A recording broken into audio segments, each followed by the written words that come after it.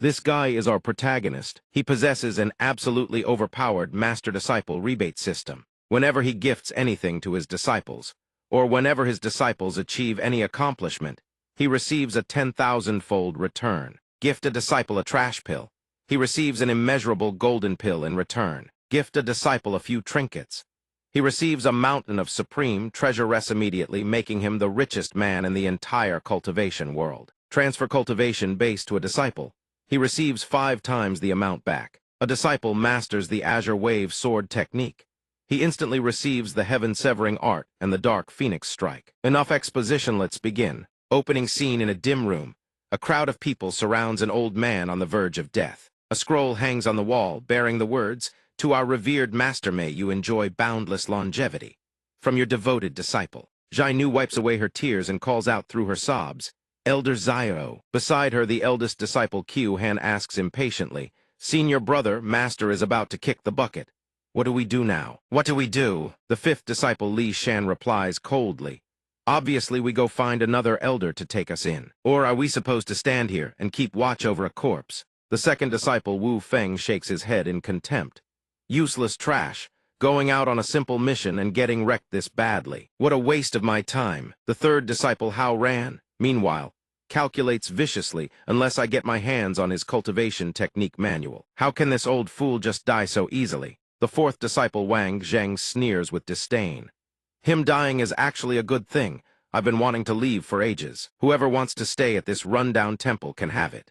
I'm going to pledge under 2nd Elder, the one with the most female disciples in Lanxi." Jainu hears all of this and furiously screams, "Ungrateful wretches! If it weren't for Elder Zio, you 5 wouldn't even have made it past the sect gates. You'd have rotted into a pile of bones long ago. You are nothing but a pack of treacherous, heartless beasts." Wu Feng strides forward and slaps her across the face. He looks down at her from above, sneering. "You should be grateful I even acknowledge your existence. What rank do you think you are to speak to me like that?" Li Shan, who loves to run his mouth, butts in. "Third brother, why waste words on a piece of trash like her? If she wants to stay, let her stay. Besides, we've already cleaned out everything of value from that useless old man. A worthless elder and a female servant perfect match." Jainu forces herself upright, cursing through gritted teeth. "Wicked ingrates, a wretched mess, a nest of damned traitors." Just then, a trembling voice sounds from beside her. "Jainu." She scrambles over in a panic. "Elder Zio, are you all right?" "Don't worry, those ungrateful wretches leaving is a blessing. Jainu can take care of you properly." Zio Xuan lies on his sickbed, his lips barely moving.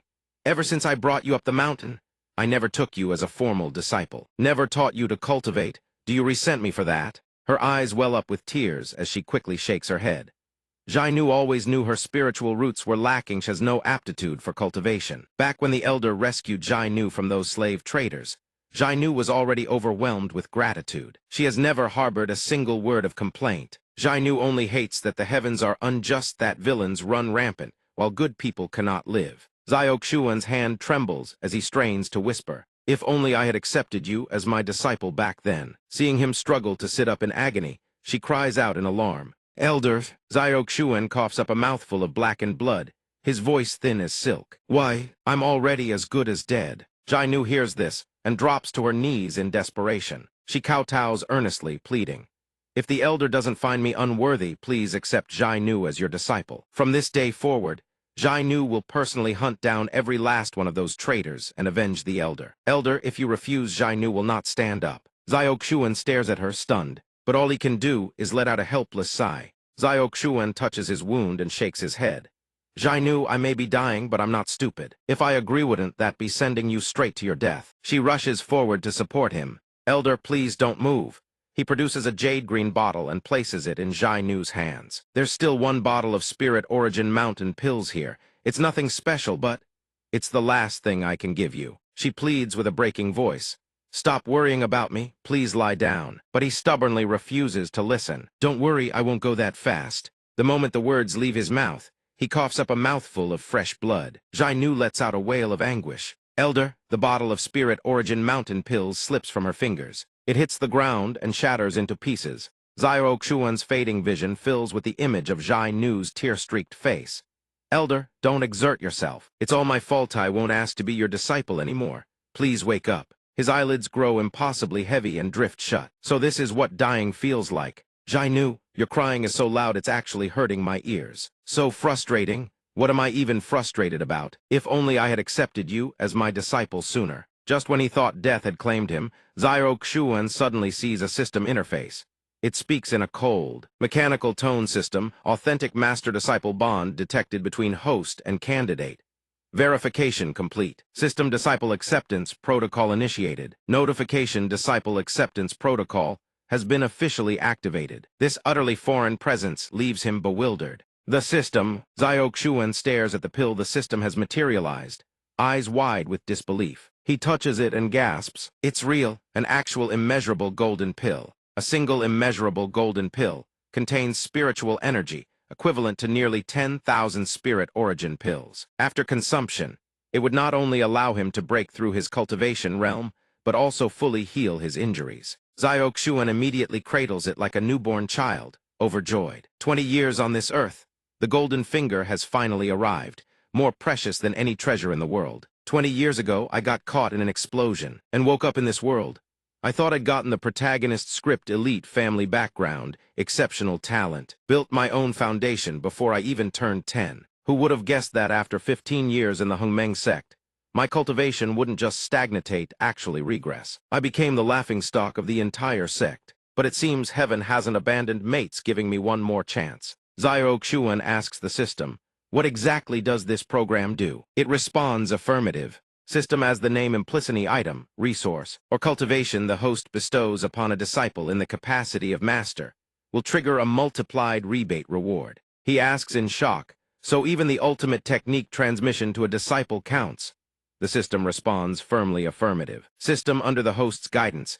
Any increase in the disciple's cultivation base or comprehension will grant the host an equivalent value, multiplied accordingly. System put simply, if the host teaches a disciple cultivation equivalent to 200 days of training, the host will receive 200 days, the multiplier factor of cultivation in return. System additionally, if the disciple gains 1 tier of sword comprehension under the host's instruction, the host will receive N times that amount directly upgrading comprehension by N additional tiers. System Tier 1, Sword Art Transmitted Rebate Comprehension, elevated by multiple tiers. Zyok Shuan stares at the immeasurable golden pill, suspicion creeping into his mind. So if I give this golden pill to a disciple right now, can I receive it back multiplied? The system responds immediately negative. All items obtained through the system's rebate mechanism cannot generate secondary rebate value. System, however, if the host teaches the disciple new comprehensions not yet cataloged in the system's records, those can trigger the full rebate multiplier. He nods in understanding, so that's how it works, so it can't be exploited into an infinite loop. Fair enough. He swallows the pill without hesitation. If that's the case, then let's seize this opportunity. Zyok Shuan's body surges as it absorbs the surrounding spiritual energy. With a single explosive breakthrough, shatters the barrier into the golden core realm. Outside, Jainu is still sobbing uncontrollably. Elder, please wake up. I promise I won't ask to be your disciple anymore. I won't seek revenge. I don't need the spirit origin pill. Jainu just needs you to open your eyes. Suddenly, a hand gently rests on her head. Silly Jainu. Remember the first lesson your master teaches you is this: when someone wrongs us, we repay it tenfold. No, 100-fold. Meanwhile, in a faraway place, a voice rings out sharp as steel. This humble one is Wu Feng. I wish to take Elder Wang as my master. Here at Hungmeng Sect's 6th peak, Wu Feng raises both hands, presenting a treasureth is all the confidential knowledge of the 7th peak. Zyok Shuan's, he deliberately offers it as a gift to Elder Wang, displaying his sincerity. A golden flame radiates from the scroll. 6th peak Elder Wang Yan accepts it with satisfaction. Zyok Shuan truly raised a fine disciple. The once arrogant #1 genius of Hungmeng Sect, so even he has fallen this low. Wanting to take me as your master? Very well. But the enforcement hall always has chains, chains, that can sever a person's spiritual root. With that, he hurls the chains down. Wang Yan points his finger and issues an order. If you can bring me Zyok Shuan's spiritual root, I will immediately appoint you as my head disciple. Guard it well. These chains, if they come into contact with blood, they can detonate even without a secret technique. Wu Feng slowly picks it up, a murderous grin spreading across his face. Elder Wang, rest assured, this humble Wu Feng will absolutely see it through. At that moment, a sudden beam of light strikes him. Wu Feng panics but has no time to dodge slam. He is blasted into the statue beside him. Wu Feng writhes in agony, his hands trembling. He forces himself upright, his back is scorched pitch black. Wu Feng's face twists in agony as he looks down at his bodice chains, have already tasted blood, and they are now burning straight through his abdomen. Wu Feng screams in terror, scrambling on the ground. Master, I can't die here. My future has only just begun. Wang Yan also looks up in alarm, gazing at a figure above. Xiao Xuan rides his sword through the sky, his voice cold and detached.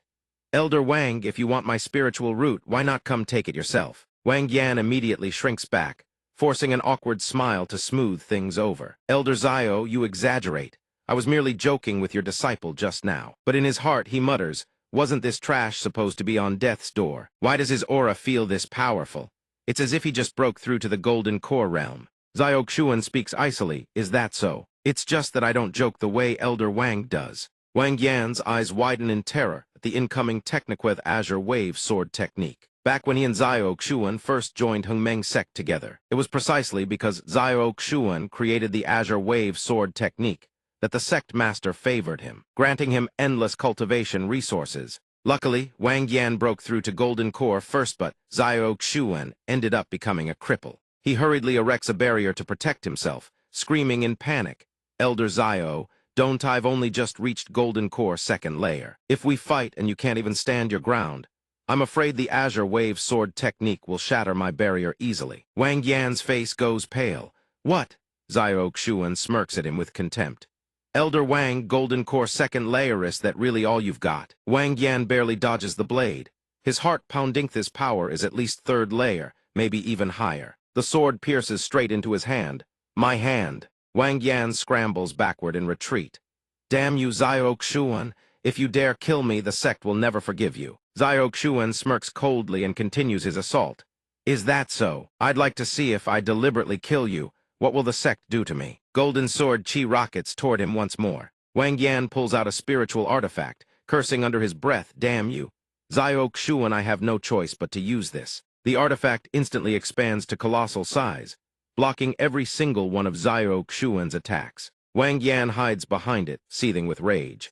Cursed Thingan upper-grade Mystacrank artifact can only be used 3 times. This is the last charge. He had planned to save it for when he broke through to Nascent Soul, to survive the heavenly tribulation. Xiao Xuan glances down and raises his hand again. Our Elder Wang truly is well prepared. You've been hoarding quite the collection over the years, haven't you? Then let's see how you handle this. A massive bolt of lightning crashes down directly onto his position. Wang Yan screams in terror, Xiao Xuan, you wouldn't dare. Xiao Xuan lowers his palm, his voice a cold snarl, why wouldn't I? The dark lightning slams down with devastating force, shattering the spiritual artifact into pieces. Wang Yan's eyes go wide with sheer terror.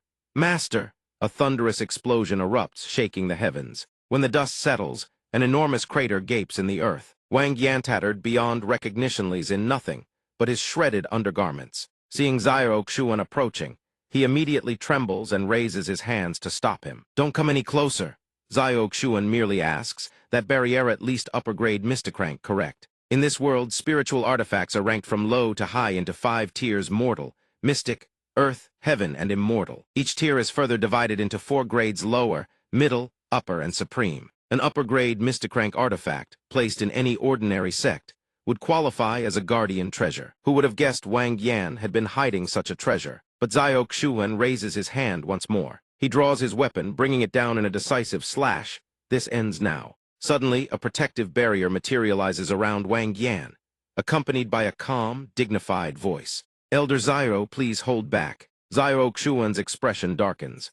He glances up. Zhang He, the sect master of Hengmeng sect, intervenes hastily. Elder Xiao, please don't act rashly. Sectmates harming each other while it violates sect rules. The punishment is merely expulsion. Seeing him arrive, Xiao Xuan sheathes his weapon. Wang Yan, utterly shameless, immediately tattles, Sect Master, you must seek justice for me. Xiao Xuan slaughtering his own sectmates. But secretly Wang Yan is overjoyed. Thank heavens I'm saved. However, Zhang He slaps him right across the jaw. Shut your mouth. Elder Wang, would you like to accompany me to the enforcement hall's heart-questioning pool and see who truly deserves to be expelled from the sect? Wang Yan clutches his face, trembling.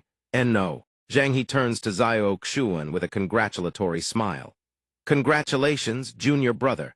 After all these years of hardship, you've finally entered the Golden Core realm. Xiao Xuan responds with biting sarcasm. Thank you, Sect Master. If I hadn't broken through to Golden Core this time, I'm afraid I would have already been colluded against by traitors and had my spiritual root stolen. Isn't that right, Elder Wang? Wang Yan stubbornly insists it was all a misunderstanding. In truth, this was merely an oversight on my part. I agreed to accept an outsider. I hope Elder Xiao won't hold it against me. Xiao Xuan snorts coldly. In front of the sect master, I can spare your life for now, but Wu Feng murdered his master, betrayed his clan, and repaid kindness with treachery. His cultivation must be crippled, and he must be expelled from the sect immediately. From this day forward, he is forbidden from setting foot in Hengmeng sect ever again. Wu Feng screams mercy. He begs the sect master to save him, but Zhang He simply waves him off. This matter is for Elder Xiao to handle. Zhai Nu suddenly leaps down and shouts, there's no need for master to dirty his hands. Wu Feng furiously fires a bolt of lightning at her. A trash like you dares lay a hand on me. The lightning surges toward her, but she channels her own power into her palm, and without a shred of hesitation, deflects the bolt right back. Wu Feng, after all this time, you still haven't mastered the Azure Wave sword technique. He stares at her in sheer terror. You're supposed to be a cripple. Since when did you learn the Azure Wave sword technique? Xiao Xuan narrows his eyes slightly and cuts in. A cripple, you say? 3 days ago in a forest on the outskirts, a system screen materializes before him, displaying her information. System profile loaded name Zhai Nu. Status head disciple direct inheritance. Comprehension 260. Root bone 15. Hidden talent innate sword physique dormant. Activation condition reach foundation establishment and receive recognition from the Lin clan's ancestral sword. Xiao Xuan raises an eyebrow and strokes his chin in surprise. An innate sword physique were rare beyond measure. She doesn't quite understand and asks, Maz, Master, what is an innate sword physique? He waves her off casually. Nothing much. Your master simply thinks you have a natural talent for the sword. I'll go deal with Wu Feng later. Your master won't let you lose face. This is the Azure Wave sword techniquia cultivation method I personally created back in the day. You only need to learn this section. He swings his sword cleanly, slicing through a tree trunk in a single stroke. Zhai Nu replicates it in an instant. Master, is it like this? A system notification appears beside her skill-acquired Azure Wave sword technique beginner. At the same time, Xiao Xuan receives his own notification system host has transmitted Azure Wave sword technique to disciple Zhai Nu. Skill grade mortal rank supreme. Rebate multiplier x10. Reward 100 units of myriad Dao scripture heaven rank, upper grade. Xiao Xuan's eyes light up as he praises her in delight. Heavenseer Master isn't just saying this, but you really are the real deal. A genuine treasure. Now Zhai Nu stomps down on Wu Feng with ruthless force, shouting, with all of Master's teachings, you still couldn't grasp a single thing. He desperately begs for mercy. Master, please don't. But she doesn't even flinch, drives her foot down harder.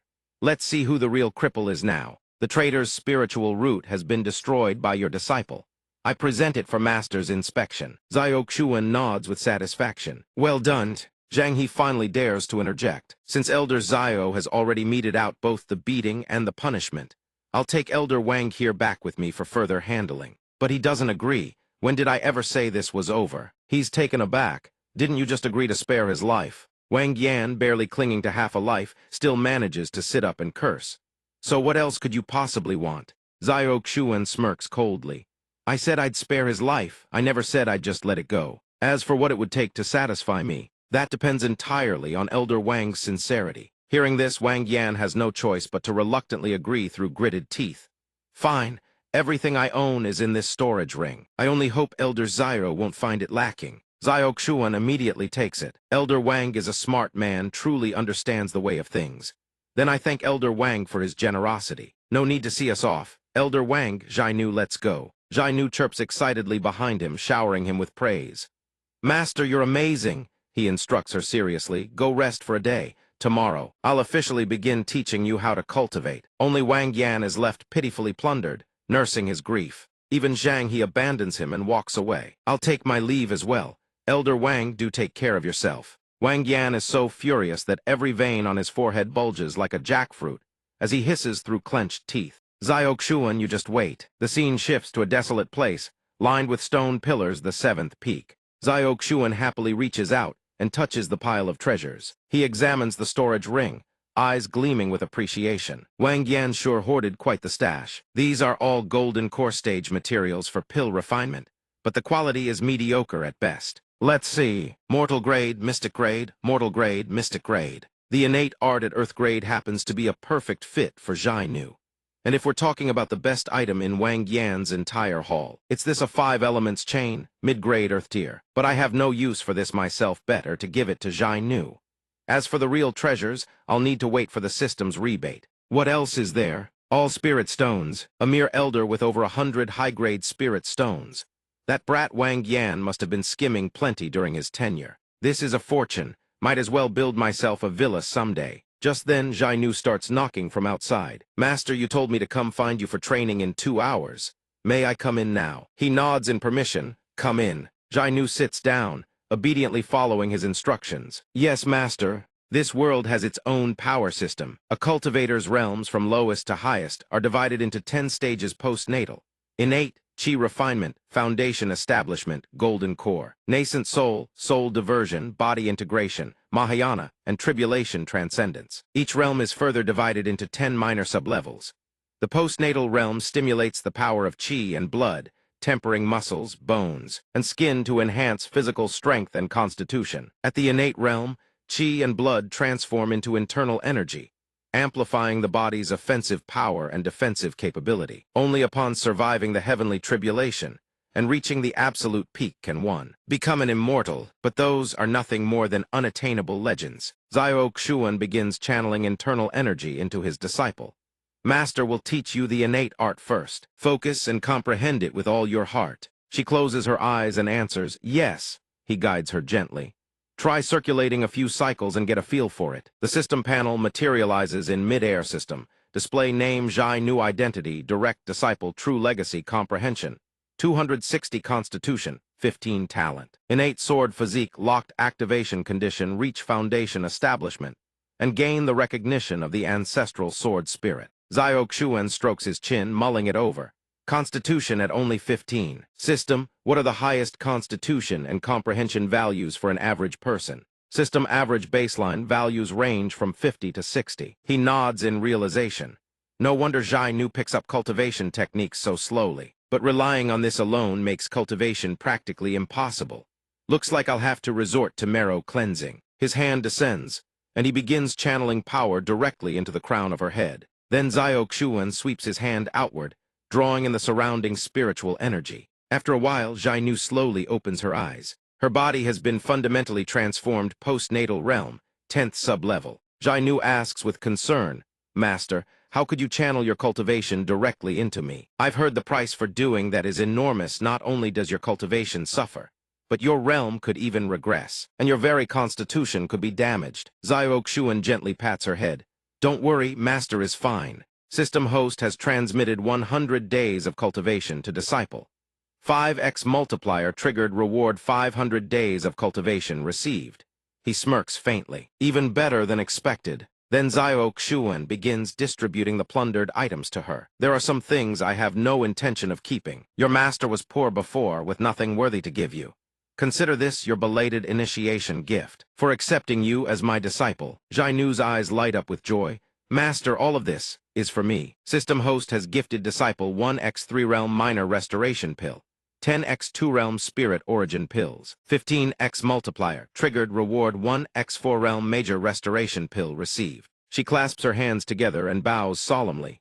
I am deeply grateful for Master's grace. From now on, whatever tasks Master assigns, Xiainu will devote her all. Xiainu will follow Master even unto death, no hesitation. No regret. The system triggers again. System host has gifted disciple 17 martial technique manuals.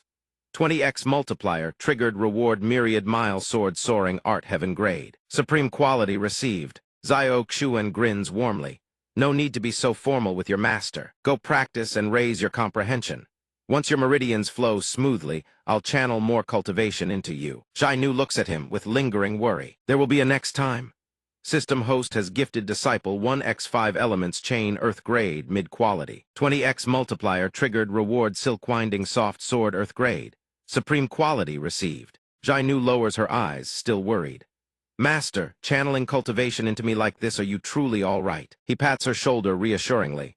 Master is perfectly fine if you don't believe me. Just wait, I'll go into seclusion for 3 days and guarantee a breakthrough to Golden Core, 5th sub-level. Hearing this, her expression brightens, and she accepts the task earnestly. Then I'll guard Master with my life. No one will be allowed to approach. Xiao Xuan waves her off with a click of his tongue. All right, enough melodrama. Go digest what you've absorbed. Zhai Nu immediately retreats. Then I won't disturb Master any further. After seeing Zhai Nu off, Xiao Xuan turns back to his own business. All right, now let's see what treasures the system has rewarded me. I've long heard of the Four-Realm Major Restoration Pill. At minimum, it requires a nascent soul-stage cultivator to refine. Among all heavenly treasures and earthly wonders, the Four-Realm Pills rank at the absolute peak. Even if you turned the entire Hongmeng sect upside down, you'd be lucky to find 5. But what pleases me most is the myriad mile sword soaring art, a heaven-grade, supreme quality technique. This is the absolute pinnacle of sword control arts. With this technique paired alongside the silk-winding soft sword and earth-grade, supreme quality weapon, there's simply no rival left to speak of. Let's give it a test run. With that, he flicks his wrist and sends the sword streaking forward. The boulder ahead explodes into fragments. Xiao Xuan nods approvingly. Not bad at all. This myriad mile sword soaring art delves deep into the way of the sword. If I can gather even more sword-type techniques, the challenge tiers should scale up further. Should burn through some of the system's accumulated cultivation too. This time, I should at least break through to Golden Core, 5th sub-level. Meanwhile, at the Hongmeng Sect's marketplace, the people on the streets begin buzzing with gossip. Have you heard? Elder Zyro of the 7th Peak apparently recovered after being ambushed. He's at Golden Core now, and they say he clashed with Elder Wang of the 6th Peak. Elder Wang got his ass handed to him. I also heard Elder Zyro disregarded his own constitution and channeled cultivation directly into his female disciple. Elder Zyro is so handsome. I really envy whoever has a master like that. Yi Qiuhan's face darkens as she speculates.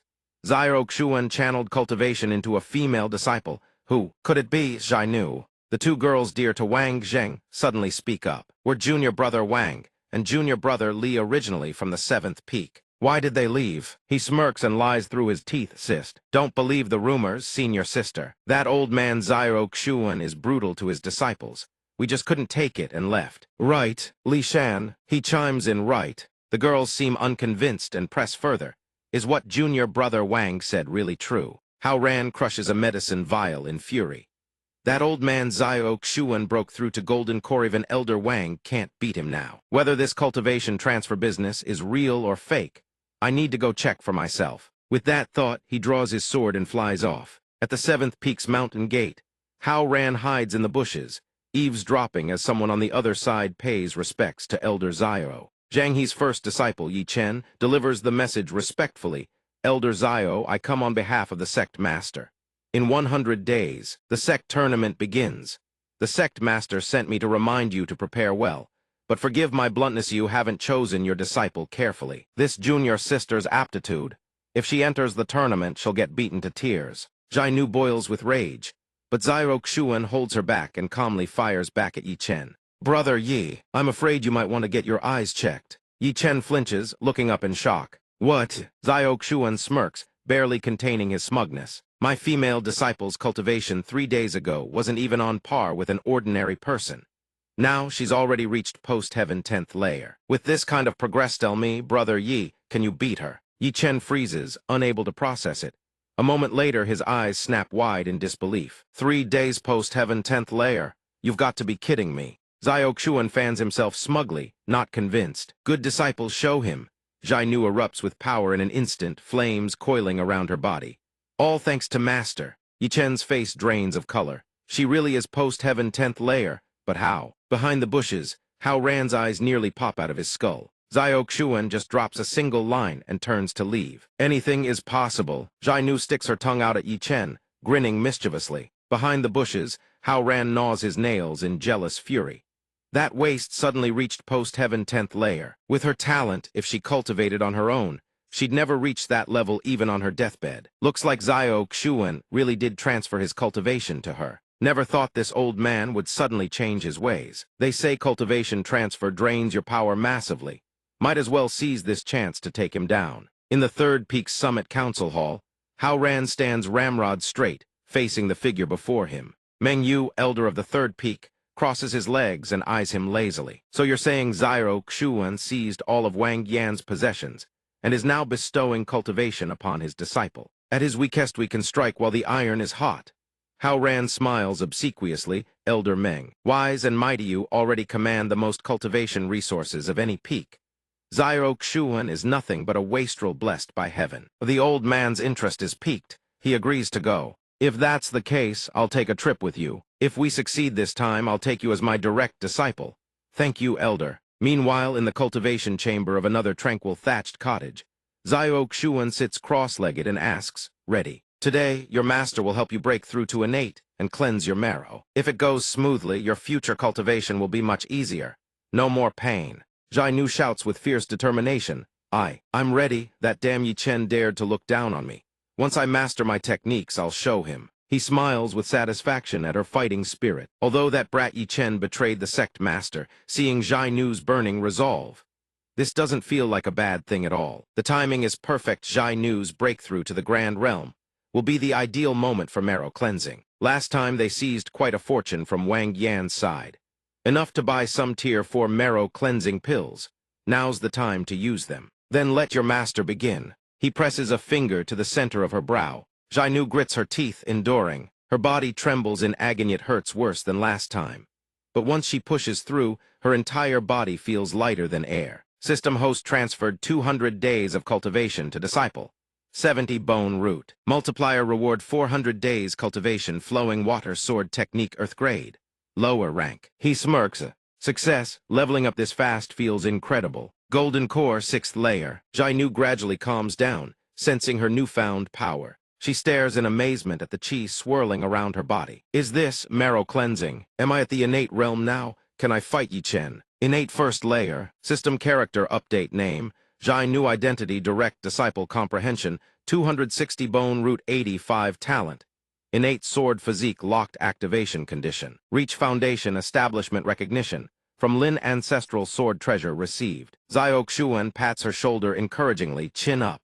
Go string Yi Chen up and give him a beating. After you deal with Yi Chen, your master will take you to challenge the heavenly bridge world. Zhai Nu's eyes light up. Can I really? Suddenly knocking erupts from outside. Elder Xiao, are you there? Your disciple went to gather medicinal herbs for you and is critically injured.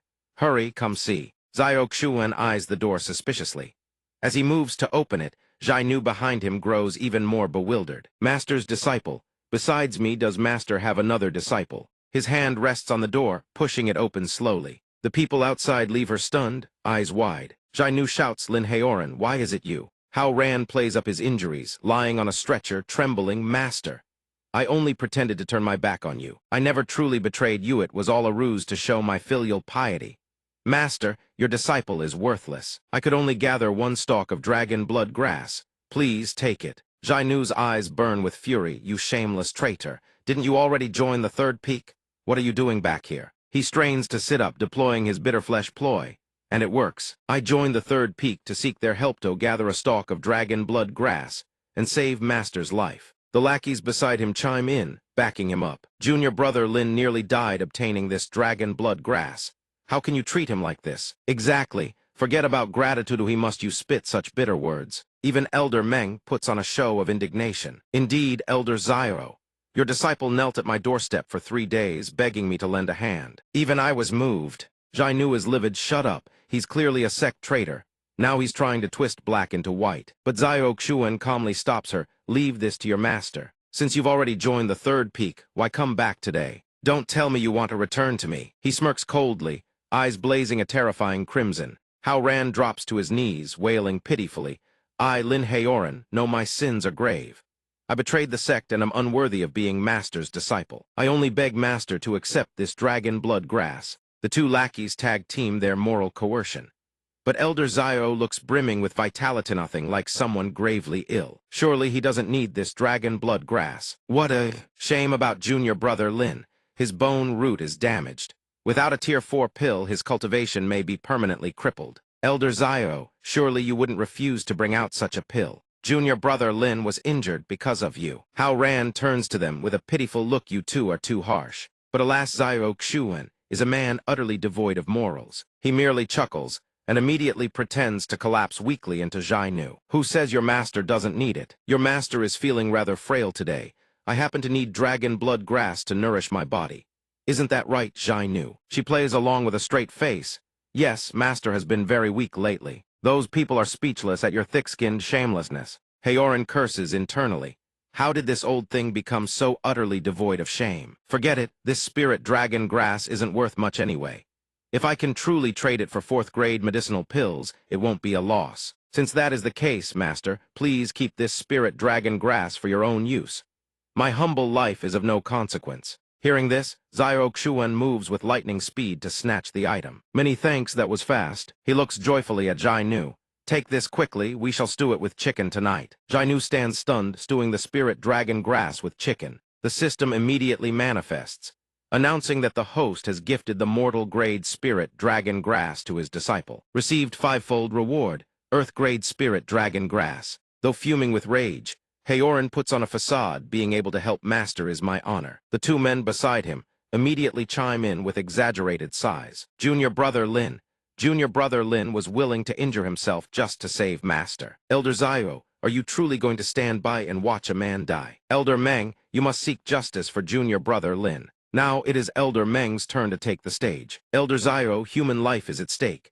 As mentors, how can we stand by and watch one die? If this spreads, how will the seventh peak ever recruit disciples again? He steps forward calmly. Wait a moment, what is the rush? Since such a touching display of master-disciple devotion is playing out, how could I not save him?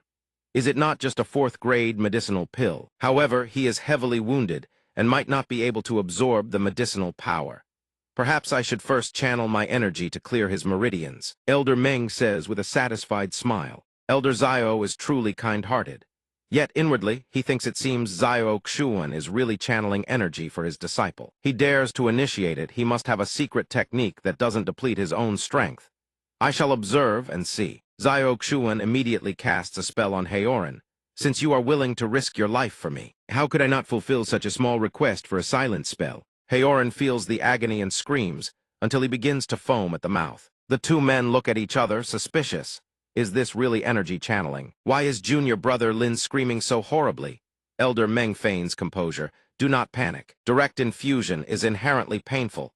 This is merely junior brother Lin's great opportunity. Haoran looks at him with intense pain and fury. That old thing isn't channeling energy to me at all. He is severing my tendons and stripping away my cultivation. It's over, why can I not speak? Elder Meng, save me. Elder Meng, knowing nothing, continues to offer empty praise. Little Lin, well done. With no one left to save him, Haoran can only faint from the agony. Zio Xuan continues his deception. Done. All right, he can be healed with medicine.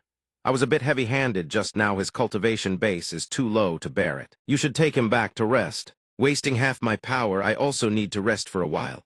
I will not keep you any longer. Zhai Nu supports him with concern. Elder Meng nods behind him. Good. Murderous intent rises in his heart. Although he cannot discern the nuances of the infusion, Zio Xuan's aura is significantly weaker. Why not take this chance?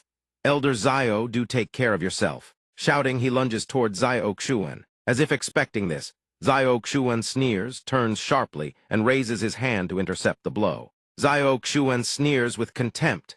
Elder Meng is truly a worthy mentor. Why strike a cripple who has just exhausted his energy channeling for another? Feeling that he is still incredibly powerful, Elder Meng is struck with terror. Wait, didn't he just channel all his power to Lin Haoran? How can his spiritual energy still surge like this? Seeing his elder thrown back, the disciple beside him cries out in panic. Elder! Zio Xuan brushes his sleeves with a cold smile and turns to leave. Zhai Nu, let us go back and stew the chicken. She replies happily, understood. Elder Meng, now shaking with rage, bellows at the disciples. What are you all waiting for? The two disciples obey, casting dangerous glances at each other. The brown-haired one produces a lethal weapon, calculating this hidden projectile. Collected by Elder Meng during his travels and manipulated with a special art, can dissolve into the air. It is scentless and colorless. No one has ever survived it. Preparing to counterattack, he recalls the old man's words. Ahead, before we departed, Elder Meng specifically gave me this needle. If any mishap occurs, I am to use it against Zio Xuan. The brown-haired disciple attacks with grim determination, refusing to let him rise again. The hidden weapon streaks toward Zio Xuan like a terrifying force of nature. He tilts his head slightly to evade it. The brown-haired man's weapon hits the wall directly. The wooden wall begins to corrode and hiss with thick smoke. Seeing the projectile return, he furrows his brow. Truly bizarre. Evading it once more, Zio Xuan laments inwardly. Luckily, after consuming the immeasurable golden pill, my 5 senses have sharpened. I can sense the killing intent, or else I would have suffered today. Seeing him dodge, the 2 disciples combine their strikes. You avoided it. Then block this. He turns to instruct Jai Nu seriously. Jai Nu. Kanglang's sword art target behind to the right. She quickly responds, understood. Jai Nu immediately summons her weapon without a single wasted movement. She dances her blade to intercept the projectile. Seeing the effect of the move, just then she exclaims in surprise, "This is." A system notification appears. Reward the host's disciple has gained the first level of the Kanglang sword intent under the host's guidance. Rewards tripled. Received Earth-grade mid-tier spirit dragon armor. Zio Xuan cannot help but feel pride as expected of an innate sword body. I have only taught her this Kanglang sword art for a few days, and she has already grasped the sword intent. The green-haired and brown-haired disciples tremble in fear. What? How can this be? Not to mention the innate realm. Even those in the spirit-severing realm should not be able to achieve this. What does she rely on? Jai Nu notices Haoran's movements. He is wetting himself and trying to flee. Heavens, I must run quickly. Her eyes fill with killing intent as she snarls. Lin Haoran, you betrayed your master, turned black into white, and now you plot to harm master. Feeling the killing intent radiating from Jai Nu, he turns pale. She lunges at him, unable to forgive. Haoran pleads in panic, you, stay away from me. Jai Nu lands a strike squarely in his chest. She lowers her sword, looking at him as he is beaten into a beggar, and he mutters, this cannot be. Jai Nu steps closer. The brown-haired man screams in terror, do not come near. You killed a fellow disciple. The sect master will never forgive you. The green-haired one, failing to grasp the situation, asks naively, didn't our combined strength increase to a golden core level? Why are we afraid of her? She is only in the innate realm. Elder Meng yells, you blind fool, can you not see who is standing behind her? Zio Xuan's aura erupts, as if he has stepped out of the deepest hell. Jai Nu speaks, Master, do not dirty your hands. Disciple, allow me to handle them. He gently instructs her. Disciple, there is one more thing I must teach you. At times, his eyes gleam with terror. Death is far more merciful than living. The brown-haired and green-haired disciples struggle to breathe, their voices trembling. What are you doing? Do not come any closer. His terrifying form reflected in their eyes. They know now regret is too late. Before the gates of the Hengmeng sect, several red-crested cranes wander peacefully through the lotus pond. Inside the main hall, Zio Xuan steps forward to report sect master, as the situation has transpired. Meng Wu colluded with a traitor from our peak, and came to the 7th peak to stir up trouble without cause. To defend ourselves, my disciple and I were forced to slay Lin Haoran and cripple 2 other disciples. As a sect master of principle, I trust you will not fault us for this. Zhang He remains silent, saying nothing. A moment later he speaks, Elder Zio. While the traitor deserves death, violating the sect rules has become a recurring issue. Zio Xuan bows contentedly, understood. As he listens to the sect master's instruction, Elder Meng, standing beside him, shouts in indignation, Sect master, how can you be so biased toward Zio Xuan? He is distorting the truth and spouting nonsense. I sent my disciple to pay a sincere visit, yet you killed him. You have violated the sect rules, so you should be expelled. Zio Xuan's expression darkens as he glares back. A visit. If you took Lin Haoran as your disciple, you are responsible for his life and death. Why would you bring him to my 7th peak for no good reason? Furthermore, what kind of visit requires preparing for an ambush like that? Do you take the sect master for a fool? Failing to deceive the sect master, and terrified of being struck down, Meng stammers, No, that's not it, you are lying. Zhang He slams his hand against the armrest, delivering a stern judgment. Enough, since Elder Meng is so keen to uphold the sect rules. Perhaps you should lead by example and cripple your own cultivation for starting this trouble. What do you say? Elder Meng cries out in terror, Sect Master. But Zhang He remains cold, refusing to let the matter rest. For your reckless behavior, Elder Meng, you are fined 3 months of resources and confined to the stone cliff for 1 month to reflect. This matter is decided. Zio Xuan narrows his eyes and smiles. The sect master is wise. As the others prepare to drag Meng away, he adds, Elder Meng after you. As Meng passes him, he thinks with gritted teeth Xiao Xuan. If I do not have my revenge for this, I Meng Wu am no longer a man. In the 7th Peak's cultivation room, Zhai Nu is practicing with intense focus. Xiao Xuan pushes the door open and asks, Zhai Nu, how goes your comprehension? She jumps in surprise, Master. When you went to see the sect master, did he make things difficult for you? Zhai Nu was impulsive in dealing with that traitor. If the sect master wishes to punish someone, I am willing to bear the burden alone. He looks at her with a gentle smile, silly child. How could your master let such a thing fall upon you? Rest assured, with me here, no one can touch you. Remember this, never mind a petty traitorvan if it were the heavens, the deities, or the emperors themselves. If anyone dares to offend you, I will strike them down. Even if the sky falls, I will hold it up for you. Zhai Nu is moved to tears, Master. She suddenly kneels, catching him off guard. What are you doing? Speak your mind. Zhai Nu sobs. There is something I feel I should not hide from you any longer. In truth, my real name is Lin Zhai. I am the daughter of the patriarch of the Lin clan in the southwest. Xiao Xuan is astonished.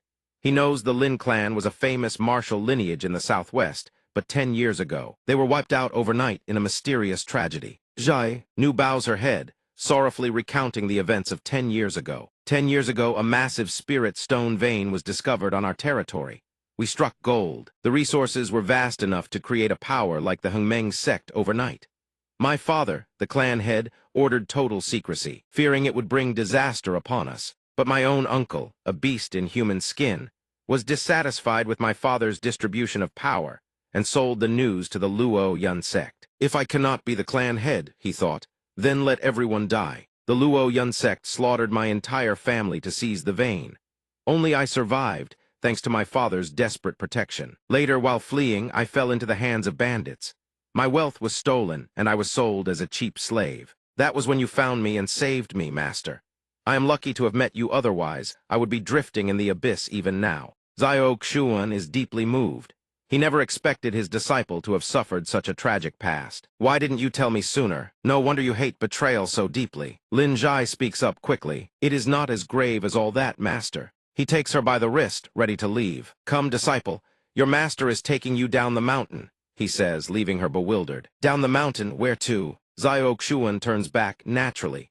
Since you have acknowledged me as your master, we repay every favor and settle every debt. Is the Luo Yun sect all that fearsome? I will descend with you and exact our vengeance with our own hands. Lin Zhai is moved to tears. Master, I only pray for your safety all your life. I am willing to spend this entire life by your side. He pats her head gently. Do not speak such hollow words. From now on, we shall rise to the clouds together. Our future is boundless. Let us depart. Lin Zhai replies joyfully, yes. They immediately set out. Scene change in a forest outside Luo Yun City. A group of battered and injured people appear, as if facing a dire confrontation. Luo Rai points his sword in anger. I knew it was you. Sacrificing your own men for wealth and draining our strength. Just to profitably you would commit such a vile act. Zhang Yi of the Sun Moon Ghost sect. Zhang Yi stands opposite, laughing with malicious cruelty. Not bad for disciples brought up by Zhu Xianzi. To kill so many of my men, Sun Moon twin swords, do not deserve their reputation. But that is all you are capable of. The two turn pale and take defensive stances, spitting damn you. Suddenly, a powerful force of qi shoots past Zhang Yi, causing him to scream. Which bastard did that? The two disciples of Zhu Xianzi stare in shock at the mark on the boulder as a foot steps forward. A voice says in a tone of annoyed regret, too far to the left. Xiao Xuan steps out, fanning himself with a smile. Look, I told you earlier you struck too soon. You were too impatient. Seeing Lin Zhai, Zhang Yi mocks, so a little beauty, eh? You just ruined my fun. How do you plan to compensate me? Little beauty. She strikes with her sword in anger. You despicable wretch. Your mouth spews nothing but filth. You are courting death. He blocks the strike, his mouth rambling incessantly. Little beauty, didn't your master teach you? If you lack the cultivation, don't go sticking your nose where it doesn't belong. The two disciples shout a warning. Young miss, be careful. Lin Zhai remains unshaken, her face cold.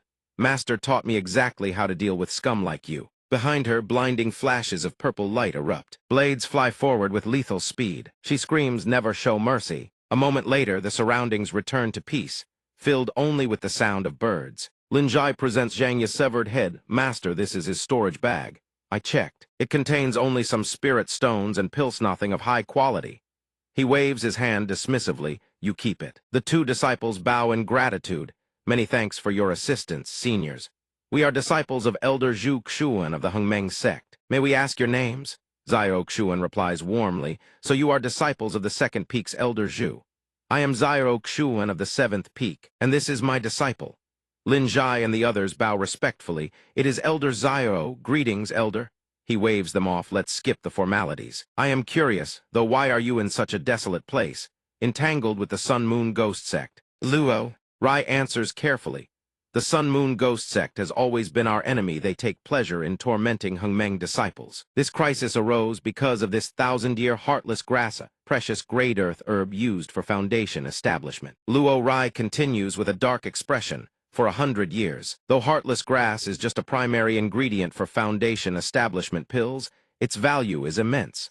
We found it only with great difficulty. We didn't expect that because of a lack of resources, we would be tracked by Zhang Yi and hunted across the wilderness. Elder Zio, if you hadn't arrived in time, this thousand-year heartless grass would have been stolen by the Sun-Moon Ghost sect. Therefore, to repay your kindness, please accept it. Zio Xuan doesn't take it immediately, asking, if you want this herb, are you intending to refine foundation establishment pills? Taking such pills significantly boosts success rates. Why would you give it to me? He replies earnestly, our master taught us to always repay kindness. This belongs to you, Elder. Please take it. Zio Xuan smiles, not bad. Disciples of Zhu. Since that is the case, when I refine the foundation establishment pills, I will share some with you. They are overjoyed and bow. Many thanks, Elder Zio. Zio Xuan suddenly glances behind him with a meaningful look. However, it is too early to be thanking me. I might as well give you another lesson. After killing someone, you must remember pull the weeds, pull out the roots. A sharp blade shoots from his fan, slicing a tree behind them in two. From the shadows, two figures, a man and a woman, emerge. Luo Rai and Qing Quan are stunned. How long have they been hiding there? The strange woman speaks, only at the first stage of the Golden Core realm, yet acting so arrogant. She is Bai Yang and the man is Qing Yang. He threatens loudly, and you dared to kill my precious disciple. Luckily, we were nearby. Your death is at hand. Zio Xuan remains unfazed, openly reciting their identities. I have heard that the Sun-Moon Ghost sect possesses two elders known as the Black and White Impermanents, masters of reaping souls and claiming lives. It must be you too. He muses to himself, having utilized an aura-concealing technique before departing truly. He has stumbled upon two blind fools. Qing Yang sneers coldly and lashes out with a massive, elongated chain. Since you know our fearsome reputation and yet remain unafraid, I would like to see what kind of ability a brat like you truly possesses. Zio Xuan shifts his body slightly. Dodging the strike, the tree behind him is instantly crushed by the impact of the chain. He continues to whip the chain, intent on execution. My chain is forged from the blood essence of 1,000 people. Even a nascent soul cultivator would be reduced to white bones upon contact. Little brat, enjoy this. Zio Xuan curls his lip in disdain, thinking, what kind of spiritual filth is this? He merely needs to ensure the chain does not touch him. Yet the subsequent event takes him by surprise. Oh, his feet are suddenly being held firm by a mass of vengeful spirits. It seems Bai Yang had used her own power to restrain him. My morning staff is forged from the nascent souls of 1,000 victims. Brat, you certainly won't be lonely where you're going. Zio Xuan is not afraid, on the contrary. He mocks them with a cold smile. Not bad, knowing how to coordinate your attacks. Bai Yang shrieks with malice, go to hell. Below, the morning staff looms, while above, the chains converge to ensnare him. Lin Zhai and the other two shout in unison, Master, be careful. Elder Zio Xuan's expression turns somber. He chuckles, then waves his hand, unleashing his power to command the 10,000-star sword art. Golden swords erupt instantly, firing in all directions to assault the enemy. Bai Yang remains arrogant, screaming, raise your hands and surrender. Qing Yang also scoffs. A mere projection of spiritual energy trying to shatter our artifacts? How naive. But his spiritual swords pierce through directly. The chains, however, fill him with panic. What? The blade flies straight forward, piercing the space between Qing Yang's eyebrows. Seeing his companion fall, Bai Yang trembles in terror. How can his spirit swords possess such overwhelming power? This is bad. Lin Zhai sees her attempting to flee and shouts, Master, one of them is trying to escape. Bai Yang's face turns deathly pale with fear. The sword technique that Brat uses is incredibly bizarre. It is only of mystic-grade high tier, yet even in the hands of a nascent soul cultivator, it should not unleash such lethality. I must leave first. Just as she speaks, A deep, resonant voice suddenly echoes. Want to run? Xiaoxuan swings his sword coldly. Not a single one will escape. The sword soul transforms into a brilliant golden light, striking terror into Bai Yang. Damn it, she immediately summons the morning staff as a shield. Block for me. The sword soul lunges straight into the roiling sea of spirits. The spirits shriek wildly. If we break this formation, we shall be free. Yet sensing something, the spirits suddenly stall before turning to attack Bai Yang, who cries out in agony. What are you doing? Blocked. Release me. Are the spirits starting to devour me? When it is over, the spirits gather in one spot. They slowly weaken and fade, scattering in all directions. Observing the scene, Xiaoxuan says calmly, Enter reincarnation. Luo Rai and Qing Quan watch the spectacle in astonishment. Two great elders of the Sun-Moon Ghost, sect wiped out in 2 moves by Elder Xiao. Unless Elder Xiao has already ascended to the nascent soul realm. Meanwhile, Lin Zhai returns to her old habits, looting the enemy's treasures. Master, the treasures from those two are all here. Xiaoxuan praises her generously. Not bad, good disciple. You are getting quite proficient at collecting spoils. Take the Cosmos sack from Zhang Yi as well. She accepts happily. Thank you, Master. The other 2 disciples watch with wide eyes and envy. He gave everything to his disciple. That was the entire accumulation of 2 major elders. Lin Zhai opens the storage bag, shocked. This must have tens of thousands of low-grade spirit stones and so many medicinal pills. Master, I am but one person. How can I use all of this? Yet he speaks generously. I give it to you, so you must keep it well.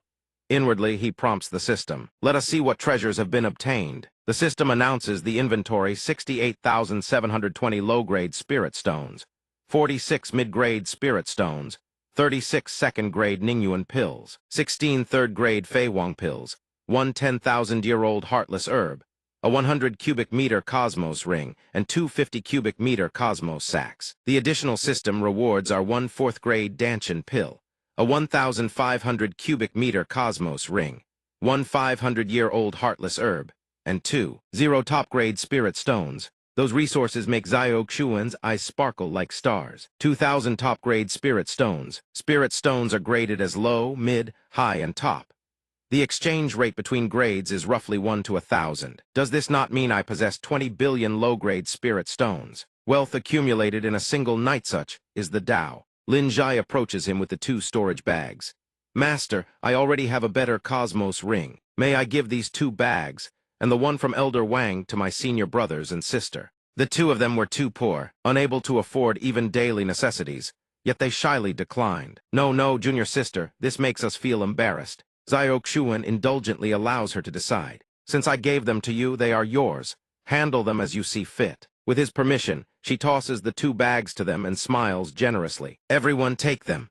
Luo Rai and Qing Quan are moved to tears. Elder Xiao and junior sister are truly good people. Damn, I really envy having a master like that. If only we had joined the 7th peak from the start. A while later, in a pill refining room in Loyan City, Lin Zhai looks around, puzzled. Master, why are we here? Xiaoxuan explains. In the outer city, there was a 1,000-year-old heartless herb that can be used to refine a foundation establishment pill for you. To prevent the herb from losing its medicinal efficacy, we shall refine this pill first, then head to the Loyan sect. Mu Han, standing nearby, takes note. Oh, a foundation establishment pill. To refine such a thing, one must have at least a golden core cultivation base. This young master looks so youthful, yet he is already a golden core cultivator. One truly cannot judge a book by its cover. But suddenly, their pill furnace explodes. Lin Zhai gives him a probing look. Master, do you really know how to refine pills? Xiaoxuan, a golden core genius who has never faced such failure, awkwardly saves face. Your master simply has never refined a foundation establishment pill before. Mu Han laughs softly at the sight and steps forward, offering her assistance. Young master, if you wish to refine a foundation establishment pill, I can offer my strength. Lin Zhai cheers instantly. Big sister, you are so beautiful. Xiaoxuan simply glances over.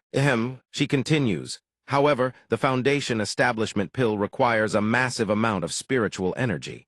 You will need to strike yourself. Young master, the bystanders whisper in admiration. Miss Su, are you teaching for free today as well? She is truly as beautiful as she is kind. I shall trouble you then. Miss, I will pay double the market rate for your efforts. Done.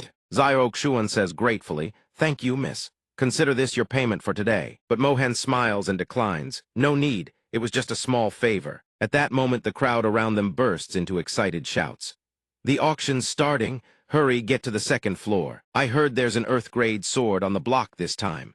Wonder if anyone has the coin for it. Mohan immediately quickens her pace to follow the crowd. I'll be heading off first. No payment needed. Xiao hears the announcements, too. He thinks to himself, an Earth-grade sword at the auction. Isn't Zhai Nu exactly in need of a proper weapon right now? Besides, an auction like this is bound to be full of treasures. Buy them all. Gift them to his disciples. That's a massive profit through the rebate system. He makes his decision on the spot. Good disciple, let's go check out the auction ourselves. Lin Zhai replies cheerfully, got it, master. Second floor of Tianji Tower, the auction hall. The auctioneer speaks. This is the celestial silk whip, forged from thousand-year ironwood. Channels spiritual energy or embeds spirit stones, and its lethality multiplies several times over. Its grade can be elevated to the lower tier of Chuang grade. Starting bid 30,000 low-grade spirit stones. Lin Zhai doesn't hesitate for a second. She shouts immediately, 100,000. The surrounding crowd groans and curses. Damn it, it's those two again. Ever since the auction started, those two haven't let a single item pass. A dozen treasures already all snatched up by them, and now they're throwing out sky-high bids again. Nobody can compete with that kind of money. Absolutely shameless rich brats. Among the onlookers, Mohan watches nervously from the crowd. The auctioneer continues to introduce the next item. The Ronxin Fire Lotus, a superior-grade Earth-grade treasure. Upon inspection, this Ronxin Fire Lotus possesses exceptional quality. Therefore, the starting bid is 1 million low-grade spirit stones. Mohan steals her resolve and thinks this time, I absolutely must get it. The Ronxin Fire Lotus, but before she can even raise her hand, Lin Zhai calls out first. I bid 2 million. The sheer number causes Mohan to collapse on the spot. The auctioneer begins his chant, 2 million, going once. The rest of the crowd gives up, they can't keep up.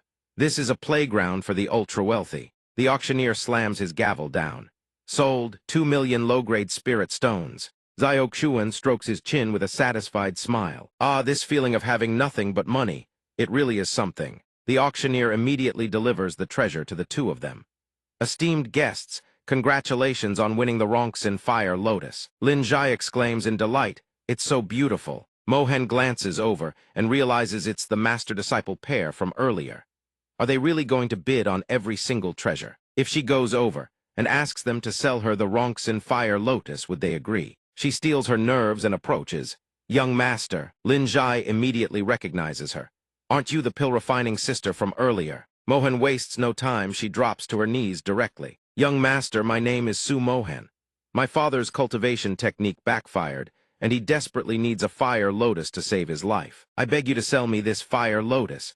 I am willing to serve you as an ox or horse to repay your kindness. Lin Zhai looks at Xiao in surprise, stammering, this, master. Xiao doesn't make things difficult. Good disciple, I've already given this fire lotus to you. Do whatever you feel is right. The system immediately pops a notification system. Host has gifted disciple a superior-grade Ronxin Fire Lotus. Rebate multiplier 5x. Reward obtained 1 quintuple-grade Ronxin Fire Lotus. Lin Zhai beams with joy. If that's the case, but before she can finish, a soft whip comes flying straight at them. She immediately whips her head around, glaring. Wait. Lin Zhai reacts in a flash. She draws her sword and deflects the incoming whip with a clean strike. She shouts furiously, who goes there? The crowd around them immediately yells, a fight's breaking out. The man holding the whip opens his mouth. Hey, you lowly commoner. My young master is offering 3 million for that fire lotus of yours. The bystanders gasp audibly. 3 million. That's way above the fire lotus's actual value. Wang Rong speaks with a lecherous, contemptuous grin. It's only 3 million. For the lovely Miss Su? That's nothing at all. Mohan freezes, staring at him. It's him again. The crowd immediately buzzes with whispers. The young city lord is harassing Miss Su again. Truly sinful. Ever since Miss Su inherited the Su family patriarch's position, this young city lord has been clinging to her non-stop. I feel bad for the poor girl. Honestly, the man with the whip juts his chin and thrusts his hand forward. Hey, didn't you hear? My young master wants that Ronxin Fire Lotus. Hand it over this instant. But Lin Zhai fires back without missing a beat. You say sell and I have to sell. Dream on, we're not selling. Mohan immediately rushes over to intervene. Please don't be rash, miss. You absolutely cannot afford to offend this person. Xiao can't help but ask. It seems you have some history with this man, miss. She answers hesitantly. This man is the son of the city lord of Loyan City, practically a local tyrant. He once came to my home to propose marriage. I refused, and since then he's been harassing me everywhere I go. I'm sorry for dragging the two of you into this mess. Here are 50,000 spirit stones as my apology. I'll take my leave now. Watching her retreating figure, Zio Xuan silently evaluates her, seeking medicine for her father. Yet she can still maintain this level of composure. She doesn't lose her head even when confronted with crisis. And at her young age, she's already a second-tier alchemist, a disciple worth teaching. Zio Xuan calls out, "Miss, wait. This Ronxin Fire Lotus is yours. I can handle this young city lord for you as well, but there is one condition." Mohan immediately turns back. "What condition?" He flashes a slight smirk. "The condition is become my disciple." Without a moment's hesitation, she answers, "I'm willing. As long as it can save my father, Mohan will agree to anything. Master above, please accept your disciple's bow." Zio Xuan immediately reaches down and helps her up. "Good disciple, from now on you are my second direct disciple. Rise." The system pops up a notification. System, congratulations, host has successfully accepted a new disciple. System disciple possesses Heart of Alchemy. Human-grade pill refining success rate 30%. Rebate multiplier 2x. Host has acquired Heart of Alchemy Earth grade. Earth grade pill refining success rate 70%. Digitizing disciple information. Opening status screen for disciple Su Mohan. Name Su Mohan. Status second direct disciple comprehension. 60 physique, 50 talent. Heart of Alchemy human grade special effect.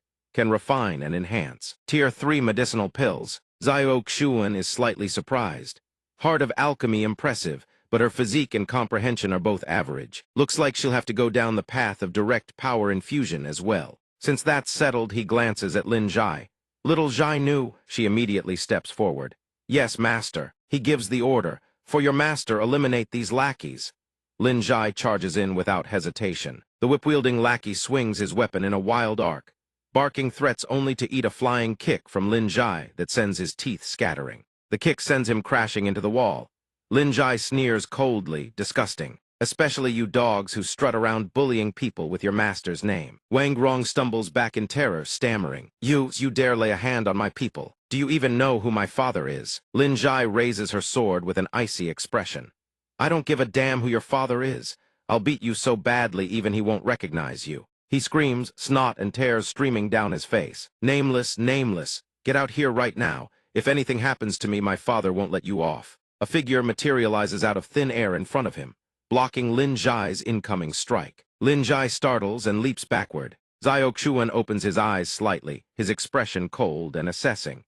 The newcomer is Gu Cheng, the nameless bodyguard, nascent soul first layer. Seeing the bodyguard appear, Wang Rong puffs up his chest with a sinister grin.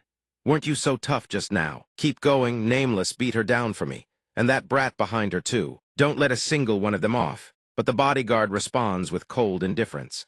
"Young city lord, my duty is solely to protect your life and safety. Your personal grudges are not my concern. I will not intervene." Wang Rong's jaw goes slack in disbelief. The auctioneer can't hold back his anger and slams the gavel. "Insolent, where do you think you are? Fighting on Tianji Tower grounds is punishable by death on the spot. If you don't want to die, get out of here right now. Tianji Tower does not welcome those who break the rules." Wang Rong turns to leave, his expression full of arrogance. "I'll let you lot off easy this time. Let's go. You people in Loyan City better keep your tails between your legs. Don't let me see you again." Lin Zhai is seething with rage, but she forces herself to stay calm and gives the order. "Let's go." She leaves while muttering complaints under her breath. Looking at that petty man's smug expression, she truly can't stomach it. But Zio Xuan merely says softly, "Don't. Why bother squabbling with a lowlife?" On the other side, the man holding the soft whip can't help but ask, "Young master, are we really just going to let them off like that?" Wang Rong's face darkens. "Let them off? Do I look like someone easy to talk to? Once we leave Tianji Tower, we strike. That way we won't violate Tianji Tower's rules, and we can still make them pay." The man immediately flatters.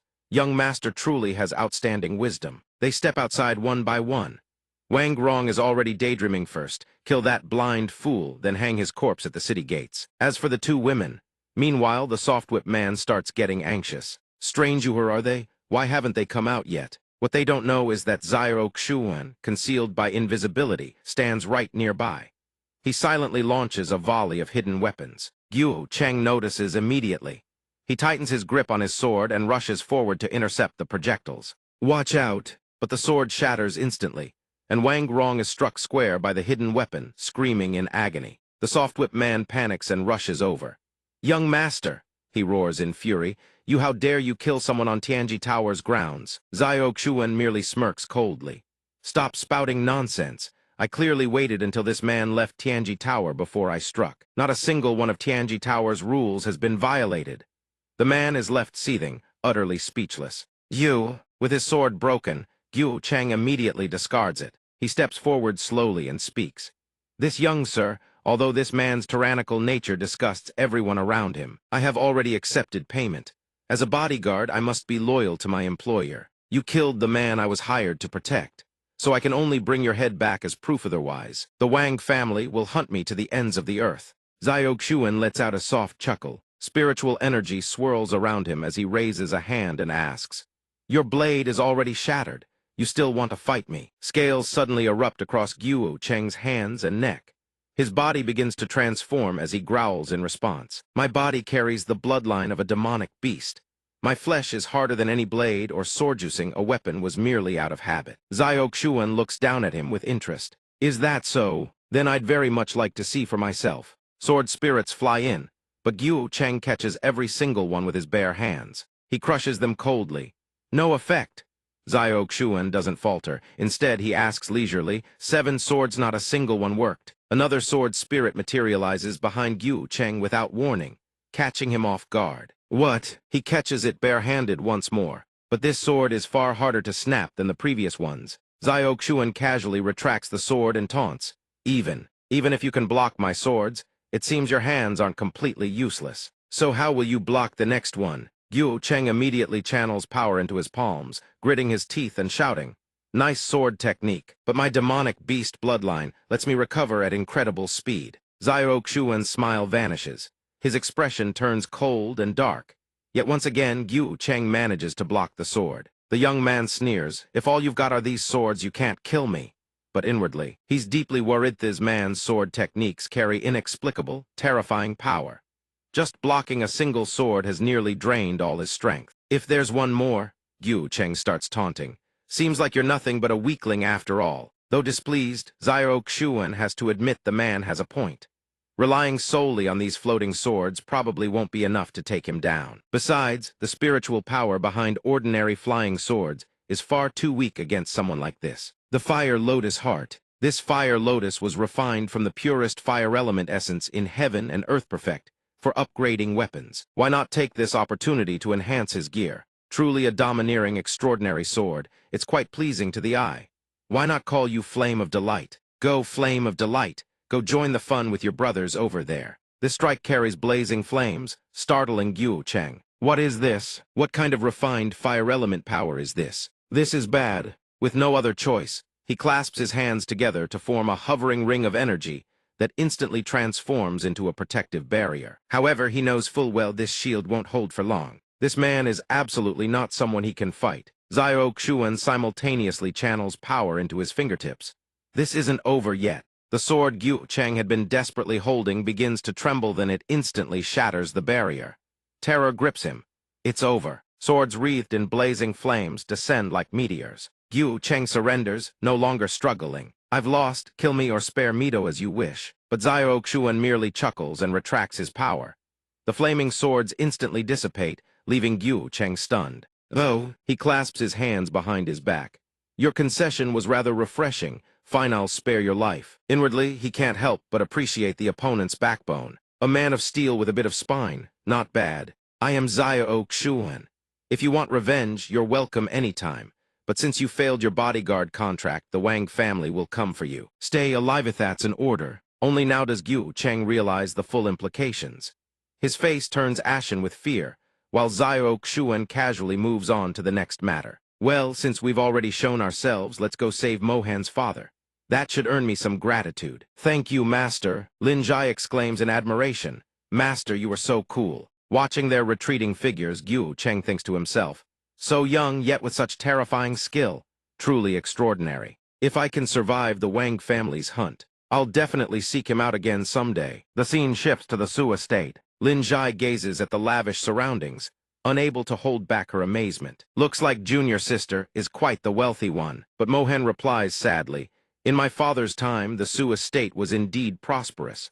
But ever since I became head of the family, it has declined steadily. It's no longer what it used to be. Actually, you all shouldn't have killed Wang wrong." His father, Wang Guancheng, is not only the city lord but also an elder of the Loyun sect. I heard he once fought side by side with the Loyun sect master in life-and-death battles. Their bond is extremely close. Now that you've provoked him, I'm afraid there will be nothing but trouble ahead. Lin Zhai responds boldly, "If they dare come, I'll make sure they never return. The Loyun sect was already on my hit list this time. Let's not talk about this anymore." Mohan quickly pushes the door open. "Please come this way, both of you." Inside the room, Mohan's second uncle, Hong Yuan, has been waiting for quite some time. He slams his fist on the armrest and curses, "Su Mohan, you unfilial wretch! How dare you show your face here?" Mohan looks over in shock. "Second uncle and the clan elder Sui, are all of you here?" Looking at the scene around them, Lin Zhai immediately senses something is wrong. He thinks gravely, none of these people mean well. Mohan's third aunt, Run Yue, immediately points and scolds venomously. "You still dare to ask? If we hadn't shown up, we would never have known you've sold off the entire Su family. You wretch, while your father lies gravely wounded and unconscious. You take the Su family's wealth to Tianji Tower to live it up." Mohan hastily explains, "That's not true. I didn't sell the assets for pleasure. I was buying the Fire Lotus heart to save my father's life." The woman immediately snaps, "Then where is the Fire Lotus? Show us." She retrieves it from her storage ring at once. Here I've kept it carefully stored, not daring to damage even a single strand. Hong Yuan greedily reaches out to grab it.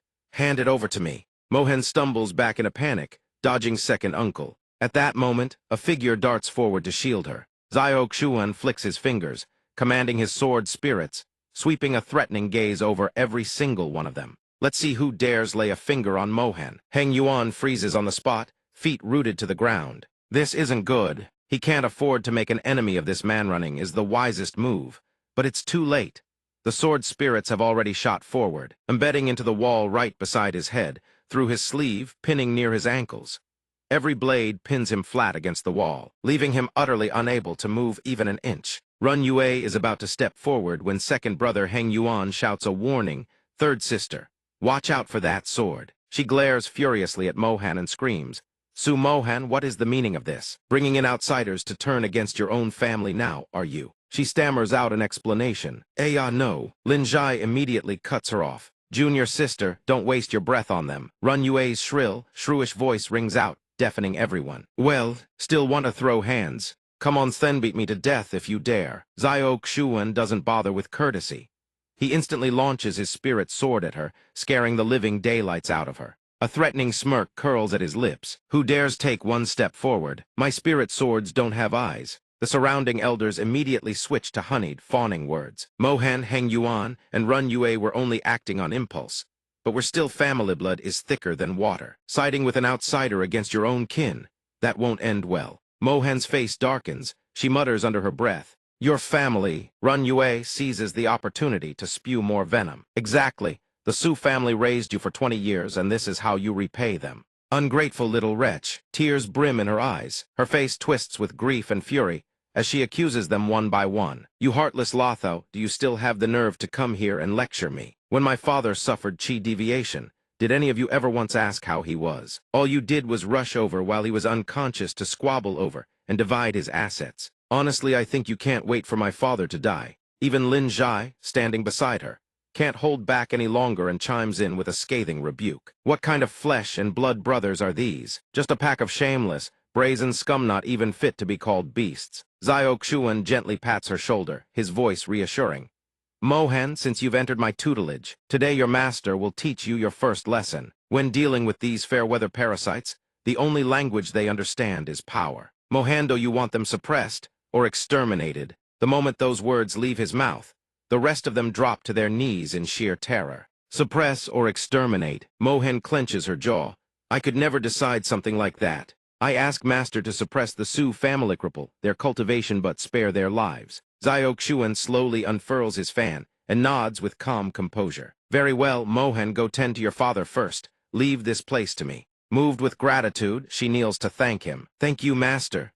Lin Jai steps forward from behind and helps her up. Let's go, junior sister. He lets the two of them leave. Xiao Xuan walks slowly toward those wolf-hearted scoundrels. Mohan turns back to glance at him, gratitude swelling deep in her heart. Her master, by now, has already snapped his fan shut. Xiao Xuan smirks, passing his sentence. So then who shall we start with? A flame flickers to life at his fingertip. Xiao Xuan directs his sword spirit straight toward Heng Yuan. Let's start with you. His eyes go wide with terror as he lets out a blood-curdling scream. Nah, please don't. But all that answers him are his own agonized wails, so horrifying that the others dare not even look. Xiao Xuan casually spins his fan as if nothing has happened. Leaving the wretched Heng Yuan writhing behind him, he smirks and asks, "Next, who wants to go first?" One of the Su family uncles screams, "Run, get out of here." They scatter toward the exits in a panicked rout, but Xiao Xuan's blades have already locked onto every single target. He flicks his fan. Killing intent flashes in his eyes as his lips curl, surging spiritual energy toward the fleeing cowards. Not a single one escapes. Each spirit sword glides effortlessly through the air, finding its mark one by one.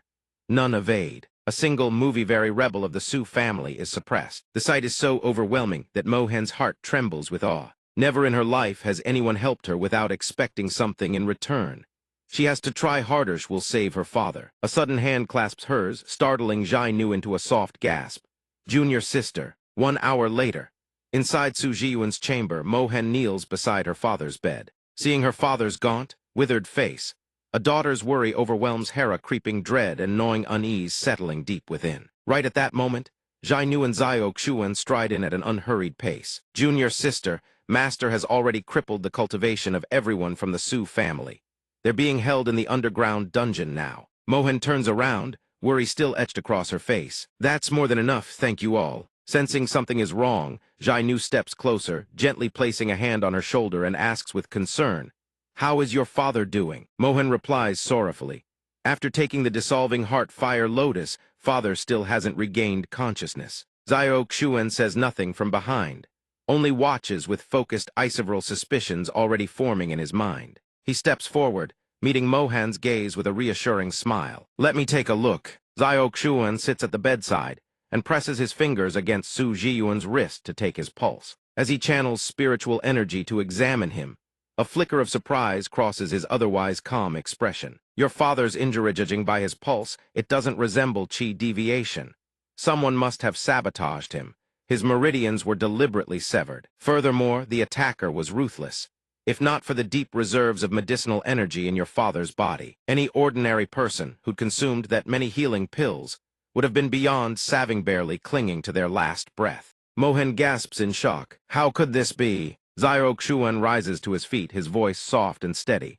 "Don't panic. His condition is still relatively stable. I just need to reconnect his meridians, and he'll be fine. Fortunately, after cultivating the myriad-mile sword-soaring art, my precision in controlling spiritual energy has improved by yet another level. Even something as delicate as restoring meridians isn't a problem for me now." Right after, the true patriarch of the Su family furrows his brows and lets out a faint groan. He coughs a few times.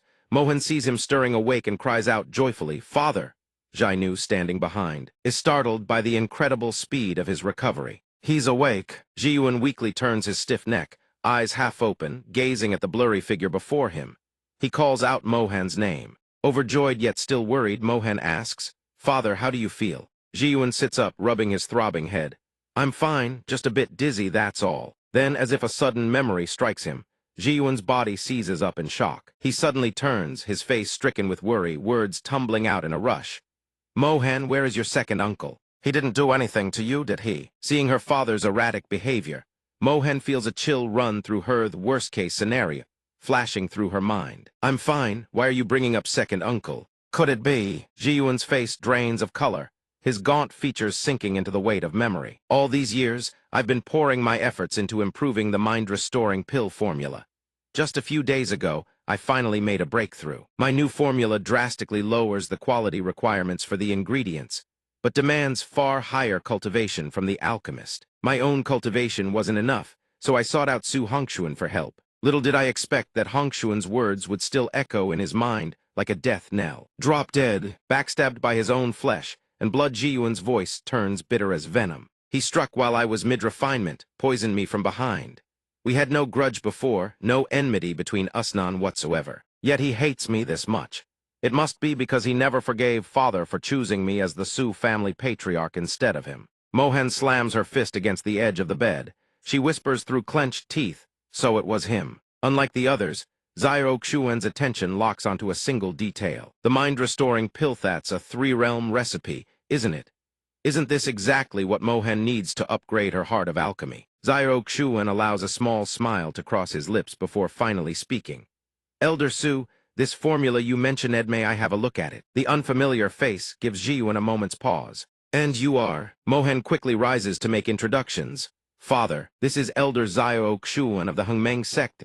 Very master your daughter has just sworn herself to. If not for him, your daughter would never have awakened. Father, hearing his daughter's words, Jiyuan clasps his hands and bows deeply toward Zyro Xuan, his gratitude and respect sincere. Is that so? So it was you who saved both me and Hanner. I am forever in your debt, young master. That Mohan could receive such fortune, I am truly overjoyed. He turns and presses a hidden mechanism on the right-hand wall.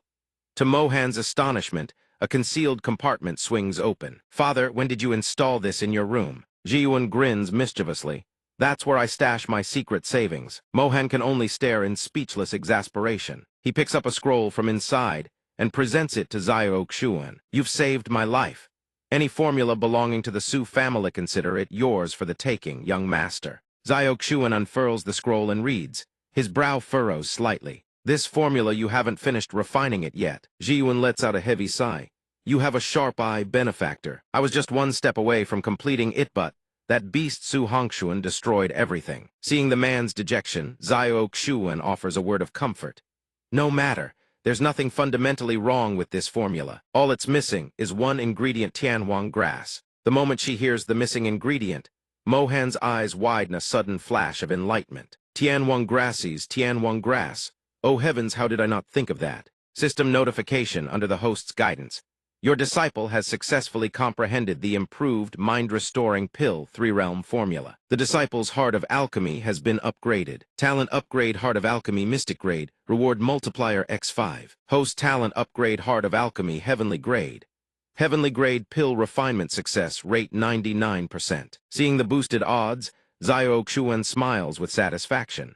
Formula comprehension rate increased by 30%. No wonder new insights about other formulas are suddenly flooding my mind. Back in the present, Jiyuan holds his most beloved daughter's hand, his voice heavy with guilt and self-reproach. Mohan, all this time, you've been managing the Sioux family all by yourself. You've worked so hard. Her eyes glisten as she answers softly.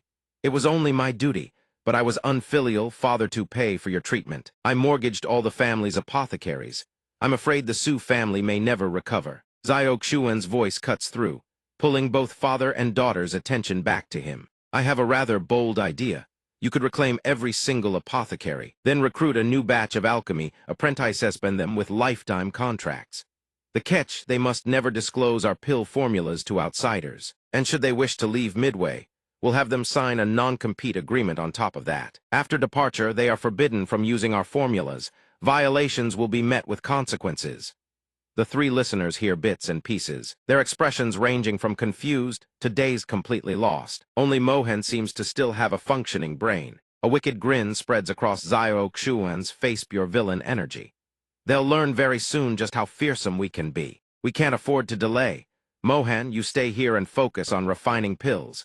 Senior sister and I will go deal with Su Hongshuan. Jai Nu waves cheerfully as she follows him out. See you soon, junior sister. Jiyuan watches the figures disappear, then turns to his daughter. That master of yours, he isn't exactly a normal person, is he? Mohan answers without much conviction. He is, father. Seen transition the Sioux family dungeon a place of darkness and damp stone. Hongshuan cowers against the wall like a drowned rat, trembling, one hand raised weakly to shield his forehead. What do you people want? Zyro Xuan ignores him entirely. He fans himself lazily and glances toward Jai Nu. Go on, little Jai. If you can't form 10,000 sword chi, we're not leaving today. Spirit swords materialize one after another in the air. The greater the count, the harder they become to shape. 9,971, 9,972, 9,979, 10,000. Finally enough. Jai Nu can't contain her excitement. I did it, 10,000 sword chi. Jai Nu pants, wiping the sweat from her brow as Xiao Xuan's encouragement continues. Not bad. Next step, myriad convergence into one. You can do it. Your master believes in you. She smiles. Forming hand seals, she gathers her spiritual energy. I believe in myself too. I will make this work. 10,000 swords converge fusing into a single colossal blade. The pressure it exudes is no joke. Jai Nu holds her seal steady, pouring every ounce of focus into controlling the titanic sword and succeeds. She immediately whips around, beaming, eager for praise. Master, I did it. Xiao Xuan doesn't hold back his approval. Well done. With this technique, you're more than ready to handle the Loyun sect. Watching the master-disciple pair banter back and forth without a shred of concern for him, Hongshuan is so terrified his nose starts running. The colossal sword's tip hovers inches from his brow. Tears and snot streak his face as he screams. What are you people trying to do? Please stop. Xiao Xuan hears his pleas and lets out a cold, mocking laugh. Stop! When you didn't hesitate to strike down Su Zhiyuan, did you ever consider there'd come a day like this? Little Zhido it, when you poisoned Su Zhiyuan without a second thought, did it ever cross your mind that karma would come knocking? She nods obediently. Yes, master. The sword tip rockets forward and blasts through the wall behind where Hongshuan just dodged. Kaboom! He shrieks, murder, somebody help me. Jai Nu pouts after missing. I messed up. Xiao Xuan merely chuckles and encourages her. Aim carefully, then try again. No rush, take your time. This time, Hongshuan dodges, agging barely. He howls, eyes bulging from their sockets, his life flashing before him by a hair's breadth. The master-disciple's calm voices ring out once more. Missed again? Let's go again. Half an hour later, the ground is pockmarked with craters, dozens of them. A notification panel materializes with lines of glowing text. System under the host's instruction. Your disciple has comprehended the myriad mile sword soaring art sword intent myriad convergence into one. Reward multiplier x10. Host comprehension GAID myriad mile sword soaring art sword intent myriad convergence into one. Bonus reward soft flex sword x1 earth grade superior. Jai Nu strides alongside Xiao Xuan, advancing toward the crumpled figure on the ground. Hongshuan lies sprawled on the dungeon floor, some distance away, utterly wrecked. 2 soft flex swords now, plus the myriad convergence technique on top of that. Against anyone below the nascent soul realm, fighting won't be a problem at all. This is far easier than cultivating and comprehending everything on my own. Xiao Xuan turns to Jai Nu. Let's go. Let's see if Mohan needs any help over there. She hurries to reply, Master, wait for me. Not long after, at the City Lord's mansion in Loyun City 3, servants kneel trembling on the grand hall floor. City Lord. The young City Lord has been killed. The man known as City Lord slams his hand onto the armrest of his chair.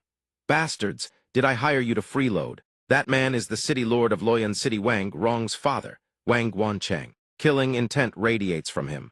The young City Lord is gone. If you don't bring me the killer's head, don't expect to survive. The servants below tremble in abject terror. One of them looks up in a panic, trying to explain. City Lord, the one who killed the young City Lord is Xiao Xuan, an elder of the Hengmeng sect. He's just a nobody at the nascent soul realm, yet he defeated us in only a few moves. We truly are incompetent. Wancheng roars in fury. A bunch of useless trash. Violent energy blasts outward in all directions. They scream in agony, City Lord, mercy, please spare us. Wancheng grits his teeth, his mind racing. The power of Nameless. I tested him myself. That Xiao Xuan actually defeated Nameless in just a few moves. This person's strength is absolutely not something I can contend with. He walks down and kicks a subordinate's knee. Get lost. If I want to avenge wronger, the only way is to seek help from Loyun sect. I need to make a trip to Loyun sect. Send out banquet invitations to every noble family in the city on my behalf, including the Su family. The bloodied subordinates answer in unison. Yes, sir. Veins bulge across his forehead in rage. This blood debt for my son Xiao Xuan, I will hack you into 100 pieces. The scene shifts to the Su family residence, where an invitation written in careful, solemn calligraphy is presented. The Wang family cordially invites the Su family to tonight's banquet, to celebrate the Su family's successful quelling of the unrest. Mohan clenches her fists, a trace of worry in her voice. This is a banquet invitation. Jai Nu slams her teacup down on the table in anger. Where's the goodwill in this? It's obviously a Hongmen feast trap. She leaps to her feet, declaring furiously, let's leave the city right now and head straight for Loyun sect. Once we're outside Loyun City's walls, let's see what Wang Guancheng can even do to the two of you. Yet at that critical moment, Xiao Xuan leisurely sips his tea. They sent an invitation, how can one refuse? Of course we're going. Hearing this, Jianu stares at him in bewilderment. Master firmly grips her shoulder. I'm going to gather some intelligence.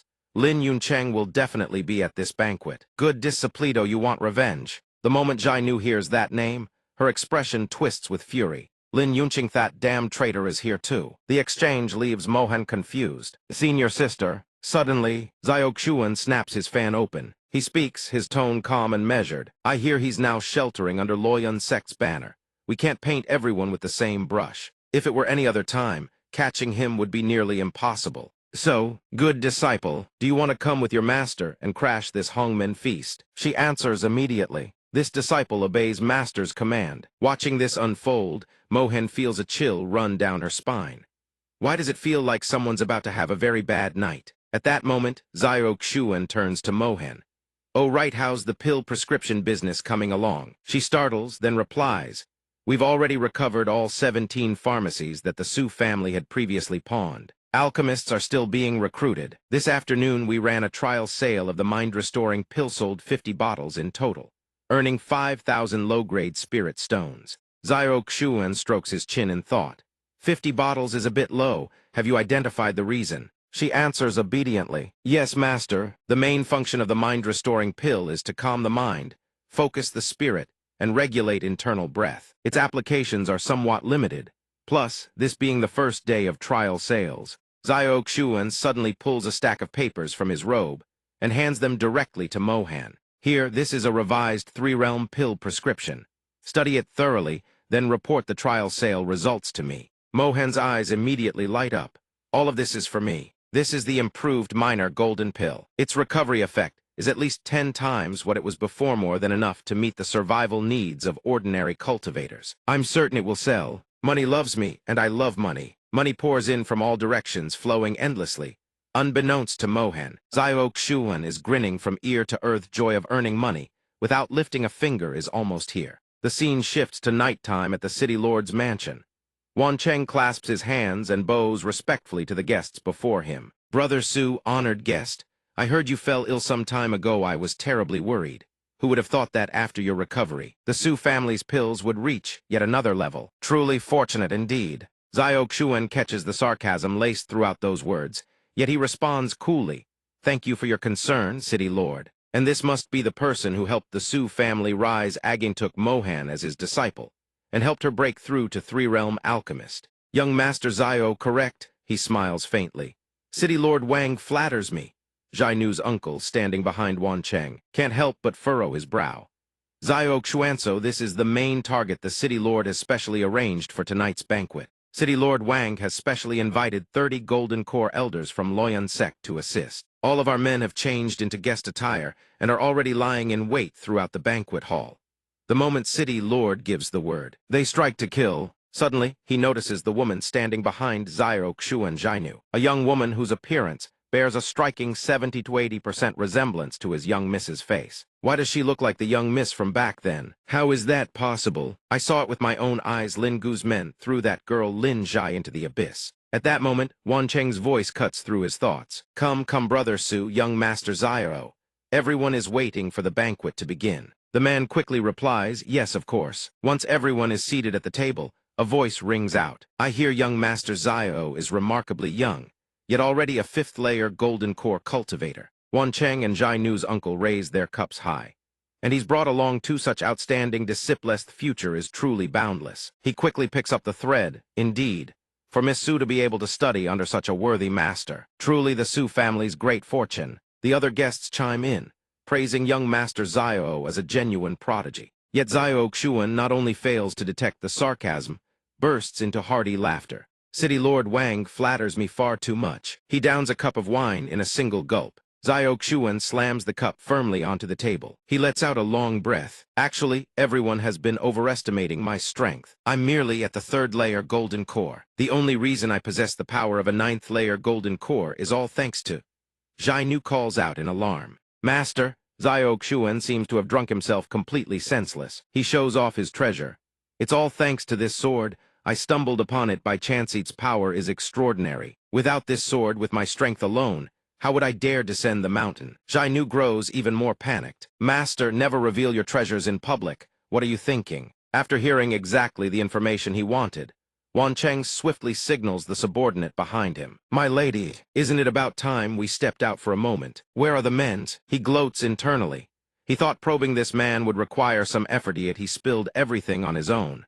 What a waste of space. Xiao Xuan's face flushes red, as if thoroughly drunk. He watches with wide eyes as Wan Cheng's men carry over a gold-plated chest inside it. Glittering spirit stones. I've long admired young Master Xiao. I've specially prepared a small gift today, hoping to earn your friendship. Xiao Xuan's eyes light up instantly. He rushes toward them without a shred of hesitation. Spirit stones, so many spirit stones.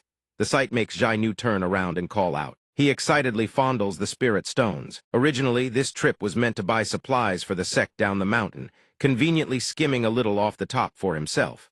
As a result, he burned through tens of millions of spirit stones in just a few minutes. I was worried about how to explain this when I got back. But thank heavens for you, City Lord Wang. Wan Cheng watches this and simply smirks. Perhaps it is my honor to assist young Master Xiao, he thought to himself, assuming this was some scion of a hidden clan with extraordinary wealth. Turns out, the kid's just a dog wagging its tail behind some sect. I've long heard that young Master Xiao is a brilliant teacher. Why don't we let our disciples spar, so everyone can broaden their horizons? These spirit stones here will serve as the wager. How about it? Xiao Xuan drunkenly waves his hand. No problem at all, little Zhai, you're up. She responds with fierce enthusiasm. As you command. Seeing this, Wan Cheng claps his hands in approval. Young Master Xiao is truly generous. Then allow me to sweeten the pot. If young Master Xiao wins, I'll add another 10,000 low-grade spirit stones. How does that sound? He scratches his head with a contemplative look. Should I match that with something of my own then? But I don't really have anything on me. His eyes suddenly widen as if an idea just struck him. Xiao Xuan pulls out the treasure he's always safeguarded with utmost care, and puts it on the table as collateral. How about this? I'll put up this precious sword as my wager. What do you say? Wan Cheng agrees without a moment's hesitation. Of course, perfectly acceptable. In mere seconds, Wan Cheng conjures a barrier that envelops the two piles of spirit stones and the treasure. Since these are wagers, no one may touch them until the contest is over. Agreed. Xiao Xuan speaks, while Mohan helps him back to his feet. No worries at all. Little Zhai, it's all on you. No, don't make your master lose face, all right? Mohan whispers anxiously to Zhai Nu. Senior sister, be careful. She replies gently. Don't worry. Wan Cheng speaks calmly to the man called Da Ba, Zhai Nu's uncle. Xiao Hai, you go first. You're truly useless, but at least probe their strength for me. He responds, yes, City Lord, as you command. Then let us begin. A vicious, murderous glint flashes in both their eyes. Start. Zhai Nu instantly leaps into the air, unleashing a barrage of spell arts at him. Go. Da Ba drives his sword hard into the ground, trying to intercept the incoming force. Block, but his sword barely holds for a moment before cracking into 100 shards. Zhai Nu's attack energy converges, forming 3 blade formations that all point straight at Da Ba. He has no choice but to sigh. I've lost. My apologies, City Lord. Xiao Xuan sits on a chair not far off, laughing drunkenly. Can't even handle one move from my disciple. Pathetic, utterly useless. The surrounding people grind their teeth in fury. This is utterly disgraceful, no upbringing whatsoever, just a wretched drunkard. Wang Zheng glances at Xiao Xuan, who's cackling uncontrollably, seething with rage. This blonde-haired punk doesn't know his own limits. Let him run his mouth a little longer. Soon enough we'll show him his place. Wan Cheng waves his hand to calm everyone down. It's fine, it's just a match. Winning and losing are both natural. There's no need to take it to heart. Despite his composed exterior, deep down, he's utterly disappointed in Da Ba. His guards reported that these master and disciple possessed formidable sword-soaring techniques. But watching Tade's nothing special after all. Xiao Xuan is still laughing, unable to stop. City Lord Wang is far too kind. I'm making a fortune here, and I've still got the sword. Go ahead and add my entire fortune to the pot. Wan Cheng merely smiles. Just what I had in mind. Next round, Huan Yin, you're up. She responds promptly, yes. Huan Yin faces Zhai Nu across the arena and whispers softly, forgive the offense. Wan Cheng still feels confident inside. When it comes to sword-soaring art, his own niece trained at the Loyan, sectorally, she won't lose to the disciple of some fool. But the scene before his eyes leaves him stunned. Zhai Nu raises her hand high. Against the thousands of blade formations, Huan Yin conjures myriad transformations into Wango. The moment the words leave her lips, She launches her skill forward. Seeing this, Huan Yin freezes in place. She can't believe her own eyes. Myriad transformations into one. I forfeit. Huan Yin collapses to the ground, filled with admiration for the girl's talent. To reach the level of myriad transformations into one at such a young age, I concede defeat. Jainu ceases her attack, but the onlookers in the hall start murmuring again. Those two have won once more, but judging by her expression, she looks like she's about to hit her limit. Meanwhile, Zai Oxuan clutches the rare spirit stones in his arms, completely useless. Today, not even an immortal descending to the mortal realm could turn things around. Continue. Jainu's uncle crosses his arms, his expression darkening. Look at that brat gloating. Wan Cheng merely smirks. To reach the level of myriad transformations into one at such a young age, truly a genius. It seems this lad has indeed taken in a fine disciple. But he thinks to himself, completely oblivious to the shadow hurtling toward them from behind.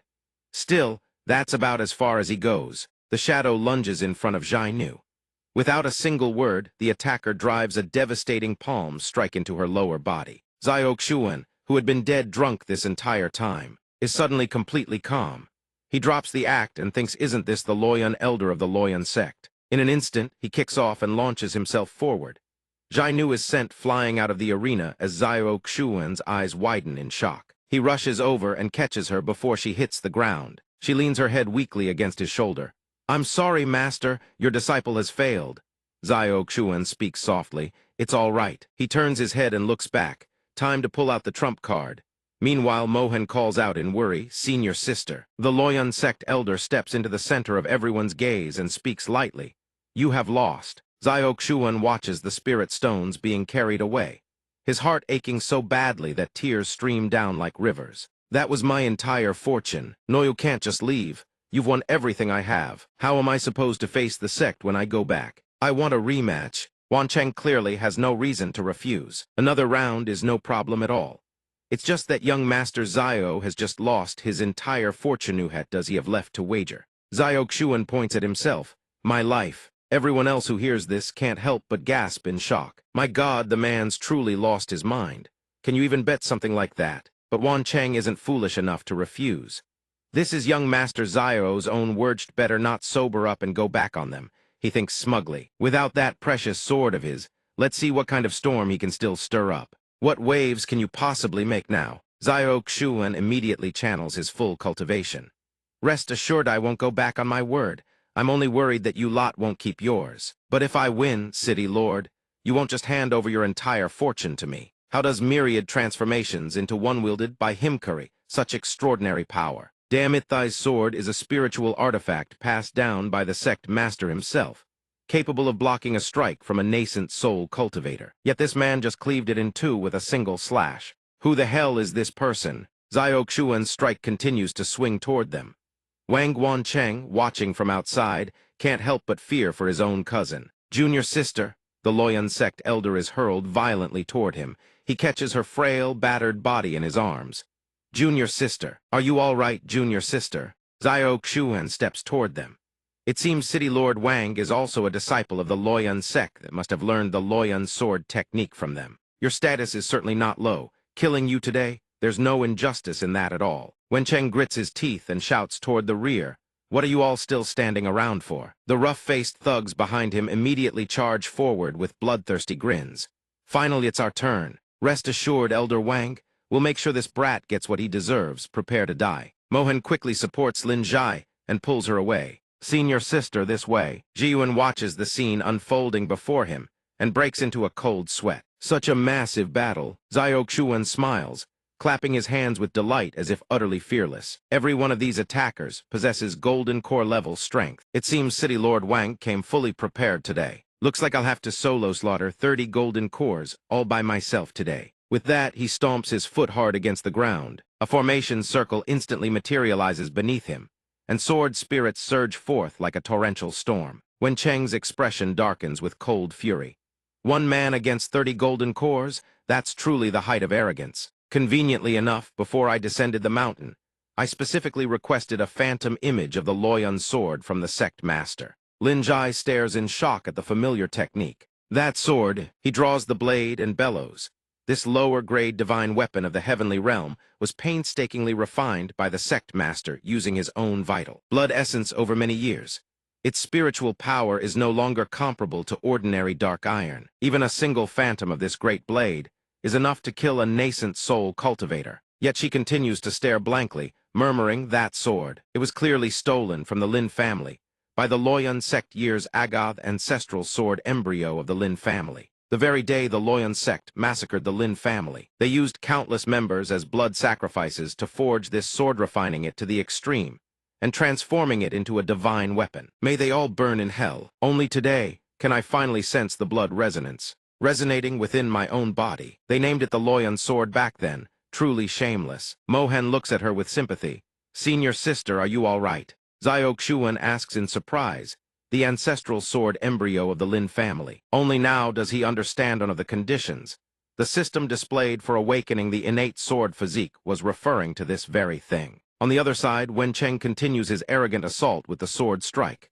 "Today, I'll use this to teach you insolent brats what humility means." The razor-sharp blade, tinged with an eerie crimson glow, whooshes toward him. Xiaoxuan's expression grows even colder, a slow smirk curling at the corner of his lips. "I suppose I should thank City Lord Wang for delivering such valuable intel about the sword embryo." That sword strike, carrying a dark, sinister aura, rockets straight toward him. Xiaoxuan casually raises his hand, summoning his own bladeth coiling silk gentle sword wrapping around his fingers with fluid grace. Wen Cheng sees it and freezes. "What? That sword didn't I already? This guy has two identical swords." He gently guides the blade forward, marveling inwardly. The Loyun sword phantom's power is extraordinary. It truly lives up to its reputation as a divine weapon of the immortal realm. The coiling silk gentle sword is merely a supreme-grade Earthrealm weapon, but the existence of the myriad mile sword soaring art is precisely what allows a sword to transcend its limits.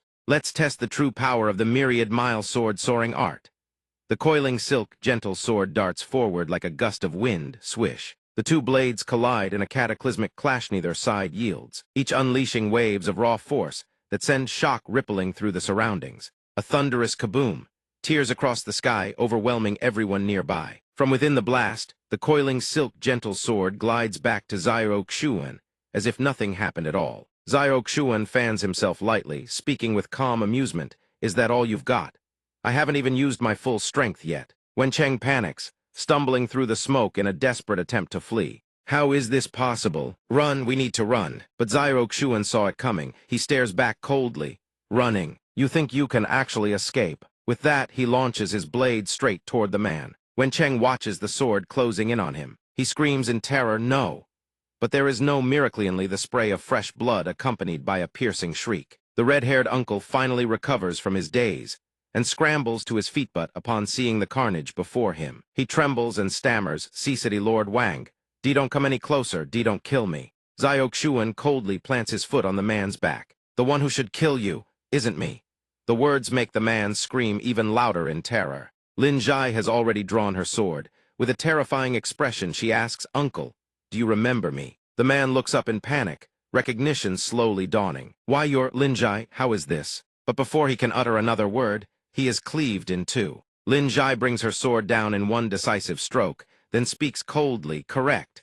What a pity there's no reward." Xiaoxuan steps forward gently and pats her head to comfort her. "Well done, but next time don't be so quick with your strikes. Against enemies, never let them die a painless death. Next time try slicing off pieces of flesh one by one. That hurts the most." Lin Zhai obeys. "Thank you, master. Your disciple has learned another lesson." Jiyuan listens from the side and can't help but break into a cold sweat. Is master seriously a normal human being? Mohan isn't so sure either. With the matter seemingly settled, Xiaoxuan speaks cheerfully. "City Lord Wang has already lost all his assets to me. Mohan, tally up the spoils of war for me. I'm taking your senior sister to the Loyun sect." Mohan accepts the order. Your disciple obeys. The scene shifts to the Loyun sect master's quarters. The Loyun sect master, Wen Yuan, sits cross-legged, refining the sword before him. He can't help but laugh triumphantly. Finally, the last wisp of sword spirit at the Loyun sect is about to be subdued by me. Success or failure hinges on this single step. But at that very moment, a strange surge of energy suddenly pierces through the window and plunges into the sword. The blade, once still, begins to shake violently, then unleashes a ferocious gust of wind that sends Wen Yuan crashing to the ground. He rises in agony, breathing heavily. He was clearly just moments from subduing the Loyun sword. Was it suddenly rejected? Urgent news arrives from outside. Terrible news, sect master. The soul lamps of senior sister Liuyu, Wang Wencheng, and elder Lin Yuncheng have all gone out. He freezes. What on earth happened? While his attention wavers, the wisp of sword spirit embedded in the blade slips through the window frame and escapes. The sword spirit pierces through the Loyun sect's forbidden grounds and continues deep into the forest. It turns out Lin Zhai is the one calling for it. Xiao Xuan whispers a reminder beside her. The Lin family's ancestral sword embryo uses the vital blood of Lin family members as its forging sacrifice. You said you can sense the sword's existence through blood resonance. This is honestly the first time I've ever heard of such a thing. How's the situation? She reports excitedly. I've sensed it. The people of the Loyun sect still haven't been able to subdue the sword. I've already imprinted my spiritual consciousness onto the blade. As long as we find it, I can claim it as my own. Xiao Xuan nods with approval. Excellent. Then today, master and disciple shall raise hell at the Loyun sect. On the other side, Wen Yuan is startled by the scene before his eyes. Before him stand the soul lamps of the sect's cultivators. The place where he stands is the Loyun sect's soul lamp hall. Wen Yuan furiously curses, that worthless Wang Wencheng.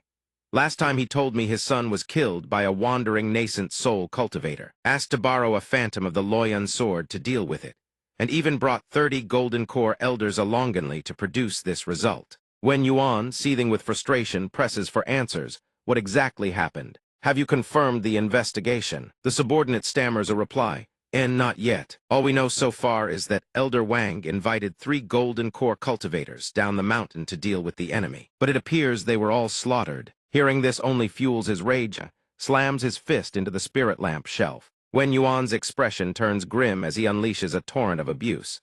A bunch of useless trash, over 30 people, plus the phantom of the Loyun sword, and they couldn't even handle a single person. Activate the mountain protection formation at maximum level immediately. We still don't know the enemy's objective. They could show up at our doorstep at any moment. The subordinate hurriedly acknowledges the order. The scene shifts to outside Loyun sect's mountain gate. Xiao Xuan surveys the formation before him and notes that this mountain protection array is of no low rank. Lin Zhai rests a hand on her sword. Ready to act, can we just brute force our way through? But Xiao Xuan gently holds her back. We could, but that would make far too much noise. Before we find your ancestral sword manual, it's best we keep a low profile. Your master has a better plan. Do this later. Sometime later, Xiao Xuan suddenly puts on an act and bursts out screaming, Grand Elder, something terrible. Sect Master Elder Wang, Elder Linthi have all been murdered. Wen Yuan furrows his brow and looks at them, too. Who are you people? Xiao Xuan makes himself look as wretched and tattered as possible, wailing. This young lady is the illegitimate daughter of Master Lin Yuncheng. I'm her bodyguard. Last night, Master never came home. We asked around everywhere, and learned that he stayed at City Lord Wang's residence last nightly to be killed by a mysterious figure. Wen Yuan narrows his eyes suspiciously, then flicks his wrist to launch a probing strike illegitimate daughter of Lin Yuncheng. The attack grazes across her shoulder, drawing a trace of fresh blood. He immediately smears it onto the life token beside him. Seeing 3 characters and a bloodline match glow into view, Wen Yuan thinks this is Lin Yuncheng's life token.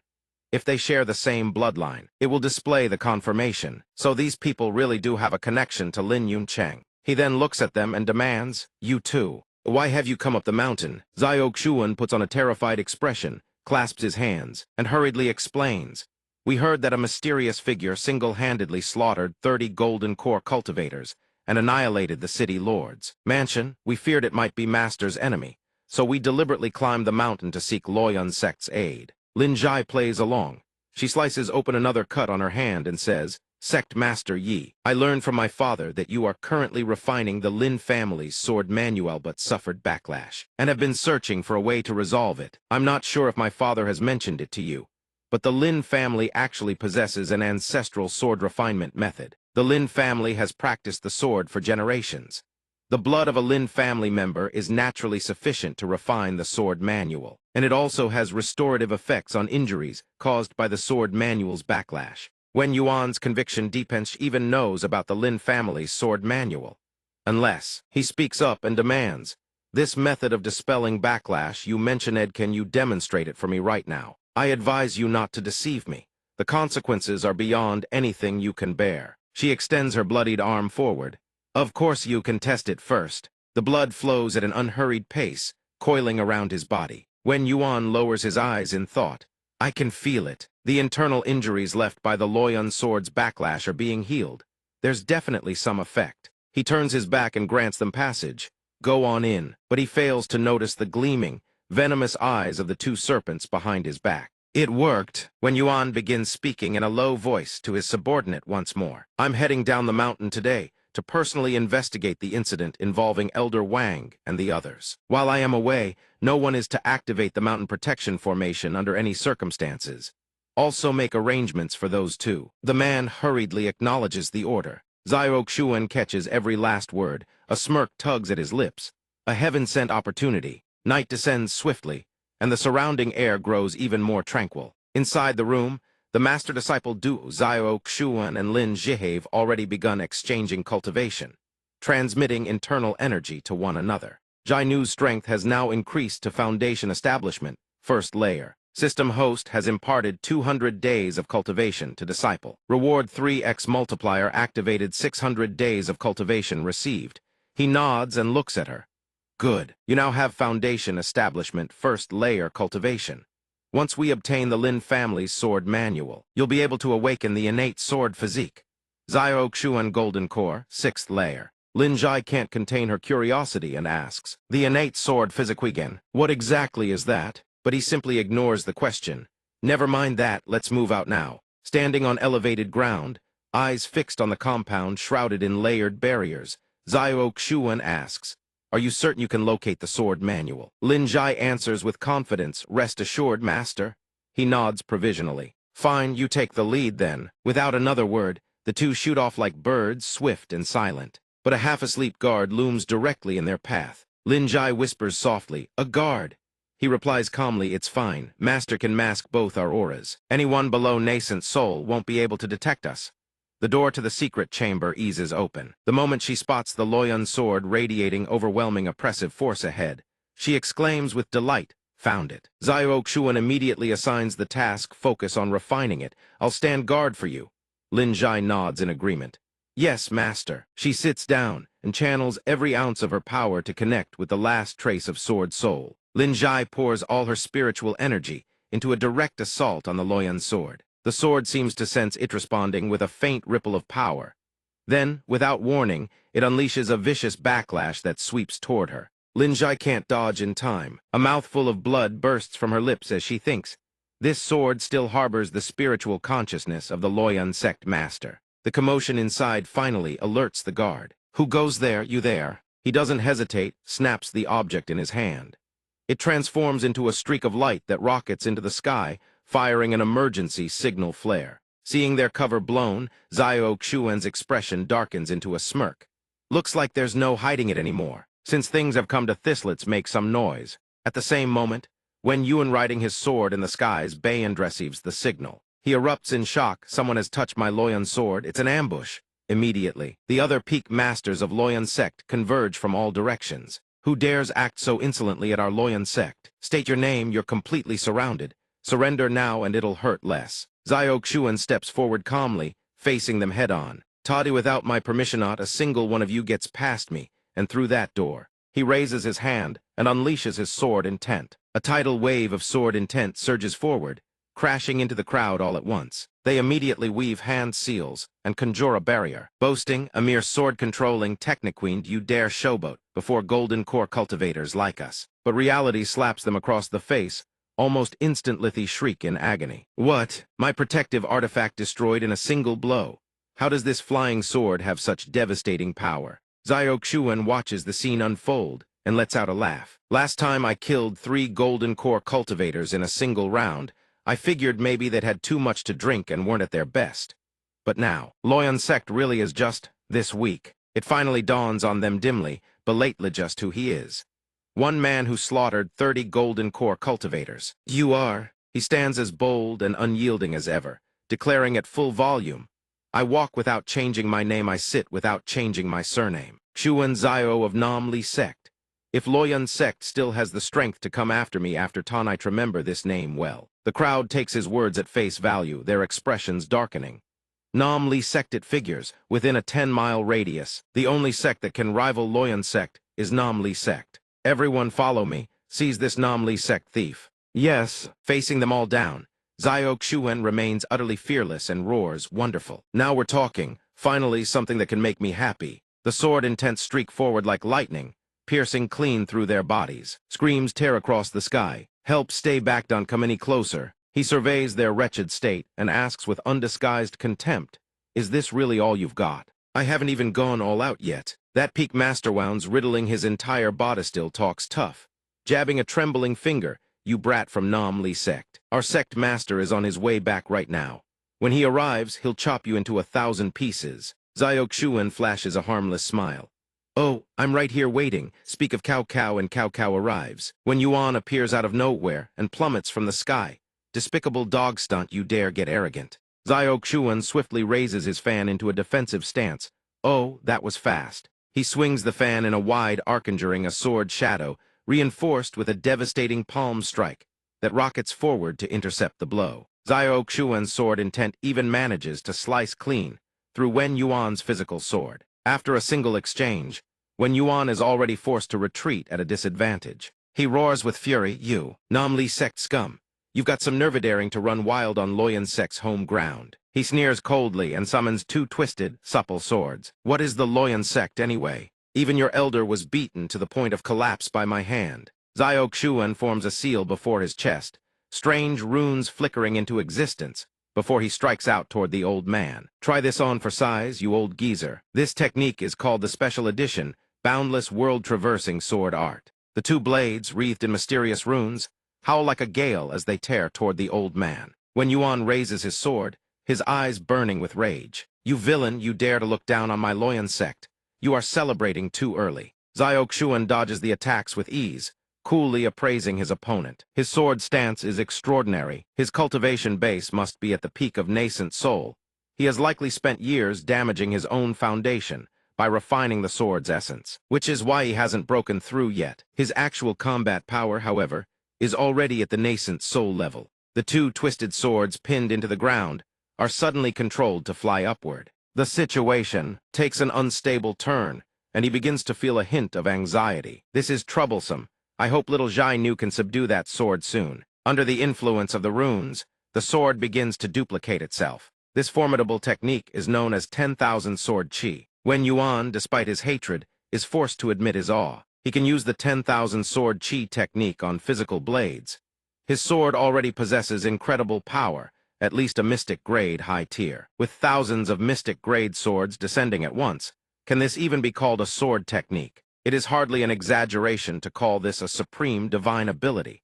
Things cannot continue like this, it seems there is only one way. With that thought, he slams his sword into the ground. A heaven-shaking surge of spiritual power erupts from the blade like a raging storm. The power slams against the barrier. He shouts loudly, activate the mountain-protecting grand formation. Loyun sect is absolutely not a place a brat like you can touch. Xiao Xuan lunges forward, narrowly evading the lethal strike. Xiao Xuan leaps high into the air to dodge, unable to help but sigh. They say the Loyun sect's mountain-protecting formation was left behind by a first-rate grandmaster at the peak of the spirit-severing realm. Over 100 years later, its power has not dimmed in the slightest. The phantoms of the twisted supple swords have been wiped out. It seems I must be more careful. At that moment, a familiar burst of power surges, filling him with joy. A good disciple, indeed, you arrived just in time. The system prompt's host has assisted the disciple in activating the Earth grade. Innate sword body rewards have been increased tenfold. Innate sword body heaven grade. Xiao Xuan feels a surge of power boiling within his body. So this is what the innate sword body feels like. He feels as though he is gaining insights into every strand of sword chi drifting through the heavens and earth. The sword chi flows steadily now. Seeing this, when Yuan is struck by a sudden, jarring realization, he is breaking through in the middle of battle. Without hesitation, he forms seals to create 3 circular barriers, merging them into an even more powerful formation. He bellows, I will hack you into 100 pieces right now. Let's see what you use to break through. But the power does not strike down, as when Yuan intended it instead flies backward. Confused and horrified, the old man shouts, What is happening? Why is the mountain protecting formation disobeying me? Watching the scene, Xiao Xuan smiles triumphantly. It seems your sect master can no longer command it. His sword is now churning with power, drawing in every ounce of spiritual energy from heaven and earth. He stands below, maintaining the seal, his lips moving incessantly. Clearly, within the Loyun sect's mountain protecting formation, you were hiding the true Loyun sword. Yet you tried to snatch an incomplete sword manual from the Lin family. From above the sword, an invisible hand suffused with overwhelming power reaches out. Xiao Xuan continues slowly. You didn't even hesitate to waste your own blood essence to nurture the sword manual. How ridiculous! The sword is pulled out completely by that hand. A colossal wave of power manifests behind him. Xiao Xuan curls his lips into a cold smile. Since you are such an unvirtuous sect master, I shall reclaim the Loyun sword. As for you, pay with your life for those of the Lin family who died back then. When Yuan watches the sword descend toward him and screams in terror. Attack! But no one stops it. The giant sword crashes down, creating a long, deep fissure on the ground that seems to split the very earth in two. Seeing the wreckage, the others are filled with dread. Is he trying to level the entire Loyun peak? Xiao Xuan shows no signs of stopping. He lifts his chin, eyeing them with a threatening gaze. Those who participated in the attack on the Lin family show some self-awareness.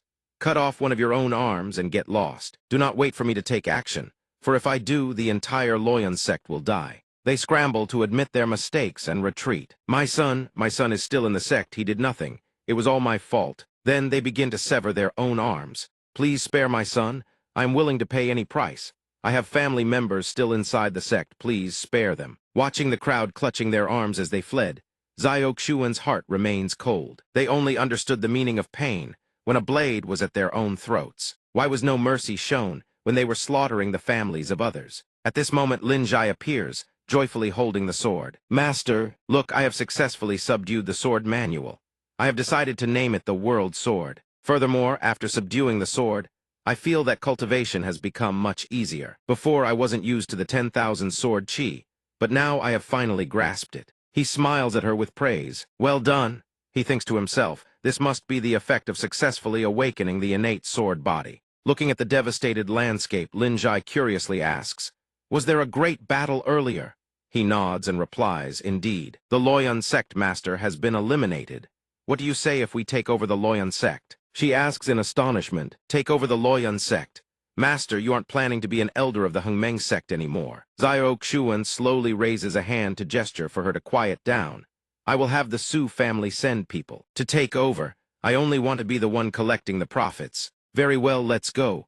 Your master must hatch a grand business plan. After returning to Loyun City, Xiao Xuan leads the Su family to take over. The Wang family, despite their discontent, had lost all their assets to Xiao Xuan and now dared not act rashly. The madam wails in grief. Old Wang, your death was so tragic.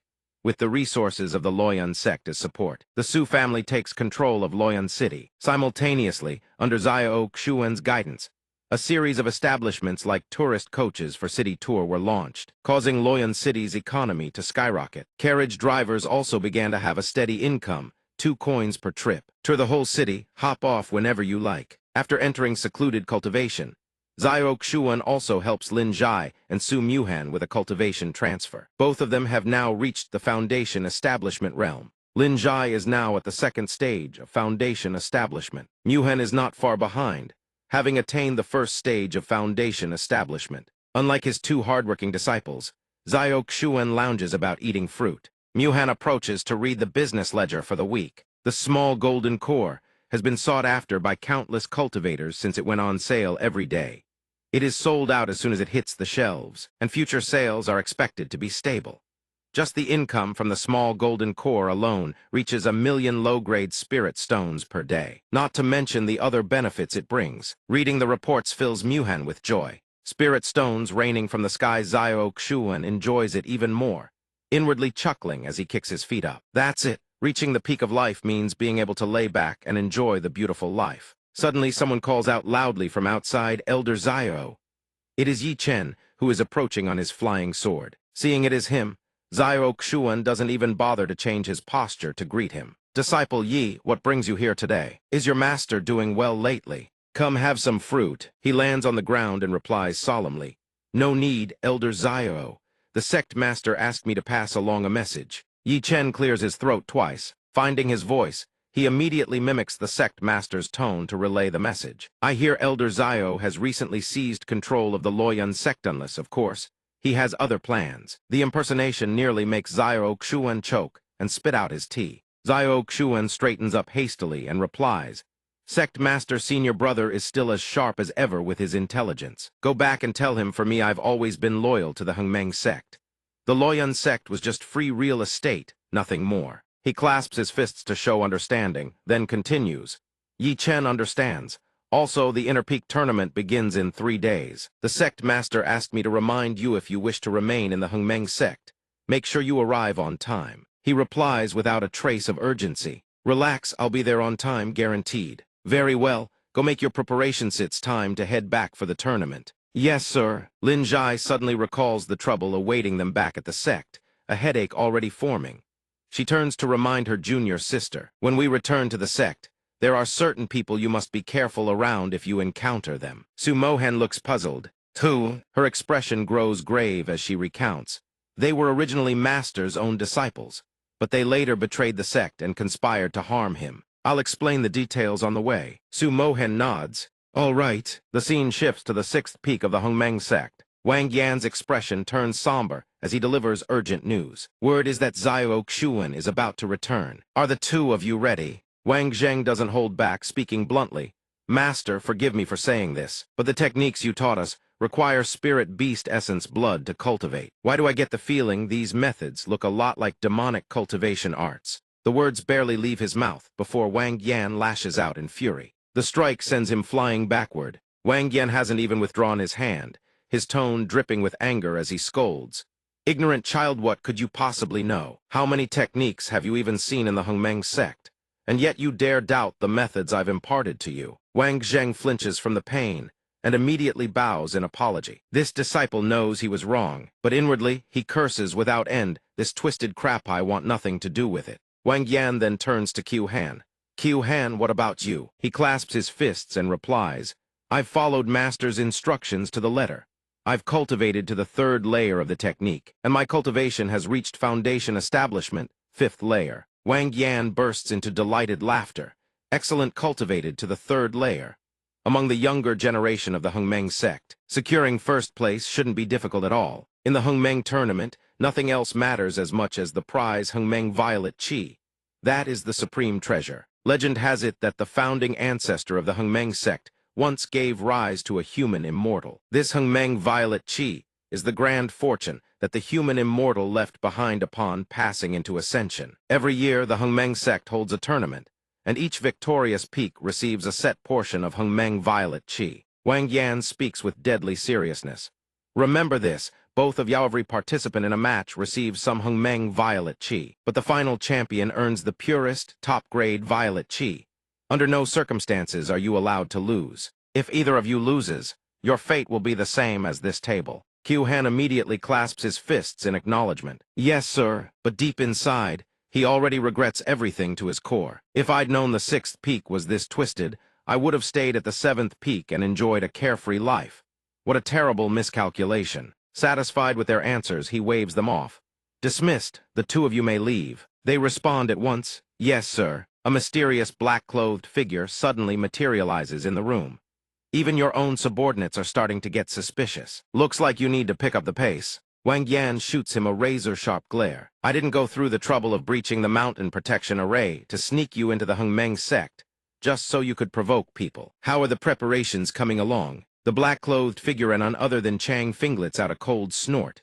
Relax. I guarantee I'll show the entire Hengmeng sect what true terror means. Then a bizarre, utterly terrifying smile spreads across his face. The scene shifts to the entrance plaza of the Hengmeng sect. The atmosphere here is utterly serene. A young man can't help but ask, Old man Wang, you're here to watch the excitement at the Hengmeng sect too? The old man shakes his head. Not exactly. My grandchild tested positive for spiritual roots this year. I'm bringing them out to see the world. Others chime in with excited chatter. This entrance plaza isn't bad at all, note inferior to our Heavenly Sword sect. That's Fairy Zhuxuan of the Hengmeng sect, isn't it?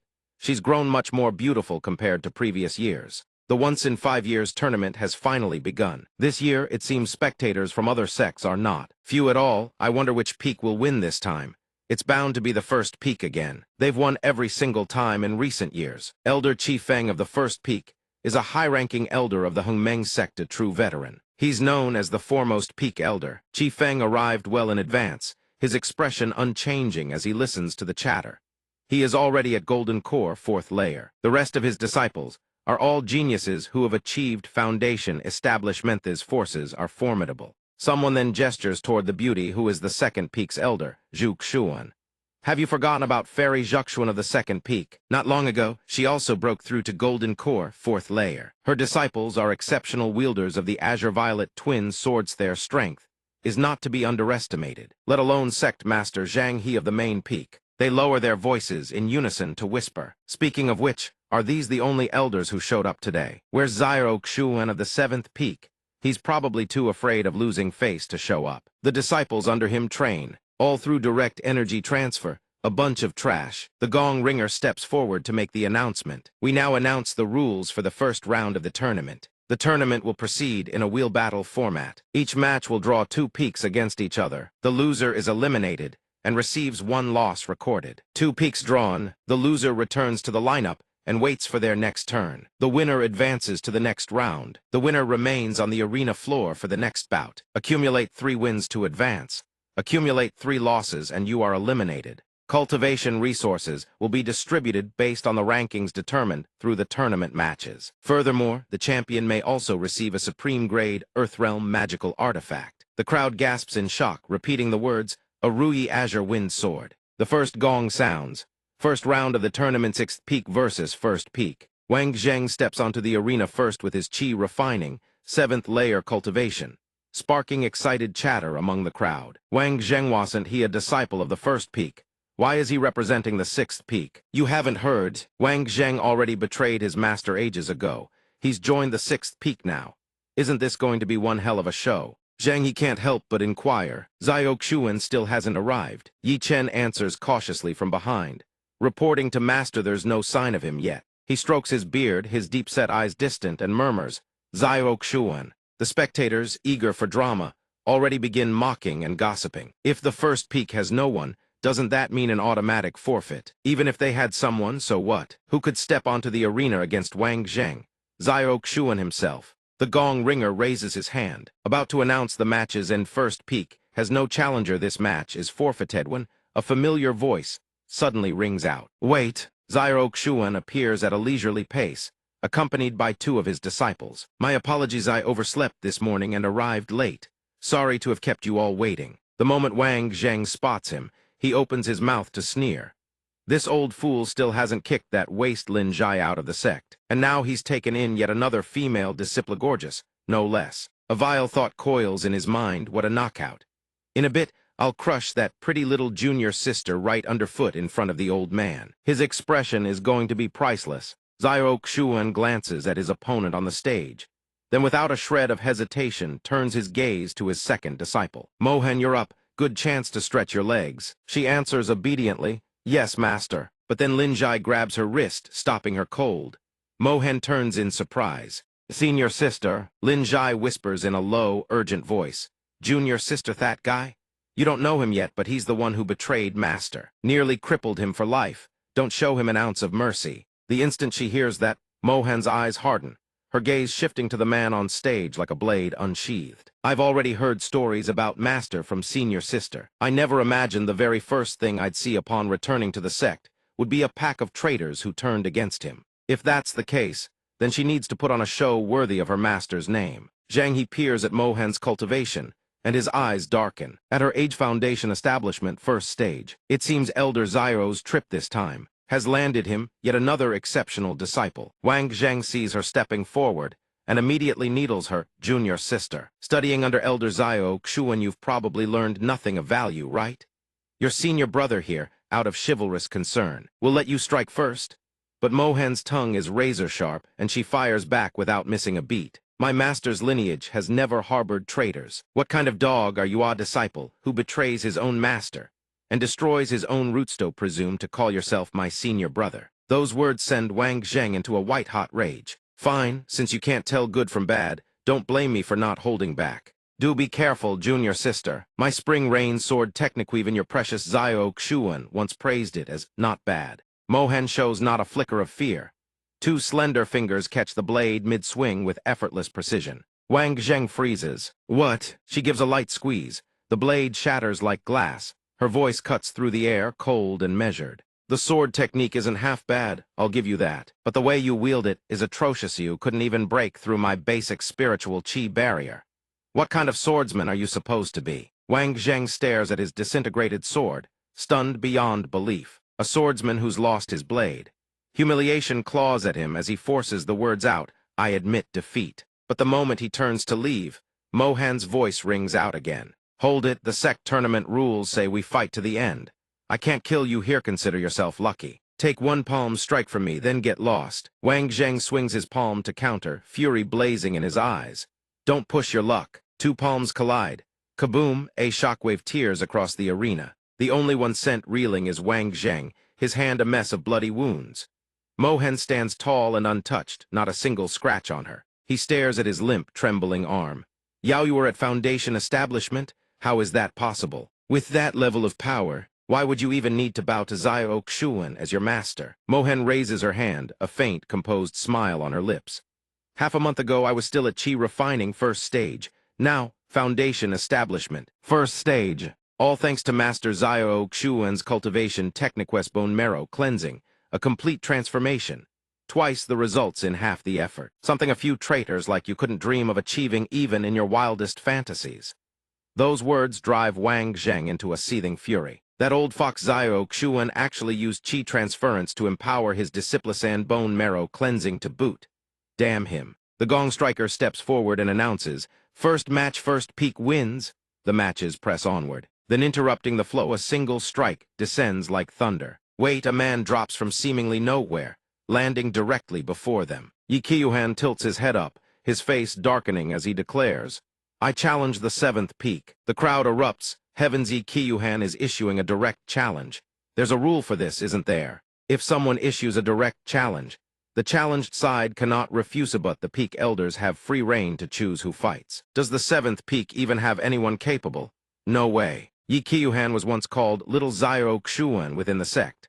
Now at Foundation establishment, fifth stage. His cultivation alone qualifies him to be a peak elder. Yi Qiuhan has already reached Foundation establishment, fifth stage. He crosses his arms and demands, Elder Zio, send out your disciple. Zio Kshuan doesn't flinch. He calls out casually, Little Jir. Lin Zhai accepts the order and strides onto the stage without hesitation. She lifts her gaze, eyes sharp as blades. Disciple present. Zio Kshuan fans himself and murmurs, be careful out there. Seeing that it's Lin Zhai who answers the challenge, Qiuhan's expression turns glacial. The former servant girl of the seventh peak thinks she's worthy of standing on this grand tournament stage. You really should be careful. Zio Kshuan smirks, his eyes laced with contempt. I was talking to you. Yi Qiuhan jerks his head aside to dodge, but the strike still leaves a thin, glistening cut across his cheek. From the stands, Zio Kshuan grins and cheers. Little Jir, smash that mouth of his for me. She nods solemnly. Disciple obeys. The exchange sends Qiuhan into a rage. He rips his sword from its sheath.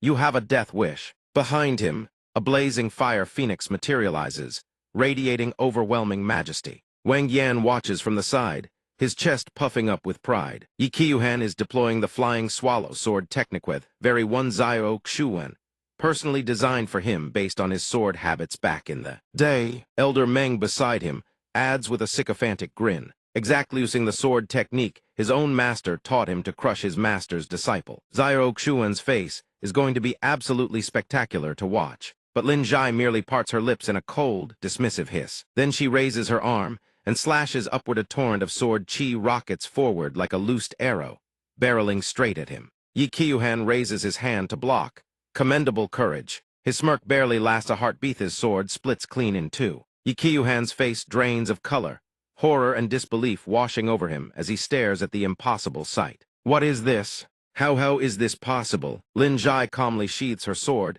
gazing down at him with utter disdain. The flying swallow sword technique, that's all. Is it really that hard? On the contrary, you've been studying under your master for nearly 5 years, and this is the level you've reached. I'm honestly embarrassed on your behalf. By the rules, your sword is broken, the match is decided. I should let you walk off the stage with whatever dignity you have left, but I genuinely can't stomach that arrogant look on your face. She reaches into her storage ring, pulls out another sword, and hurls it at his feet. Yi Kyuhan snatches it up, killing intent surging across his entire body.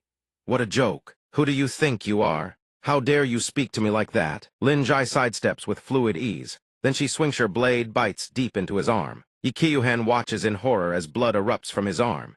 He collapses to his knees, clutching the wound, screaming. My armed, Lin Jai stands above him, poised and untouchable, looking down with cold, imperious eyes. You asked what kind of person I am? Well, now you know. Do you understand now? I am the kind of person that a worthless trash like you could train for 100 years, swing 10,000 swords, and still never even graze. Yi Kyuhan snaps.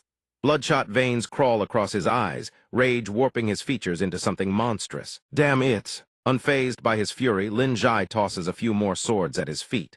Go ahead, Tree. If you can land even a single touch on me today, I'll call it your win. The spectators lose their minds. Those are all Earth-grade spirit weapons. My Peak's senior sister only has a single human-grade upper-tier weapon. Same hereward as even the sect master doesn't own more than 5 or 6 Earth-grade treasures. Zhang He watches, his eyes narrowing in appraisal. Xiao Xuan is absolutely loaded, and he's only getting more extravagant. His nose is practically pointing at the sky. So this is what life looks like when you have money. How utterly dull. Staring at the pile of spirit weapons before him, Yi Kyuhan's rage tips past the edge and erupts into mad, unhinged laughter. The eerie reaction puts Lin Jai on guard. She watches him warily. Demonic chi explodes around him in a swirling vortex. Yi Kyuhan hisses through clenched teeth.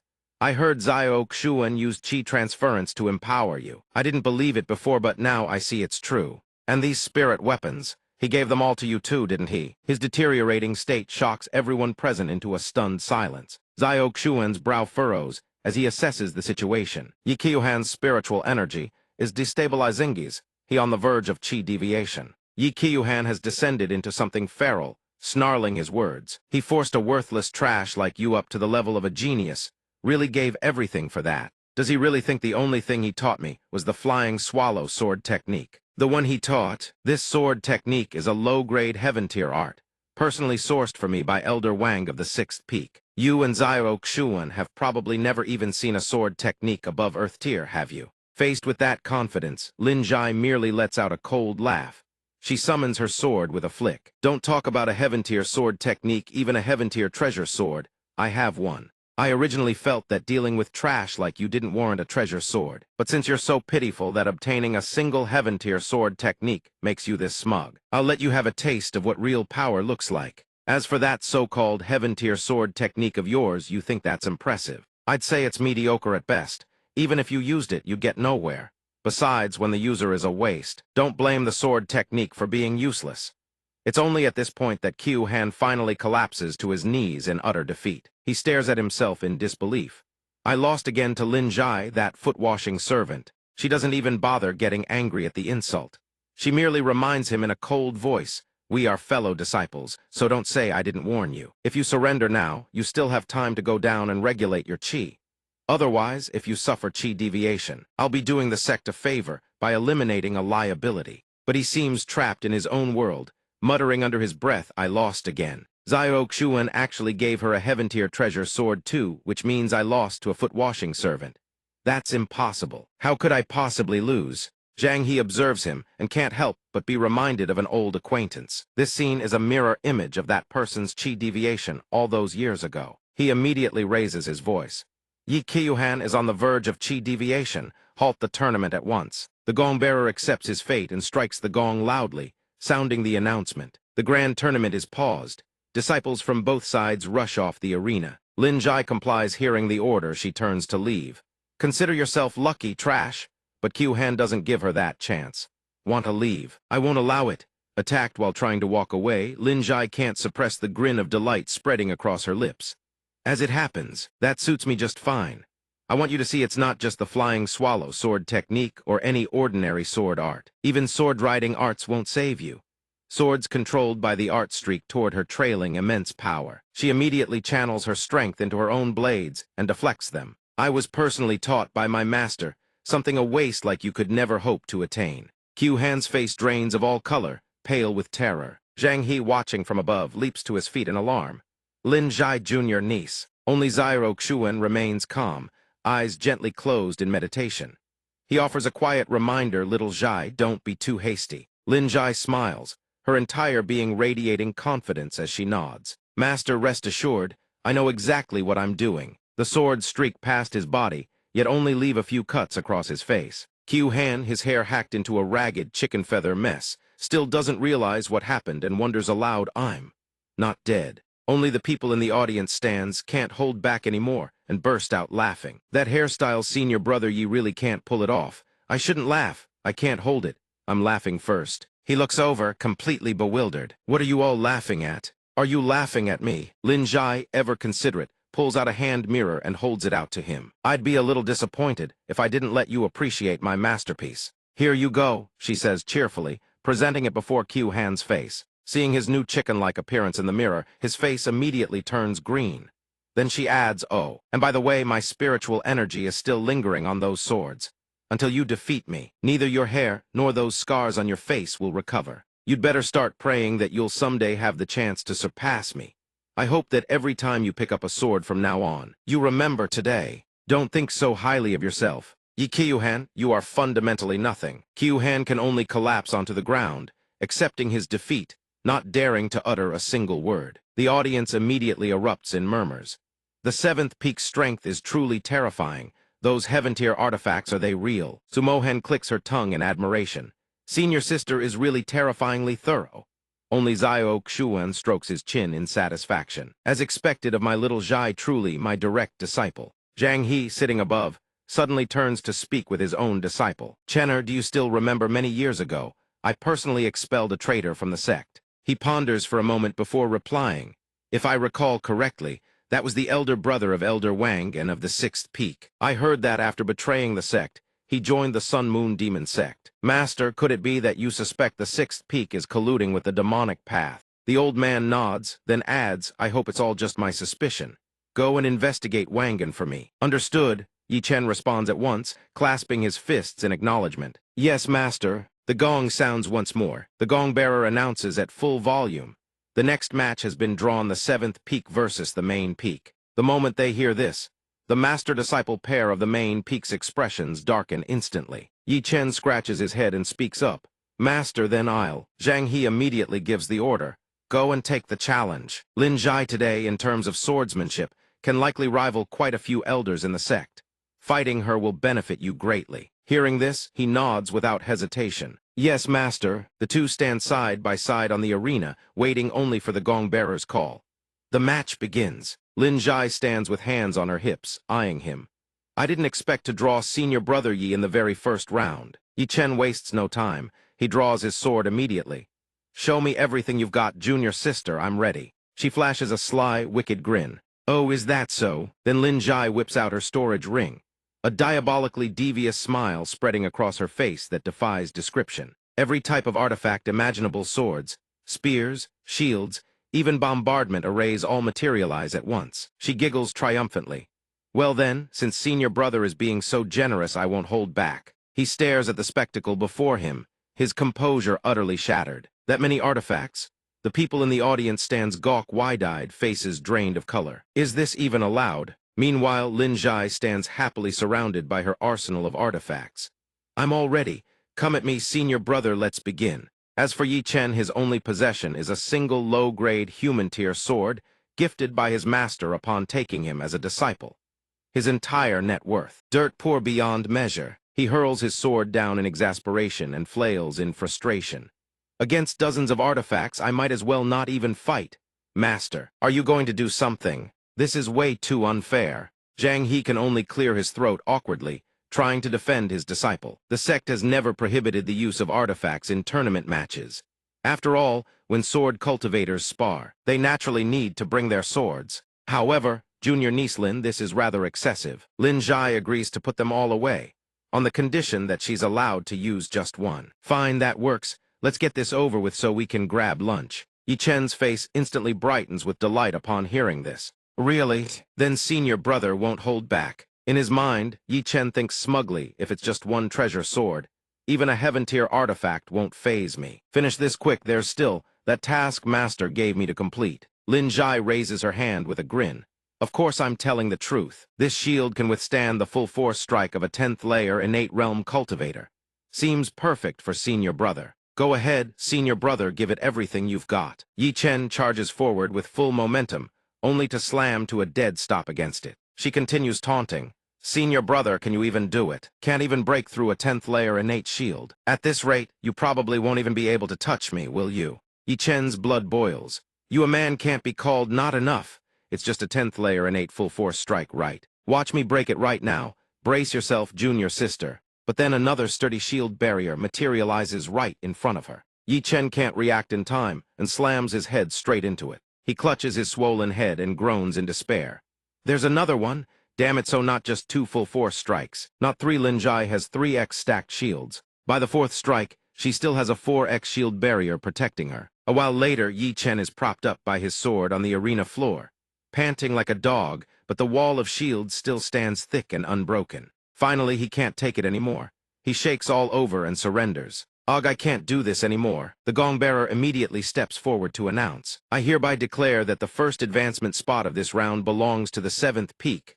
Meanwhile, Yi Chen is still technically alive. He's just collapsed from exhaustion. Lin Zhai immediately beams and bows gracefully toward the audience stands. The 2 remaining opponents can't help but break into a cold sweat. The senior brother was actually ground down and defeated by his opponent's defensive artifacts. Against dozens of defensive artifacts, senior brother really did his best. Xiao Xuan cheers enthusiastically, clapping without pause. Little Zhai is cunning and insidious, full of clever scheme, something I rather like.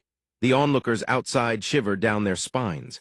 So there's actually a fighting style like this. The hidden strength of the 7th peak is truly terrifying, just a bit noisy. Once she sits back down, he glances over and asks, but didn't you already have it out for Yi Chen, saying you wanted to take him down head-on? Lin Zhai answers straightforwardly. Back then his cultivation was higher than mine. He could barely qualify as my opponent. Today he's only at the 10th level of innate realm, while I'm already at the 2nd level of foundation establishment. If I used my real strength against him, wouldn't that just be bullying? Mohan used to needle her with words without a shred of hesitation. But now everyone's already saying senior sister is the one bullying people. Lin Zhai crosses her legs, her face dead serious. In any case, I'm not the old Lin Zhai anymore, with Master's guidance. My goal now is to challenge the true prodigies of the Sword Dao. This makes Xiao Xuan unable to hold back his praise. Now that's ambition, worthy of being my personal disciple. Come, head back and rest well. Tomorrow brings the 2nd round. Wang Yan, who had been watching from start to finish, falls into a grim silence. He never expected Lin Zhai to possess this kind of power now. Damn it. Xingyu had been silently observing all along, and now she speaks up. That was truly a spectacular match, but Wei Jiu beside her doesn't share that opinion. In this tiny Hongmeng sect, the hidden reserves are indeed extraordinary. But compared to all of Great Qin, it's still trivial. She gently chimes in to speak up for Lin Zhai. Elder Wei may not be aware I've already sent spies to investigate. That young woman from earlier is the personal disciple of Elder Xiao Xuan from the Hongmeng sect. A few months ago, she was still an ordinary person with no cultivation whatsoever. I hear that not long ago, this Xiao Xuan caused an uproar at the Luoyun City Lord's Manor, then went up the mountain and challenged the Luoyun sect. Now both major sects have fallen into his hands. From what we just saw, he holds considerable prestige within the Hongmeng sect, capable of rallying numerous martial factions with his strength alone. Isn't this exactly the kind of person we're looking for? Wei Jiu had nearly grasped her intentions. He simply asks, so you plan to recruit this man? She nods. If he can secure first place in today's Hongmeng Violet Qi distribution. The scene shifts to the entrance of the 1st peak. A clear, ringing voice echoes out. The Hongmeng Violet Qi. Mohan doesn't quite understand. The Hongmeng Violet Qi. Xiao Xuan explains calmly. The Hongmeng Violet Qi is one of the Hongmeng sect's greatest treasures, distributed according to the annual tournament rankings. I've heard that cultivating within the Hongmeng Violet Qi over time boosts one's fortune. Those who immerse themselves in the Violet Qi for extended periods are said to gain a blessing of destiny. If you take first place this year, I hear you can even obtain top-grade Hongmeng Violet Qi. Mohan nods. Once the Violet Qi descends, the entire peak will undergo a remarkable transformation. I never expected the Hongmeng sect, despite its modest fame, to possess such an astonishing treasure. He continues, indeed. When I first learned of it, I was quite surprised too. Perhaps the Hungmeng sect was once a much greater sect in the ancient past. With that, the master and his 2 disciples stride onward, heading straight toward the wondrous treasure that lies ahead. Lin Zhai senses the surrounding spiritual energy and can't help but marvel. The spiritual energy in the air is so much denser now. Training here from now on would mean twice the results with half the effort. Mohan stares in astonishment at the golden tree before them. Isn't this the essential ingredient for refining countless golden core pills? In unlimited quantities. How can there be this much? This year's Hungmeng Violet Qi seems even richer than before. Then Lin Zhai gasps at the lotus pond ahead, a whole pool of fireheart lotuses. With all of this, couldn't we forge spirit swords just like Master does? Xiao Xuan generously gives his permission. Feel free to try. They continue onward. Lin Zhai keeps wondering why even their dwelling has been automatically renovated. He replies nonchalantly, I've heard the structures of the Hungmeng sect are formed from the mountains themselves shaped by illusion. Now that we've seen it firsthand, it appears to be true. All right, everyone head back to your rooms and rest. Rest up and prepare for tomorrow's competition. Both reply in unison, delighted. Yes, Master. Meanwhile, at the tournament grounds, 2 figures are still trading blows on the arena. Than Tuan brings down a silk-soft sword, strike from above toward Wang Zheng. The sword flies from his grip. He angrily rubs his wrist. Damn it! She holds her side sword and smiles, twisting the knife. I recall you once came to my master, begging to join the second peak. Too bad Master turned you down. Frankly, you have no real devotion to the sword. I doubt you came to learn from my master for her swordsmanship. You probably just noticed the second peak has plenty of female disciples. Too bad. No matter how many female disciples the second peak has, none of them would give a damn about some pretty boy trash. Hearing those vicious words, Wang Zheng doesn't refute a single one. But Than Tuan isn't done tearing into him yet. I'd long heard that Elder Xiao customizes sword techniques for his disciples.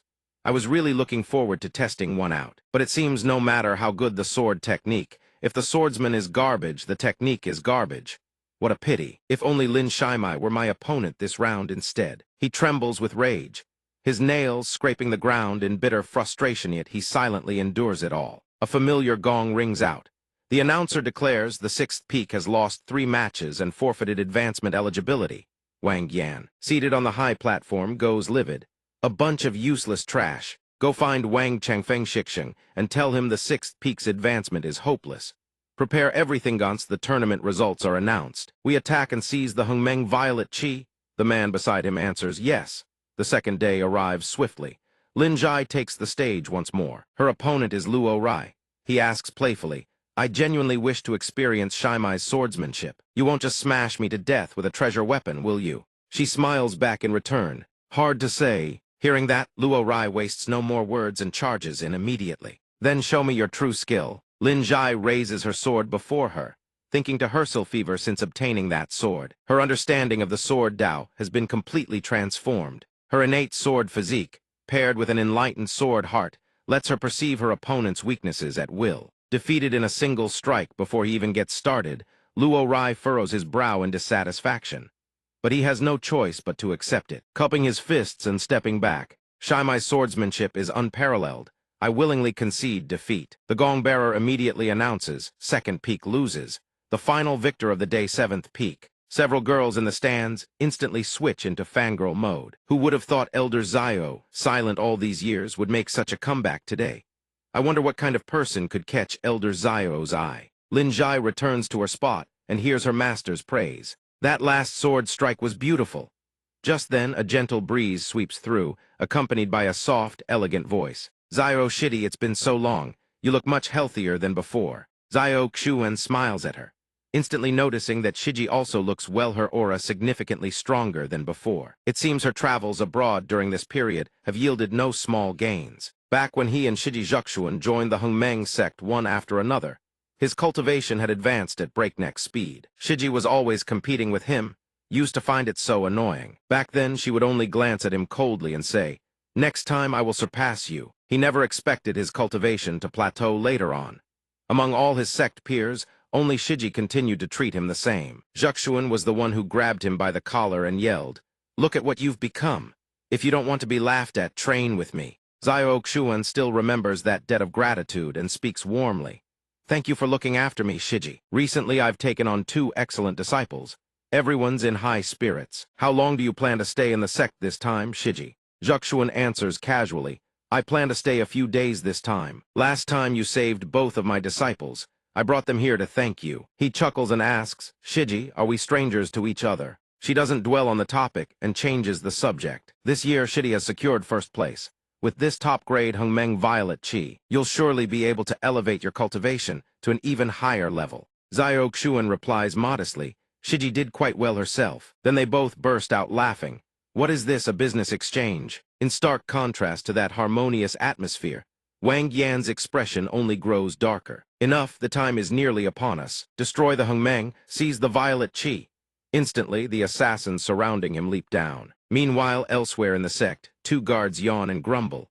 I really want to go watch the matches. The other laughs. Who told us to draw the short straw? It's our turn to stand guard. Suddenly, a noise startles them both. A horde of assassins shrouded in dark aura surge forward, screaming, destroy the Hongmeng. Seize the Violet Qi. The guards bark, who are you? How dare you storm into the Hongmeng sect? Above the mountain square, Elder Wang Feng of the Sun Moon Ghost sect suddenly manifests, his aura surging at the first stage of the nascent soul realm. He sneers coldly, old thief Zhang He, I hope you have been keeping well. Zhang He's expression remains unchanged. He retorts coldly, Wang Feng, it really is you. Your treacherous heart remains as black as ever. After crawling to the Sun Moon Ghost sect, you now dare to return and incite chaos. Wang Feng summons his sword in a frenzy, demanding obedience. I have ascended to the nascent soul realm today. And you, old thief, are still stuck at the peak of the golden core, are you not? Kneel and beg for mercy now.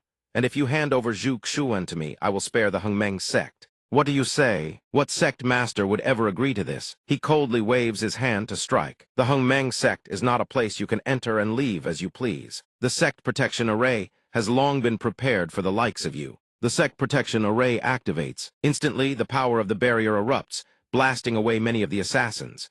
Wang Feng, however, remains unscathed and offers a twisted smirk. I have heard that the ancestors of the Hongmeng sect once harbored a celestial. The power of this array is indeed as legendary as they say, but it is nothing more than this.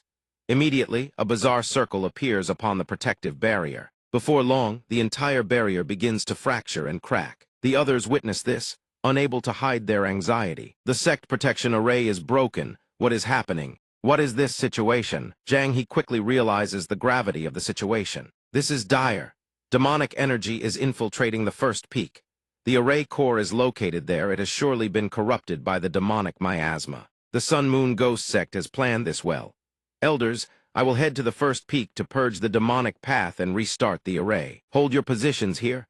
The disciples cry out in unison. Rest assured, sect master. Xiao Xuan and Zhu Xuan stand back to back. She smiles. The last time we fought side by side, it seems like a decade ago. He tilts his head, eyes filled with nostalgia. A decade ago? Are you talking about the time you wanted to watch a show, dragged me along to lock the sect master in his room, and then got chased across the mountain by his spirit sword? She narrows her eyes and scolds. Your sharp tongue is just as refined as ever. Since you dare to offend the Hongmeng sect, you must be prepared to die.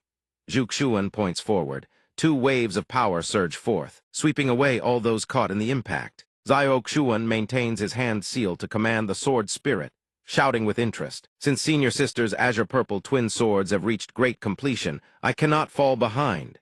He strikes downward, causing the invaders to explode into gore. Luo Rai and Qing Quan charge forward together, shouting, Don't forget us. They stand back to back, their twin swords tracing a lethal arc through the air. Lin Zhai watches and exclaims excitedly. So the second peak practices twin swords to unleash their full power. The azure-purple swords must strike in unison. I must find a chance to spar with you both. Mu Han supports from behind, controlling her artifacts. Senior Sister, go ahead, I will pave the way for you. Lin Zhai nods and charges. Very well, I leave it to you, Junior Sister. 10,000 arrows of slaughter. Her momentum surges as she swings her blade, unleashing a torrent of power that repels the surrounding enemies. Mu Han swallows another medicinal pill, declaring, I can control even more artifacts. Dozens of high-grade artifacts appear around her, their power far exceeding expectation. Luo Risk Group stares in utter shock, their eyes nearly popping out. So many artifacts, all at Earth grade or above it seems. They hadn't even used their full strength during the 7th peak tournament. Wang Yan, who had been biding his time, seizes the chaos to launch an assault. He points his sword straight at Zhu Xuan with gnashing hatred. Does the Hengmeng sect only rely on the sect master's favoritism? Seeing this, Zhao Xuan shouts a warning. Senior sister, watch out. He maneuvers his sword intent to strike, narrowly missing the man. His sneak attack foiled, Wang Yan grinds his teeth in rage. That's Zhao Xuan again. Zhu Xuan turns, her twin swords lashing out in a counterattack that sends him scrambling in fear. Brother, save me. Occupied with fighting Zhao Xuan, Wang Feng curses in annoyance. You useless trash. It seems I have to do everything myself. Summoning Banner, bring forth the ghostly soldiers. He is suddenly surrounded by emaciated, skeletal undead, emerging from all directions. Facing the terrifying scene, Zhu Xuan remains calm, her grip tightening on her sword hilt. She smirks, offering a cold assessment. After betraying the sect, you have turned yourself into something that is neither man nor ghost. Wang Feng seems to descend into madness, unleashing a grotesque laugh. He bellows with resentment, neither man nor ghost? A fine way to put it. Back then, I was willing to do anything for you, but you treated me like dirt, leaving me to be mocked by our peers. His past peers echo in his memory. Look at that idiot Wang Feng. If it weren't for gaining her approval, why would I have risked a forced breakthrough? In the end, his spiritual power scattered. His cultivation was lost, and he was forced to turn to the demonic path. If not for you, would I have become this husk? Golden Core Peak Soldier, rise. Zhu Xuan slashes through with one stroke. She sneers coldly, shameless. Junior brother, these ghost generals all possess strength nearing the Golden Core Peak. If you are overwhelmed, Tyne and Gaiet on the other side will also be attacked. Ngai Ku rushes out to eliminate them. Carefully she asks, Elder Ngai, do you think the Hengmeng sect needs our help today? He snorts in judgment. The elders of the Hengmeng sect are all incompetent. When that summoning banner appeared, they were scared witless. Only these two youths, one male and one female, look somewhat capable, but they have yet to break through to the Golden Core realm. Dealing with Wang Feng is difficult enough, let alone the Sun Moon Ghost sect's nascent soul leader, that old murderer. I fear the Hengmeng sect will not survive this tribulation. Zhu Xuan and Zhao Xuan stand together in the air, surrounded by terrifying skeletons. Tyne and Gaiet slays another undead, thinking to herself, if the Hengmeng sect cannot even survive this battle, they will be of no use to me. However, Zhao Xuan and Zhu Xuan have extraordinary talent. If I could recruit them as subordinates, it would certainly be a wise choice. Elder Ngai, let us observe for a while longer. If Zhao Xuan and Zhu Xuan encounter trouble later, intervene. He nods, Ngai Ku obeys. Zhu Xuan forcefully summons her weapon. With a single strike, the surrounding skeletons are decimated. Ngai Ku cannot help but comment, I have heard the Hengmeng sect possesses a mystic-grade low-tier twin sword art. The maiden has mastered it well. I fear no one below the nascent soul realm can stand against her. Suddenly, a skeletal hand reaches out to grab her ankle. She reacts, but it is too late. Oh no, these bones are poisonous. At the same time, green chains lash out from the void. Zhu Xuan is completely bound. Breaking out into a sweat, she gasps, I cannot break free. Then a colossal skull manifests behind her. Zhu Xuan looks back in shock, as a giant skeletal entity looms behind her. Wang Feng, twisted by his hate, grinds out each word. Our Hengmeng heavenly maiden has indeed improved much over the years, but unfortunately, this is the extent of it. Seeing the situation turn, Tyne and Gaiet gives the signal. Elder Ngai, it is time to move. He acknowledges the command. Before they can strike, Zhao Xuan descends with a strike upon the giant skeleton. Release my senior sister. That single blow shatters the construct into dust. Zhu Xuan and the others watch in astonishment. Zhao Xuan sheathes his sword and sneers. Is this not just a nascent soul realm? Who hasn't killed a few nascent soul experts before? With the support of my innate sword body, I have gained new insights into this ever-changing technique. Previously, I tried to condense the spiritual energy of the strong to empower my sword. But now, the support of the condensed bamboo script is enough. Wang Feng screams in bitter rage. This brat is truly arrogant. Today, I will cure you of your foul mouth. More skeletons lunge toward him. Zhao Xuan summons dozens of swords at once. You think you are enough. The swords streak forward, obliterating everything in a single volley. Wang Feng is blown backward. He thinks in shock, this power. The strike impacts Luo Risk Group, and the aftershocks are becoming difficult to withstand. Lin Zhai quickly casts a protective barrier. Junior sister, be careful, hide behind me. Mu Han nods, and Ngai Ku also conjures a shield. Nearly 100 golden core ghost creatures, all wiped out by him in a single move. Tyne and Gaiet's eyes turn cold. A golden core possessing such power. If I can subdue him, the Vant Dao Grand Assembly will be easily conquered. Xiao Xuan slowly steps across the wreckage. When, after such a grand display, this is all the skill you have, I will give you one last chance. Release my senior sister. Wang Feng hisses through his teeth, calling her senior sister so affectionately. Was it not because of you that she rejected me all those years ago? Zhu Xuan, today I will show you the misery of choosing the wrong man. Xiao Xuan panics, gripping his sword as he lunges. Stop. He charges forward, channeling all his strength into a single strike against the chains. They snap like brittle scrap metal, shattering into pieces. Zhu Xuan, once bound, is now completely liberated. Wang Feng turns pale, disbelief etched on his face. Zhu Xuan falls from the air, struggling as she grits her teeth. No, I cannot summon the twin swords. At that moment, Xiao Xuan had already soared up from below to catch her. Senior sister, his hand reached out gently, wrapping tightly around Zhu Xuan's waist. He turned his body to support her, his deep voice ringing out. Senior, sister, are you all right? Zhu Xuan blushed and pulled away. I'm fine. Luori and Qingquan immediately cheered with glee. Elder Xiao, that was incredible. I saw Master's face turn red. On the other side, Lin Jai's heart shattered into pieces. Master, only Mohen's eyes lit up so handsome. Xiao Xuan withdrew his gentle demeanor, his expression hardening into steel as he roared, Wang Changfeng, go die. Without hesitation, he lunged forward with a single sword thrust, piercing clean through his opponent. Wang Changfeng clutched his blood-soaked chest, eyes wide with disbelief. This is impossible. Just like that, Changfeng crumpled to the ground, while the other two walked away arm in arm. Zhu Xuan couldn't help but speak up. Junior brother, you. Xiao Xuan wore a cold expression, but inside he was already screaming. Senior sister must have been completely dazzled by my handsomeness just now. Yet all she could manage was a lazy requestionant. She at least put me down now. And like a fool, he just nodded. Fair enough. Zhu Xuan gently set her feet on the ground, turned to face him, and declared, that move earlier wasn't bad. When I have time, I'll definitely spar with you. Xiao Xuan grinned proudly, flexing. That's a killing technique I just mastered. Forget someone who just barely broke into nascent soul like Wang Changfenjeven if I ran into a soul diversion cultivator. I could easily hold my own. Xingyu, standing nearby, was stunned.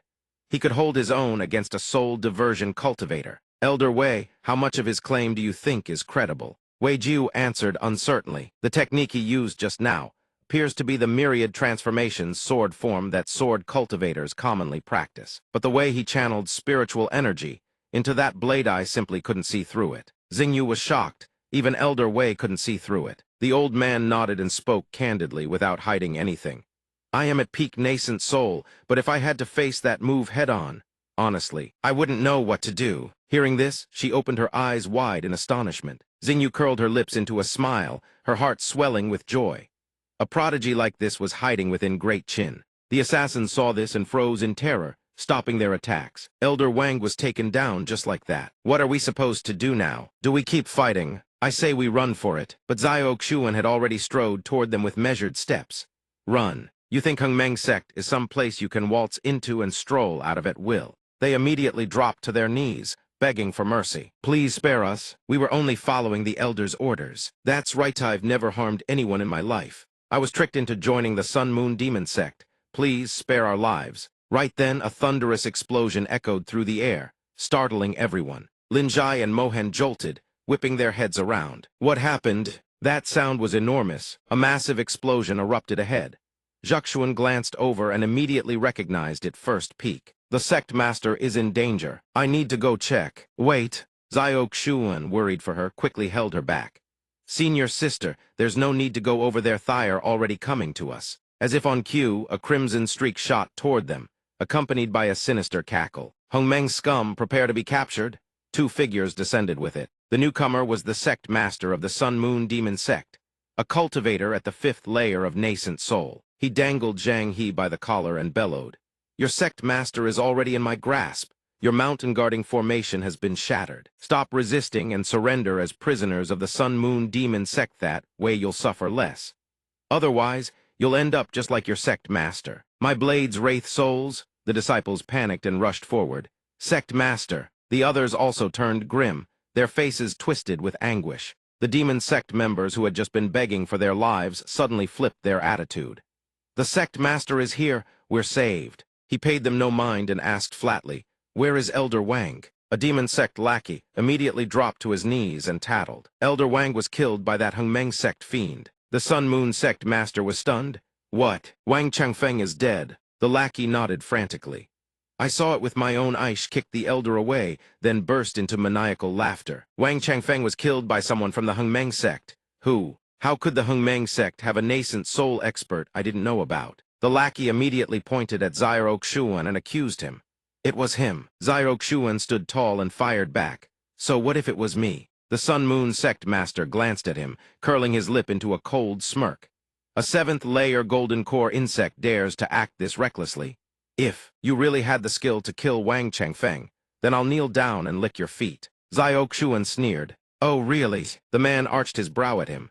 "Go on, tell me what trick did you use?" But before he could finish the sentence, Xiao Xuan had already launched himself forward and planted a devastating kick. The Sun Moon sect master was sent flying backward, to the utter horror of everyone watching. Sect master Xiao Xuan raised his foot, his tone dripping with provocation. "Afraid you wouldn't keep your word, so I took the initiative. Fair's fair." The man wiped the blood from the corner of his mouth, his voice a terrifying roar. "Good, you Bratiday. I'll use you to consecrate my blade. Die." With that, he shot forward. Xiao Xuan raised his sword to meet the blow. The two forces collided, sending everyone nearby flying. Zhuxuan swiftly erected a protective barrier. "Get behind me, all of you." As for the demon sect members, they couldn't dodge in time. Blood erupted from their mouths. Mohan raised her arms to shield herself, frowning involuntarily. "Maz, Tur he," Lin Zhai observed with his sharp eyes. His sword heart giving him clarity. Every move they made was visible to him. Master's Loyan sword was a low-grade celestial rank spirit sword. Combined with the myriad mile sword soaring art, its power could easily reach the level of a mid-grade celestial rank weapon. But that blade, its grade was terrifying, mid-grade celestial rank at minimum, possibly even supreme grade. This time, Master was in real danger. The Sun Moon sect master poured all his force into a downward strike. "Go die." Xiao Xuan was pushed back, immediately leaping backward to create distance. He reached out his hand toward Zhuxuan with a request. "Senior sister, lend me your sword for a moment." Before she could even react, the twin swords sheathed at her waist flew out on their own. Xiao Xuan's soft, gauze-like swords also began orbiting around him. Lin Zhai took one look and immediately recognized its 7 stars soaring immortal sword formation. Xiao Xuan unlocked his sword technique, his face cold with resolve. "I don't care what kind of immortal you think you Aratade, you die by my hand." Lin Zhai, however, was overcome with excitement at this technique. 7 stars, the Jushin sword formation, is a top-tier mystic grade formation. Once these 7 swords merge, their power nearly touches the realm of immortals. "Master, if you wish to obtain the 7 stars Jushin sword formation, take my sword. Use it." Ying Xingyu possesses vast knowledge and has heard of this technique before. The 7 stars Jushin sword formation. I once glimpsed this formation in ancient texts. To think I would behold its true manifestation here today. "Young master, if you desire the 7 stars Jushin sword formation, why not also include my earth-grade peak-tier dragon-suppressing blade?" Calculations stir within her heart. Perhaps this is truly the chance to win this man over. With the swords gathered, Xiao Xuan points toward the enemy. "Today, your Ryu Ghost Gate shall meet its end here." The 7 swords erupt, converging upon the enemy like a torrential storm. The Ryu elder, ignorant of the immensity of heaven and earth, remains arrogant. "Do you think your mere blades can best me?" He sneers and lunges forward to meet the strike head-on, but the power of the 7 stars Jushin sword formation is too overwhelming. Caught off guard, he is struck instantly and suffers grave injuries. The Ryu sect master clutches his mangled arm and bellows. "Do not celebrate too soon, even if you possess heaven-defying skills. Do not think you can leave alive under my Kingmo blade."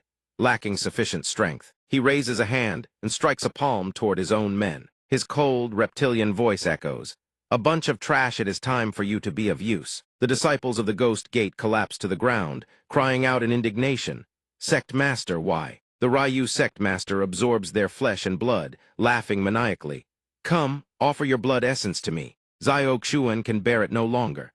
He vanishes in a flash to strike, slaughtering the traitor to cleanse the world of such filth. Two heaven-shattering forces collide and annihilate one another. Lin Jai gasps in astonishment. He actually blocked it. The Ryu sect master shouts in triumph. My precious blade refines itself by devouring the blood essence of the living. It is now a low-tier immortal grade weapon.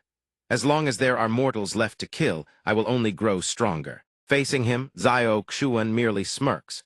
He surges forward with the 7-star Jushin sword formation, his momentum like a raging dragon, forcing his opponent to stagger. The Ryu sect master is horrified and asks in disbelief, how is this possible? How can the 7-star Jushin sword formation be this strong?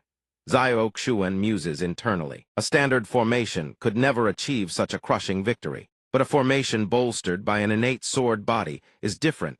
It does not merely amplify the power of the blades. It can also infinitely magnify specific traits of the swords themselves. The twin Zai swords tempered by the Hengmeng purple, Qi, hold a suppressive effect against the killing intent of the demonic blade. I did not expect the dragon-suppressing blade, catalyzed by the formation, to manifest such potent dragon Qi, making it child's play to neutralize the murderous aura. It seems this man is no ordinary cultivator. Seeing death approaching, the sect master finally feels terror. Master, I am an elder of the Ryu divine sect of the Longyan Empire.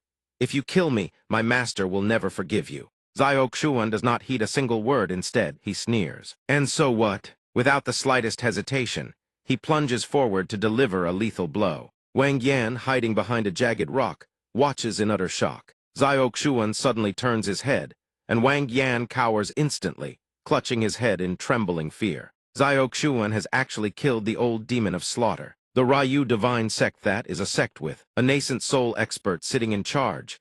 They are a hegemon within the Longyan Empire. Even if all the sects of the great Qin dynasty combined their power, they could not withstand a single finger of such a sect. It is over. Zio Xuan is dead, the Hengmeng sect is dead, and I am finished. Zio Xuan approaches slowly and asks, is that so? What of the future of the Hengmeng sect? Unable to speak, the old man looks at him as if he has seen a ghost. Zio Xuan looms over him. Wang Yan tries to flee, but Zio Xuan's voice rings in his ears. There is no doubt you will die today. His miserable wails echo into the silence. Zio Xuan retrieves his sword with grace. He turns to look at the others. He speaks softly. It is finally over. The losses in this battle are significant. How is the sect master? Su Muhan answers with a heavy heart.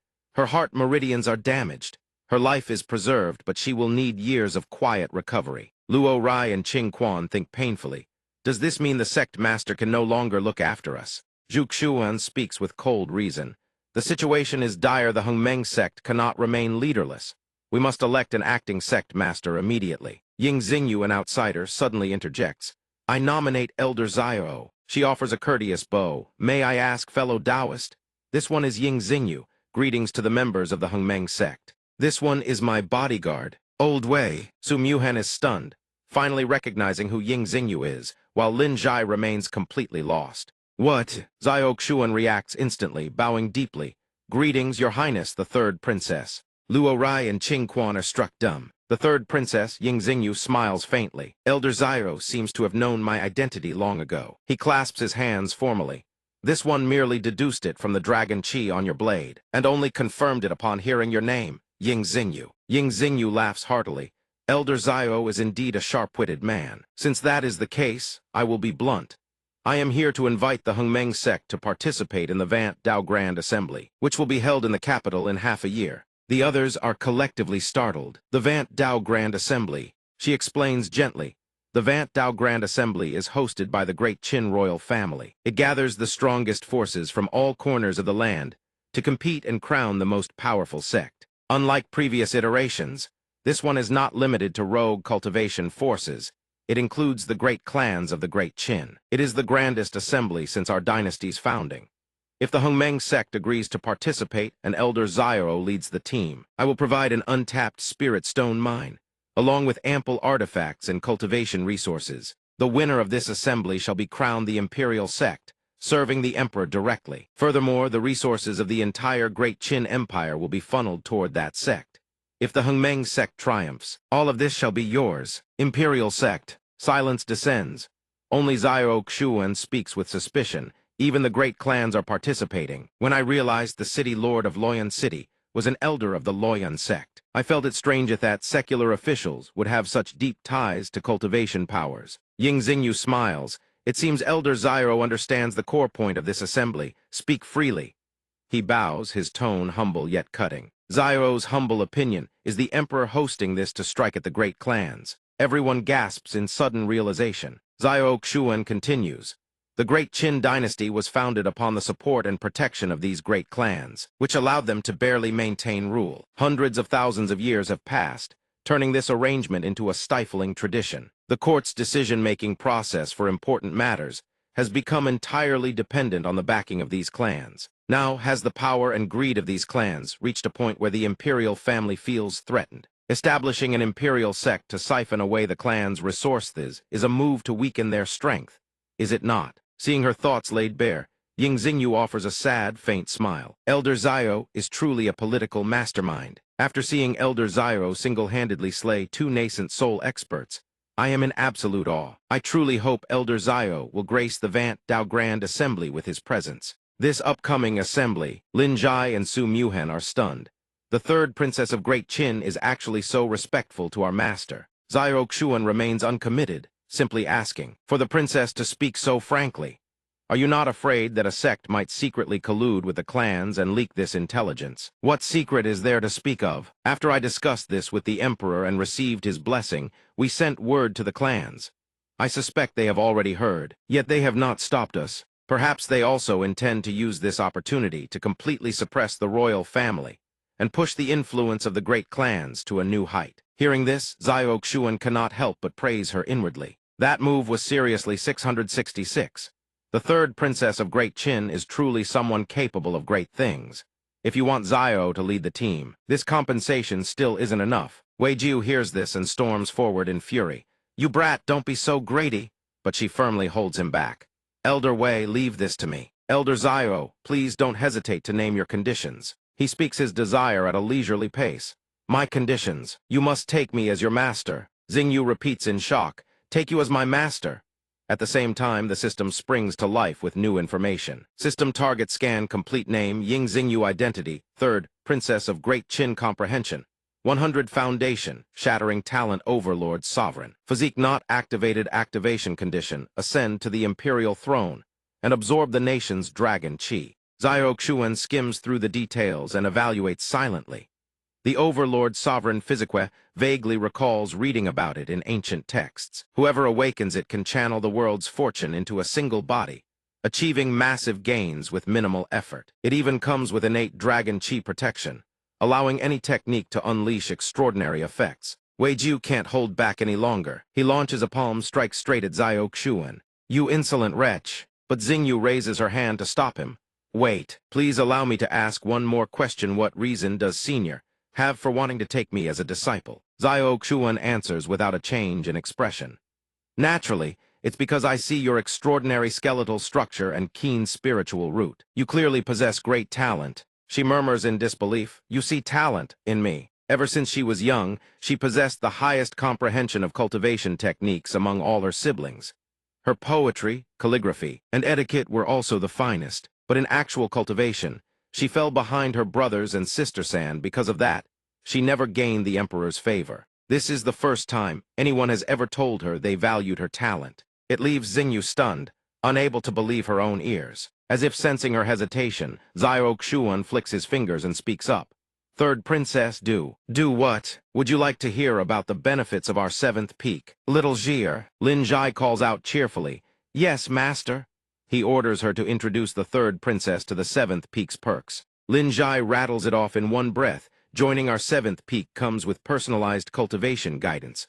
Plus, our junior sister is a Tier 3 alchemist who can supply pills at any time. The prescription formulas under her name rake in enormous resources every day.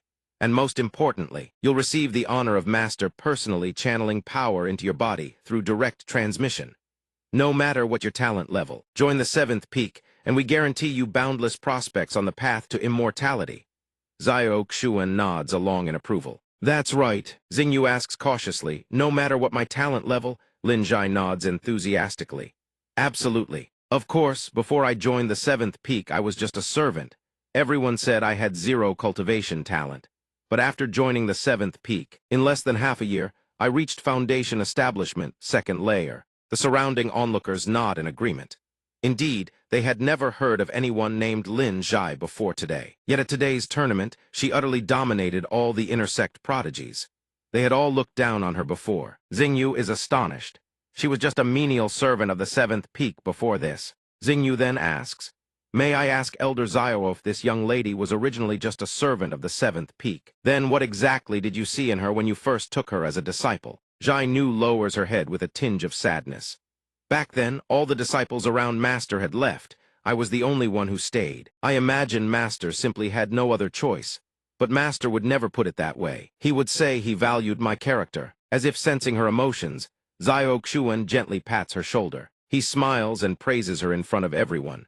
"Of course I valued her talent. When taking a disciple, if you don't look at talent, what do you look at? Is there truly no one here today who can recognize the sword path talent of my disciple? Third Princess, I told you I value your talent. I have the confidence to make you the foremost in this path." She still hesitates slightly. If that is the case, Master above, please accept this disciple's bow." She drops to her knees and kowtows. Wei Jiu sees this and shouts, trying to stop the princess. Zio Xuan gets his Wishai's new disciple secured. He happily helps her to her feet. "Good disciple, rise." At the same time, the system notification chimes in. "System ding. Congratulations, host. Disciple recruit successful. System rebate multiplier x10 reward. You have received Yin-Yang 5 Elements Body Tempering Scripture, Earth Tier Supreme Grade, Postnatal Spirit Weapon 1. A surge of raw power materializes out of thin air and floods into Zio Xuan's body. He silently ponders as a postnatal spirit weapon coils around his finger. The soft sword now wraps around his fingertip, seemingly linked to his very thoughts. It feels as though it can read his mind. He has heard that spirit artifacts refined over 1,000 years can birth a sword spirit, capable of autonomous attack and self-cultivation. He never imagined the system could simply hand him one outright. This is way too overpowered. Only now does Wei Jiu belatedly speak up and reprimand. "Your Highness, have you lost your mind? How can you take this man as your master?" But she simply shakes her head. "Elder Wei, this is my decision. Spare me the lecture." He lets out a long, heavy sigh. "How am I supposed to explain this to His Majesty when we return?" Xingyu disregards the matter entirely and changes the subject. "Let's return to the previous topic. As a disciple of the Hongmeng sect, I sincerely nominate Elder Zio as acting sect master." Others voice their agreement. "I also believe Elder Zio is the most suitable candidate." She affirms once more, "The Great Qin Imperial House will also support Elder Zio." Zhang He, still recovering from his injuries, speaks up as well. "If that's the case, Elder Zio, the Hongmeng sect entrusts itself to you." Su Mohen murmurs softly, calling out, "Sect Master." Hearing this, Zhu Tuan extends her hand with a smile, since everyone is in unanimous agreement. But the man of the hour, Zio Xuan, raises his hand in refusal. "Sorry, but I have an objection." Everyone stares in shock. "What?" Zhang He wheezes in exasperation. "I'm not long for this world. The Hongmeng sect needs to be passed to the younger generation. Don't bother picking an acting sect, Master, just choose a new one outright." Zio Xuan smirks and lays out his reasoning with impeccable logic. "As for me, I'm the type who drifts from place to place on a whim, making enemies wherever I go. Now I've taken the third princess of Great Qin as a disciple, making my identity even more complicated.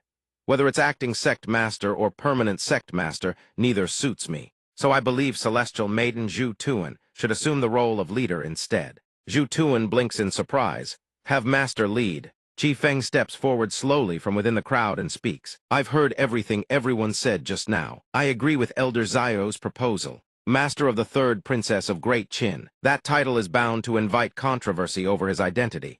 It truly isn't suitable. Junior sister Zhu Tuan, at the age of 12. You enter the stone chamber and read the Great Desolation Heavenly Book. You caught a glimpse of the future. Perhaps this was heaven's will all along. According to ancestral law, only the sect master is permitted to read the Great Desolation Heavenly Book." Zio Xuan's eyes sharpen, catches the critical detail immediately. The Great Desolation Heavenly Book. Zhu Tuan's eyes light up with an idea. Elder Chi's words just now reminded me of something. The Great Desolation Heavenly Book contains writings about the Hongmeng sect's future. If everyone is still hesitating over who should succeed senior brother Zhang He, then why not let the Heavenly Book decide? "Junior brother, please follow me." Xingyu hurries to speak up. Master. Elder Wei and I still need to visit the other immortal sects. I must take my leave first." He calls out softly, "Wait. You've just become my disciple, and your master hasn't had time to prepare a proper welcoming gift. Take this ring-winding soft sword, for no it'll serve as self-defense. She accepts it with a skeptical look. The ring-winding soft sword, Zio Xuan explains with a grin. This sword has a soul. It doesn't need sword techniques to control it. It can fight on its own. She asks, how powerful is this sword exactly? He answers bluntly, not very. Wei Jiu, standing nearby, scoffs dismissively. Your Highness, with this old man protecting you, why would you need a sword like that? Zio Xuan adds casually, it can also kill nascent soul stage cultivators. Wei Jiu, a peak nascent soul expert himself, sputters. Kill nascent soul cultivators. The scene shifts to a mountain trail hidden deep within the Hongmeng sect. Zio Xuan looks at her curiously. Senior sister, you brought me here to see the Great Desolation Heavenly Book. What exactly is that thing? Truck Tyan gently channels spiritual energy into the door. She doesn't answer. Instead, she probes him. A month ago, this junior brother was critically injured and nearly died. After that, he broke through and returned to normal. Not only did he ascend to Golden Core, he also took on 2 disciples with outstanding talent. What exactly happened back then? Zio Xuan grins carelessly. What could have happened? I just happened to stumble upon an immeasurable golden pill. That's all. I used that pill to cheat death and break through to Golden Core. But honestly, it felt a bit anticlimactic. She's probing me. Does she suspect someone else has taken over my body? Truck Tyan doesn't press further. Is that so? The door swings open at that moment. At the center of the chamber sits a treasured artifact, heavily warded and protected. He stares at the jade tablet, bewildered. She continues. This is the Great Desolation Heavenly Book. It was passed down by the founding patriarch of the Hongmeng sect.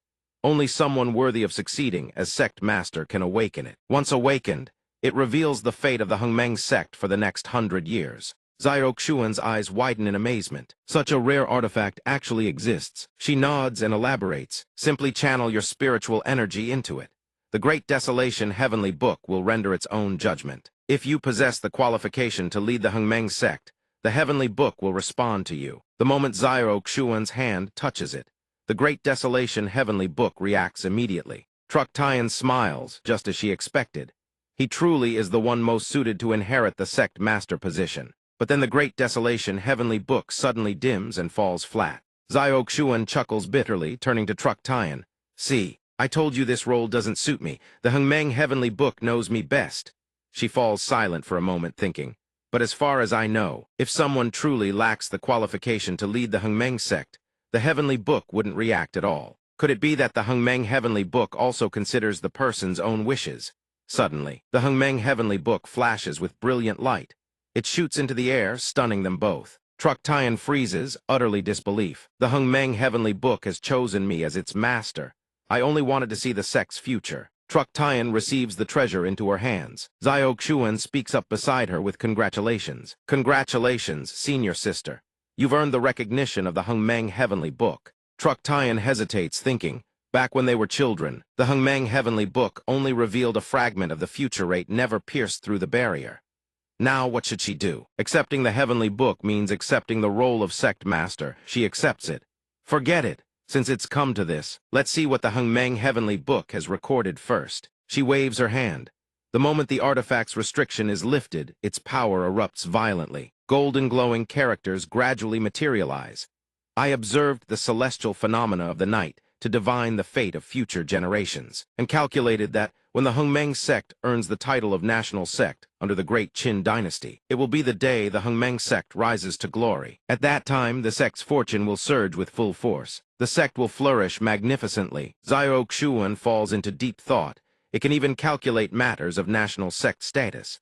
This Hongmeng Heavenly Book truly has some real power. Truck Tyan gasps in shock, pointing at the Heavenly Book.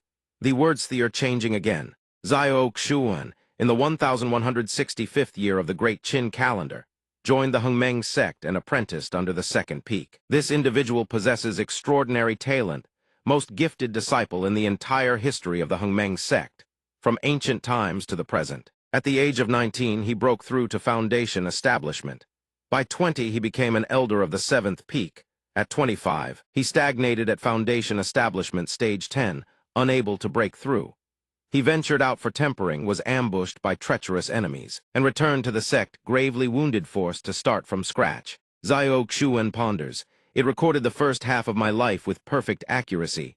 But after start from scratch, there's nothing more. Is it because I awakened the system? The world truly is vast. There's no shortage of strange things. No wonder the sect master has always been so close to me. So that's why, it seems this Hungmeng sect is far from simple beneath the surface. Truck Tian is equally puzzled. The Hungmeng Heavenly Book didn't choose him as its master, yet it recorded his fate in vivid detail. Could it be that his future fortune surpasses even the Hungmeng sect itself? He certainly won't stop at just the Hungmeng sect, will he? Sensing her gaze, Xiao Xuan turns to her with a teasing grin. Senior sister, you're not suspecting me of being body-snatched, are you? You've been staring at me for a while now. He steps closer and recounts old memories. Senior sister, I still remember you once snuck me down the mountain to watch a play. When Master found out, you dumped all the blame on me. I got punished and had to kneel in the ancestral hall for days. And there was the time you blew up Master's pill furnace and ran to my room to hide. Hide? I was bathing at the time. You saw everything. Truck Tian's face flushes crimson as she shoves him away. All right, I know it's really you. Stop talking. Xiao Xuan smirks, shamelessly pleased with himself. Honestly, I knew you were testing me from the start, senior sister. I was just messing with you a bit. Nothing else behind it. She clears her throat and turns serious. You probably don't know this yet, but when the Hungmeng sect's fortune surges, the Hungmeng Violet Qi will be distributed according to each individual's standing within the sect. Now that the Hungmeng Heavenly Book has chosen me as sect master, I want you to serve as vice sect master in name. He's genuinely moved as he calls out senior sister, but inside he thinks, she always puts me first. I should do something for her too. Xiao Xuan speaks up. Oh right, don't you have a pair of yin-yang twin fish jade pendants? She nods. That's right. The technique I cultivate is a dual-sword synergy art that harmonizes the 5 elemental forces of yin and yang. These yin-yang twin fish jade pendants are the auxiliary tool I use for cultivation. But when I found them, they were already incomplete, so their effectiveness is limited. Can you lend them to me for a bit? He asks immediately. I have a way to guarantee I'll return you a complete set in the future. Truck Tian hands him the technique scroll. Here. You're already the vice sect master of the Hungmeng sect in name now. The dual sword synergy techniquio have every right to learn it. Take it. Xiao Xuan accepts it with delight, thinking, this time I can leverage the system to power up again. Scene cuts to nightfall at a small cottage. The system notification lights up system host has gifted disciple a technique dual sword synergy art. Lower heaven grade. Rebate multiplier triggered x 1000. Received technique fusion 1 duration 1 day. System host has gifted disciple an incomplete yin-yang twin fish jade pendant. Rebate multiplier triggered x20. Received complete yin-yang twin fish jade pendant. Lin Zhai beams with joy. Thank you, master. Xiao Xuan smiles lightly. Go practice. Remember to share it with your junior sister too. She cheerfully obeys. The notification panel pops up again. Received technique fusion 1 duration 1 day.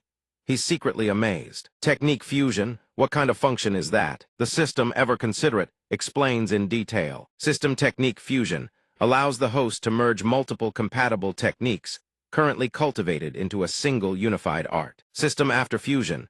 The new technique will inherit all properties of the merged techniques. System grade and power will be significantly enhanced. He's curious about this new feature. Interesting. Let's give it a shot. The system begins its confirmation. System host activated technique fusion.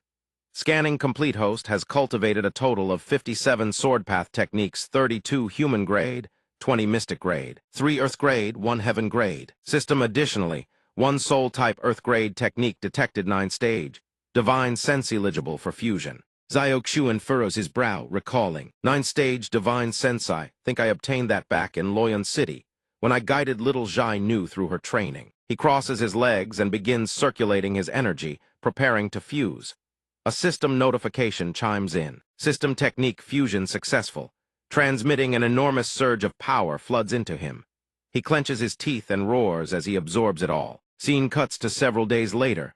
Atop the 7th peak, the chatter of disciples echoes. The thunderclouds above the 7th peak have lasted nearly half a month now, haven't they? I heard it's because Elder Zyro went into seclusion. The guy beside him cranes his neck and chimes in.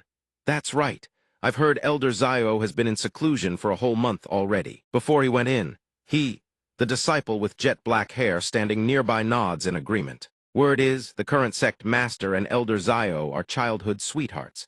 They even joined forces to destroy the Sun Moon Demon sect last time. What a perfect match. The three of them continue chatting away animatedly, completely oblivious to the person standing behind them. It remains to be seen if they truly harbor such intentions. The one approaching is Liu Mini, Elder Xuan's disciple, the newly appointed elder. Upon hearing their chatter, her expression darkens with fury. You little brats, all you do is gossip. If you put even half as much effort into your cultivation as our sect master, you would have made a name for yourselves long ago. Scram and return to your cultivation at once. The three of them go deathly pale, struck by terror. The second elder, the surrounding disciples, can only whisper in helpless frustration. Who is that sharp-tongued woman? Are you blind? That's the new second elder. Didn't the previous second elder get promoted to sect master? I heard she went on a journey shortly after reaching the Foundation establishment realm. They say she only returned because the sect was in peril. Back then, in a tavern, Minnie interrogated a passerby without a hint of hesitation. What did she say? She claimed the Sun Moon Ghost sect had launched an assault on the Hengmeng sect. They further remarked that she had already reached the 7th level of the Golden Core realm upon her return. If Elder Zio hadn't risen so meteorically, she would undoubtedly be the Hengmeng sect's top genius. She then turns her gaze back, scolding the others. I've told you too, you've been in the sect for half a year and your cultivation has stagnated.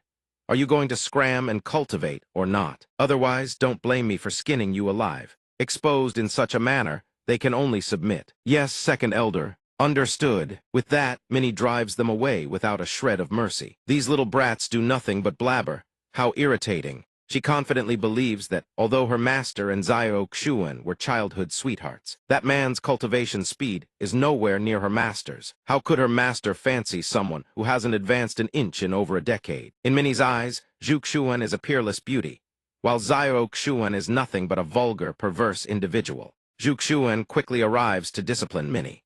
Minnie, why are you bullying fellow disciples the moment you return to the sect? Have you already replaced me as the peak elder? Why haven't you mellowed out even the slightest bit? She tries to defend herself. Master, I was only doing it to protect you. The disciples wouldn't cultivate, instead gossiping behind your back about you and Elder Zio Xuan.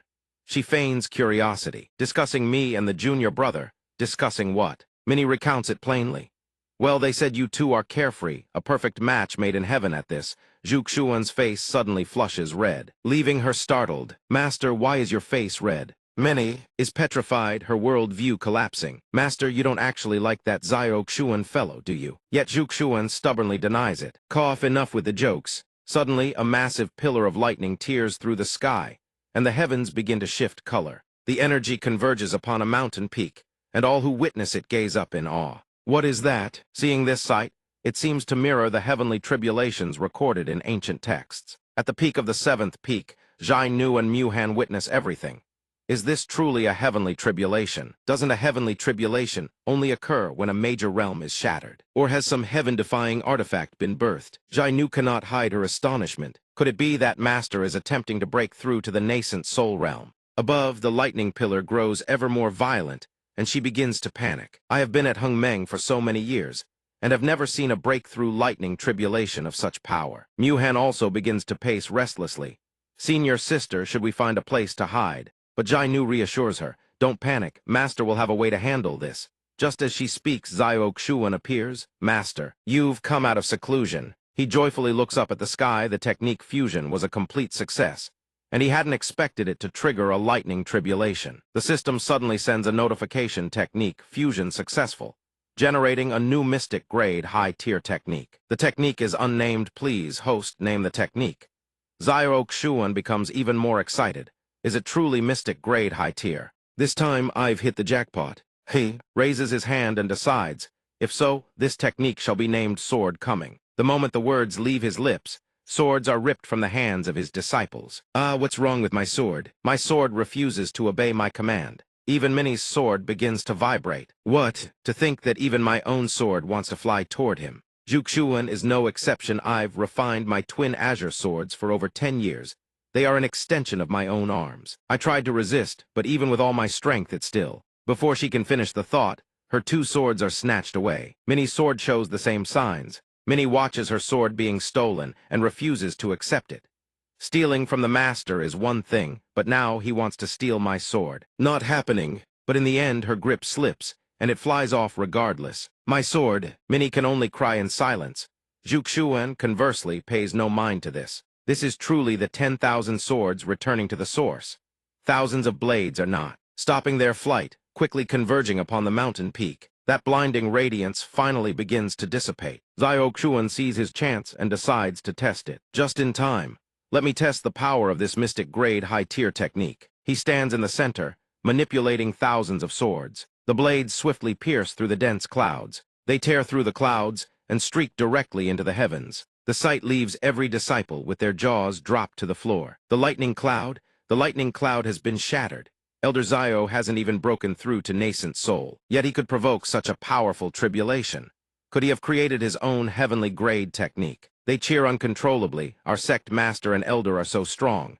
With such a genius, the future of the Hengmeng sect is boundless. Zhuxuan gasps, a heavenly grade technique. This statement shocks many. What kind of monstrous talent is this? Having resolved the situation, Zhuxuan descends to the ground. He stands tall and imposing. Zhuxuan looks at his hands with satisfaction. A heavenly grade high-tier technique is indeed powerful. With this sword art, even if I meet a high-level spirit-severing cultivator, I have the confidence to put up a fight. At this moment, Muhan and Jai Nu run over with excitement. Master, you are amazing. Congratulations on your new accomplishment. He pats Jai Nu on the shoulder and says, let's go. It is time to prepare for the grand assembly of the 10,000 Daos. The scene shifts once more to the imperial palace of the great Qin Empire. In the royal study, the man seated at the desk asks, you say an elder of the Hengmeng sect, with the strength of the 8th level of the Golden Core realm, slaughtered a group of Golden Core peak ghost generals, then went on to execute the ghost old demon without even breaking a sweat. Wei Jiu replies, this subordinate dares not utter a single word of falsehood. The emperor of Great Qin ponders, the Hengmeng sect may seem ordinary now, but they have existed for over 1,000 years, just like our Great Qin. It seems there are secrets the outside world knows nothing of. Wei Jiu honestly concedes. Furthermore, in the battle with the Sun Moon Ghost sect, Zhuxuan used an extremely eerie and terrifying sword control technique. Whether there are other trump cards, this old servant dare not say for certain. I fear that if this person goes all out, his combat strength could rival a nascent soul peak, or perhaps even an early-stage spirit-severing cultivator. This information leaves him stunned. He exclaims, a tiny Hengmeng sect harboring such a heaven-defying talent is indeed interesting. It seems these wandering sects are not entirely useless after all. With that, the emperor places his hands on the table and rises. He turns around and issues his decree. If it truly follows Xingyu's plan, leveraging the strength of these wandering sects to counter the great aristocratic clans would be an unexpected delight. Very well, the Vant Dao Grand Assembly is about to commence. You are to remain by Xingyu's side. Wei Jiu, however, hesitates. This old servant still has a matter to report. Hearing this, the emperor turns back immediately. What is it? He reveals it with great difficulty. Reporting to your majesty, the third princess, in order to invite Zhuxuan to represent the Hengmeng sect at the Vant Dao Grand Assembly, has agreed to acknowledge him as her master. The emperor slams his hand onto the table. His face darkens with rage as he growls, what? Wei Jiu immediately bows, speaking placatingly. Your Majesty, Zhuxuan's strength is truly extraordinary. Even this old servant is not necessarily his match. After the third princess weighed the options and saw his utility for future plans, she made the decision on her own to become his disciple. The emperor can only grind his teeth in frustration. It is the pressure from the clans that forced my daughter to bow to a wandering cultivator. Truly hateful, yet after internalizing the issue, the emperor accepts it. Enough, let it go. Tell Xingyu not to make a scene of this for now. We shall discuss it after the Vant Dao Grand Assembly concludes. In the future, if such matters arise, you must report them to me immediately. Seeing that matters were settled, he departs with some peace of mind. Understood. Wei Jia's face pales, silently praying.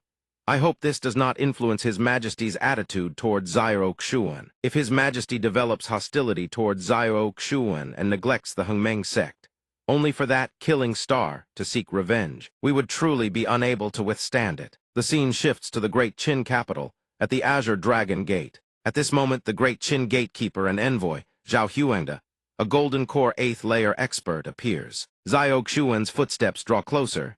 Mir, Zhuxuan and Zhuxuan are here.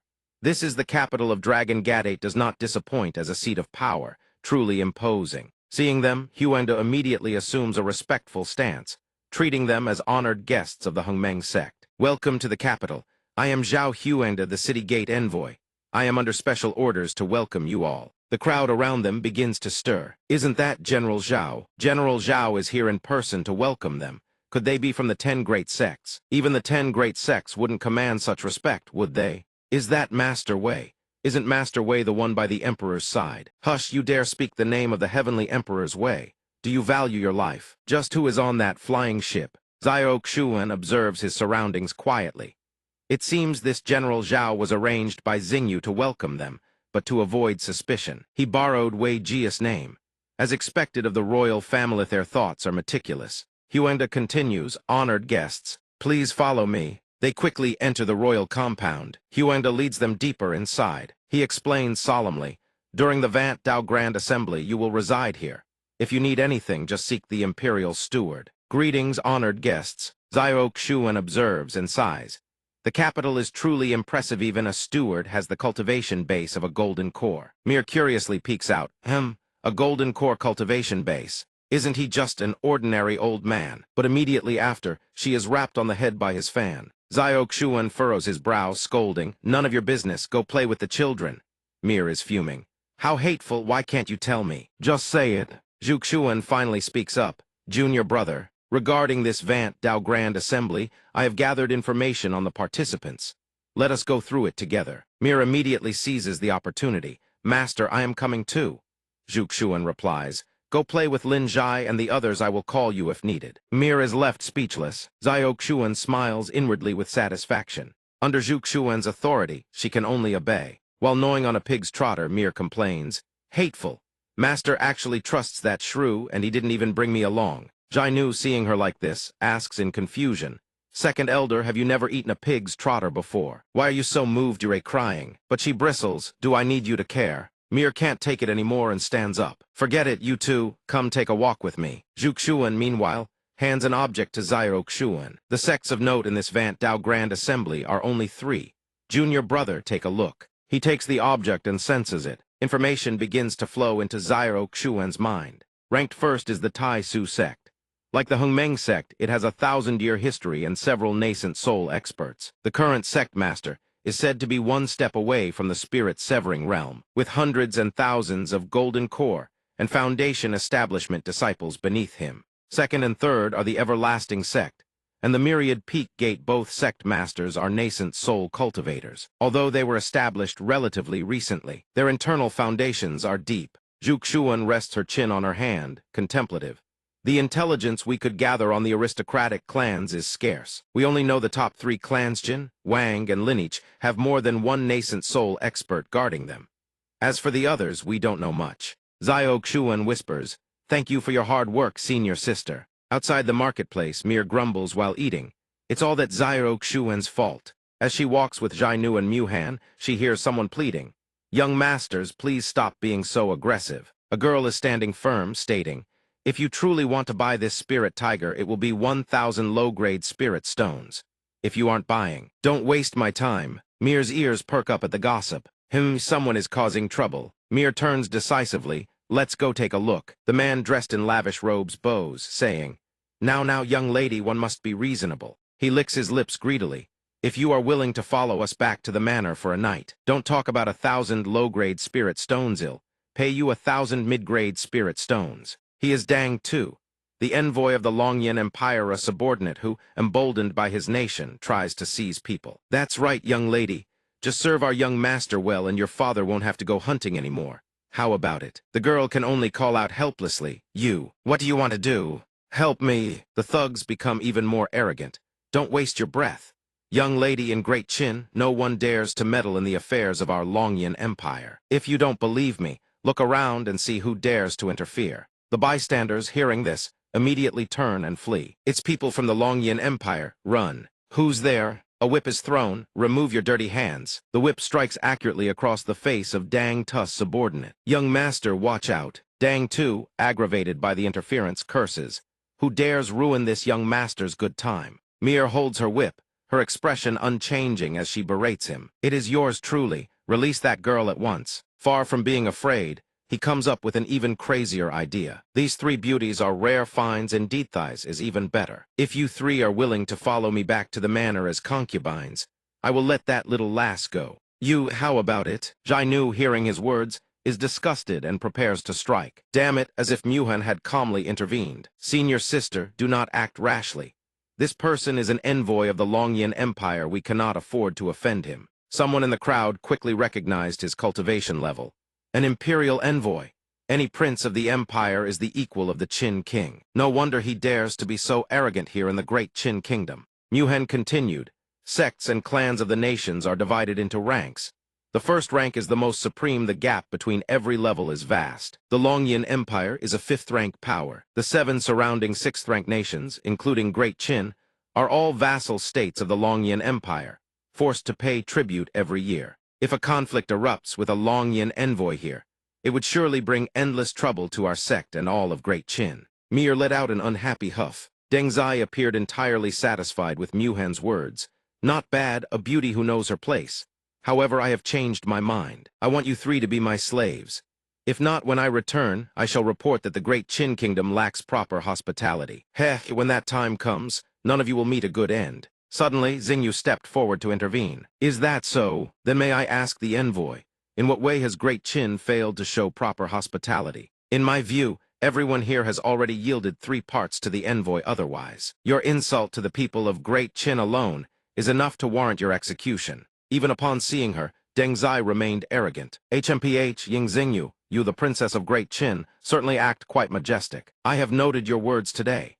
When I return to report this to His Imperial Majesty, we shall see exactly who ends up being beheaded. Xingyu stood with her hands on her hips, clicking her tongue in annoyance. So, does the Longyan Empire intend to declare war on my Great Qin? Before she could draw her sword, Deng Zai arrogantly threatened her. Third princess, if you wish to strike, think carefully. Today, whoever dares to lay a hand on me as long as I do not die, I will repay this suffering to Great Qin 100,000-fold. He strode forward brazenly. Deng Zai challenged her confidently. Come on, strike me then. Why is the princess afraid to move at all? Ying Xing was immediately provoked, intent on slaying him. Seeing this, he threatened her again. This young master is not amused. Do not think Great Qin will have a moment of peace. You and those 3 women, follow me back to my estate today, and kneel like dogs for a day. We shall call this matter settled. What do you say? Jainu, who had been holding back, finally had to step in. Princess, wait. Deng Zai burst into mocking laughter. This woman is far more interesting than you. But before he could enjoy his triumph, she delivered a strike. Deng Zai stared in horror as his body was severed in half. You, how dare you? Jainu replied without a trace of hesitation. Slaughtering a beast is merely a trivial matter.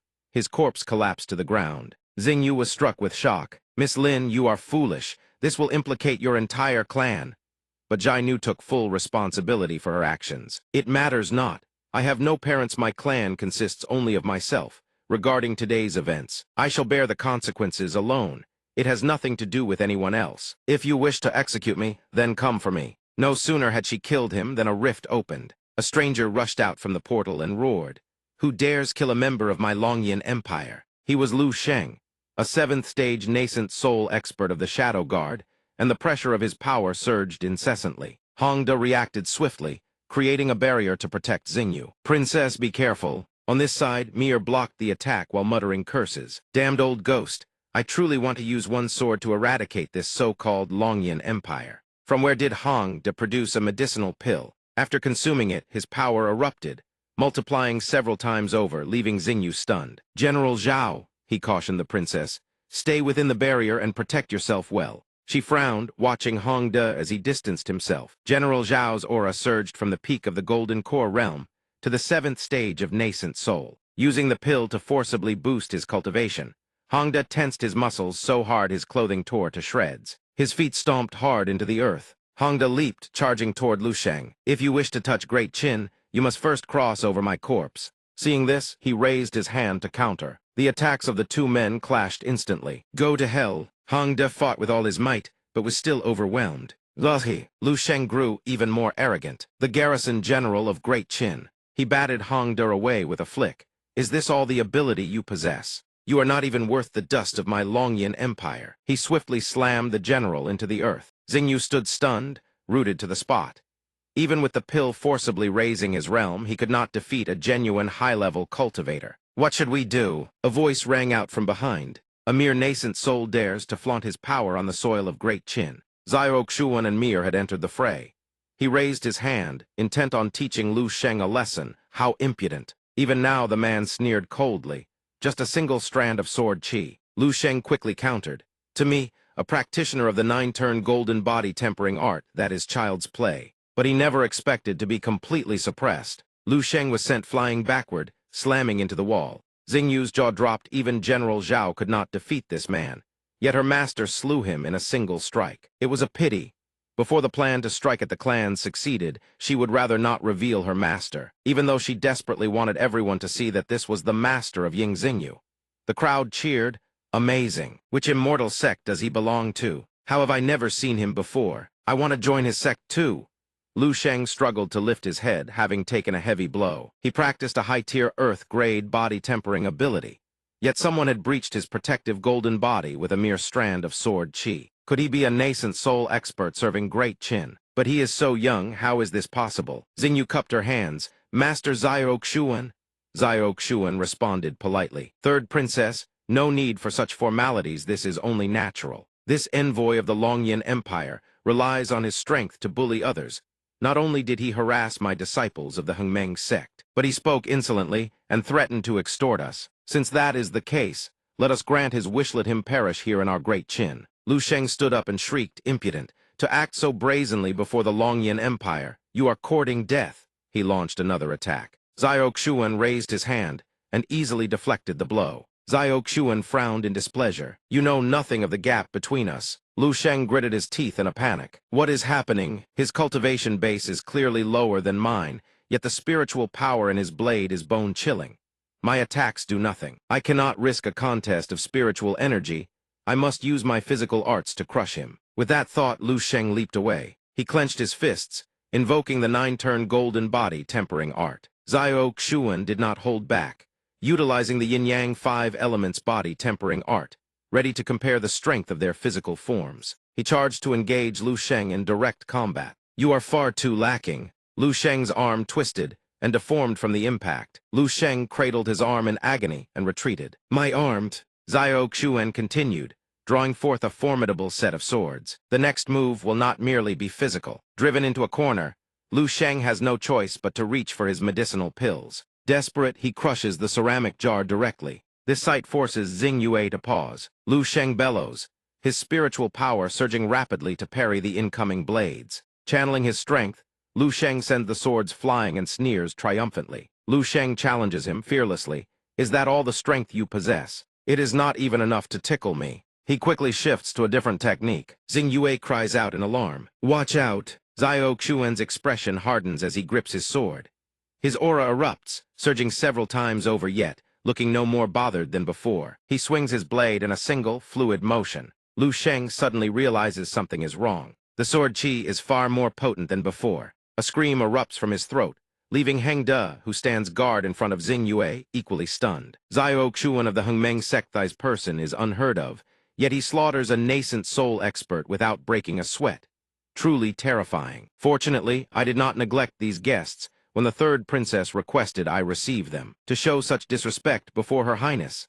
Luckily, this battle armor is manifested from spiritual energy, or else I would be standing before the princess in the buff. Xiao Xuan ponders seriously, why did that envoy's aura suddenly skyrocket just now? Xingyue suddenly suggests, since things have come to this, I hope you of the Hengmeng sect will retreat to your home territory. It would be best to move to another nation, to avoid attracting further attention to this matter. He steps forward and replies, Third princess, if we leave now, we become the culprits of this incident. When that happens, the Longyan Upper Kingdom will vent their fury upon you. How do you intend to handle that? Her words catch in her throat. Jai Nu speaks up solemnly. I am the one who killed that envoy. I am willing to stay behind and shoulder the blame alone. Xingyue listens, but remains unconvinced. Lady Lin acts with righteousness. If I were to let you risk yourself today, would it not chill the hearts of all righteous cultivators under the heavens? If word of this reaches other nations, my great Qin dynasty will not escape the label of being cowardly. Furthermore, if the Longyan Upper Kingdom dares to let their envoy act so recklessly, I fear there is more intrigue at play. Xiaoxuan approaches with newfound curiosity. Oh, does the third princess mean that this visit by the Longyan Upper Kingdom is meant to stir conflict with Great Qin? She explains quickly. Before this, I heard rumors that the Longyan Upper Kingdom had been frequently probing border nations, and I found it strange. I have heard of their recent movements. Just now, when that envoy used a secret technique to boost his strength, I clearly felt the power of national destiny. That is the goal of the Longyan Upper Kingdom. They seem to have found a unique method to siphon the national destiny of other nations likely, in preparation for the upcoming War of National Destiny. The other 5 are startled. The War of National Destiny is divided into 9 grades. Levels 7, 8, and 9 are minor nations, including dynasties, principalities, divine nations, and sacred courts. The 6th grade is a dynasty like the Great Qin dynasty, and upwards follow the upper kingdoms, the Longyan Upper Kingdom, the Celestial Court, the Divine Nation, the Sacred Court, and the Supreme Court. The War of National Destiny is initiated by the Celestial Court. Not long ago, the Longyan Upper Kingdom declared war on the Qingxi Upper Kingdom, suffering heavy losses. Since then, they have begun sending envoys to neighboring states to probe their strength. Xing Yue squints and continues. In the War of National Destiny, the defeated nation loses everything to its suzerain. I thought the Longyan Upper Kingdom was gathering strength for a death match, but now it seems they intend to seize the national destiny of their neighbors, first to minimize their own losses. The fact that Deng Tu acted so recklessly before was merely an excuse to attack Great Qin. The previous troubles were merely a pretext for aggression. At the same time, in the Great Qin Imperial Palace, the chief envoy of the Longyan Upper Kingdom Father to Deng Tu speaks arrogantly, beyond increasing the annual tribute 5-fold. We come under the order of the Upper Kingdom's crown prince to take the third princess back to Longyan to serve as a concubine. This insolence infuriates the people of Great Qin. Chief envoy, are you intentionally insulting us? Ta Yang admits it without a shred of hesitation. What are you? In your Qin kingdom, my status as an envoy of the Longyan Upper Kingdom is equal to that of the Qin king. Do you believe that with one word, I can ensure you have no place to be buried? The king is left speechless with fury. You even dare to insult the emperor, the king roars. Deng Yang, I respect you as an envoy of the Longyan Upper Kingdom, but if you push an inch and demand a mile, do not blame me for being discourteous. But the envoy only grows more arrogant. Discourteous? The Qin king truly knows how to joke. The matter of the third princess did not require your permission. I am merely delivering the crown prince's command. Hand over the third princess obediently. Before he can finish his sentence, a subordinate rushes in. Chief envoy, it is bad news. The third princess has joined forces with members of the Hengmeng sect to kill young master Deng Tu. His guard, Lu Sheng, has also been slain. Ta Yang finds it hard to believe. What? The guard quickly brings in Deng Tu's corpse. It is indeed young Master Deng. His eyes instantly overflow with killing intent. Watching from above, the king is deeply unsettled. The Hengmeng sect. Could it be the Xiaoxuan that Wei Jiu mentioned? This person actually possesses the cultivation to kill a nascent soul expert, while only at the golden core stage. Ta Yang snorts coldly. A life for a life. Qin King, you had better provide me with a satisfactory explanation, or I will tear your third princess into 1,000 pieces. As he speaks, he launches an attack. A hand formed of spiritual energy from Ta Yang lunges toward the emperor's throne. Fortunately, a trusted subordinate leaps out to intercept the blow. It is Elder Zeng, a nascent soul protector of Great Qin, who arrives just in time. With me here, who dares to harm his majesty? The king, sitting behind, can only grit his teeth and curse. Damn the Longyan Upper Kingdom. Elder Zeng secretly transmits his voice to him. Your Majesty, make a decision quickly. I can protect you, but I cannot protect the entire court. He begins to deliberate with the elder. That Xiaoxuan was actually able to kill the nascent soul stage Lu Sheng. If you were to fight Xiaoxuan, would you have the confidence to defeat him? Does your Majesty intend to shift all the blame onto the Hengmeng sect? He reaches a decision quickly. It is the only way for now. Elder Zeng calmly reassures him. Do not worry. Although this Xiaoxuan has a reputation, he is still young. I suspect he used some unique trump card to kill Lu Sheng while his guard was down. If he were to face me, suddenly a sword flies toward them. Ta Yang realizes who it is based on intuition. The blade does not strike Ta Yang directly, but circles around, slicing his spiritual energy construct into pieces. A voice suddenly echoes through the hall. The two of you whispering in secreto, you take me for nothing. Do you act as if I, Zio, do not exist? Xing Yue and Xiao Xuan enter to clarify the situation. Chief Envoy, there is no need to be hasty. Xing Yue will explain everything clearly. The crowd begins to stir the third princess. The third princess is here. And who is that beside her? Ta Yang shows visible apprehension toward him. Such a minor sword control technique. How can it possess such power? It seems I have never heard of this person before. Does the great god possess some hidden trump card I am unaware of? Seeing Xiao Xuan step forward, the emperor realizes that this man has managed to intercept the secret transmissions between himself and Elder Zheng. He remains unhurried, sending a secret voice transmission to make a request. Your Majesty, do not be anxious. Please hear what Third Princess Chen Xiu has to say. At that same moment, Xing Yue kneels down to admit her faults. Royal Father, I have come today to seek punishment. He sighs, feeling helpless, and asks, what have you done wrong? She hesitates not for a second, adopting a strategy of advancing by retreating. I should not have stepped forward when the emissary of the Longyin Upper Kingdom bullied our commoners.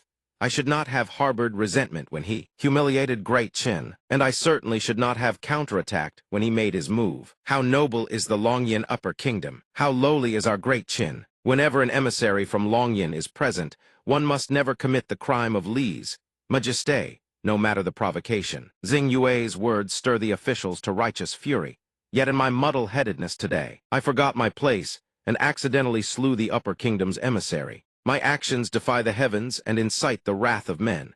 I beg Royal Father to punish me, even to tear me limb from limb. The emissary's subordinates stand there in equal shock. This, Xiao Xuan, standing in the rear, curves his lips in satisfaction. This ploy of advancing by retreating actually works, doesn't it? Though the emperor is displeased, he must still reprimand her. Xing Yue, you are foolish.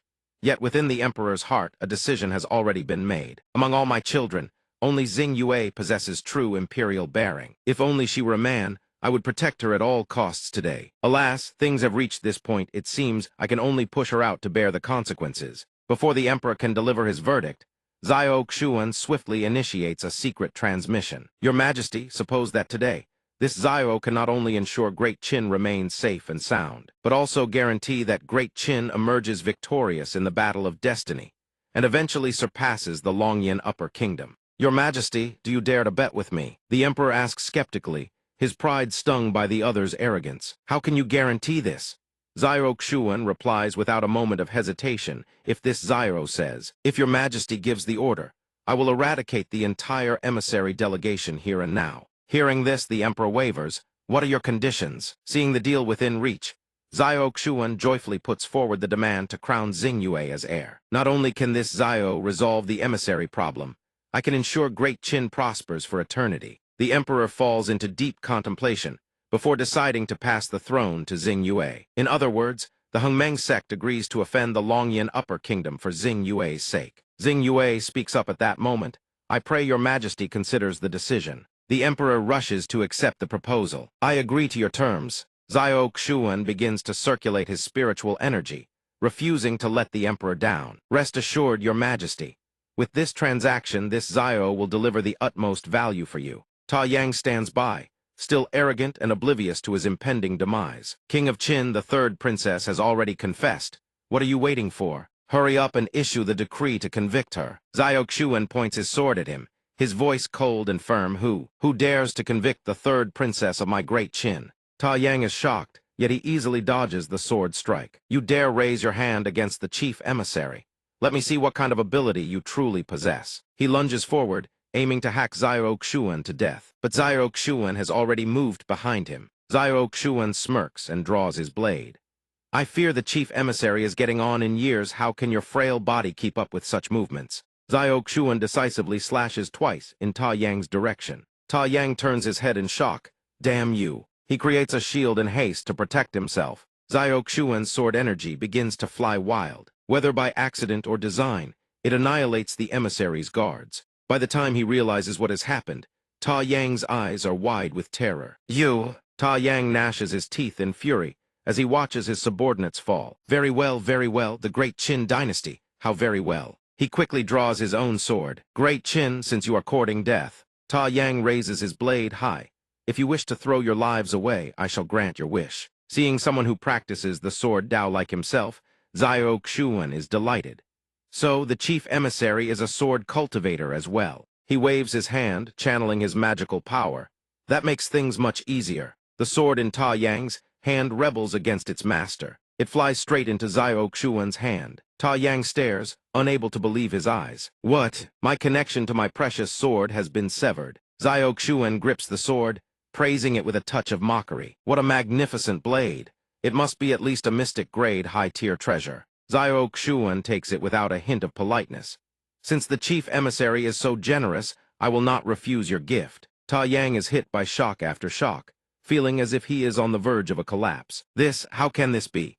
My precious sword, tempered for 10 years, has its control stolen away. In Ta Yang's eyes, Xiao Xuan looks like a beast ready to devour him whole, an outcome that isn't entirely impossible. If his understanding of sword artifacts has reached the level where he can re-refine my sword in an instant, if he is truly capable of such a feat, then the man before me is a genuine monster. You have been watching for quite some time, Elder Zheng. Are you satisfied? Elder Zheng, what technique is this? Elder Zheng hesitates, unsure how to reply. This person is a master of the sword Dao. His sword arts are bizarre. This old man cannot see through him. Even you cannot see it. What if you were to face him? If we only discuss the sword Dao, this old man fears I would be no match for him. Ta Yang, pushed into a corner, decides to go all out. Again, Xiao Xuan continues his game of stealing equipment. Longyan Upper Kingdom truly lives up to its name, overflowing with riches. If this Xiao had to gather these treasures himself, who knows how long it would take. The pile of swords stops midair, and he flicks his wrist, commanding them. My thanks to Chief Emissary Ta for the tribute. The swords are now enveloped in Xiao Xuan's spiritual energy and fly back. They strike directly at Ta Yang. This Xiao shall return the favor. He cannot dodge in time, and can only watch as a scream like that of a pig being slaughtered rings out. The officials watching the piles of corpses are filled with utter bewilderment. Who are you exactly?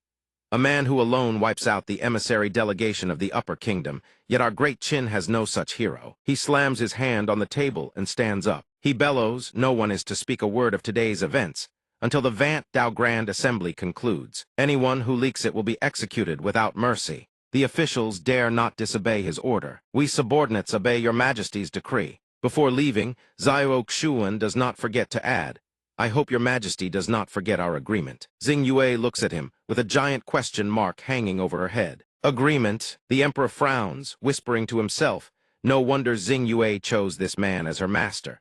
I must absolutely never become his enemy. Scene shifts to the capital of Great Qin, the temporary residence of the Hongmeng sect. The gates swing open.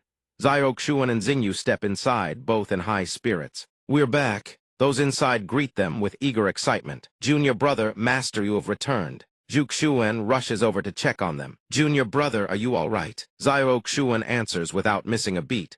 No need to worry about me. Everything's been taken care of. Xingyu watches the exchange and can't help but marvel. The bond between the Hongmeng sect members is genuinely close.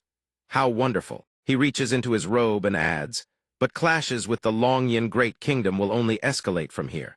We need to power up fast. Xiao Xuan hands the item to her with a reminder. Take this, senior sister. I promised you a complete one, didn't I? Zhu Xuan takes it, eyes wide with doubt. The yin-yang 5 elements energy radiating from it is incomparably stronger than before. It really is complete. How did you pull this off? He replies with a casual grin, small matter, not even worth mentioning. With that, Xiao Xuan turns his attention to the others. The three of you come with me. I'll perform another empowerment transfer for you today. Yes, master. Xingyu stands there stunned. Empowerment transfer, I get one too. Inside the chamber, he channels his full power into their bodies.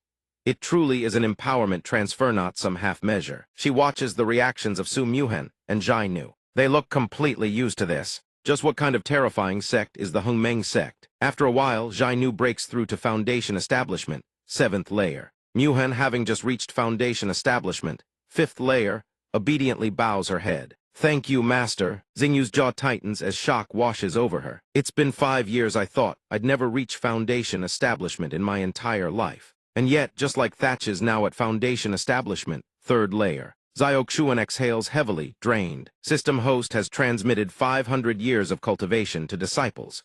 10x reward multiplier applied. 5,000 years of cultivation received. He stays seated and commands his disciples. You lot head out first. Your master needs to enter closed-door cultivation. Yes, master. The day of the Grand Assembly arrives in no time. The venue, the Martial Arena's main plaza. The plaza stretches vast and open. Zhu Xuan is now at Golden Core, 8th layer. She glances at Zio Xuan in surprise. Junior brother's cultivation seems to have advanced again. He grins back. Senior sister isn't far behind either. Zio Xuan has already reached the peak of Golden Core. Zhu Xuan's gaze suddenly shifts elsewhere. 3 massive spirit boats loom into view above them. The crowd below erupts into murmurs. Look, what is that? By the insignia on their hulls, they recognize them at once. Spirit boats of the great clans. Zio Xuan narrows his eyes, studying the 3 vessels. Flight over the imperial capital is strictly forbidden yet these great clan spirit boats dare to blaze across the sky. He thinks to himself, this is clearly a deliberate slap to the imperial family's face. The emperor sits on his throne above, brow furrowed, but says nothing. The 3 spirit boats descend swiftly and touch down. Great clan spirit boats, what an imposing display. Those aboard begin filing down to the ground. Look, the great clan representatives are descending. The representatives include the Wang clan, the Lin clan, and the Qin clan. They stride inward, under the awed gazes of the crowd. The great clans certainly know how to make an entrance. Zhu Xuan glances over and notes that even their most prized disciples have reached foundation establishment, 5th layer. Zio Xuan lets out a quiet sigh. As expected of the great clans, the 3 representatives step before the emperor and speak. Clan affairs have kept us terribly busy. This Qin elder arrives late, your majesty. Please forgive the delay. The first to speak is the patriarch of the Qin clan. Next comes the patriarch of the Wang clan, who adds that it's merely a contest against some common sex slate or not. The outcome was never in doubt. Last is the patriarch of the Lin clan. If not for his majesty and the 3rd princess's earnest invitation, would the 3 ancient great clans deign to share the same stage with these wandering sects? The crowd in the stands stirs with outrage at the great clan's arrogance. They dare look down on our martial sects. Absurd, what's so great about the great clans? Just a bunch of mutts riding their ancestors' coattails. What right do they have to swagger around here? Leaning on a bit of old foundation, they really think they're heaven's chosen, untouchable. Hearing this, the clan representatives' faces darken with displeasure. One among them releases a surge of spiritual pressure and roars, "Insolent!" The force ripples outward, pressing down on the entire crowd. The aura, it's terrifying. Zhu Xuan steps forward with a look of disgust. Arrogant tyrants. Zio Xuan clicks his tongue. The great clans really are full of themselves. Only then does the emperor tap a finger against his throne. He speaks as if the previous exchange never happened. Now that everyone has arrived, let us begin. The attendant immediately bellows, relaying the imperial decree. The 10,000 Dao Grand Assembly officially begins. A swirling portal tears open before them. The official now lays out the rules. The 10,000 Dao Grand Assembly consists of 2 rounds. The first round is a battle royale. Each faction may send up to 100 Foundation Establishment disciples into the Imperial Secret Realm. Upon entry, participants will be teleported to random locations within the Secret Realm. When critically injured, you will be automatically ejected from the Secret Realm. The various sect disciples begin filing into the portal. On the Hungmeng sect side, the disciples clasp their fists and prepare to depart. Sect Master, Elder Zio are heading in. They follow the queue and advance toward the gate. After 7 days, the treasures and spirit herbs each faction has gathered will be tallied at the central zone of the Secret Realm. Points will determine rankings. The top 10 factions advance to the second round. Zhu Xuan watches her disciples disappear into the portal, a knot of worry tightening in her chest. Even mid-tier sects field at least 100 Foundation Establishment disciples each. The great clans send even more. And our Hungmeng sect, only 5. We're at a massive disadvantage from the start. Zio Xuan hears her concern and responds with certainty. Relax. Senior sister, the disciples of our Hungmeng sect are all elites. One of ours can handle 20 of theirs. Every last one of them will make it through. He smirks, glancing toward the Qin clan's setup. Oh, a heaven-gazing mirror has been set up. We can observe their performance inside the Secret Realm now. Trust Methi won't disappoint us. Inside the Imperial Secret Realm thighs is the royal family's secret realm. Yi Chen turns to his teammates and asks, so that's the plan. Split up or stick together? Jai Nu suddenly lets out an excited shout. Found one? She points toward a direction, already convincing the others. There's an intense spiritual energy fluctuation over their guaranteed high-grade treasure. The terrain's perfect for an ambush. How about we set up here? Listen up, junior brothers and sisters. Our Hungmeng sect only has 5 members, even if we split up to search. We can't compete with nearly 100 disciples from other sects combing the area. So here's the plan: we find a treasure-rich spot, lie in wait, and ambush the other factions when they come hunting for loot. As she says this, a cunning grin spreads across Jai Nu's face. She's the mastermind behind this scheme. Muhan standing beside her is clearly an accomplice senior sister through and through. Truly, she's inherited the master's teachings. The other three gape, stunned by the audacity of the plan. Arab people, isn't that a bit much? There's only 5 of us. What if we can't take on the other factions when the time comes? A hand shoots up. Muhan steps forward, radiating confidence as she reassures them. Don't worry, we've loaded up on enough high-grade artifacts to take on hundreds, plus more than enough recovery pills to last. With all that, one person acting as an army is nothing difficult. Jai Nu nods approvingly.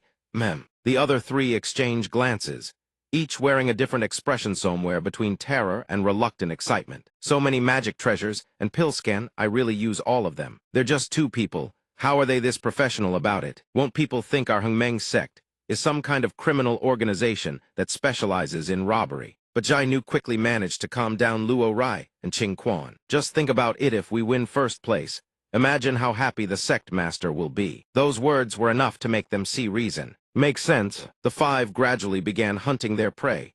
No more hesitation. Let's move out. The scene shifts to a mountain where destiny flowers bloom. Look, it's a destiny flower. The group erupted in cheers the moment they spotted it. Oh my god, that's a supreme-grade Earth-tier healing medicine. With this, cracking the top 10 in the new rankings would be a piece of cake. They wanted to rush forward, but still felt a twinge of hesitation. This destiny flower is so conspicuous.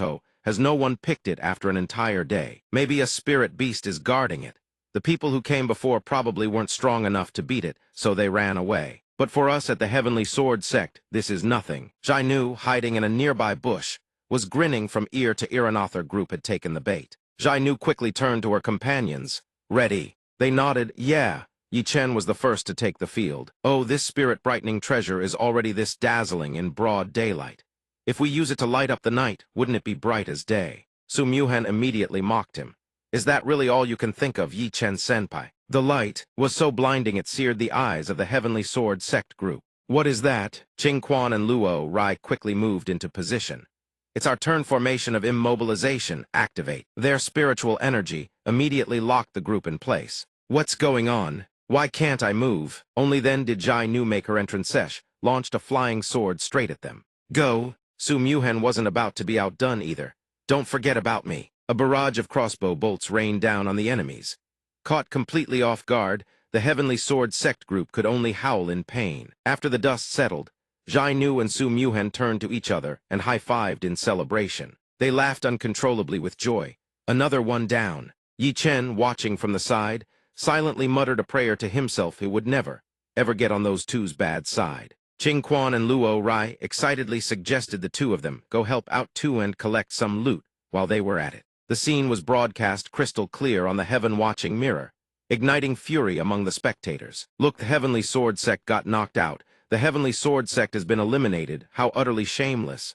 Damn it. They'd better not show up to the 10,000 Dao Grand Assembly. Aganthat was brutal. The Emperor, growing restless, asked, "What is the current cumulative score of the Hengmeng sect?" Wei Jiu answered respectfully, "Your Majesty, the Heavenly Sword sect is the 8th faction to be ambushed by the Hengmeng sect's 5 members. The combined spoils from these 8 factions have already placed them first in cumulative points, more than double that of the Qin family in second place." Hearing this, the Emperor finally smiled with satisfaction. Hengmeng sect? How interesting. Mayor below also looked at Zhao Xuan with an exasperated expression. What exactly do you normally teach your disciples? He flicked his fan open and replied cheerfully, "Let's see if it works first, shall we?" Over on the other side, the Qin family patriarch sneered with contempt. A low-tier sect resorting to dirty tricks, so what? Wait till the next round comes. They'll be dead soon enough. No sooner had the words left his mouth than a portal opened up. Look, someone else had been eliminated. Lin family disciples came tumbling out from within. Oh my god, it's the Lin family. The Lin family eliminated in the very first round. What kind of power could pull that off? The entire crowd erupted into chaos. Everyone quickly noticed the marks on their bodies were identical to those of the factions previously ambushed. By the Hengmeng sect, it was Hengmeng that eliminated the Lin family. Just a moment ago, the Lin family were running their mouths. And now they got wiped out by some no-name sect in the very first round. What a disgrace to the great clans. The Lin family patriarch's face went dark with rage, and he couldn't hold back his shout. Insolent! His aura exploded outward, silencing the entire arena. He marched straight up to lodge a formal complaint with the emperor. Your Majesty, the Hongmeng sect's methods are sinister and ruthless. They act nothing like a righteous sect. I demand the immediate disqualification of the Hongmeng sect from the competition. Mayor's blood boiled instantly, and she lunged forward as if ready to fight him to the death. What nonsense is this old fossil spouting? The Hongmeng sect only sent 5 disciples and their Lin family brought over 100. Sounds to me like you're just throwing a tantrum because you got outplayed. HMPH. Zyro Xuan could only smile wryly. Well, I'm counting on you to handle this. The emperor rested his chin on his hand, deep in thought. The Hongmeng sect's tactics are quite similar to those of the Jianghu sects. The disciples of the great clans all carry protective artifacts that trigger alarms when ambushed. How could the Hongmeng sect possibly breach them? While he was still pondering, Wei Jiu offered his input. Your Majesty, you're asking, what exactly? After hearing it, the emperor burst out laughing. Well done indeed, Hongmeng sect. Once composed, the emperor turned the tables and interrogated the patriarch instead. If Patriarch Lin believes the Hongmeng sect used underhanded tactics to eliminate the Lin family, then by all means, stand up and tell us what exactly happened. The Lin family disciples heard this and exchanged hesitant glances, stumbling over their words. Wei Jiu gave them no room to stall, immediately unleashed his aura to pressure them into answering. His Majesty is asking, he said coldly. Continue. Speak honest, Lino. The Lin family disciples broke out in cold sweat, terrified. In the end, they couldn't hold back any longer and confessed everything. We ran into a group of disciples who'd been separated in the canyon.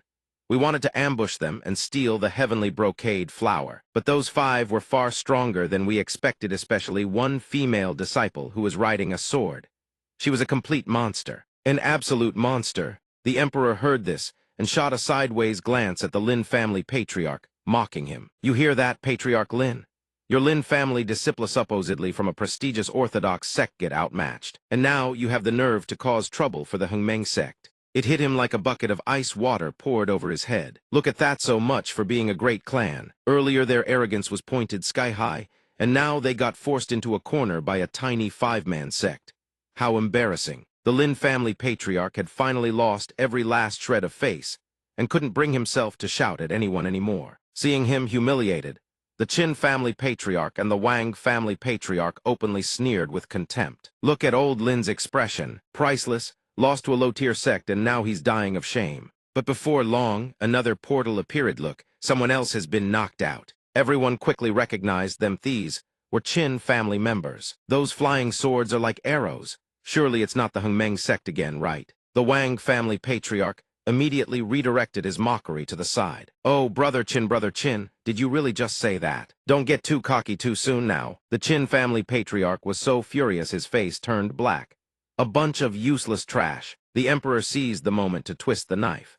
Surely Patriarch Qin won't be filing a request to disqualify the Hongmeng sect too, right? He immediately left where he was standing. The Qin family patriarch stood before his disciples and grabbed one by the collar, interrogating him. What happened? Why are you here? Explain your Silvesno. They could only plead desperately. We're exhausted, Patriarch. We saw the Lin family clashing with the Hongmeng sect disciples, so we took the opportunity to grab the heavenly brocade flower. I didn't expect Hongmeng sect to have set traps ahead of us. We walked right into them. The clan patriarch listened, then flew into a rage and hurled the young man aside. Useless trash. The Wang family patriarch stood nearby, cheerfully enjoying the spectacle. Looks like the one calling the shots at this 10,000 Dao Grand Assembly is our Wang patriarch. Suddenly, a fresh wave of shouts erupts. More people have been expelled from the arena. The Wang clan again, and now the Changsheng sect too. At this point, he can't even force a smile anymore. You've got to be kidding me. Next to the Wang patriarch, another sect's disciples are also being ejected from the formation. At the center of the arena, 2 fighters clash while supporters on both sides cheer wildly. Come on, young master, go senior brother, crush him. The Wang patriarch is so furious, he storms over and smacks the young man to knock some sense into him. You idiot, stop fighting already. Why the hell did you all come out right now? He barely dodges the blow in time. Only then does he actually look around at his surroundings. Wait, we've already been eliminated. The patriarch is pushed to the brink of madness. You brainless fool. You didn't even realize you were already knocked out. Very quickly, several more sects are escorted out, their tickets punched for home. The Taixu sect and the Wanfeng Gate all expelled. That means only Hengmeng's sect remains, and the last disciples to walk out are none other than Hengmeng's. How are we already outside? So, we won. The Wang Patriarch sees this and grinds his teeth, bellowing in fury. You worthless lot! You even managed to get my sword thrown away. Over at the Wanfeng Gate, a disciple rushes forward to report. Sect Master, we lost. Wanfeng Gate Sect Master, Li Jianfeng, hears this and gently reassures him. It's fine, you gave it your all. Over at the Taixu sect, Taoist Xuan Ling likewise shows no disappointment. He responds without the slightest hesitation. Very well. I only brought you all here for experience in the first place. I never expected you to actually win against those heavy hitters. Zhu Xuan approaches her disciples and asks, Hey, why were so many eliminated this time? Are any of you hurt? Zhao Xuan quickly picks up on something off. Little Zhai, what happened with the Wang clan and the Wanfeng Gate? Explain. Zhai Nu bows respectfully and answers. Reporting to Master after eliminating the Qin clan, we were surrounded by the Wang clan's disciples. After weighing our options, I had senior sister Su Muhen escort the others out first, while I stayed behind to cover the rear. The Wang clan's young master offered me a one-on-one duel, but when he lost, he refused to accept it and ordered his lackeys to gang up on me, called in his disciples to swarm me. At that point, I'd already finished laying down the 7-star immortal-slaying sword formation, but I spotted Changsheng's sect disciples hiding in the corner, waiting to swoop in and steal the spoil, so I pivoted the formation and aimed it straight at them instead. Changsheng's sect assumed it was the Wang clan attacking them, so they charged straight into a brawl with the Wang disciples. I seized the opening and slipped away. They were tearing into each other without even knowing what hit them whoever got ambushed. They just swarmed whoever was closest. Zhai Nu continues. After that, I didn't expect the disciples from Wanfeng Gate and the Taixu sect to show up one after another. I saw them all bunched together in one spot. It'd be a waste not to net the whole batch, so I laid down a second sword formation. Zhao Xuan smiles approvingly and pats her on the head. Using your resources this efficiently, you truly are my outstanding disciple. Her face lights up with joy at the praise. Master flatters me too much. The Wang Patriarch smacks his own disciple over the head and roars. You spineless good-for-nothing. The Qin clan's people on the other side aren't much better, Thea, all too terrified to even make a sound. A small sect with unknown strength, yet armed with so many tricks. Up on the imperial dais, the emperor looks genuinely pleased with the results. Hengmeng's sect truly is no ordinary force. Seeing the looks on those 3 sects' faces like they've swallowed rotten food, absolutely delightful. Wei Jiu promptly steps forward and announces, With that, allow me to declare the winner of this round. Hengmeng's sect wins by a decisive and undeniable margin. This time, only Hengmeng's sect stands victorious. All other eliminated sects will be ranked according to their accumulated points. Tomorrow, the top-ranked sect shall select 3 representatives for a free-for-all melee, from which the sect with the strongest combat capability shall be chosen. While the other sects are still stewing in frustration, the Hengmeng side is nothing but smiles and celebration. Let's go celebrate. The Wang Patriarch, humiliated beyond bearing, decides to play dirty. Just some petty faction from the Jianghu, and you dare act this arrogant. Today, I'm going to teach you a lesson you won't forget. But before his sword chi can even reach its target, Zhao Xuan senses it instantly. He decisively activates his clear sword heart to counter. You want to test your sword against mine? Everyone turns just in time to see Zhao Xuan's spiritual energy radiating outward like a tempest. No one surpasses me in the Tao of the sword. The Wang Patriarch's sneak attack fails completely, leaving him seething. Damn it. The crowd's attention gradually shifts toward them. That sword energy, just no one could tell that strike reached the pinnacle of swordsmanship. Within the entire Dakin Empire, someone has actually comprehended the clear sword heart. Xuan Ling silently takes note. Hengmeng sect, a truly unimaginable dark horse. Looks like this 10,000 Dao Grand Assembly is going to get very interesting. Meanwhile, on Zhao Xuan's side, the commotion is growing. Master, what happened? Zhao Xuan waves it off. Just a minor lapse in attention. Time quickly passes to nightfall. Inside the Emperor's study in the Dakin Imperial Palace, the Emperor speaks up. Is everything in place? Wei Jiu immediately reports, Your Majesty. The Imperial Guard has surrounded every great clan's estate in the capital, sealed tight as a drum. Barrier formations and suppressive arrays have been deployed in full. Nothing escapes Your Majesty's sight. The Grand Elder has also brought the national treasure, the Hayashin mirror, to the outskirts of the capital. Should anything go awry, he will intervene at once. Your Majesty need only wait until tomorrow when Sect Master Zio defeats the great clans and secures the final victory. If I may speak further, Your Majesty, are you truly planning to pass the throne to the third princess? The Emperor answers without hesitation. Zio Xuan's strength is no trifling matter. We proceed as planned. After the 10,000 Dao Grand Assembly concludes, I will formally announce Xingyu's ascension. If that Zio Xuan can subdue the great clans and ensure Xingyu's smooth succession, all the better. If not, we must be prepared regardless. Have the Grand Elder stand ready.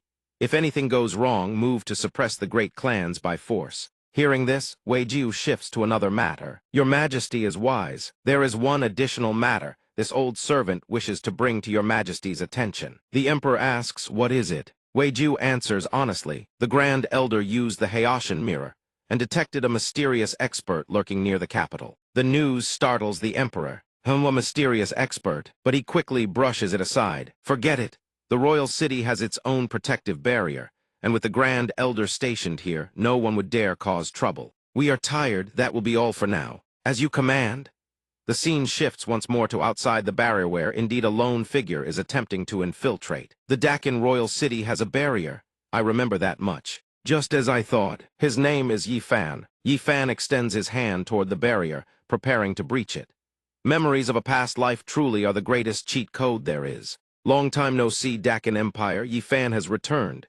In his past life, he possessed a divine sense, spirit, body completely immune to the restrictions of any secret realm, free to come and go as he pleased through any of them. Yi Fan recalls his past life memories. Elder, it's bad news, secret realm has been completely plundered. What? But this only makes him more excited. Because I cultivated the divine path.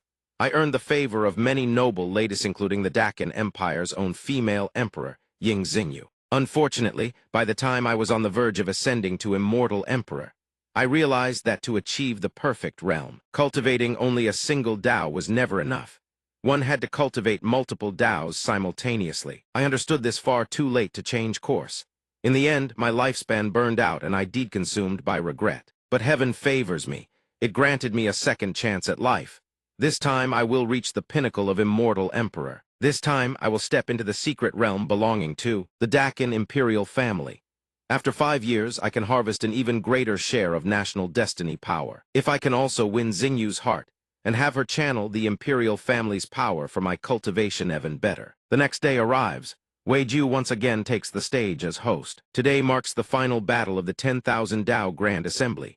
Life and death are your own responsibility. Exercise caution. The last sect standing shall be bestowed the title of national sect, hereafter receiving the Dakin imperial family's full support and resources in service to the crown. The patriarchs of the great clans step forward one by one: the Qin Patriarch, the Lin Patriarch, the Wang Patriarch. On the other side stand the sect representatives, Changsheng Sect, Wanfeng Gate, the Taixu Sect, and finally Hongmeng Sect. Below the arena, an eerie silence blankets the crowd. Yi Fan arrives swiftly, appearing at the scene. HMPH. He sweeps his gaze across the surroundings. Xingyu still hasn't ascended to the throne as female emperor yet, has she? The mere thought of Xingyu's figure makes Yi Fan's mouth water. So innocent, so naive. That's right, I remember that when Xingyu took the throne, she was obstructed by the lingering soul of the founding divine general. If I had appeared just in time to play the hero saving the beauty, wouldn't that have been perfect? I could have built a rapport with Xingyu a full 5 years earlier. Suits me perfectly. On the other side, Wei Jiu also raises his voice. Now that everyone has assembled, the decisive battle of the 10,000 Dao Grand Assembly officially begins. Everyone charge in at once. All fighters from other sects and great clans around Zio Xuan's group. Look, 3 great clans, and even the Changsheng sect are all ganging up on Hongmeng sect. They were flexing yesterday, and today they're getting a taste of their own medicine. Li Jianfeng stands calmly on the sidelines, chatting with Xu and Ling. Taoist Li, why aren't you stepping in? Sitting back and reaping the spoils doesn't seem like your style. He replies, aren't you also choosing to stay out of it? When Xu and Ling thinks back, suddenly recalls that the last time they met, Taoist Li was only at nascent soul's second stage. After so many years apart, how is he still stuck at the same spot? Li Jianfeng frowns, answering without a trace of joy. I devoted myself entirely to the way of the sword. From comprehending the heart technique to understanding sword intent, Everything went smoothly, but now I find myself trapped at the threshold of the clear sword heart. When I first grasped Heavenly Tier sword intent, I thought myself a rare prodigy under heaven, but now I've been stuck at the boundary of the sword heart for years with no progress whatsoever. Only now do I realize that even human strength has its limits. Xuan Ling suddenly hits upon a rather clever idea. Then why not sell you a tip about a famed master, someone to point you toward the right path? You saw Zyro Xuan of Hongmeng Sect's techniques yesterday, didn't you? If we apply a little pressure, forcing him to hand over his sword, Dao Insights would be of great benefit to you. I don't have much attachment to making the Taixu sect the national sect. For the sake of our many years of friendship, how about I test him out? Hearing this, Li Jianfeng's eyes widen as he tries to stop him. Wait, but before either of them can act, a single furious sword strikes tears through the air. Li Jianfeng and Xuan Ling both freeze on the spot. What? Right at the Qin clan head's feet lies a row of defeated fighters, sprawled across the ground. My legs! Zio Xuan strides forward, slow and unhurried. If all you lot have is this much skill, I'm afraid Hongmeng's sect will once again sever your hold on first place today. Zhu Xuan smirks and teases him. Junior brother, you do love flexing like this. My lowers her eyes, clicks her tongue, and says flatly, not bad, I suppose. The people in the stands start buzzing. Am I seeing this right? He single-handedly dealt with nearly all the top fighters. Who is that guy, daring to strike at us like this? And it was no illusion, it all happened in the blink of an eye. Wei Jiu approaches the group and confirms one by one the Changsheng sect, the Wang clan, and the Lin clan have all lost their qualification to compete. Yi Fan, watching from above, also senses something is off. Hongmeng sect? Strange. In my previous life, I don't recall ever hearing of this sect. The Qin clan head, still unreconciled from the previous defeat, decides to make his move. The Qin clan's exclusive body-tempering art. His hand gradually becomes wrapped in a layer of hardened, lightning-fused beast imprints. With that, the Qin clan head charges forward with fervor. Allow me to seek guidance from Elder Zyro. Zyro Xuan casually activates the Yin-Yang 5 Elements body cultivation art in response. Body tempering. As it happens, I was looking for someone to test myself against too. He rockets straight toward the Qin clan head. Only now does the old man realize something is terribly wrong. Gu, how is the force behind this brat's body so terrifying? Zyro Xuan raises an eyebrow, his contempt plain as day. That's all you've got? With one arm, he hurls the Qin clan head away, sending him skidding backward to dodge. Zyok Xuan presses the man's body down with a torrent of spiritual power. Your body's toughness doesn't even compare to someone I ran into long ago. The crushing pressure leaves the Qin clan head completely unable to break free. His disciples watch, unable to contain their fury and indignation. The clan head has, even the spectators above are left wide-eyed. The Qin clan head actually can't hold his own against that arrogant junior from Hongmeng sect. Having dealt with him, Zyok Xuan turns to Li Jianfeng and Xuan Ling, throwing down the gauntlet. Next, he glances at the two of them. How about you two? Li Jianfeng quickly bows his head and earnestly makes his plea. I, Li, have been stuck at a stalemate in my sword-heart comprehension for far too long. I've given it deep thought. Today, I humbly request Taoist Zyro to offer me some guidance. Exclamations of shock immediately erupt around them. Heavens, the sect master of Wanfeng sect is asking Zyro Xuan of Hongmeng sect for pointers. Am I hearing this right? Zyok Xuan strokes his chin and replies nonchalantly. You want to learn the clear sword heart? Very well. He suddenly hits upon an idea. How about this? I'll give you two choices. One, become my disciple. The crowd erupts in outrage at his arrogance. He wants Li Jianfeng to bow to Hongmeng's sect as his master. What nerve! Li Jianfeng's immortal-slaying sword art is unmatched. It's the legendary immortal-slaying sword of Great Qin. He ignores their words entirely and continues his proposal. To defeat Taoist Xuan Ling standing beside you. Xuan Ling is left utterly stunned. This Zhu Xuan sighs helplessly at this childishness. There he goes again, same old tricks. Li Jianfeng hesitates, gripping the sword in his hand tight. I wouldn't mind bowing to a superior cultivator as my master, but is Taoist Zyro suggesting? He looks up at Zyok Xuan. Could he be testing Meguing how far I can push Taoist Xuan Ling? In the end, Li Jianfeng makes his decision. Although he only trails Xuan Ling by one minor realm for a sword cultivator, that single minor realm represents the vast chasm of clear sword heart enlightenment. Taoist Xuan Ling isn't a sword cultivator who can break through by other means. I've already made up my mind. He raises his sword and says courteously, Taoist, forgive my offense. Li Jianfeng bows and unleashes the immortal-slaying sword. Please Taoist Xu Ling. Xu Ling, dragged into the fight, can only lament, never expected this poor Taoist to drop a boulder on his own foot. Jainu, watching from the side, suddenly gasps, "Oh, isn't that the silk-soft, gentle sword that Master uses?" Zio Xuan also picks up on it immediately. Oh, so the silk-soft, gentle sword has this many variations. The system kept returning silk-soft, gentle sword feedback multiple times there. Must be some hidden mechanism at play. Li Jianfeng and Xuan Ling, prompted by him, have already begun their clash. Up in the stands, the crowd goes wild. Heavens, this is absolutely electric. Too intense. The strongest cultivator, Taoist Xuan Ling, versus the strongest sword cultivator, Li Jianfeng, who will win. Xuan Ling effortlessly blocks his attack. This demon seal stance of mine can reinforce the body and provide defense. Taoist Li's sword momentum seems a bit weak. It can't even break through my protective chi barrier. Immediately after, a punch slams into Li Jianfeng's gut. Then this poor Taoist won't hold back. Caught off guard, Li Jianfeng is sent flying straight into the wall behind him. Watching this, Zio Xuan lets out a soft "oh." This Taoist Xuan Ling is somewhat interesting. After a moment, Li Jianfeng struggles back to his feet. Indeed, without comprehending the clear sword heart, fighting a fully perfected cultivator like Xuan Ling still means being outmatched. He rises once more and clasps his hands in surrender. "I've lost this match." Xuan Ling can only sigh. "Taoist Li, I'm sorry I couldn't help you this time." But Zio Xuan suddenly speaks up. "If I take Li Jianfeng as my disciple, then as his master, stepping in to fight on his behalf would only be natural, wouldn't it?" In his heart, he'd already hatched this schematime to test what Taoist Xuan Ling is truly made of. Jianfeng freezes at Zio Xuan's words. "Fellow Taoist Zio, what do you mean?" He smirks, prompting him. "Don't you still have the first option? Why haven't you changed your mind?" This makes Jianfeng's dejected face light up instantly. He obediently bows his head and pleads, "Master above, please accept this disciple with a prostration." Having just fought Jianfeng, Taoist Xuan Ling is still brimming with fighting spirit. Since fellow Taoist Zio has such an elegant interest, this humble Taoist can only oblige. He wastes no time and charges straight at Zio Xuan. The remaining onlookers are shaken by their overwhelming aura. This is a duel at the pinnacle of Dakin's cultivation world. Jianfeng can't help but marvel. Those who have comprehended the clear sword heart are truly on another level. The clear sword heart can also be called the clear Tao heart. Before comprehending the Tao, cultivators rely on their 5 senses to read an opponent's attacks.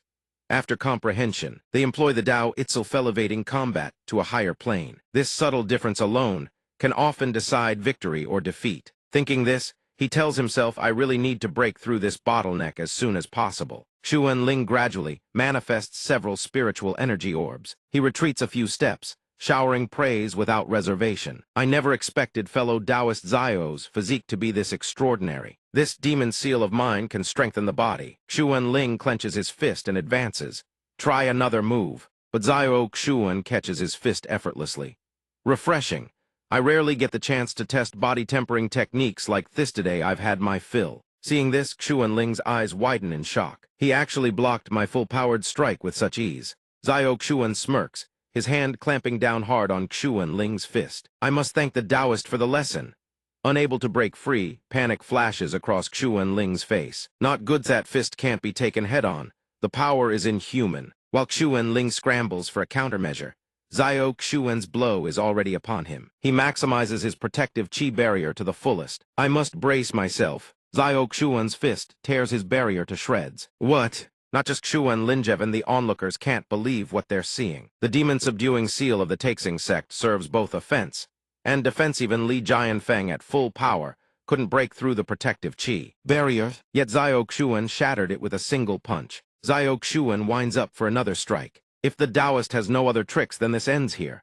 He shows no mercy and drives his fist straight in. Xuan Ling is sent flying back several meters, crashing into the wall and leaving a massive dent. The strongest cultivator, Taoist Xuan Ling, has been defeated. The emperor falls silent, mulling over this terrifying display of power. Even Taoist Xuan Ling fell. The crowd erupts in chatter.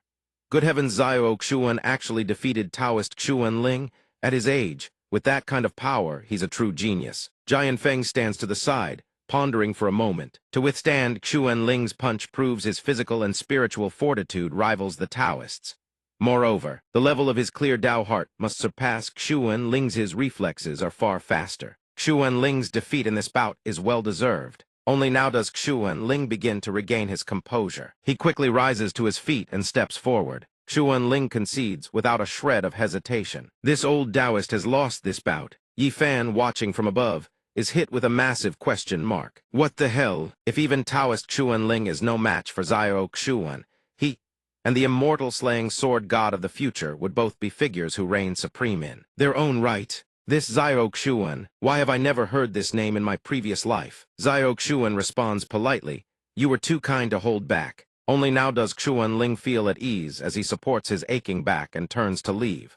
Truly, every generation produces its share of talent. I've grown old. After dealing with everything, Xiao Xuan steps forward and proposes, Your Majesty, since no one else steps up to challenge him, I ask that the Hongmeng sect be declared the #1 sect today. The Emperor harbors wariness, but cannot deny this man's truly terrifying strength. Still, it's for the best with someone like this guarding her. Xingyu can surely hold the throne steady. With that thought, he rises and declares, Very well. Our Dakin truly has talents emerging in this era, since none object we hereby declare. From this day forth, the Hongmeng sect shall be Dakin's national sect. Does anyone take issue with this? Alongside the great clan's bitter reluctance, the voices of the people ring out in acclamation. Your Majesty is wise, Your Majesty is wise. Even the discontented have no choice but to bow their heads. Your Majesty is wise. After the declaration, the Emperor settles back onto his throne and continues. Next, we have another matter to announce. We intend to abdicate the throne in favor of Xingyu today. Since everyone is gathered here, we shall formally declare Xingyu as the rightful empress of our Dakin. Instantly, every face in the crowd changes. What? His Majesty wishes to abdicate, and the successor is the third princess. The patriarchs of the Wang clan and Lin clan are the first to object. Your Majesty, this must not happen. Your Majesty. Xingyu happens to appear at that very moment. What's the problem? Her face scrunches with visible displeasure. HMPH, these people just had to butt in again. The patriarchs of the Lin and Qin clans pay her no heed and turn to persuade the emperor instead. Your Majesty, this absolutely cannot be. In all of Dakin's dynastic history, a woman has never ascended the throne. Moreover, the third princess's cultivation is frail if another nation invades. How could she possibly lead Dakin's armies to victory? This infuriates Xingyu. Damn them dragging my cultivation level into this as a shield. Yi Fan slumps down with a sigh. So Xingyu at this point still hasn't grown as powerful as she was in my previous life. Even her ascension is being blocked. A sudden idea strikes him. If I step in now to help her suppress these officials, wouldn't that be? But Xiao Xuan suddenly speaks up, startling Yi Fan. Oh, he says, in the name of the disciple of the Grand Master of Dakin's national, sectioning the tradition of righteous and legitimate succession, what issue could there be? She too turns to look at him. Master? Xiao Xuan steps forward with resolve and addresses those who dare stand in the way. Rest easy, my disciple. Whoever stands against you, dear master, will handle them for you. He summons 1,000 blades into the air.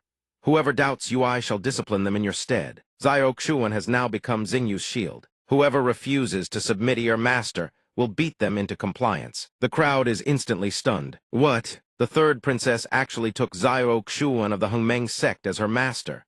Even she is deeply moved by his actions. Master, Xiao Xuan turns to Xingyu, gently ruffling her hair with encouragement. Go, take back everything that's yours. She answers at once. Then Xingyu turns to face the great clans, ready to argue her case. If you have all recognized the Hongmeng sect's title as national sect, then, as a member of the Hongmeng sect, on what grounds can this princess not inherit the throne? Or should I say because your two clans have long colluded with the first and second princes, you simply cannot afford not to object today. Exposed, they can only grit their teeth in fury. Cursed girl!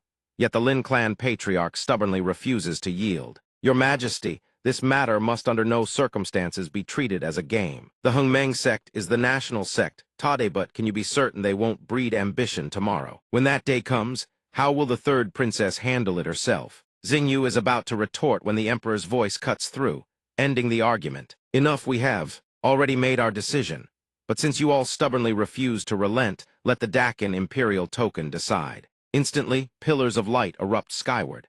A massive imperial token materializes at the center of the Aranathe Dakin imperial token. Zhu Xuan's expression turns grave as he stares at what has appeared before him. It is said that every emperor of the great Qin dynasty has inscribed their name upon the Emperor's steel. The Emperor's steel possesses a spirit inscribing one's name upon it can guide the destiny of the great Qin kingdom. It seems His Majesty and the third princess had long orchestrated this. Today's opportunity crushes the Chen clan's dominance in one stroke, elevating the third princess to the throne. At the same time, Xingyu is steadily making her way into the imperial steel. Her heart brims with unwavering resolve. Today, this princess will inscribe her name without fail. A swirling vortex materializes the instant Xingyu makes contact. The imperial steel gradually emits a pale golden glow. Before Xingyu can even react, she is pulled inside. Yi Fan seizes this very moment and charges in, catching everyone around off guard. It is at this instant that Zhao Xuan suddenly detects the presence of this uninvited guest. Even as he passes through, he can't help but console himself. That Zhao Xuan has stolen every last shred of attention from me. But no matter. The space within the Emperor's steel can only be entered by those of royal bloodliner divine sense spirit bodies. Xingyu, I'm coming to help you. With that thought, Yi Fan plunges into the imperial steel. Inside the Emperor's steel space, Xingyu slowly opens her eyes. She looks around in a daze. Even as Xingyu ponders this, she realizes Emperor's steel contains a mysterious hidden space like this. Before she notices, the statues surrounding her have opened their eyes. He suddenly booms in a thunderous voice, "Impudence?" Xingyu jolts and whirls around. "Who's there?" He continues glaring at her, snarling. A mere woman dares covet the supreme throne and offend the Emperor's majesty, a crime worthy of 10,000 deaths. Only then does Xingyu recalcitrant this, the founding divine general, who guarded the realm since the dynasty's founding. The staff in the founding divine general's hand is raised high. He slams it into the ground with earth-shattering force, cracking the stone beneath as he roars his threat. "Out of respect for your royal bloodline, I shall grant you one final chance. Leave immediately or this general will show no mercy." Though fear flickers across her face, Xingyu refuses to back down. The ground just collapsed. Father never mentioned there was a trial like this when inscribing on the Emperor's steel. Could it be precisely because I'm a woman that this thing has appeared to block me from inscribing my name? The hatred in her heart only grows thicker. On what grounds can this princess not ascend the throne? It was I who devised strategies against the great clans. It was I who traveled to the 100 immortal sects to rally every faction. And on top of that, my master himself aids me. Ascending the throne of the great Qin is heaven's will. A mere masterless remnant soul, what right do you have to question us? As she speaks, Xingyu grips her sword tight and charges forward without a shred of fear. You still dare to obstruct the great cause of the alliance? Truly, delusional beyond reason. The founding divine general does not yield to her words. Insolence, such audacity. He decides to go all out against her. Since you stubbornly refuse to retreat, this general shall take matters into his own hands. The two of them clash head-on. Yi Fan makes it inside at this very moment. He gazes at the confrontation in astonishment. So this is the space within the Emperor's stela, truly magnificent and resplendent. Yi Fan arrives just in time to witness the battle. It seems Xingyu is locked in a bitter struggle. This is my moment to strike. After a prolonged exchange, Xingyu is forced back by the founding divine general. Her sword suddenly shuddersand slips from her grasp, leaving her stunned. What? The gentle winding sword flew away on its own. Could the sword spirit have sensed the danger? The blade rockets toward the founding divine general, leaving him frozen in shock. What is that? WHOSH. The sword streaks past, shattering the founding divine general's weapon to pieces. Impossible. Xingyu instantly realized it must be Zhao Xuan's doing. Master's words were true. He will help me become the ruler of the great Qin. Yi Fan suddenly appears from behind her. You dare touch Xingyu? You'll have to go through me first. But she doesn't even know who he is, thy stranger. Yi Fan clenches his fist and charges in. The founding divine general recognizes his technique and tenses immediately. Divine sense flame doesn't hesitate to fall back. This flame can directly scorch what remains of my remnant soul. I cannot afford to gamble. Yi Fan smirks with satisfaction. Good eye. Then taste its power for yourself. Only now does the founding divine general realize the truth. So it's a divine sense spirit Bodino wonder he lacks royal blood, yet can still enter the imperial steel's space. His punch arrives fast, but the founding divine general has already conjured a barrier. Oh, spirit ward barrier. So you've had defenses against divine sense spirit bodies prepared all along. He frowns and retorts. You think that after guarding this place for 1,000 years, I wouldn't have measures to deal with your kind. Naive, Xingyu seizes the opening and flings her sword forward. Gentle winding sword go. The blade hurtles toward the founding divine general at blistering speed. He raises his hand to catch the little sword-foolish hope, but the blade pierces clean through the founding divine general's body. Even as he dissolves, not a trace of willingness remains on his face. Done in by a single strike, Yifan quickly retreats to Xingyu's side. The founding divine general finally crumbles into nothing. He stands before Xingyu, putting on a warm and familiar expression. "Thank goodness you were here." "Xingyu," she stares at Yifan in bewilderment. "Young sir, we've never met before, have we?" Hearing this, he introduces himself. "The third princess may not have met me, but I have admired the third princess for a very long time." Xingyu responds with a polite but hesitant, "Is that so?" In her heart, she silently notes this person seems rather strange. Not of royal blood, yet able to enter and leave this place freely. Once we're outside, I must investigate him. After a moment's thought, Xingyu suggests, "Let's find a way out of here quickly. Father and my master must be anxiously waiting outside." The moment Yifan hears that name, irritation flashes across his face. "That Zyro Xuan Agenwi does Xingyu keep mentioning him? Looks like I need to watch my step." He reaches out to stop her and explains, "Wait, are you just going to leave like that? Do you know this space within the Imperial Steel still holds the dragon chi left behind by the emperors of old? Absorbing it will bring you great benefits." His words make her pause. Dragon chi. Yifan has Xingyu sit down and instructs her, "Sit here. Circulate your energy as I direct." Time passes. Xingyu's entire body begins radiating a powerful surge of energy. She slowly opens her Aisher cultivation, has now reached the peak of golden core. Yifan yawns and stretches lazily to the side. "You're finally done. Can we go now? I'm dying of boredom over here." But a question still weighs on Xingyu's heart. "Why did you help me?" He cheerfully repeats his earlier words. "Didn't I already tell you? I've admired you for a long time, Xingyu. This was only natural." Hearing this, she can't bring herself to press further. "Is that so? Forget it, let's head outside first." Outside, the sky has turned dark and overcast. What happened here? Where has the third princess gone? The situation leaves even the emperor increasingly restless. How did it end up like this? Every emperor before her only needed to channel spiritual power and establish a link with the imperial steel. Their name would appear on it instantly. Heaven and earth undergoing such an anomaly. The air being swallowed by the steel itself, nothing like this has ever happened before. The citizens erupt into murmurs. What is that? This must be heaven's wrath, divine punishment, sent down for letting the third princess ascend. A group approaches from the distance, and every eye slowly shifts toward them. Who is that? That looks like the first prince and the second prince. The first prince steps forward at the head of his soldiers and declares open rebellion. "We oppose Ying Xingyu's ascension to the throne." The emperor is stunned by their brazen move. "What do you two think you're doing?" Without the slightest trace of fear, he speaks. "We are here to humbly implore Father Emperor to retract the succession decree. The heavens have sent down divine punishment. The third princess is clearly not the chosen one of heavenly mandate. She should not inherit the throne." Lightning tears across the sky in relentless bursts, sending the citizens into a panic. Good heavens, the sky turned pitch black in the blink of an eye. Could this really be divine punishment? The second prince seizes the moment and continues. "If Father Emperor stubbornly insists on this course, then we have no choice but to march our troops to correct the mandate of heaven." Every face around them drains of color. The entire area has already been surrounded. Are the first and second princes trying to force the emperor to abdicate? Still, this celestial phenomenon is truly terrifying. The first prince and second prince grow increasingly smug.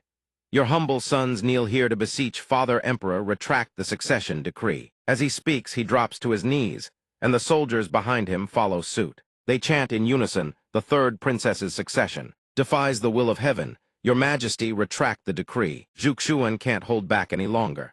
"The third princess, she's really going to be all right, isn't she?" Zhuxuan casually waves him off. "Relax. Not only is she fine, she's just gained a tremendous opportunity." His eyes flicker as system data floods his vision. System host has successfully aided disciple in ascending the throne. Special physique activated Overlord Supreme Earth grade. Gratitude reward X 1000 multiplier. Obtained acquired chaos physique. System Earth grade profile acquired chaos physique special physique. Spiritual energy absorption rate X10. Capable of cultivating and fusing multiple techniques to continuously enhance physical constitution. After reading through the full report, Zhuxuan lets out a low whistle. He always knew the Overlord Supreme physique would be extraordinary once activated, but he never expected it to be even more formidable than he'd imagined. He continues, the third princess will be here shortly. The moment the words leave his mouth, Xingyu appears.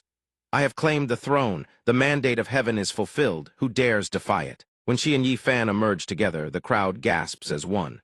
It's the third princess. That's the holy radiance, the light of the mandate emperor. Xingyu descends slowly, leaving every last person rooted in stunned disbelief. The second prince and first prince are just as shocked. That's Ying Xingyu. The emperor sees Xingyu bathed in holy radiance and beams with triumph. The mandate of the emperor, the imperial destiny, is confirmed. Now let's see who dares oppose my daughter's claim to the throne. She stands beside him, tears of emotion glistening in her eyes. Father Emperor, he immediately places a hand on her shoulder. Xingyu, you've been through enough. Well done. Below, the citizens erupt in thunderous cheers. Hail the new emperor. Long may she reign. May the great Qin endure for 10,000 generations, eternal and undefeated. Long live the emperor. Long live, long live. Seeing that their gambit has failed, the princes resort to dirty tricks. If Father Emperor will not act with righteousness, then don't blame us for what comes next. The first prince secretly channels spiritual energy into a teleportation command token. Wei Jiu is the first to notice. That's a teleportation formation command token. But it's already too late. The formation has been activated. Cornered with no escape, he's gone all in. We've already made contact with the Longyan Great Kingdom. 100,000 elite soldiers are waiting right outside the city walls. The moment I activate the grand teleportation formation, they will sweep this place clean. The emperor's face contorts with fury. Wretch, how dare you collude with foreign enemies? Having a beast like you as a prince, what a calamity for this dynasty. Wei Jiu surges forward, desperate to stop them. He throws caution to the wind. The teleportation formation must not be allowed to activate. But before he can get close, Wei Jiu is sent flying with a thunderous impact. His eyes snap to two figures below two great clan patriarchs. Patriarch Wang, Patriarch Lin. This is treason, colluding with the enemy. They reply with icy calm. Things have come this far. The only way to settle this is to net every last one of you. Only then does Xiao Xuan step forward. Net all of you in one sweep, with just the two of you. He unleashes his spiritual power. Countless swords materialize in the air, all pointed directly at them. The swords rain down upon the formation's defensive barrier, slamming into it again and again until cracks spiderweb across its surface. Patriarch Wang's face twists with rage. Damn it! Patriarch Lin is no happier. Today we succeed or we die. How can we possibly lose to some nobody who came out of nowhere? A deafening explosion, boom, echoes across the arena, draining the color from both princes' faces. What? Wei Jiu falls back to consult the emperor. Should we summon Elder Zheng to provide reinforcement? The emperor gives a decisive order. Have Elder Zheng continue guarding outside the city. We shouldn't need him here. Xiao Xuan presses his advantage hard. He spins on his heel, and his sword launches forward like a raging storm, cutting down every last traitor in its path. Only now do the two princes know true fear. Who the hell is this person? Never mind that. The second prince tries to bolt. Quick run! But Xiao Xuan doesn't give him the chance. You think about running only now. Xiao Xuan swings his blade straight at the two princes, but at that exact moment, the teleportation formation activates. Patriarch Wang lets out a sharp ch. The teleportation formation continues generating a ring of arcane energy. The magical circle flares with blinding light.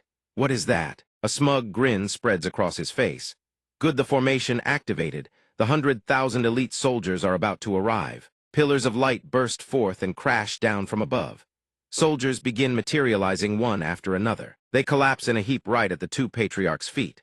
It takes both of them a long, stunned moment to register what they're seeing. How did you all end up like this? One soldier manages to lift his head, just barely to respond. We don't know what happened. A giant golden hand descended from the sky. We couldn't withstand it at all. This must have angered the heavens. Patriarch Wang and Patriarch Lin gape in horror. That giant golden hand, it's Elder Zheng's Hayashan mirror. With the rebels and foreign invaders dealt with, Xiao Xuan finally turns his attention to the two patriarchs. Finished your last words? He speaks and darts forward in a flash. Then I'll make my move. A single sword strike from Xiao Xuan, and both patriarchs are erased from existence. He lands softly on the ground, not a speck of dust on him. Xiao Xuan approaches the emperor with a cheerful expression and makes his report. Your Majesty, the rebel forces have been eliminated. The coronation ceremony may proceed. He then turns around and bellows at the stunned crowd. What are you all still waiting for? Hail the new emperor's ascension. The subjects freeze, exchanging uneasy glances with one another. After a moment's hesitation, they drop to their knees. Every voice joins as one. Long live the emperor, long live, long, long live. Xingyu ascends the throne, and with a voice that carries across the entire plaza speaks. I hereby declare from this day forward, the hereditary nobility system is abolished. All noble clans are hereby stripped of their hereditary titles and privileges. The announcement stuns the entire assembly. What? Gritting their teeth, they have no choice but to obey. Your subjects obey the decree. Several days later, Mayor rests her chin on her hand and lets out a long sigh. When are we heading back? It's so boring here that I swear my hair is growing. Zhao Xuan replies without a care in the world. Soon, soon. No sooner had he spoken than Jian Feng pushes the door open and enters. Oh, you are here. He immediately kneels to pay respects. Disciple greets master. The system window instantly displays his details. Li Jian Feng.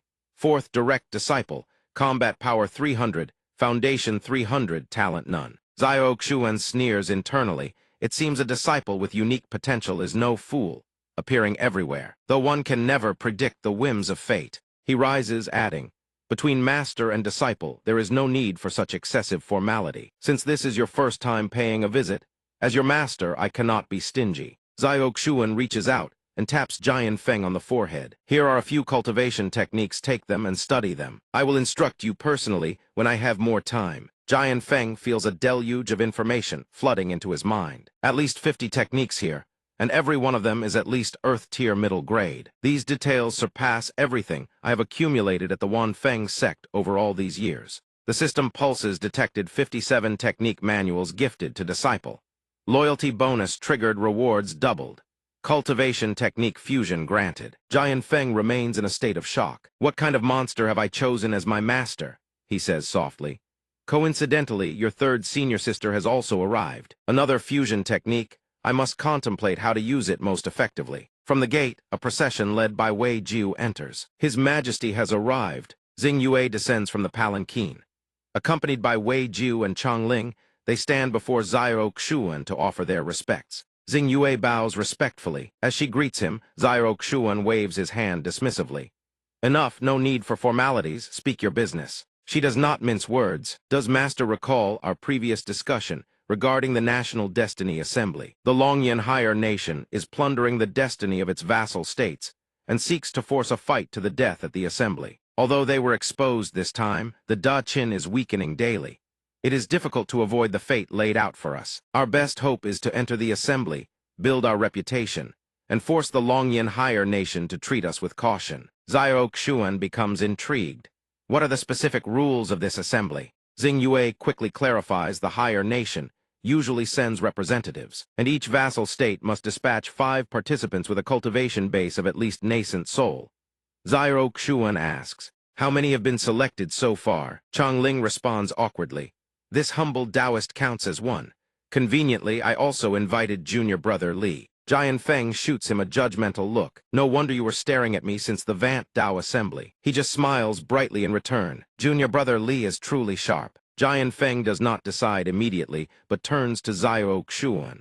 Since I represent the Hengmeng sect, I shall follow Master's decree to go or to stay. Zhao Xuan does not hesitate, choosing not to make things difficult for them. Go then and consider it a pleasure trip to the higher nation. Suddenly Zhao Xuan has an idea.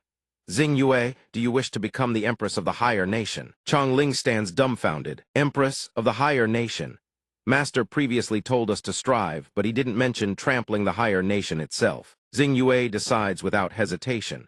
The Da Qin can barely gather 5 nascent soul cultivators. I dare not promise much. But if Master says so, I believe you can achieve it. I wish not only to be the Empress of the higher nation, but also the Empress of the immortal court, and even the higher court. I beseech Master to assist me. Satisfied, he offers a suggestion. Then first, let us set a small goal, make the Da Qin a higher nation. Yi Fan appears just in time.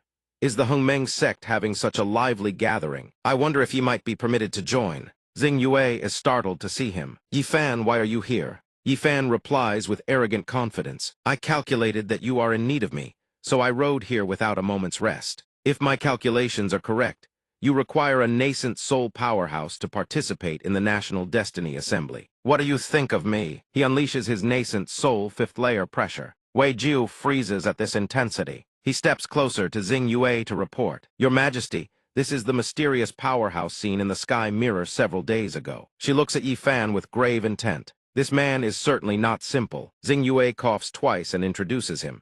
Allow me to introduce young Master Yi Fan, a wandering cultivator, who helped me conquer the Imperial Tablet not long ago. If young Master Yi wishes to participate, then you may join us. She wisely defers to Zio Xuan. Master, what is your opinion? He frowns in recollection. Yi Fan was that not the enigmatic man Xing Yue mentioned after leaving the Imperial Tablet realm, the one who warned her not to miss the Dragon Chi. Yi Fan offers a friendly smile. So you are Xing Yue's master. 5 years ago, Xing Yue tamed the waters to protect my homeland. I have admired her ever since. Coming to Daqin this time, I only wished to witness her grace. I did not expect to arrive just in time for this. Zio Xuan reaches out to shake his hand. Is that so? He thinks to himself, arrive at Daqin, stumble upon the Vant Dao Assembly, happen to have a way into the mystic realm with Xing Yue, and now conveniently appear to join the Destiny Assembly. This guy couldn't be a transmigrator like me, could he? Zio Xuan's eyes darken, and their gazes lock, heavy with suspicion. Yi Fan harbors many schemes. I must see what mysteries you truly hide. After the greetings, Zio Xuan leaves without ceremony. The candidate list is set. Jian Feng, Taoist Chongling, Elder Wei, Yi Fan, 5 of you. If you need cooperation from the Hengmeng sect, seek out my disciple. I must now enter seclusion. Jian Feng, follow me. Yes. Jian Feng enters the room with him, asking curiously, Master, why did you call for me? Zio Xuan pulls out a sword without hesitation. Try this. Jian Feng recognizes it instantly. This is the immortal-slaying sword. Zio Xuan asks, do you know its origins? He recounts without hesitation. Master, 85 years ago, I retrieved 7 strange divine swords from an ancient ruin in the northern territory of Daqin. The Earth-tier lower-grade technique, the 7 immortal-slaying stances, was also obtained in those ruins. According to the stone carvings from the ancient era, this sword was an Earth-tier divine weapon. However, it could not survive the heavenly tribulation during its refinement, and suffered grievous damage. Back then, there was no way to restore it, so the remaining materials were forged into 7 lesser blades. Jian Feng grows tense. Those 7 swords were peerless. I do not know where this one in Master's hand came from. Pressed, Zio Xuan feels a bit awkward. Listen less to the gossip of the pugilistic world. To my knowledge, the true name of this blade is the Entwining Finger Soft Sword. He breaks into a cold sweat internally. Both swords were gifts from the system. They exist outside the causality of this world, and are impossible to explain. Jian Feng does not press further. So that is how it is. Jian Feng heard him and asked no more. So that is how it is. So that is how it is. Previously, this disciple did not know the true name of this sword, and simply called it the immortal-slaying sword. Zio Xuan continued to ask, do you still remember the location of that ancient ruin? He answered without any hesitation. That ancient ruin is located beneath the main gate of our Wanfeng sect. I even set up a protective formation array around it. If Master wishes, we can head there right now. He listened, and the corner of his mouth curled with satisfaction. Very well. Zio Xuan proceeded to transmit the Jian Feng Fa sword technique to him. Before we go, your master shall pass down a sword art to you called the Heavenly Tier Superior Jian Lai. Study it diligently. The sheer volume of information slammed into him, so hard his face drained of color. A sword art, thy sword art. Limo had never seen a sword art this profound and mysterious. Zio Xuan casually introduced it with a smile. Your master merged 57 cultivation techniques, extracted their essences, and condensed them into one. Those 57 techniques can be considered its predecessors. If you grasp this one, the benefits will be immeasurable. These words made Jian Feng's heart jolt. In other words, this immortal tier superior Jian Lai was created by Master himself. He merely waved it off with a casual smile. Just good fortune, that's all. But Jian Feng did not agree. This was far beyond mere good fortune. This was nothing short of heaven-sent genius. Zio Xuan simply deflected the praise with a calm tone. Don't get too hung up on hollow titles like that. Zio Xuan suddenly turned to Jian Feng. Do you know what the most crucial essence of Jian Lai is? Jian Feng did not hesitate and bowed deeply. I humbly await Master's instruction. Zio Xuan swiftly executed the sword technique and began to explain. The core principle of Jian Lai is negation. Jian Feng watched as the sword was pulled away, eyes wide with shock. My sword, Zio Xuan continued. It doesn't just eliminate obstacles in your path, it negates every divine ability and technique in existence. Moreover, this sword art can continue to merge with the finest sword arts across the world, constantly evolving. One day, even legendary divine weapons and supreme artifacts can be struck down by a single sword. Even the demon gods and evil spirits towering above the heavens can be cut down by a single sword. Jian Feng seemed to grasp the key insight: break all techniques, break all spirit weapons, break all divine powers. So if the 7 forms of immortal slaying were also merged into it. He furrowed his brow and let out a sigh. Jian Lai, I understand now. The moment the words left his lips, spiritual energy erupted from his entire body in massive waves. System initializing. System after receiving the host's guidance, the disciple has comprehended the break all spirit weapons essence of Jian Lai. Reward 10. 0x multiplier applied. System acquired the complete break all spirit weapons aspect of Jian Lai. System Jian Lai has been upgraded to heaven tier absolute grade. System after receiving the host's guidance, the disciple has broken through to nascent soul, 3rd layer. Reward 5x multiplier applied. 100 days of cultivation EXP received. Xiao Xuan read through the notifications, and his jaw nearly dropped. This was a bit unexpected, hadn't the swordsman's bone root and comprehension stats exceeded 300. Outside, everyone gradually began to sense the surging wave of power. Could it be Brother Li is breaking through? The scene shifts to 10 days later. Jian Feng stood at the door and reported, "Master, this disciple has broken through." After a period of training, Xiao Xuan himself had reached the peak of golden core. He gazed at the dissolving spiritual energy and felt it deeply. As I suspected, it felt strange when I stalled at Foundation Establishment last time. Now that I'm trying to break from golden core into nascent soul, the sensation is even clearer. Cultivators accumulate spiritual energy in their danshan. But my danshan seems capable of holding twice the amount of an ordinary person. If I were to quantify the difference between a standard golden core cultivator and me, it would be like comparing a well to a lake. I've observed this before, though I'm at golden core. Both the purity and volume of my spiritual energy far surpass many peak nascent soul elders. It's like a bottomless pit. Even now, I've gained even finer control over my spiritual energy. If I wanted to force it into qualitative transformation, it's not impossible. At this point, Xiao Xuan stepped outside with Jian Feng. Still, my current foundation is clearly far more solid than a normal golden core cultivator's. Perhaps that's the benefit of possessing a unique physique. Jian Feng, let's go. We're heading to the ruin you mentioned. At the same time, at the foot of the mountain gate of Wanfeng sect, a man was hawking goods and making introductions. Today's auction does not accept currency in divine sense. This piqued his curiosity. Xiao Xuan's gaze shifted toward the auction, trading with divine sense as currency. The man then placed his hand on a stone tablet and continued, "Esteemed cultivators, you may channel your divine sense into this tablet. Normally, post-heaven and pre-heaven cultivators cannot condense divine sense. Chi refining cultivators range from 1 to 100. Foundation establishment 100 to 1,000. Core formation 1,000 to 5,000. As you can see, this tablet is currently reading 2,000. After setting up, he unveiled the first auction item. First item up for auction, a 4th grade Huayuan pill. Starting price 50 units of divine sense. Any takers? One young cultivator couldn't hold back and wanted to participate. They're really using divine sense as the bidding currency. This Huayuan pill is a fine treasure. Let me give it a try. The man cheerfully gestured him forward. Please, honored cultivator, channel your divine sense into the stone tablet. The young cultivator obeyed and placed his hand on the tablet. The instant he touched the stone tablet, he realized something was wrong. A bizarre force wrapped around his body, seizing control. This tablet's strange. I can't control my own body. He gritted his teeth and tried to wrench free, but it was futile. Every last drop of his divine sense was being drained away. Seeing the prey walk straight into the trap, the man clapped his hands in satisfaction. Oh my, this cultivator's divine sense registers at 444, well beyond others of the same realm.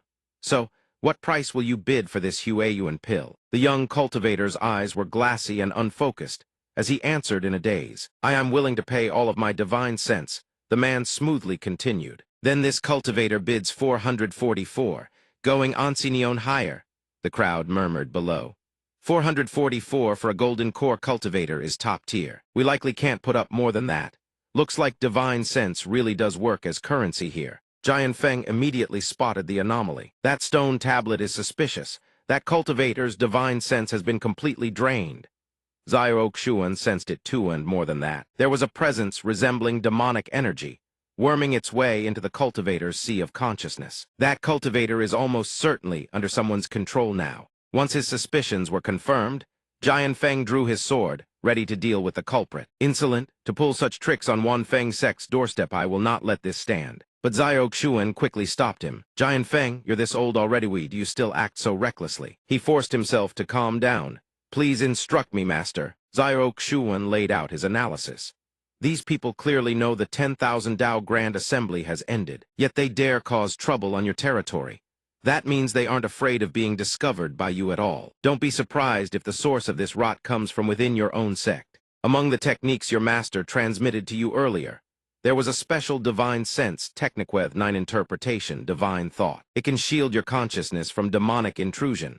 For now, suppress your aura and alter your appearance. Follow my lead. Jian Feng immediately understood. After Jian Feng changed his appearance, he and Zyok Shuan moved in, pretending to participate in the auction. This Huayuan pill is quite the treasure. We'd like to try our hand as well. The man's face lit up with a welcoming smile. In this auction, the highest bidder wins.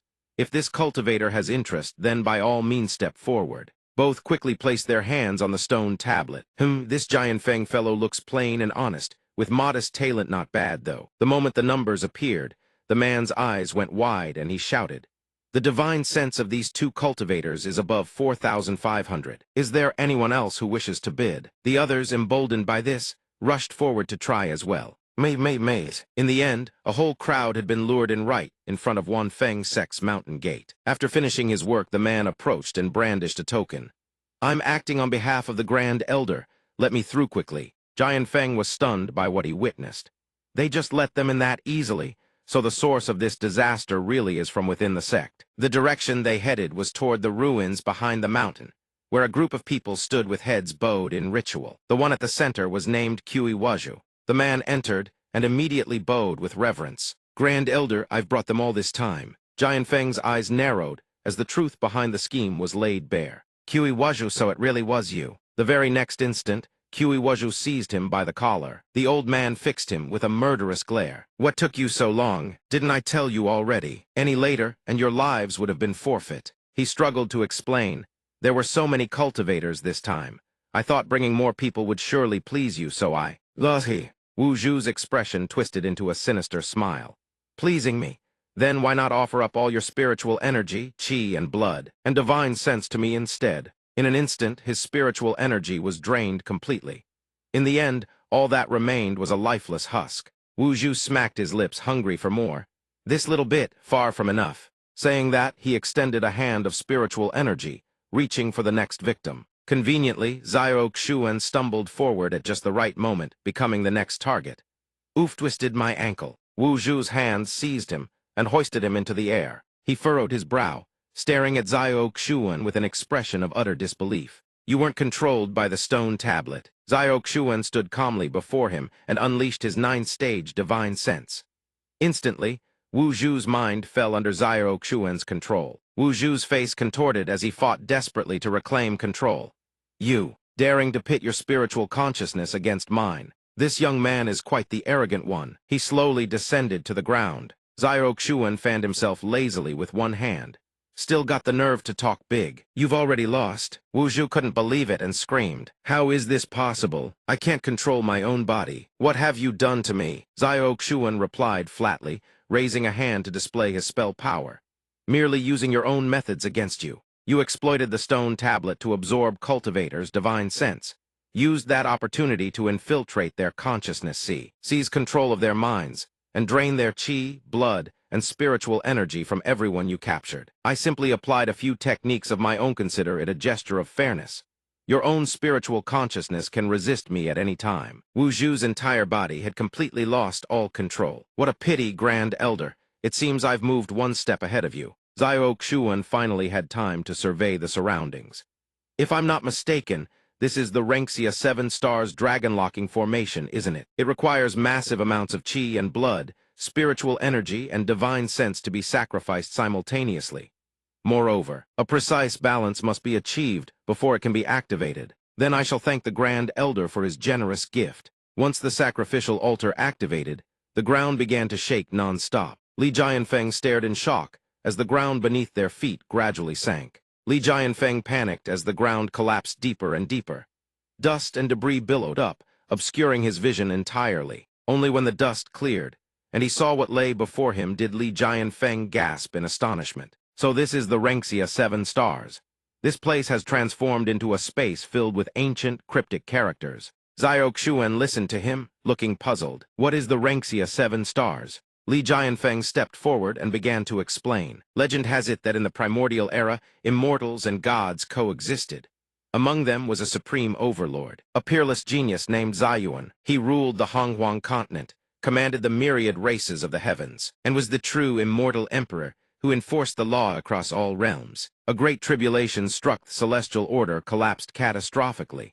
An apocalyptic heavenly tribulation descended, turning all living creatures to dust, rivers running red with blood. Immortal Emperor Zayuan could not bear to watch the masses suffer such calamity, so he led the immortals to take action. However, the heavenly wrath was too powerful. Even immortal Emperor Zayuan could barely contend with it. He had no choice but to arrange 7 great formations, harnessing the power of 7 hidden stars that contain the force of the great Tao. Using the stars' power to suppress the heavens, he resisted the collapse of the heavenly Tao, ensuring the safety of the myriad races. Xiao Xuan rested his chin on his hand, looking intrigued. So there's such a legend. What happened to immortal Emperor Zayuan afterward? Li Jianfeng continued. After seizing control of the stars, immortal Emperor Zayuan was caught off guard by the heavenly Tao, which destroyed his physical body. His divine soul could only take refuge within the 7 stars, its fate unknown, neither alive nor dead. The Renxia 7 Stars is a supreme force from the primordial era, founded upon the faith, myths, and legends surrounding immortal Emperor Zayuan and the 7 Stars. They worship immortal Emperor Zayuan and spread the tale of his supreme, unparalleled legacy. Suddenly, the characters on the walls began to glow. A stream of power was steadily flowing toward Xiao Xuan. This power quickly closed his eyes to sense it. It seemed far more refined and potent than spiritual energy, somewhat similar to the primordial purple qi he had once refined. Xiao Xuan wasted no time. He sat cross-legged and entered meditation. Li Jianfeng, stand guard for me. Li Jianfeng immediately accepted the order. Your disciple obeys. He stepped back and kept watch over Xiao Xuan's cultivation. I once heard that before the Renxia 7 Stars vanished, they divided immortal Emperor Zayuan's inheritance into 7 parts, and left them scattered across the mortal world. Could it be that master has been chosen by the Renxia 7 Stars? Is he about to become the successor of immortal Emperor Zayuan? Li Jianfeng's expression was filled with worry. However, if one were to receive such tremendous power, breakthrough in realm might not keep pace with the influx of spiritual energy. The body would soon explode and perish. Nothing bad will happen, right? In just a few moments, Xiao Xuan had already reached the peak of golden core. He opened his eyes and exhaled. Such a massive surge of power, yet it still wasn't enough to fill his golden core. It seems I'll still need to return to the Hengmeng sect, absorb the primordial purple qi, and only then consider making a breakthrough. Suddenly, a figure appeared from above. She stepped forward and introduced herself, guardian of the Renxia 7 Stars. Bearing the mandate of immortal Emperor Zayuan, I have been guarding the Emperor's inheritance, awaiting one worthy to claim it. Xiao Xuan frowned and turned to her. You are the guardian of the Renxia 7 Stars. Are you saying this place seals the inheritance of immortal Emperor Zayuan? Was that power I just absorbed all there is to it? Zhao Guang immediately denied it. I am not one of the Renxia 7 Stars. I am merely a remnant left behind by Zhao Guang, one of the 7 Stars. The Emperor's inheritance is far more than just the power you absorbed. She asked for his name. He answered honestly, my name is Xiao Xuan. She produced a sphere of energy and gave a brief explanation. This power is called the Stellar Force. One who bears the Stellar Force receives the blessing of the heavenly Tao and is extraordinarily fortunate. Xiao Xuan looked up, curiosity in his eyes. I believe this power closely resembles a certain type of force I once refined. We call it primordial purple qi. Have you ever heard of primordial purple qi? Hearing this, Zhao Guang's brows knit tightly together. So you are a disciple of Hengmeng. She slowly recounted the tale of old. The ancestor of your Hengmeng sect was an immortal and a disciple of his. The karmic blessings he left behind in this worldier ancestor inherited them, and thus would also receive the fortune of an immortal. This primordial purple chi is also a form of destiny force left behind by your ancestor. When destiny force is refined and condensed together, it multiplies many times over and becomes stellar force. Cultivating stellar force to its ultimate peak grants the power to contend with the heavenly Tao itself. Saying that, Jiao Guang transmitted the stellar force into Zhao Xuan's body. Zhao Xuan felt his initial doubts gradually answered. So it turns out that primordial purple chi is a form of destiny force, and stellar force is the vastly superior, many times condensed version. She confirmed that is precisely correct. He still had some lingering questions. Then do you know about National Destiny Force? Jiao Guang replied readily, National Destiny Force, as the name implies, is the destiny force of an entire nation. It is also one of the lower tiers of stellar force. Stellar force is divided into many tiers, encompassing primordial purple chi, national destiny force, and others. Zhao Xuan gradually came to understand. So that's how it is. Then I have one final question. Has anyone else ever claimed immortal Emperor Zhayuan's inheritance? Jiao Guang answered honestly. Apart from you, 2 others have come here before. They both completed their trials admirably and received their respective inheritances. Satisfied with the answer, Zhao Xuan cupped his fists in gratitude. I thank the fairy for resolving my doubts. He had finished his questions, and she wasted no more time. Very well, Zhao Xuan. You now know this is where immortal Emperor Zhayuan left his inheritance. Obtain this inheritance, and you can overturn the heavens and contend with the heavenly Tao. Do you wish to undergo the trial? Zhao Xuan asked, confused. What trial? The expression on Jiao Guang's face gradually shifted. She curled her lips and pointed at Li Jianfeng, issuing her command. If you wish to receive this inheritance, you must kill the one who came here with you. The shock sent Li Jianfeng reeling, his composure utterly shattered. What? Li Jianfeng turned to look at Zhao Xuan, as if awaiting his master's judgment. Master. The corner of his lips curls upward into a smirk. Zhao Xuan rests his chin on his hand, appearing deep in thought. Sword Edge, is the Zhayuan immortal emperor really as formidable as you say? Why does this trial feel off somehow? His words provoke Jiao Guang into a furious shout. Insolent! A prisoner dares question the immortal emperor. Zhao Xuan calmly raises a barrier to deflect the attack.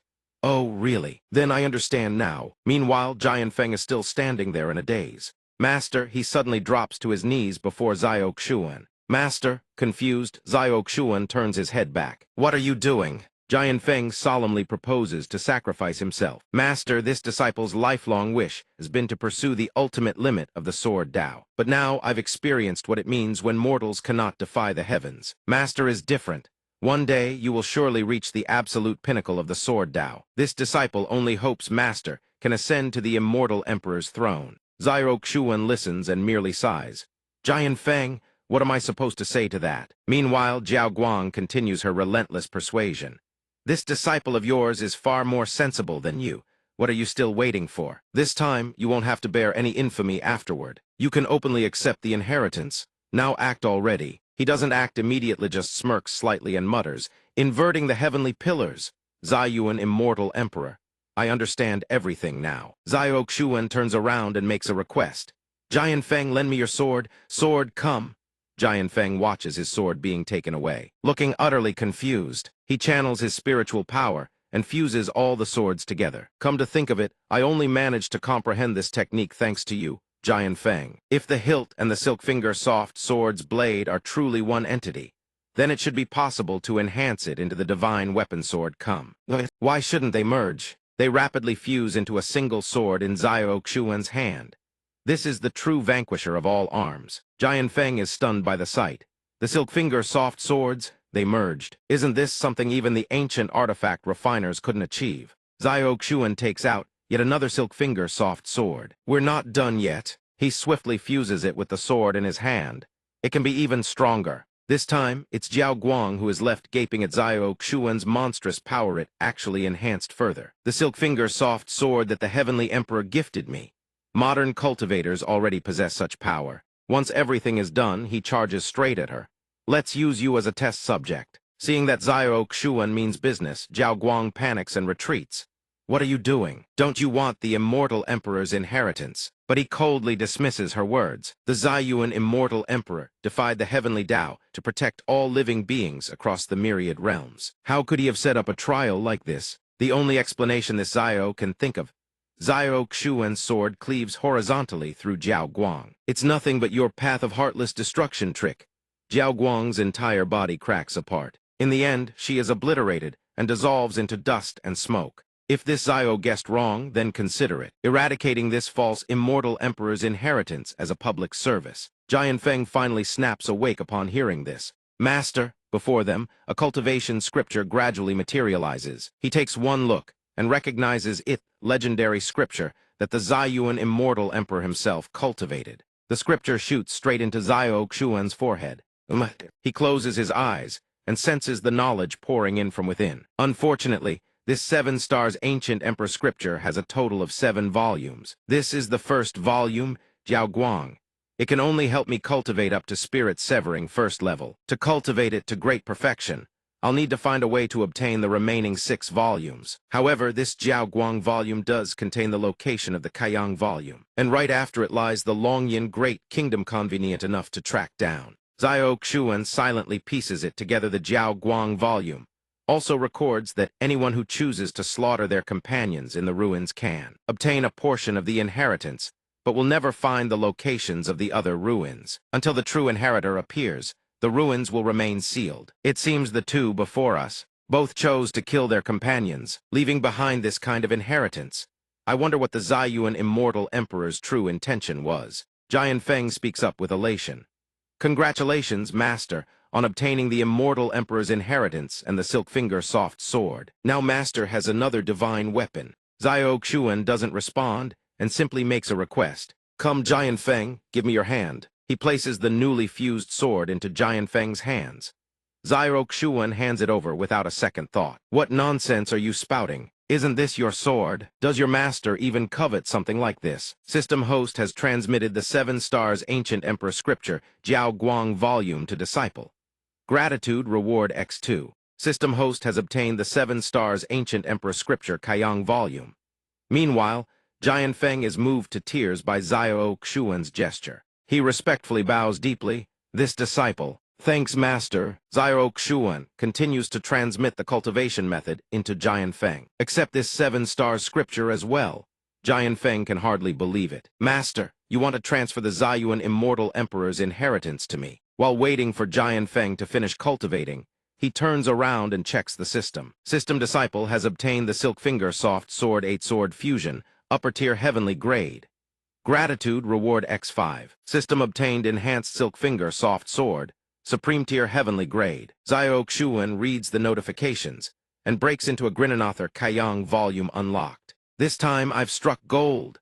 A mote of spiritual power appears in his hand, gradually taking the shape of a sword identical to Jian Feng's. Let me see if this legendary thing can actually surpass a treasure sword forged by an immortal emperor. After a period of cultivation, Jian Feng slowly opens his eyes. The moment he sees what's in Zio Xuan's hand, he freezes. Master, that in your hand is also a Silk Finger soft sword. He stares at the sword in utter confusion. How can there be 2 complete Silk Finger soft swords? Zio Xuan deftly shifts the sword's form. The sword gradually transforms back into his fan. Didn't I tell you to stop listening to every wild rumor in the Jianghu? Jian Feng jolts in shock. It turned into a fan. Zio Xuan continues to demonstrate yet another form of the sword. This axe at minimum possesses the power of a supreme tier heavenly grade weapon. Now I can freely wield the 18 martial techniques. Perfectly to my liking. At this, another idea springs to mind for instructing Jian Feng. While you cultivate the yin-yang 5 elements body refinement technique, you should also be able to comprehend something new from the sword Dao. It might be better to pick up some new cultivation methods. Meanwhile, Jian Feng is still at a total loss, unable to grasp the significance of supreme tier heavenly grade. But the Silk Finger soft sword is only upper tier heavenly grade. According to legend, it's a spiritual artifact that the Ziyuan immortal emperor crafted from Jiao Guang's essence. Zio Xuan shifts it back into fan form and summons the system. System, besides its shape-shifting ability, does this enhanced Silk Finger soft sword have any new functions? System, through fusing weapons with stellar power, the sword's grade can continue to rise. Upon hearing this, Zio Xuan's smile grows wider and wider. In that case, it's essentially an evolving divine weapon. He ponders for a moment, then decides the power of this sword already surpasses the Silkfinger soft sword. No matter, I'll just rename it Wuxiong Peerless.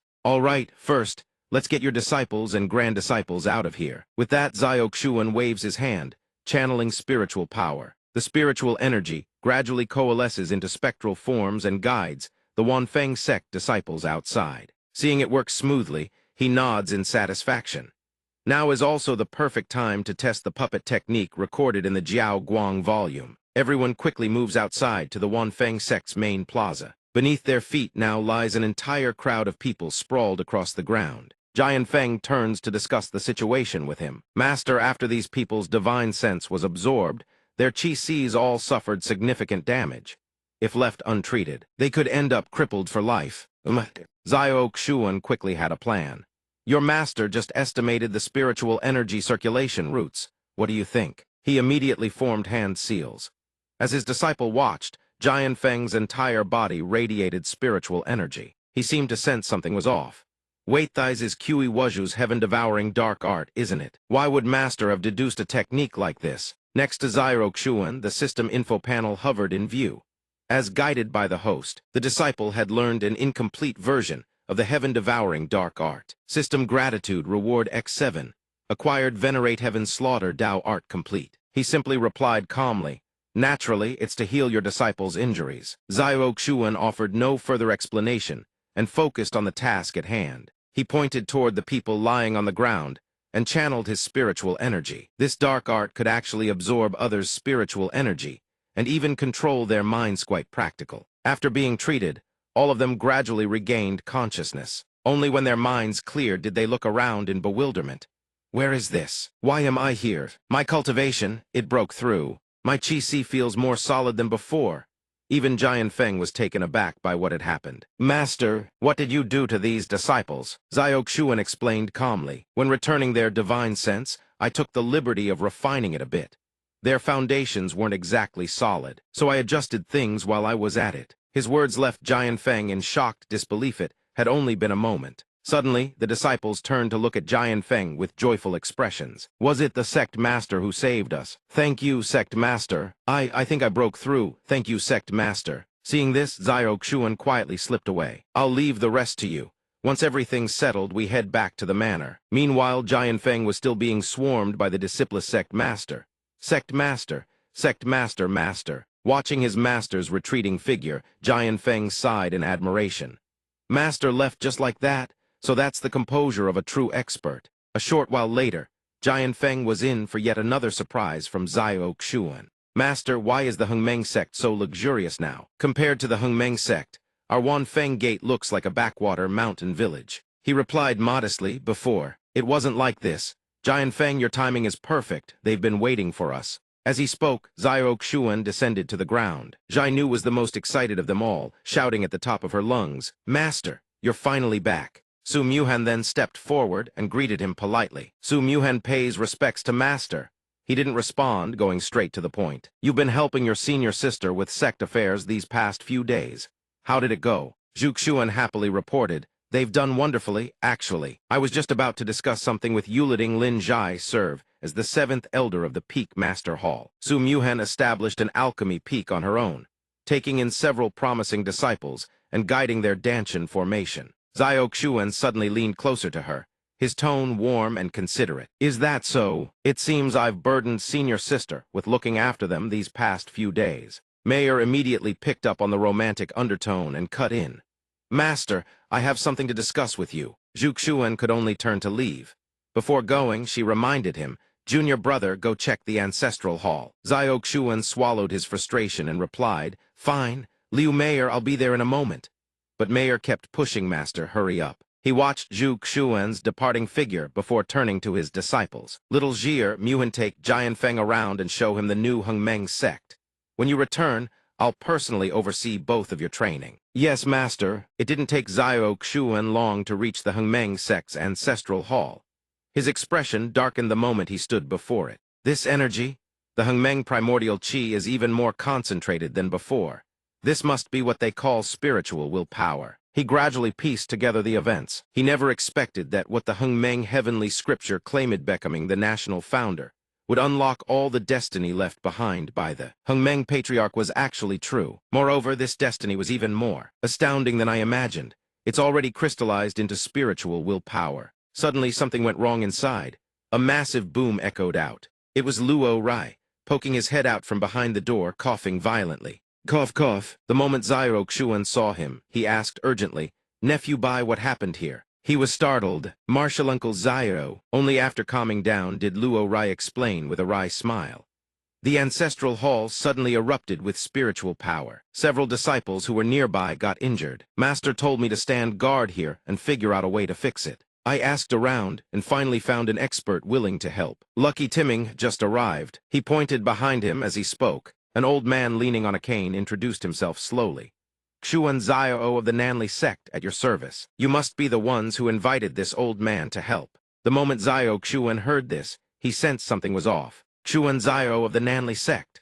Meanwhile, Luo Rai was still enthusiastically singing the old man's praises. "That's right, Martial Uncle Zio, you know him too. I heard he single-handedly wiped out the entire Loyun sect.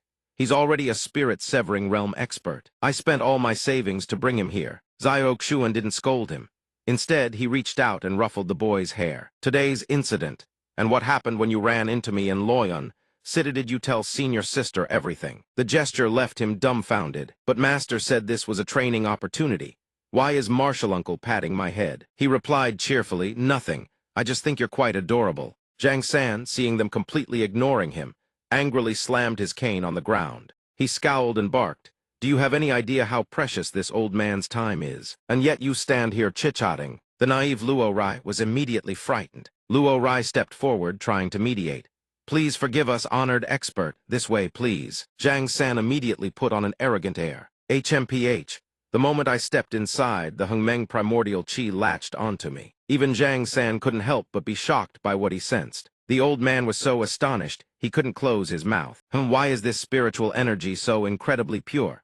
It seems to far surpass ordinary spiritual chi. What kind of heaven-defying fortune has this sect stumbled upon? How can the ancestral hall possibly emit spiritual chi this dense? As these thoughts crossed his mind, Zhang San's smile twisted into something sinister. "If I could absorb all of this spiritual energy in one go, I could break through to Golden Core in a single stroke. I might even break through to Nascent Soul." Luo Rai, who had been impatient for a while, urged him on. "Master, is there a way to fix the problem here?" The old man exploited his naivety and launched into his extortion act. "Cough, cough. The problem here is far from simple. I'll need to summon my bonded artifact to resolve this. The price will need to double." Hearing this, Luo Rai's face was clearly filled with distress. But I don't have that much money."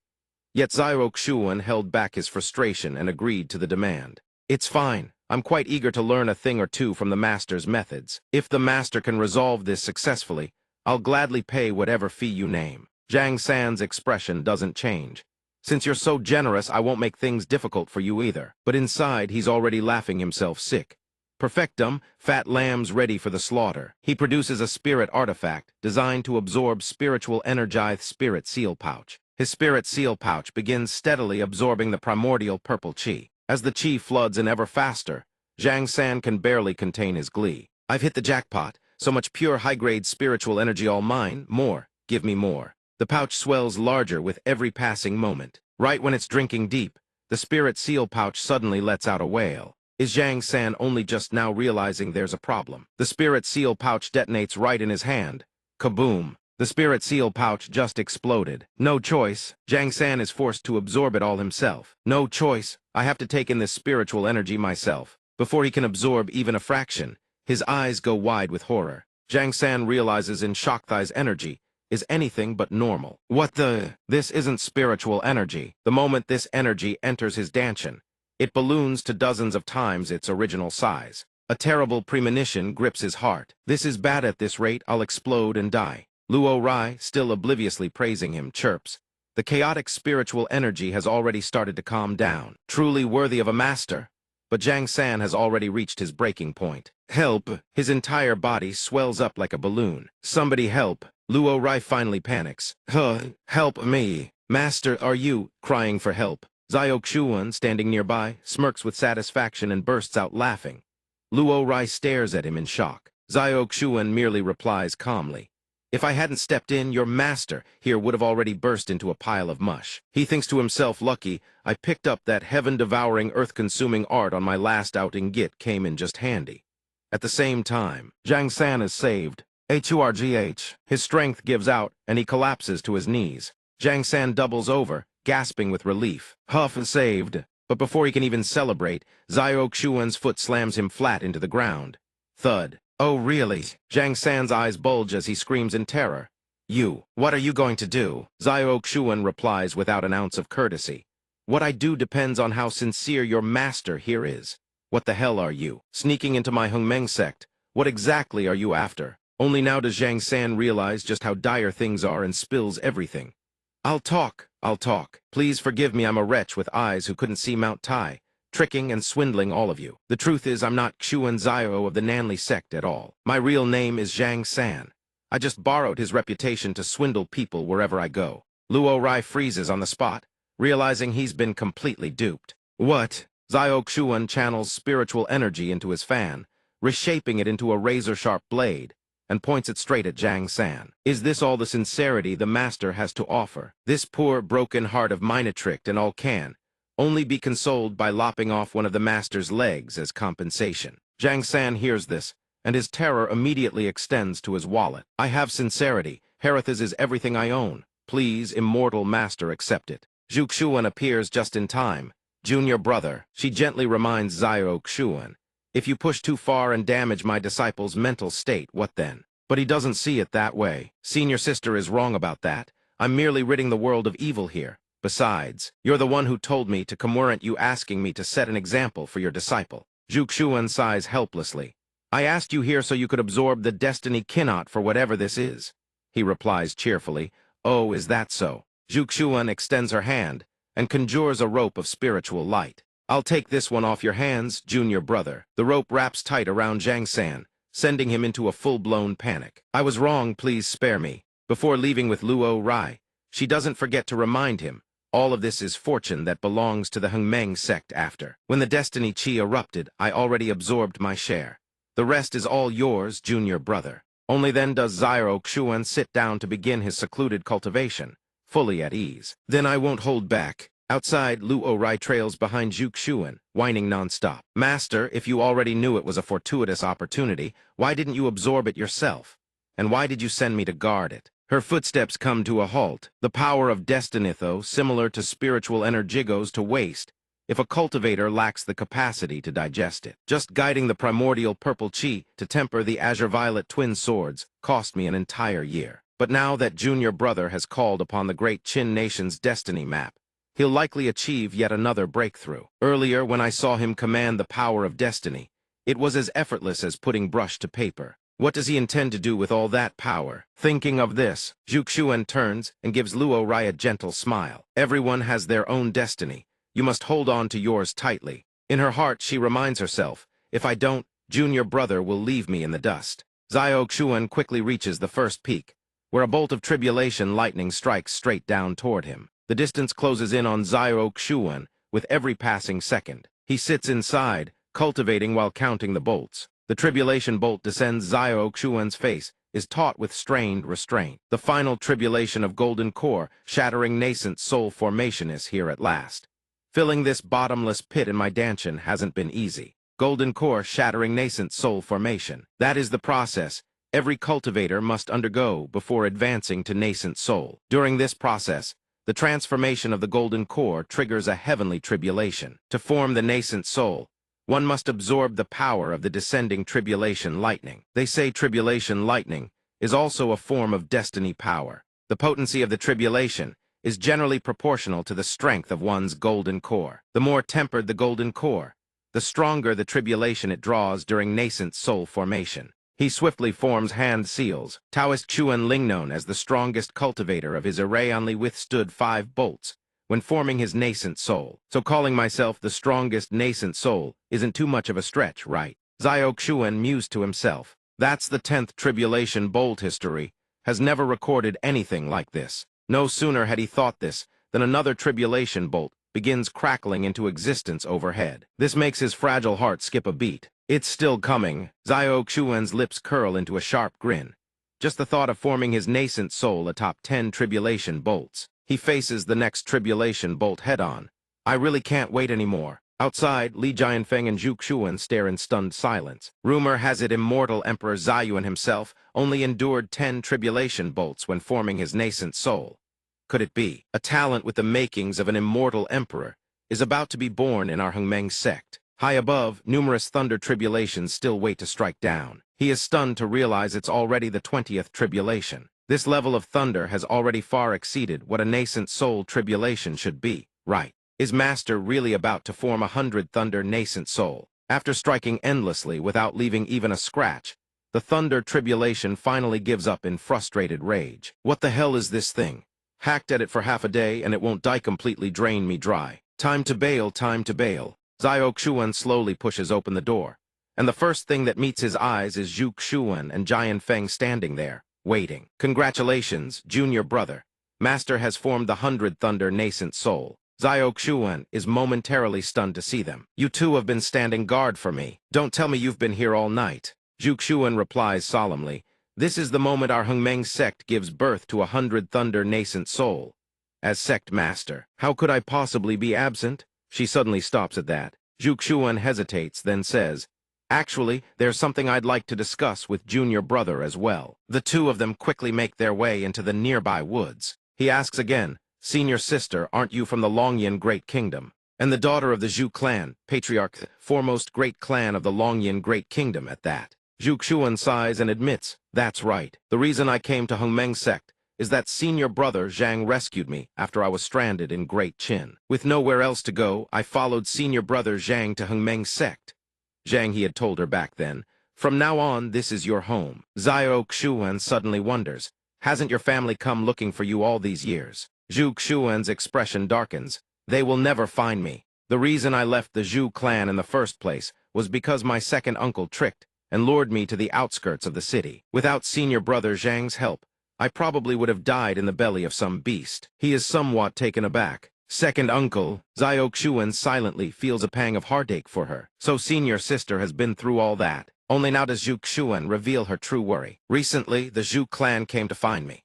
They even told me to return and marry the emperor of the Longyan Great Kingdom. He obviously can't agree to this. It's simply unacceptable. They ignored you for all these years, and now they want to exploit you for a political marriage. Then let me head to the Longyan Great Kingdom for the battle. The National Destiny War will definitely give us the chance to raise hell on your behalf. Zhu Xuan then reveals her own plan. This time, I won't trouble junior brother. This time, I'm going back precisely to make a huge mess of things. The National Destiny Grand Battle won't start for another 3 months. During this time, I'd like to ask junior brother to help look after Hengmeng sect. Hearing this, an idea strikes Zio Xuan. Then why not go together? Right before the National Destiny Grand Battle begins, Jianfeng and I were also planning to head to the Longyan Great Kingdom to prepare some things. So let's go together and raise hell. But she still doesn't feel at ease. What about Hengmeng sect? What will happen to it? He offers a suggestion. Why not leave that to senior brother Zhang? Has his wound healed yet? Fortunately, he's already far too used to this kind of work. At that very moment, on the other side, Zhang, he sneezes. He furrows his brow, rubbing his nose non-stop, and sighs. Why do I have such a bad feeling about this? With everything settled, Zhu Xuan and Zio Xuan finally make their way to the outskirts of Longmen City. He looks around with interest. So this is Longmen City on the border of Great Qin. Apparently, Great Qin is far removed from the Longyan Great Kingdom, with numerous kingdoms lying in between. To maintain a teleportation array spanning such a vast distance, Great Qin can only establish one in a place like Longmen City. If they want to reach the Longyan Great Kingdom as fast as possible, they'll need to use a large-scale teleportation array. With that, he takes the lead and guides everyone forward. Let's go. I've already asked Xingyu to notify the Longmen City Lord. He should be waiting for us at the city gates. Taoist Chuan Ling and Yifan will accompany Xingyu separately. Sure enough, someone is already waiting at the gates. The moment he spots them, he rushes over to greet them. I am Zhang Haiming, City Lord of Longmen City. I respectfully greet the National Preceptor. Zio Xuan doesn't beat around the bush and gets straight to the point. At ease, His Majesty has surely informed you already. I'm here because I wish to use the teleportation array of Longmen City. Haiming explains with visible difficulty. Reporting to the national preceptor, our teleportation array from Longmen City to the Longyan Great Kingdom can only be activated twice a year. Right now, not only has the teleportation array been commandeered by Princess Yilan of the Longyan Great Kingdom, but even my own mansion has been seized by her as well. I argued as hard as I could, but I truly don't dare offend a princess of the Great Kingdom. When he tried to intervene, he was even struck for it. Xiao Xuan finds this puzzling. Commandeered the teleportation array. But is there some kind of emergency? Did you tell the princess that we have important business in the Longyan Great Kingdom? Haiming grows even more hesitant. Well, the princess says she's tired from traveling here by spirit boat and wants to use the teleportation array for her return. I did inform the princess that the national preceptor will be participating in the National Destiny Grand Battle. But the princess said it's merely a sixth-rate dynasty whether they participate or not makes no difference. It would only be a waste of the Longyan Great Kingdom's resources. Those words are enough to make Xiao Xuan's face darken like the bottom of a cast-iron pot. He snaps the fan in his hand shut. Xiao Xuan's irritation is plain as he demands, "Take us to her." Haiming obeys and leads them into the Longmen City Lord's mansion, which has long since been claimed its interior, now shrouded beneath a barrier. The moment one of the subordinates spots them, contempt flashes across his face. "The princess is not receiving guests. Please leave." Xiao Xuan is still patient as he makes his request. "I have business to discuss with the princess. Would you kindly step aside?" Not only does the man lack any sense, he grows even more arrogant. "You're from Great Qin, aren't you?" The princess has already said people from Great Qin, and dogs are not allowed inside. Haiming can only stand there, helpless. Ever since Princess Yilan arrived, a restriction barrier has been placed over the mansion. Without the princess's permission, even I cannot enter. "National preceptor, please." He silently prays, "Please just back down." But without a single word, Xiao Xuan reaches toward the formation. He draws the peerless sword, ready to shatter the barrier. This great kingdom princess certainly has quite the imposing presence. The subordinate finally panics. "What do you think you're doing?" Haiming frantically tries to stop him. "National preceptor. This is a defensive formation imperially bestowed upon Princess Yilan by the Emperor of the Longyan Great Kingdom himself. It cannot possibly be broken so easily. If this angers the princess, it's all over, but it's too late. The defensive formation is already ripped apart. The subordinate's eyes go wide as saucers. What?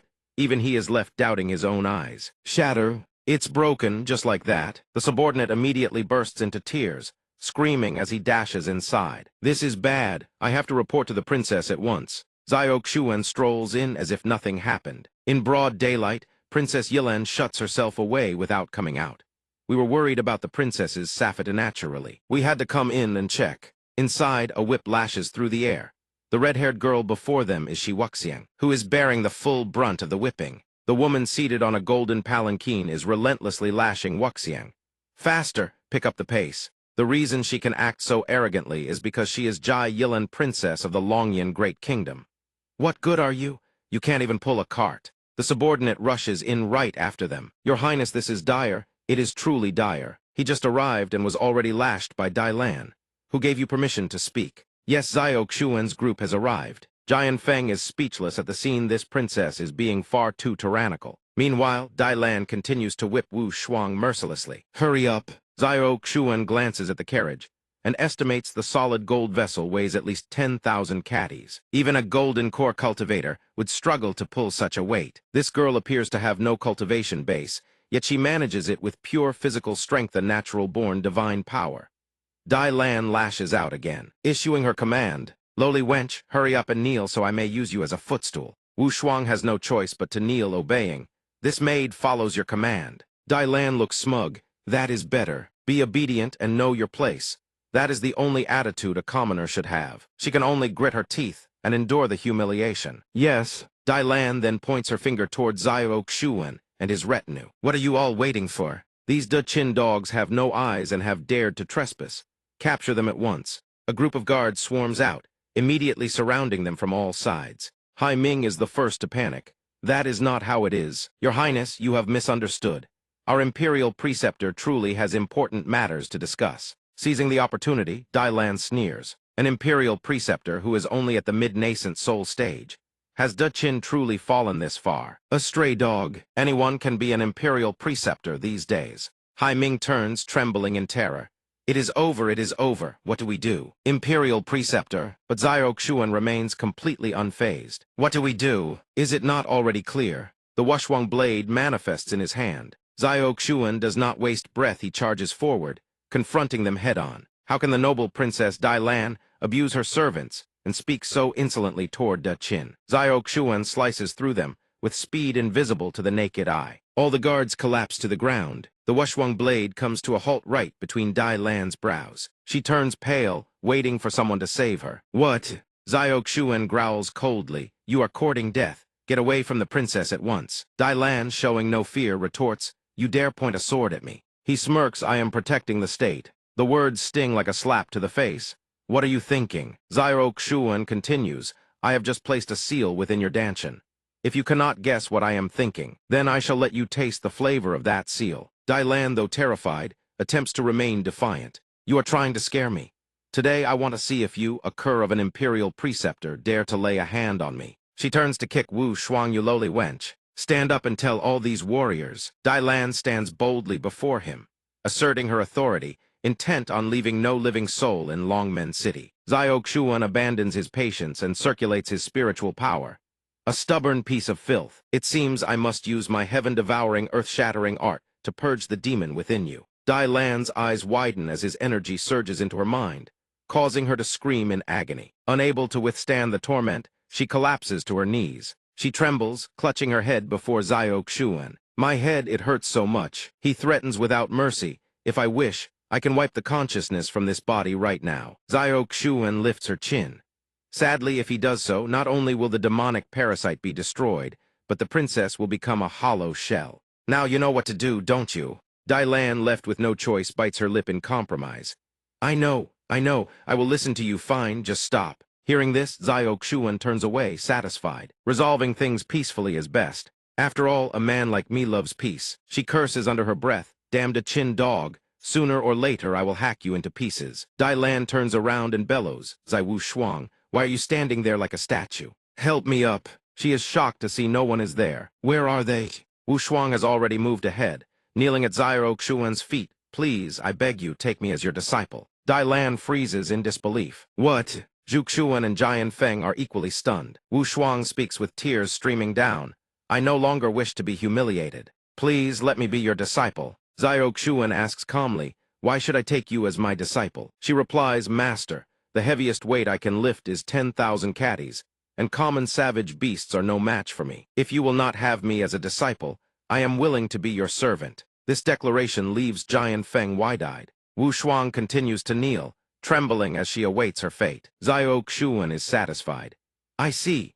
For now, you shall remain by my side as a registered disciple. The rest will depend on your performance. Wu Shuang beams with joy. Thank you, Master. At the same time, the system interface manifests. Reading the information, Xiaoxuan is pleased with his decision. A root bone of 500. This is no simple matter. Li Jianfeng only has 300. It seems I made no mistake today. I've found a treasure. Having finished, he turns to continue the journey. Let's go. We depart for the Longyin Higher Nation. Dai Lan contemplates making a quick escape, but before she can take 2 steps, Xiaoxuan cuts her off. Hurry up, princess. He glances at her with sharp, cold eyes. Without me here to suppress it, what will you do if the demonic energy takes hold of you again? Dai Lan has no choice but to follow. Let's go. We depart for the Longyin Upper Nation. Dai Lan considers using this chance to slip away.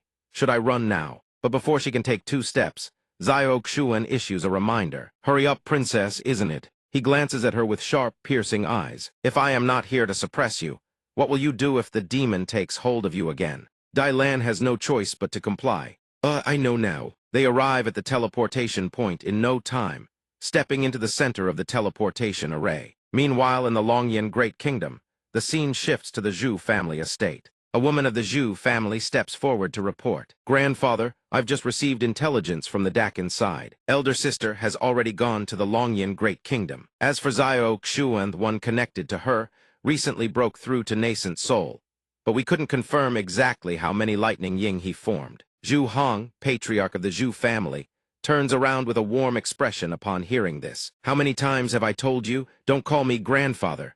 Just call me father like the rest of the kids. The woman from just now is Zhu Yan. She asks back, utterly baffled. Zhu Yan doesn't understand. What difference does it make between father and grandfather? Hearing this, he can only sigh in resignation. Forget it, have it your way. The mere thought of Zhu Xuan gives Zhu Hong a splitting headache. Jai Su issued his decree ages ago demanding that he hand Zhu Xuan over to the palace. He has been stalling for as long as he can. He fears he can't hold out much longer. This time, Zhu Xuan has gone to the Longyan Great Kingdom. If the Zhu family doesn't make some kind of gesture, then that old dog Jai Su won't let it slide. He sets down the watering vessel in his hand. At the very least, he has to put on a performance for that old dog for now. Zhu Hong quickly issues his orders to Zhu Yan. Yanner, since Zhu Xuan and the others have arrived in the Longyan Great Kingdom, wait until they get there and bring Zhu Xuan and Zio Xuan home. You must bring them back. Though confused, she does not refuse the order. As you command, father. Zhu Hong watches her retreating figure and can only murmur to himself, "Forgive me, Xuaner. Once you're taken into the palace, I'll find a way to get you out." Thinking of this, his fists clench tight. But those days are almost over. Once my plan succeeds, those cunning, treacherous elders of the Zhu family, and that old dog sitting on the throne who thinks himself above every Onthiel all deserve to die. When that day comes, the three of us father and daughters will be reunited. Now shifting to the imperial study in the capital of the Longyan Great Kingdom. A black-robed shadow guard kneels in report. Your Majesty, an urgent encrypted message has just arrived. Emperor Sima Ren of the Kingsu Great Kingdom has mobilized 3 million troops to our border. It is feared he intends to exploit the outcome of the National Destiny War and immediately resume hostilities just as he did a year ago. This black-robed shadow guard is named Long Yan. The man listening lets out a cold snort upon hearing the report. That damned Sima Ren, that wretched Kingsu Great Kingdom, was nothing more than a nameless little backwater barely 100 years ago. And yet in the last century, it suddenly rose from nothing. Time and again, they've encroached on the borders of smaller nations, that's one thing. But a year ago, they had the audacity to attack Longyan itself. Damn them all. He is the emperor of the Longyan Great Kingdom, Jai Su. As he speaks, Jai Su cannot contain himself and slams his palm down onto the dragon throne. If it weren't for that bastard Sima Ren striking luck-a-stumbling upon some fortuitous encounter and forming that bizarre primordial spirit, then based on the Kingsu Great Kingdom's strength alone, how could they possibly threaten our Longyan Great Kingdom? It forced me to owe a favor and invite the Vermilion Bird True Monarch to interveniently to barely avoid falling into a dire situation. But that Sima Ren shouldn't get too smug. I've already found the girl with the Phoenix clan bloodline. I've already notified the Zhu family. Before long, I shall take her as my bride. His thoughts drift back to the image of Zhu Xuan. Once I absorb the Phoenix bloodline from her body, I'll be able to form the Longyan primordial spirit. When that time comes, Sima Ren and his entire Kingsu Great Kingdom will be crushed beneath my fingers. To those in the Longyan Great Kingdom, she is nothing more than a fish on the chopping block. Long Yan suddenly recalls another piece of intel. Your Majesty, there is one more matter. Reports indicate that the Crown Prince has been secretly investigating the Zhu family, as of late. It is feared he may have learned something.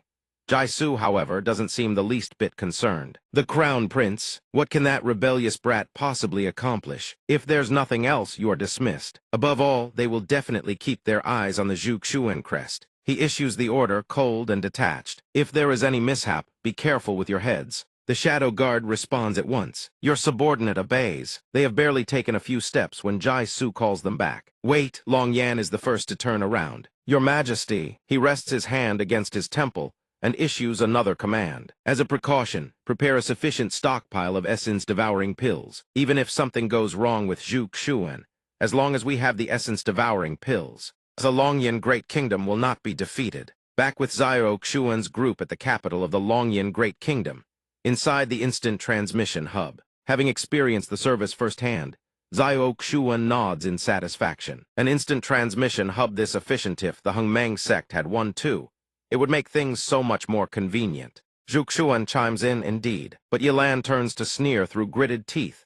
This piece of junk is enough to make you stare wide-eyed. You really are just a clueless country bumpkin with no worldly experience. Zio Xuan hears this and fires right back. You know what, since the princess is so wealthy and majestic, how about you cover the transport fees this time? Escorting the princess all the way back to her country has been quite the exhausting ordeal, after all. Tack on another 100,000 supreme-grade spirit stone skull, it a health bonus for me. She immediately puffs up and snaps back. What, on what grounds? Zio Xuan smirks. his gaze boring into Yilan like he's about to devour her whole. The princess wouldn't just abandon her attendant, would she? That stare forces her to meekly fork over the goods. Fine, I'll pay, okay. Yilan confesses honestly, this is all the money I have left. Xiaoxuan starts muttering as he tallies it up. 100,000 supreme-grade spirit stones. That's equivalent to 1 million high-grade spirit stones. Once the rough calculation is done, he gathers the group and heads out. Let's go, senior sister Jian Feng Washuang me treat.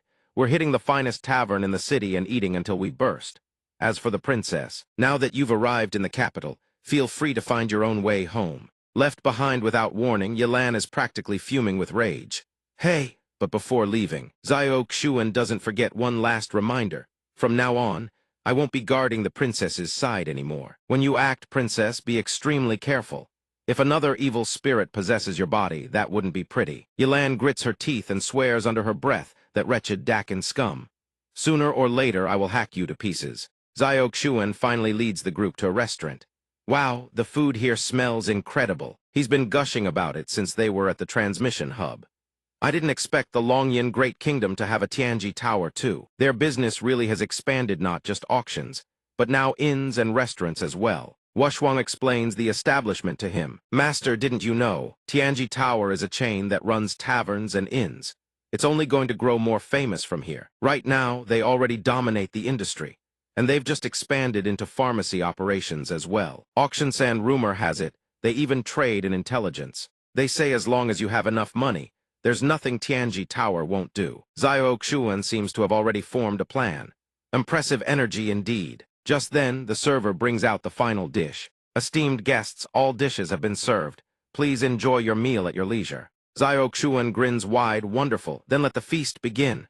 He, Jian Feng, and Washuang look as excited as children. Today, no one leaves this table until every last dish is finished. Yes, master, understood. Meanwhile, Zhuxuan simply sits in silence, quietly sipping her tea. Jian Feng chews his food while chiding his junior. Washuang, eat up already. Our master does what he says. He told us not to leave our seats, and he really meant it. Come on, let's hurry and eat. Menu. She sets down her cup and suggests waiting until after they finish eating before taking them to buy new clothes. Since you've taken junior brother Zio as your master, you're now a member of our Hongmeng sect. It wouldn't do to have you without proper fitting clothes, would it? Upon hearing this, her face lights up with joy. Thank you, master's wife. The moment Zhuxuan hears the words, master's wife, her face flushes red. Wait, I'm not, before she can finish denying it. Xiaoxuan has already picked up a piece of meat and placed it in her bowl. Here, eat up too. Oh, they're happily eating and drinking, completely unaware that someone at a nearby table has already set his sights on Zhuxuan. It's that man, the one who clenched his fist so hard the moment he saw her that his cup cracked. Zhu Yan, I've finally found you. After a good while of feasting, the food is completely demolished. Jian Feng, Xiaoxuan, and Washuang are stuffed to the point they can barely breathe. So full. Meanwhile, Zhuxuan remains as poised and unhurried as ever. The table they're sitting at suddenly begins to glow. He watches in amazement as fresh dishes materialize out of nowhere. Why would Tianji Pavilion embed a formation array into the table? Wait, does this automatically reorder food? Washuang quickly fills them in. This is Tianji Pavilion's signature formation system. It can not only auto-deliver dishes, but the walls of the private rooms are also fitted with sound-dampening formations. Back when I served the princess, I once saw her trigger the wall's defensive formation. Rumor has it the attack power it unleashes can kill a spirit-severing cultivator in the blink of an eye. I wonder what kind of powerhouse the master of Tianji Pavilion must be. Xiaoxuan grows intrigued. Kill a spirit-severing cultivator in an instant. He silently calculates if Hongmeng sect could equip a formation array like that. Wouldn't they be practically invincible? Suddenly, the privacy barrier around their table is slashed open.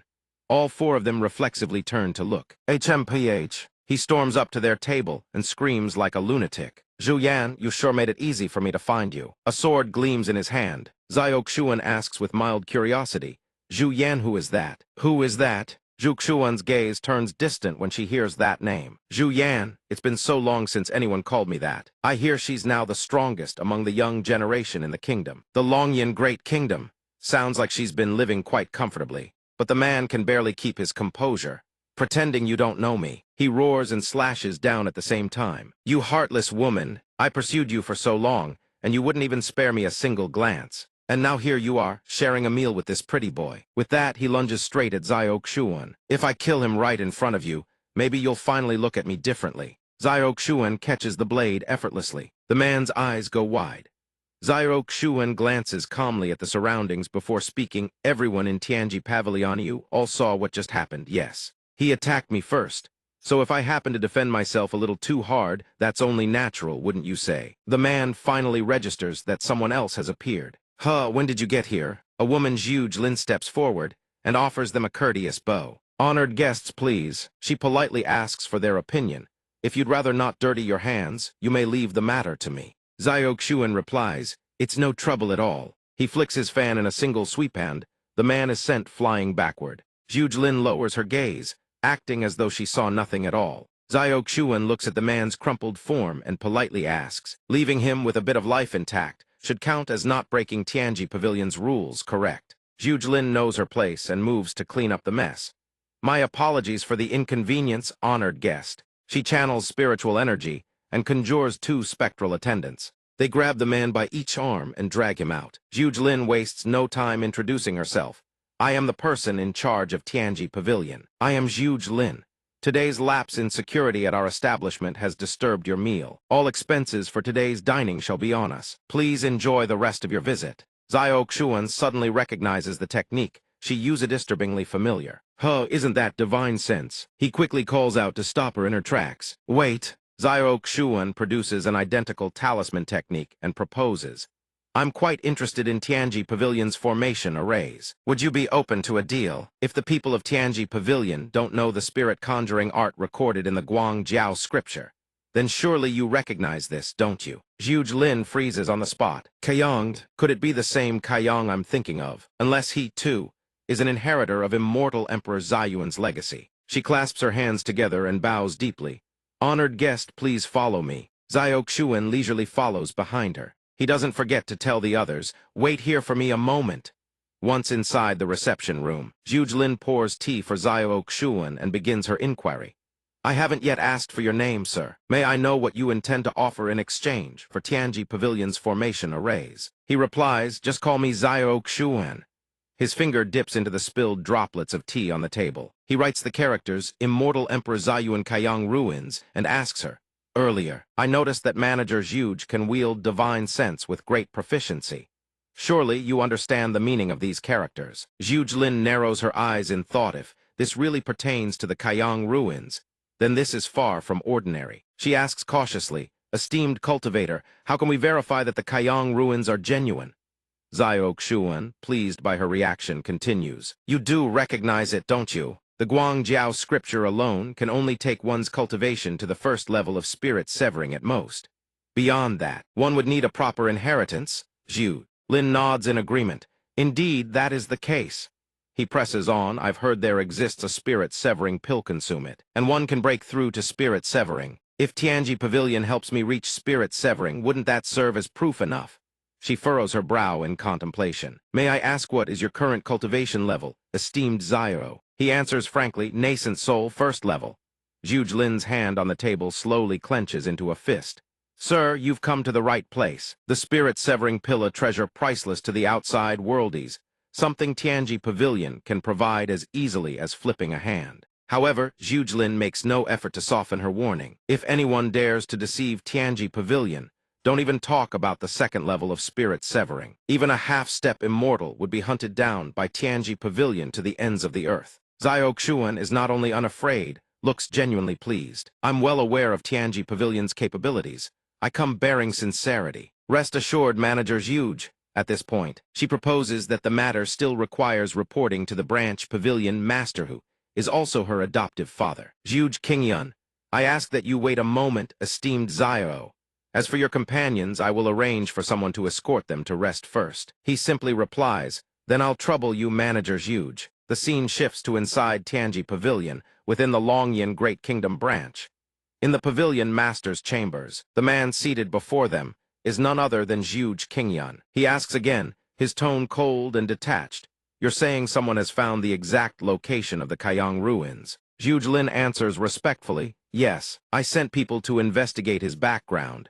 Over the past year, this man has risen to fame across Great Qin. just 1 month ago, at the 10,000 Tao Grand Assembly, he pressured the elders and sect masters of every other sect into submission, and was appointed Great Qin's national advisor. Zhuge Qingyun pauses. Great Qin's national advisor. Like any man of the Longyan Great Kingdom, his arrogance runs deep. Great Qin?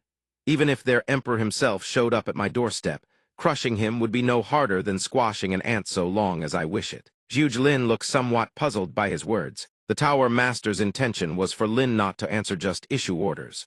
Do as he said, and once the Kaiyang heritage opened, deal with that man. If news of immortal Emperor Ziyuan's legacy leaked out, it would certainly ignite a storm of conflict. That Zhao Xuan had to be made to keep his mouth shut. Yes, 10 years ago, Lin had been standing outside, waiting for Qingyun. The moment she saw him emerge, she rushed forward.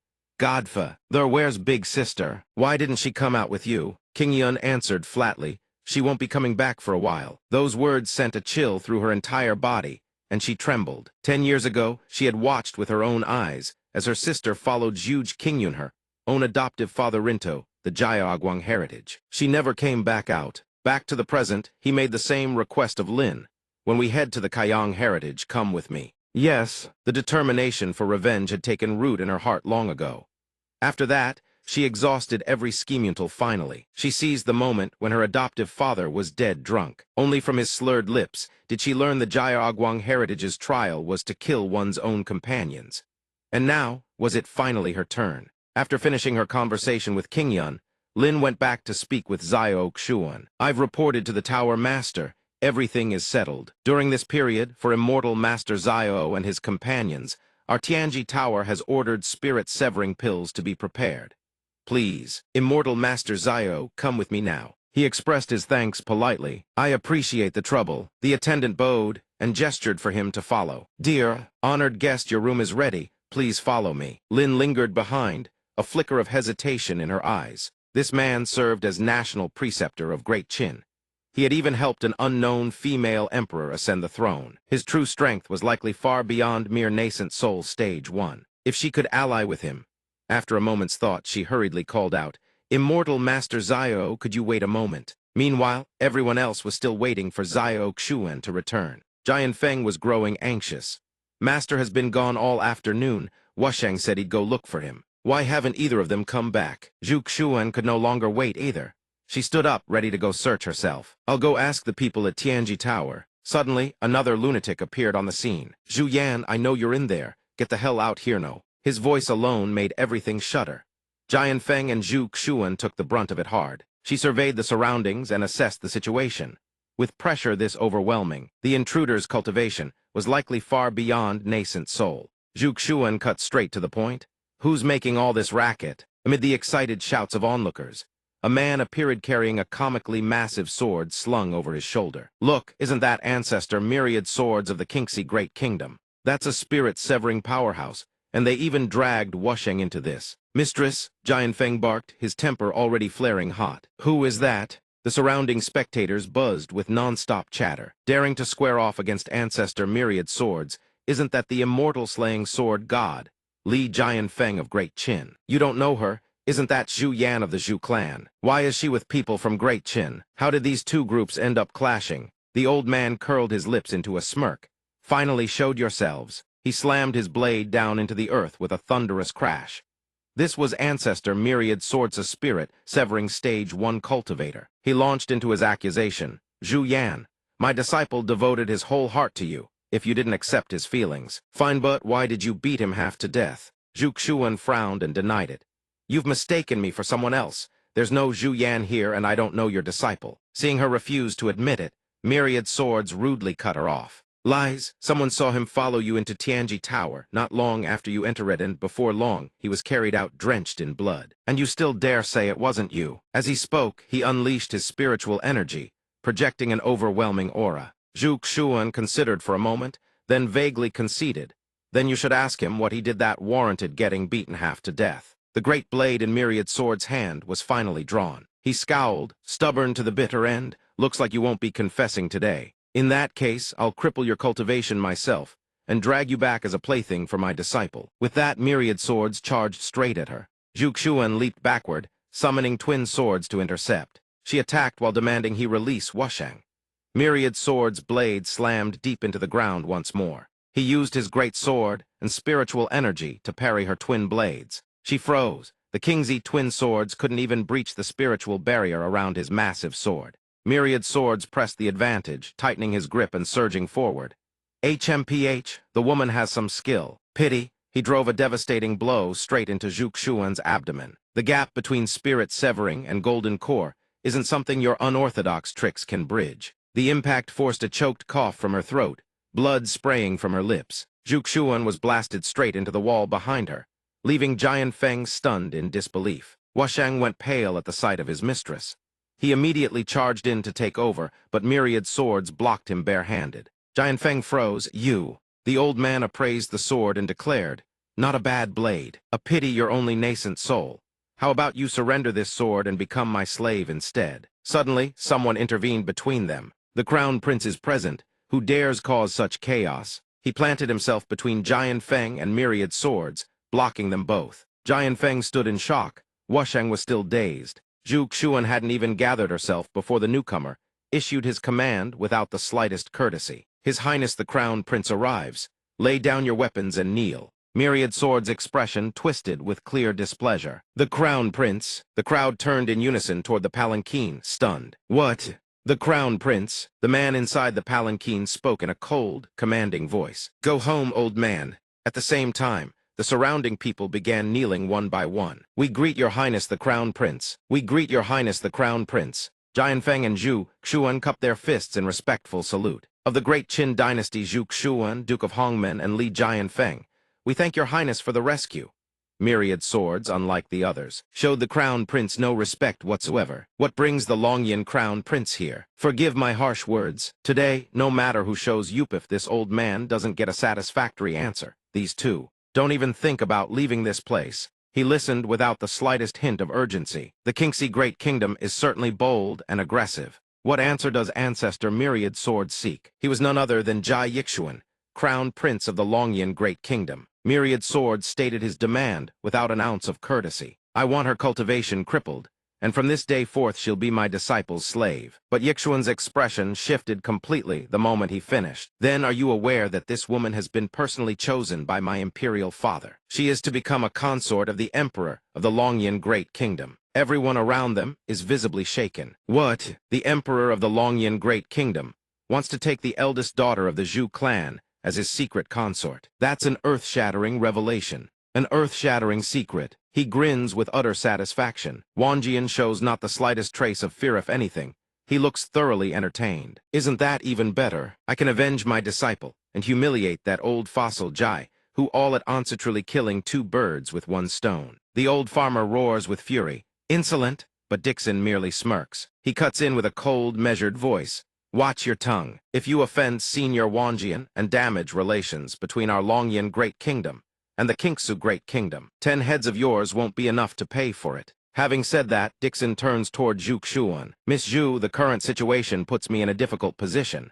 As the Crown Prince, rashly offending a powerhouse from the Kingxi Great Kingdom is hardly advantageous for me. But if you agree to marry me as my wife, you would become the Crown Princess of our Longyan Great Kingdom. With the Crown Princess insulted, my intervention becomes perfectly justified and no one can hold it against me in the future. What do you say?" The surrounding crowd reels, their worldview shaken to its core. Even the Crown Prince is. "Good heavens, this Isthais is absolutely absurd." She frowns, silently seeing through him. So the Crown Prince of the Longyan Great Kingdom doesn't genuinely intend to help mess, just looting a burning house. At that thought, Zhu Xuan tightens her grip on her sword. If she has to fight to the death, then so be it, when suddenly, a voice rings out. "Hold it!" Zio Xuan appears behind Wanjian, his eyes brimming with killing intent. HMPH, he cleaves down with Meng Qing Wushwang, but the old man has already vanished. Zio Xuan smirks and glances sideways at Wanjian. "Our guest from the Kingxi Great Kingdom certainly has sharp reflexes to dodge one of my strikes. I'll grudgingly give you that much. You barely qualify as someone worth noting. Though he escaped in time, he still sustains minor injuries." The surrounding atmosphere heats up instantly. Who is this person? He missed a single strike and still looks down on everyone like that. What a bold mout hand now. He's sizing him up on top of it. Senior Wanjian probably doesn't even consider him worth noticing. Wanjian grits his teeth and stares at the wound on his shoulder. Judging by his aura, this man is only at the first layer of spirit severings. How is his sword momentum this terrifying? My spirit-severing stage physical body was merely grazed by his blade, yet my flesh was actually torn open. He eyes Xiao Xuan warily.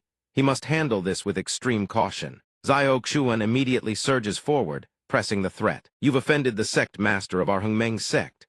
Choose sever one arm yourself, or I come take your head. Though the old man blocked the strike, he is still left reeling in shock. Don't get too cocky, brat. Suddenly, a surge of electricity crackles across the blade of Wushwang. Wanjian is forced to release his grip from the pain and Xiao Xuan seizes the opening in a flash. So you've made your choice. The old man sees Qing Wushwang pressed against his neck and turns deathly pale. Wait, you can't kill me. I am venerated by the Kingsu Great Kingdom. Kill me, and the Kingsu Great Kingdom will declare war on the Longyan Great Kingdom. Wanjian squeezes his eyes shut and begs, I'm willing to sever my own arm. Please show mercy. Qing Wushwang halts accordingly. Disbelieving eyes from all around lock onto them. Senior Wanjian, legendary spirit-severing powerhouse, has surrendered. Xiao Xuan's face is dark with murderous pressure as he urges him on. Then by all means, Wanjian has no choice left. Gritting his teeth, he does as he's told. Things have come to this. Before everyone's eyes, he severs one of his own arms. Wanjian of the Hengmeng sect clenches his jaw and departs in seething rage. I will remember this. Dixon now turns a suspicious gaze on Xiao Xuan. Where did this kid come from? And he actually proved more than a match for Senior Wanjian. Thoughts aside, he maintains a courteous facade. I thank this friend for stepping in to help. Might I ask your name? Xiao Xuan lowers his eyes and replies flatly. Just call me Xiao Xuan. No need for thanks. Thighs is a Hengmeng sect matter anyway. If anything, I should apologize to your highness the crown prince. That Kingsu Kingdom cur was simply too much trouble. Really did put the crown prince in an awkward spot. Dixon lets out a sigh, truly a sharp tongue. He turns on his heel without hesitation. Let's move out.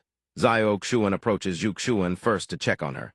Senior sister, are you all right? She looks at him with faint confusion. I'm fine, but junior brother Ryu went out for a bit and your aura has grown so much stronger. Xiao Xuan hides nothing. My deal with Tianji Tower was a success. I obtained their complete cultivation technique and their resource stockpile. I've already broken through to spirit severing. He can't help but marvel inwardly, truly worthy of the world-renowned Tianji Tower. Prepared spirit-severing pills in less than half a day. Li Jianfeng witnesses the marvel that is Xiao Xuan once again. Master, didn't you just break through to nascent soul? And you've already broken through to spirit-severing this fast? Xiao Xuan furrows his brow and decides.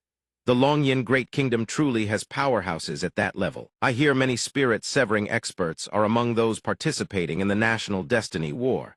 I can only do my best to keep up. Xiao Xuan turns to address everyone. Tomorrow I need to head out for a bit. Once I return, we'll head to the Zhu clan. Night has fallen the following evening. Outside the imperial mausoleum of the Longyan Great Kingdom, father and son Zhu Qingyun stand before Xiao Xuan. He remarks, a fine night, pale moon, howling wind, perfect for mischief. Looks like I'm a bit late. Let's make this quick. The old man responds respectfully. At your service, immortal Master Xiao. Dylan, who came along, can't stop grumbling. You called us here this late just to break into an imperial mausoleum. You're completely inhuman. Xiao Xuan doesn't bother sugarcoating it and sees her off. If the princess is dissatisfied, then by all means head back first. Dismissed like that by Xiao Xuan, Dylan flies into a rage. How dare you use me and then throw me away like that? Zhu Jilin watches the princess's retreating figure and sighs with quiet admiration. Based on her prior investigation, this is Xiao Xuan's first time in the Longyan Great Kingdom yet. He can command the notoriously willful Princess Dylan, as though she were on a leash. This man is clearly far more than he appears. She recalls what she requested of him yesterday. Immortal Master Xiao, please save my life. Xiao Xuan sees her like this and looks puzzled. Chief Steward Zhuge, what exactly do you mean? How am I supposed to save you? Zhu Jilin hides nothing and lays it all bare. The branch master of this Tianji Tower branch is also my adoptive father Zhu Qingyun. In order to claim the inheritance within the Kaiyang ruins, he will likely use me as a stepping stone. Having said this, she drops to her knees. If immortal Master Xiao saves my life, I am willing to serve as your loyal beast of burden to repay your kindness. I only hope he can become Zhu Qingyun's rival. In no time, they make their way inside. Xiao Xuan turns to address the other two. Since you've both received the inheritance of Jia Aguangtian, You surely know that opening this ruin requires a vast amount of vital essence, spiritual energy, and divine sense. King Yun responds to him with an amiable tone. Of course. Meanwhile, his hand is already reaching for Zhuge Lin. King Yun seizes her by the nape and forces her down. He begins to weaponize their bond. Zio, I bought you from the slave market and raised you all these years. Surely it's time you repaid me. It is only now that Zhuge Lin voices the suspicion she has harbored all along. Adoptive father, you killed my sister back then too, didn't you? King Yun laughs nonchalantly. And so what if I did? With no other option, she reaches out to Zio Xuan for help. Save me, please. King Yun intends to lure Zio Xuan to his side. Surely immortal Master Zio doesn't want to invite unnecessary trouble onto himself. Just help me secure the Kaiyang Ruins inheritance, and I'll reveal the position of Vice Tower Master of Tianji Tower to you. Zio Xuan merely sighs with feigned regret. What a pity, then. With that, Zio Xuan's blade arcs toward the old man in a single stroke. King Yun never sees it coming. His jaw drops in shock and the hand reaching for Zhuge Lin's life goes limp. He panicked the moment he saw Zio Xuan save her. Immortal Master Zio Xuan, what is the meaning of this? She had barely been rescued before she broke into violent coughing. Cough, cough, cough. Zio Xuan answered without a shred of hesitation. Nothing special. I'm simply not satisfied with the price you offered. He pointed casually toward Zhuge Lin and continued. After all, the price your goddaughter proposed was, it really meant to keep me as the tower master for long. Only then did King Yun realize the truth in a panic. Soyu'd already been colluding with outsiders to scheme against me. She didn't hesitate to talk back. Not at all, godfather. If you hadn't been treating me as a mere tool, I never would have resorted to such a desperate scheme. Zhuge Lin clasped her hands and bowed before Zio Xuan. I'll be troubling Immortal Master with the days ahead. He replied cheerfully, no problem at all. Zio Xuan extended his hand and channeled spiritual energy. Zhuge Qingyun's entire body erupted with blinding light. Zio Xuan manipulated his body toward the ruins. The surrounding ground shifted in response. The Kaiyang ruins had activated while Zhuge Lin was still standing there in a daze. Zio Xuan explained at his leisure. The Kaiyang ruins have been activated. Now you see the true nature of the Kaiyang ruins. Hearing this, she was struck with terror. What? The ruins have already activated, but I haven't even had time to leave. Zhuge Lin recalled the old tales and couldn't help but shudder. Once the ruins activate, out of everyone who enters, only one person leaves alive. Could it be that after barely escaping Zhuge Qingyun, she would end up dying at Zio Xuan's hands? A voice suddenly emanated from the center of the ruins, outsider. Do you know this is the heritage site of immortal Emperor Ziyuan? A figure materialized and issued the same demand as before. If you wish to obtain the legacy, you must first accept the challenge. Between the two of you, whichever one survives to the end, earns the right to the immortal Emperor's legacy. Zhuge Lin cast a desperate glance toward Zio Xuan. So it still comes to this in the end. She gripped her sword with wary hands. I'm sorry, I don't want it to come to this either, but things have gone too far. Before Zhuge Lin could even gather her thoughts, Zio Xuan was already charging in. Enough talk!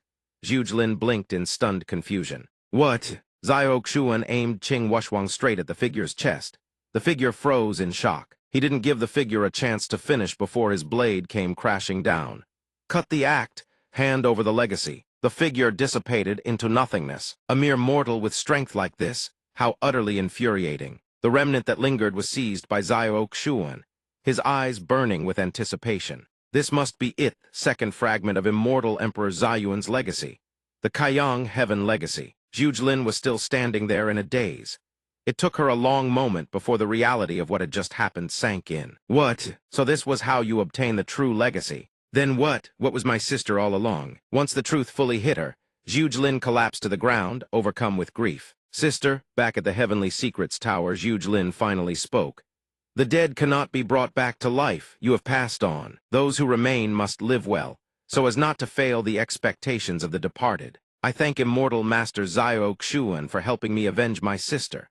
From this day forward, I shall devote myself wholeheartedly to managing the Heavenly Secrets Tower under Immortal Master's command.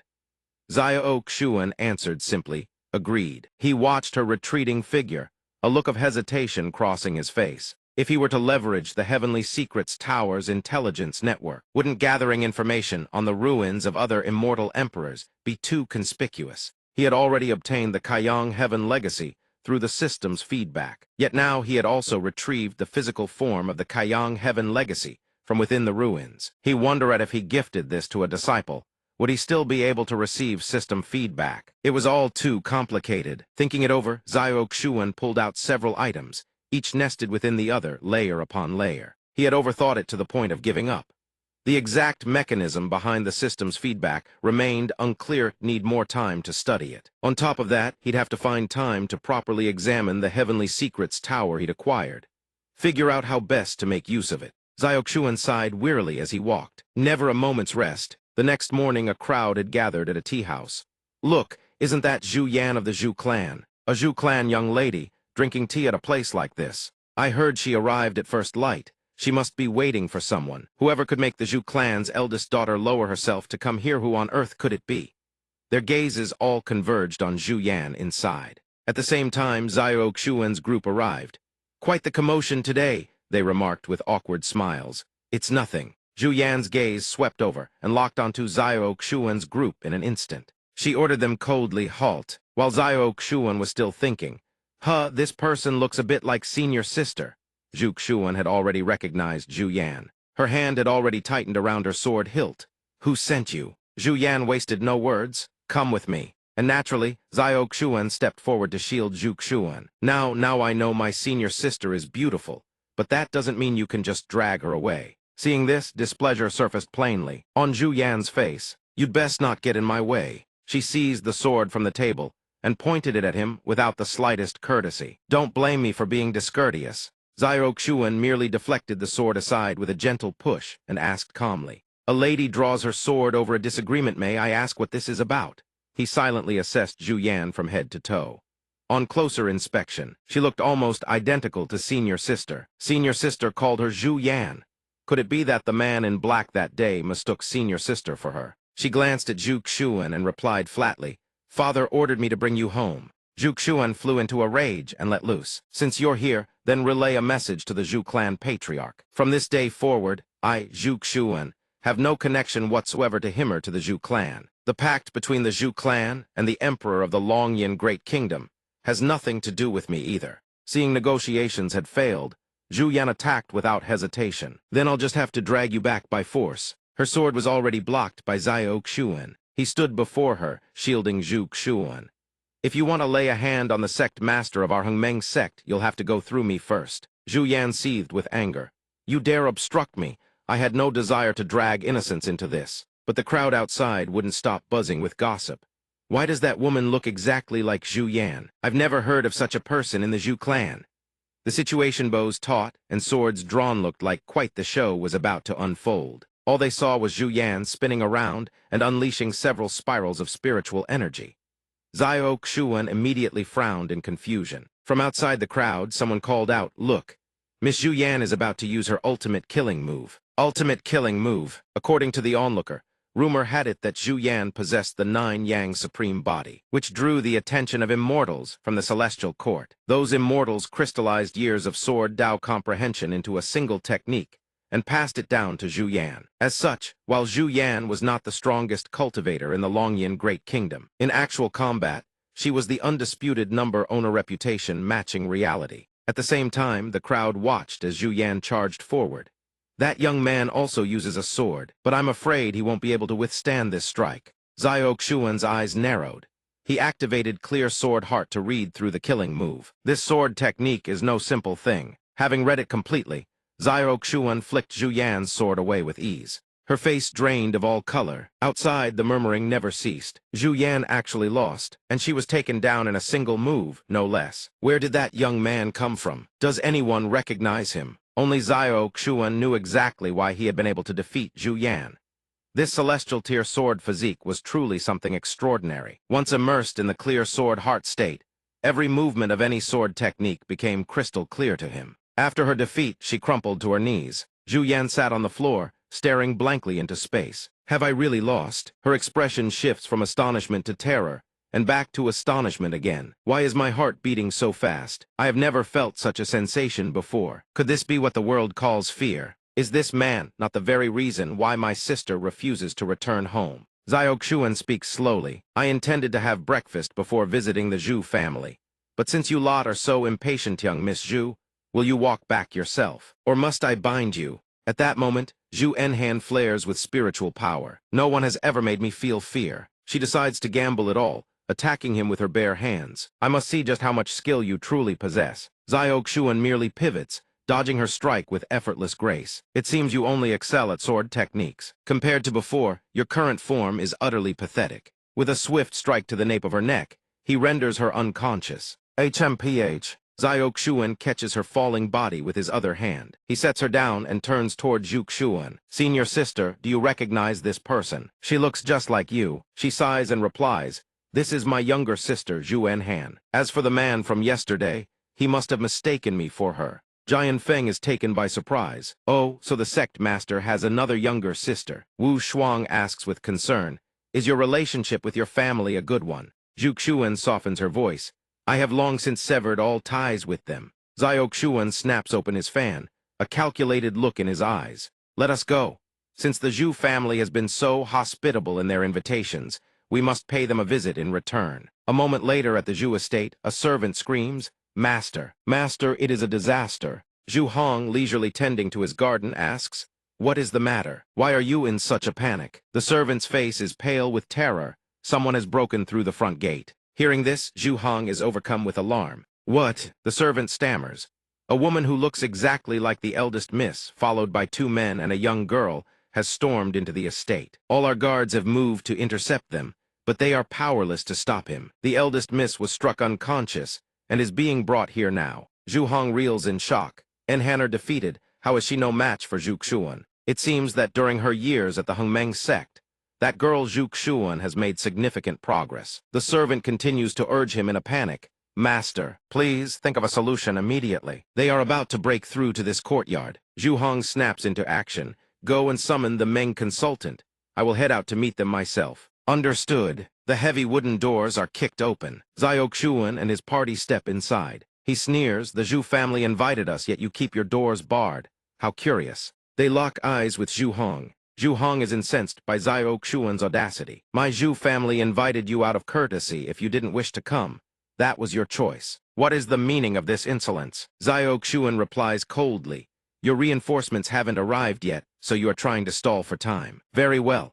I am curious to see what kind of backer the illustrious Zhu family of the Longyan Higher Nation could possibly summon. Zhu Hong recoils stunned. This Xiao Xuan is truly rampant and lawless. Does he truly fear no one? Zhu Hong looks at Zhu Xuan and asks, Xuaner, have you spent these years with such people, refusing to return home? Facing his question, she asks sharply, home. Her beautiful brows knit together in defiance. Do you mean the Zhu family that turned me away at the age of 10, and even exiled me to a desolate wilderness? Hearing this, Zhu Hong is struck by guilt. He instinctively turns his head away. Do not speak of the past again. Suddenly, a group of figures emerges from the shadows. The 4th elder of the Zhu family steps forward. Is this not Zhu Xuan? The 3 figures are the 4th, 2nd, and 3rd elders of the Zhu family. Seeing her haughty demeanor, he mocks, what is this? It was difficult enough for you to return, why not enter and speak with your father? The 2nd elder sneers, little Xuan, do you still remember your 2nd uncle? Seeing them finish their theatrics, she turns,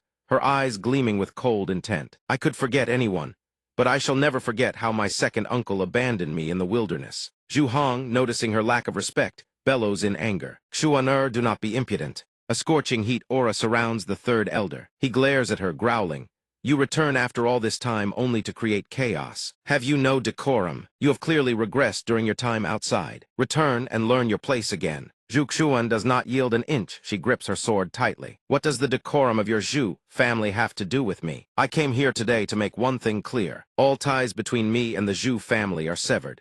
From here on, we walk different paths. You have no claim on me. The 4th elder hangs his head, feigning disappointment. Absurd, the 2nd elder interrupts. Everything in the past was my mistake. I apologize for losing track of you and letting you wander off. The 3rd elder adds, enough of the past. You are destined to enter the palace soon. Stay at home and behave yourself. She shouts back, do you still think I am a child you can manipulate? Who dares to stand in my way today? My sword has no eyes. She draws her blade, pointing it directly at them. Outraged by her insolence, the 3 elders respond. You have clearly forgotten your roots while wallowing with outsiders. Do you really think the premier clan of the Longyan Higher Nation is a place you can just walk in and out of. It seems we must remind you of your place. The fourth elder gives the command. Zhu family guard mobilize. Immediately, a swarm of soldiers rushes forward, blades drawn. Watching the chaos, Zhu Hong shouts, "Everyone, wait! She is still my daughter. Is this not showing me any face at all?" The fourth elder points at him. "You have failed as a father, raising such a brat who knows no bounds." The second elder of the Zhu clan interjected. "Zhu Hong, a spoiled child is the father's fault." The third elder of the Zhu clan followed up immediately. "If you won't discipline him, then let us do it for you." What's wrong with that? "Guards, protect the clan master." In an instant, several soldiers stepped in front of him, blocking his path with their drawn swords. "We are only thinking of the clan master's well-being. Please exercise restraint, clan master. Do not step onto the wrong battlefield and bring harm upon yourself." Zhu Hong could scarcely believe his own eyes. The more he witnessed their brazen arrogance, the more his fury surged, a raging fire burning deep in his chest. "Those three old fossils are riding on the Zhu clan army's coattails. They don't even deign to acknowledge me, the clan master. Sooner or later, I'll make you three old fools pay dearly." The Zhu clan army consisted of orphans purchased by the clan and forged through brutal training from childhood. They were absolutely loyal to the Zhu clan. The weakest among them was at least golden core stage, while the most talented could even reach spirit severing. Half the credit for the Zhu clan's status as the foremost great clan of the Longyan Great Kingdom belonged to the existence of the Zhu clan army. Xiao Xuan appeared from seemingly nowhere, materializing in a flash and throwing himself in front of her to shield her. "Oh my, you've really brought quite the welcoming party, haven't you?" He raised his sword toward the crowd, his gaze sharp as a blade. "Let's see who dares take one step forward." The fourth elder of the Zhu clan saw this and immediately jabbed a finger forward, barking orders. "What are you all standing around for? Clear out these irrelevant people and escort the young miss somewhere to rest properly." The entire squad of subordinates surged forward in unison. "Yes, sir." Three of the subordinates stomped their feet hard against the ground. They combined their techniques in unison, deploying the three vanguard bamboo armor formation Cloud Spirit, first layer. Xiao Xuan immediately swung his sword forward with a cold smirk. "You think just you lot can stop me?" Seeing his technique hurtling toward them, the group immediately reformed, converging into a massive circular protective barrier around themselves. Formation activated Heart of Unity. His technique collided with their barrier and was instantly repelled. This caught him slightly off guard. A trace of concern flickered in his mind that single strike should have been blockable by one person's spirit shield alone. "All three of them are spirit severing. Stage 1 even matches me. Even at peak spirit severing, condensing a spirit shield this solid is no simple feat." Li Jianfeng saw the situation turning bad and immediately stepped forward. "Master, let me fight alongside," but before he could finish, Xiao Xuan cut him off. "Step back, take care of Wushwang and your senior sister." Witnessing this scene, Zhu Xuan couldn't conceal her worry. "Junior brother, be careful on your own." Xiao Xuan smiled, turned his head to look at her and reassured her gently. "Don't worry." Zhu Hong watched him strike and couldn't help but be astonished.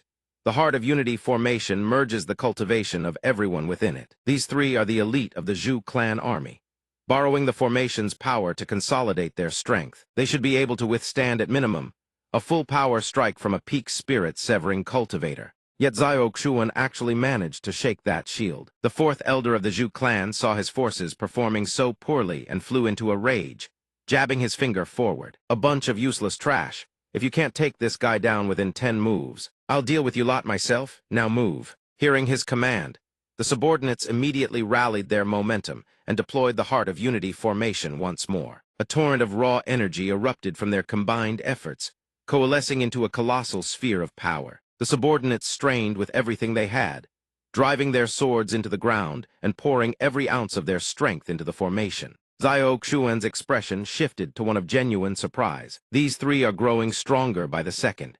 In the span of just a few breaths, their power has surged several times over. Once the technique was fully deployed, they leveled their swords at him, stances locked and ready. "I was gearing up for a real fight, kid.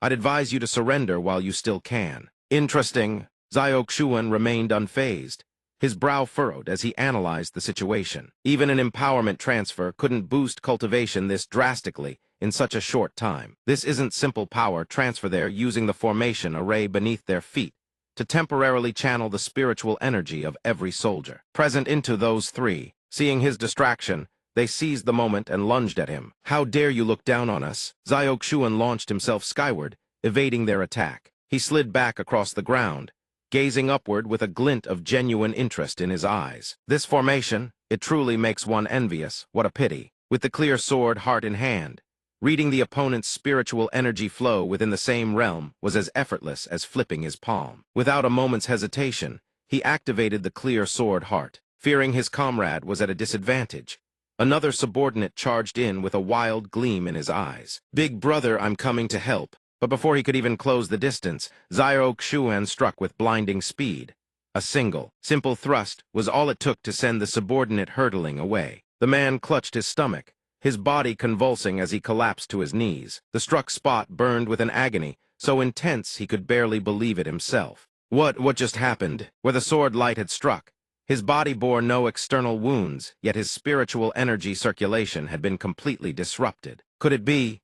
That sword strike actually predicted the flow path of my spiritual energy. The sword chi that penetrated my body is obstructing my spiritual energy circulation.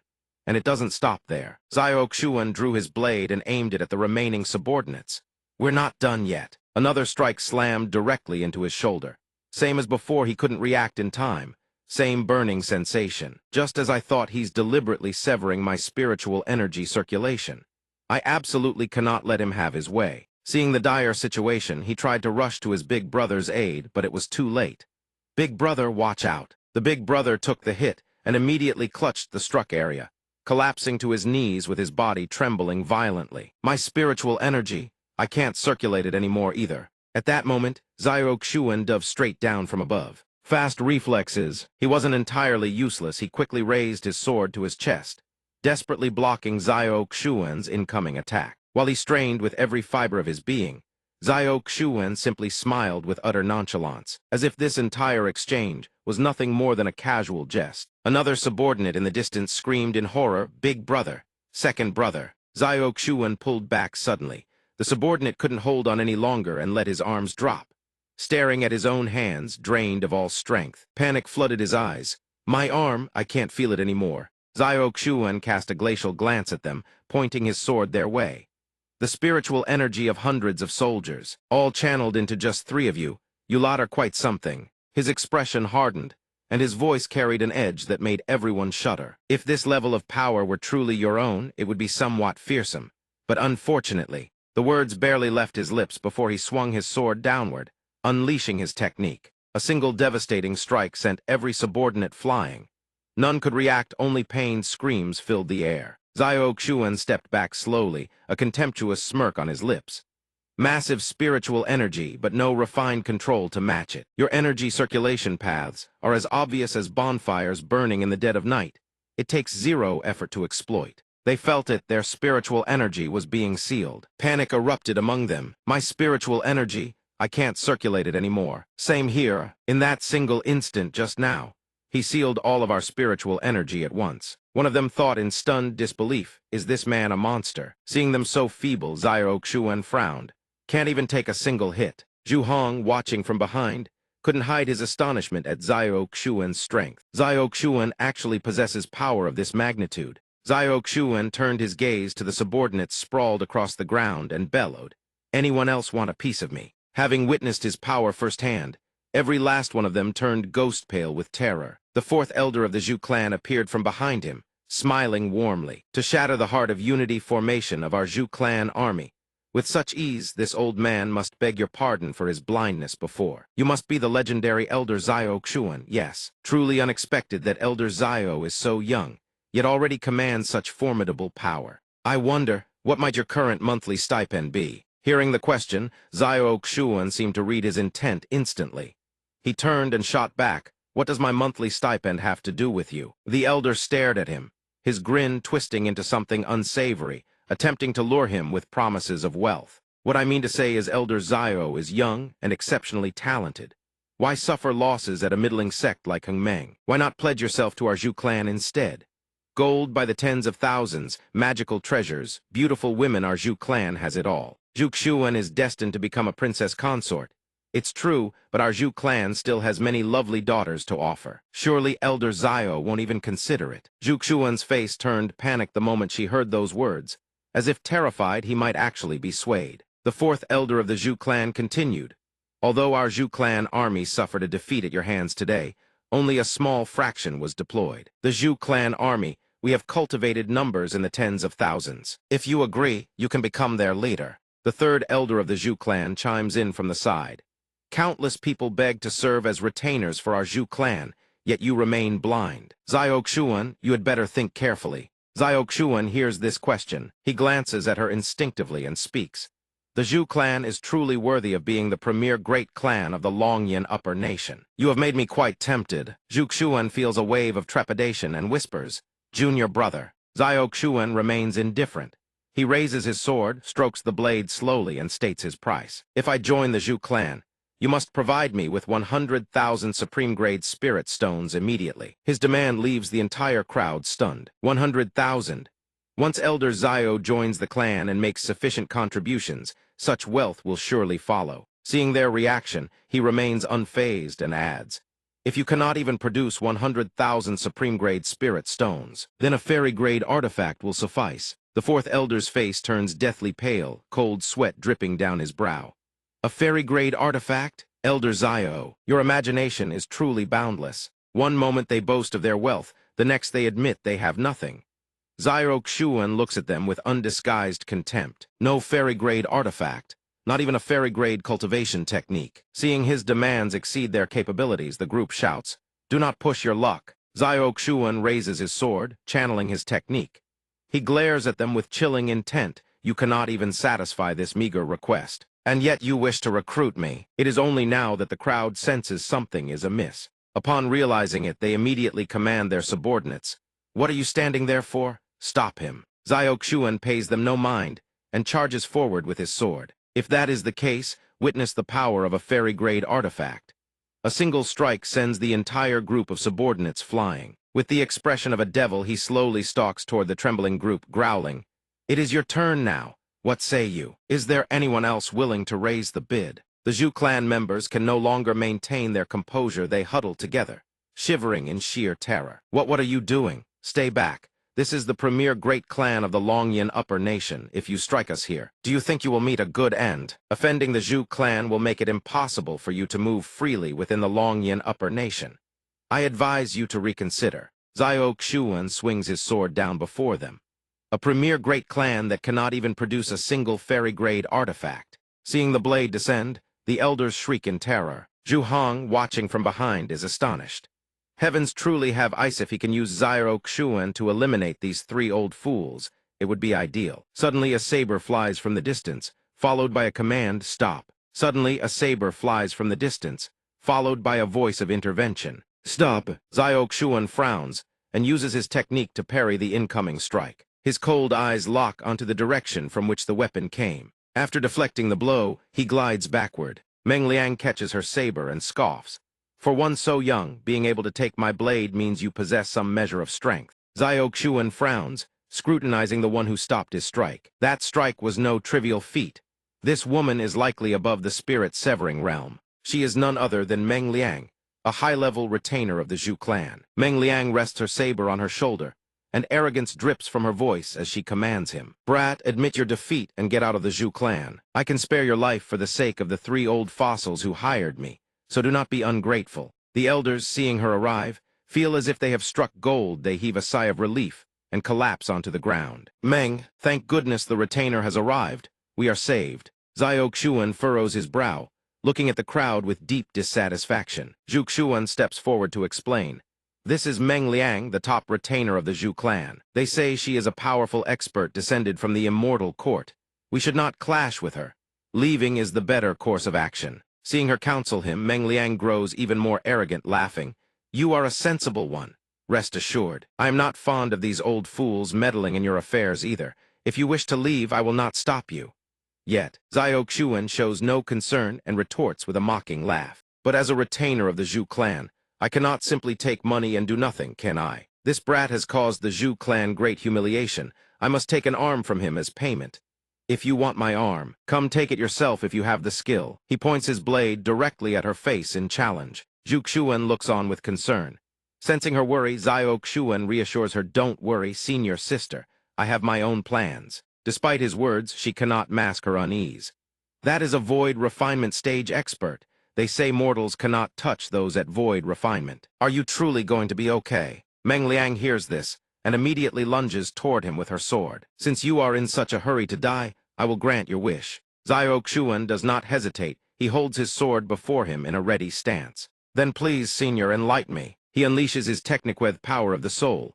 Both weapons clash in a violent outburst. Upon sensing the surge of power from his blade, she cannot help but stagger. How is this brat's sword intent so powerful? Xiao Xuan smiles triumphantly.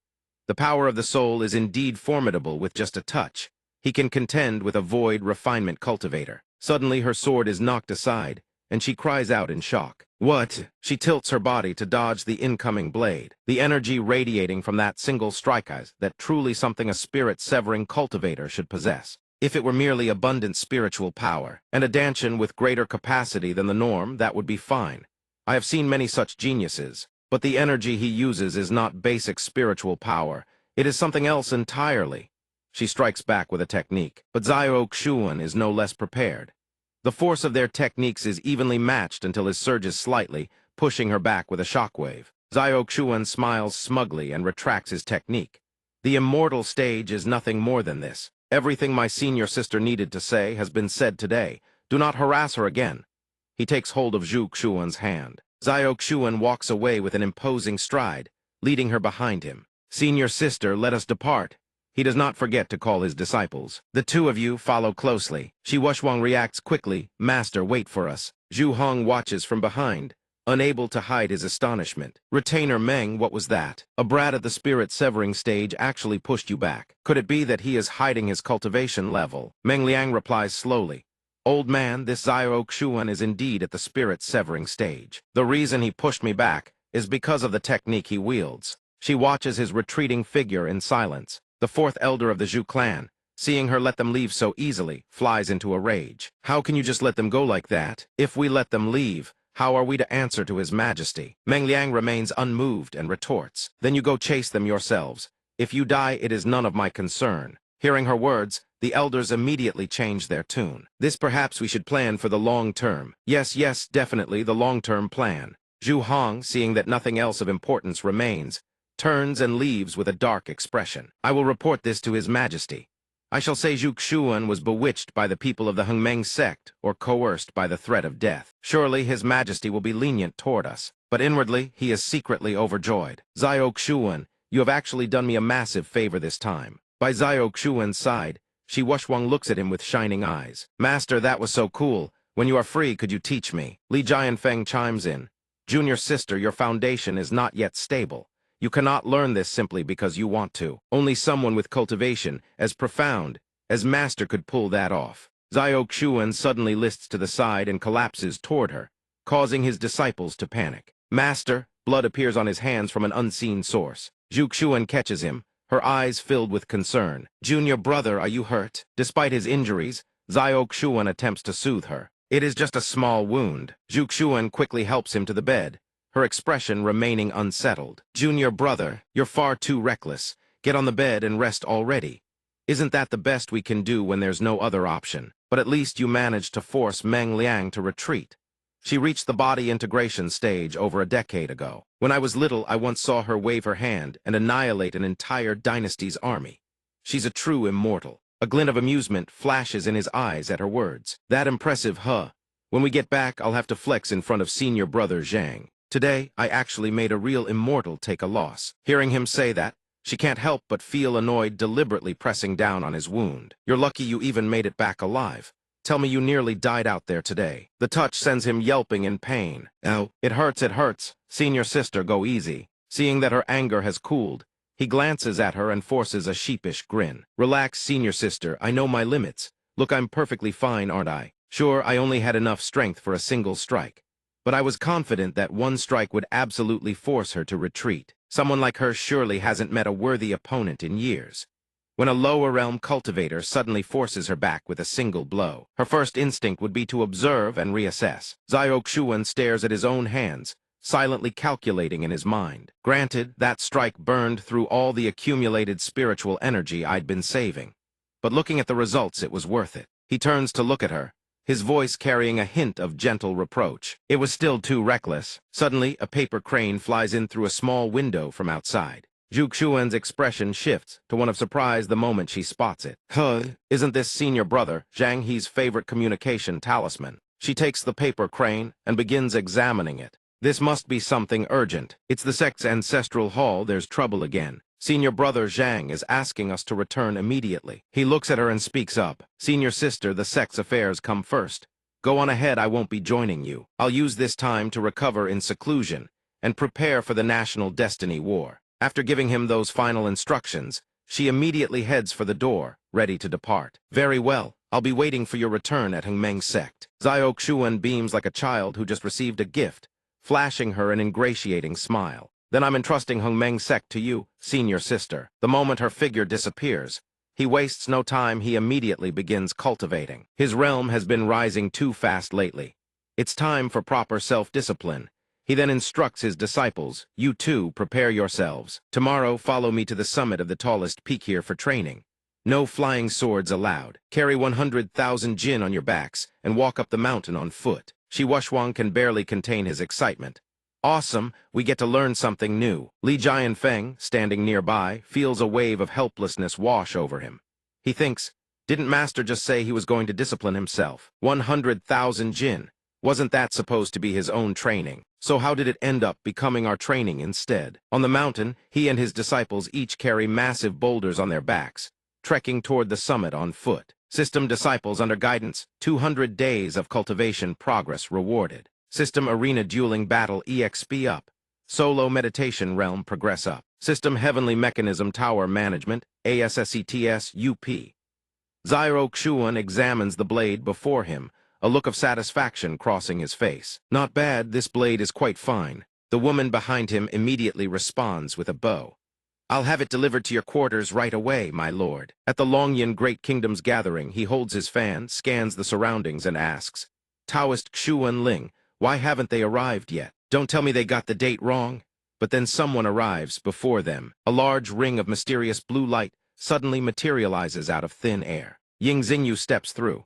She clasps her hands and bows to him, then explains, something delayed us on the road. I'm sorry for making you wait so long, Master. Zhao Xuan laughs warmly as he chats with Xingyu. Master and disciple, what need is there for such formality between us? Yi Fan watches Zhao Xuan from a distance. He thinks to himself, it's only been a few days, but his aura is even more unfathomable than before. Zhao Xuan spots Yi Fan and calls out with a smile. Long time no see, brother Yi.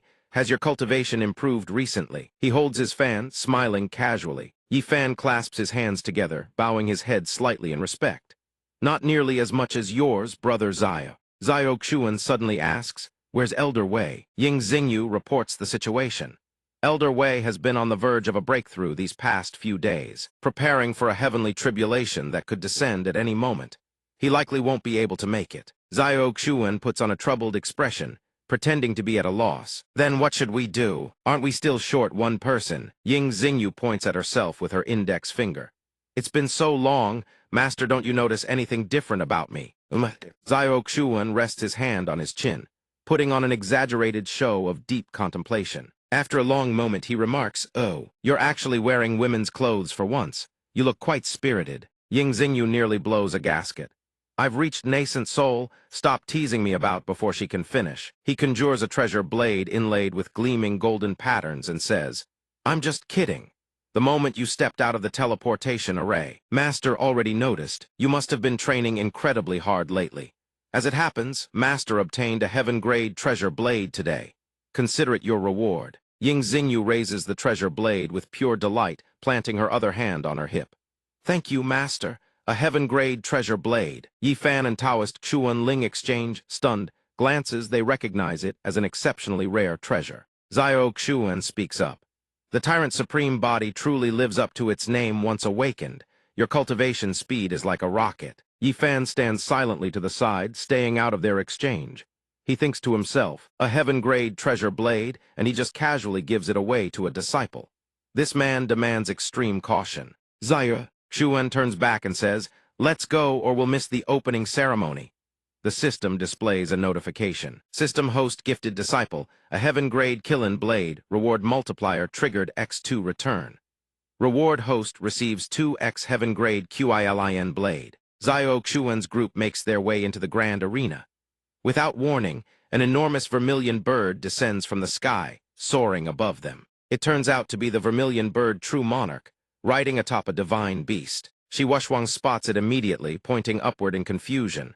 Everyone look, what is that? Taoist Xuan Ling recognizes it. At once it's the vermilion bird True Monarch's divine beast. Shi Wushuang is puzzled. A divine beast? Ying Xingyu explains gently. I've heard that some demonic beasts gradually refine their bloodline through cultivation over time, eventually manifesting the true form of an ancient divine beast. But I've only ever seen such a thing at the National Destiny War.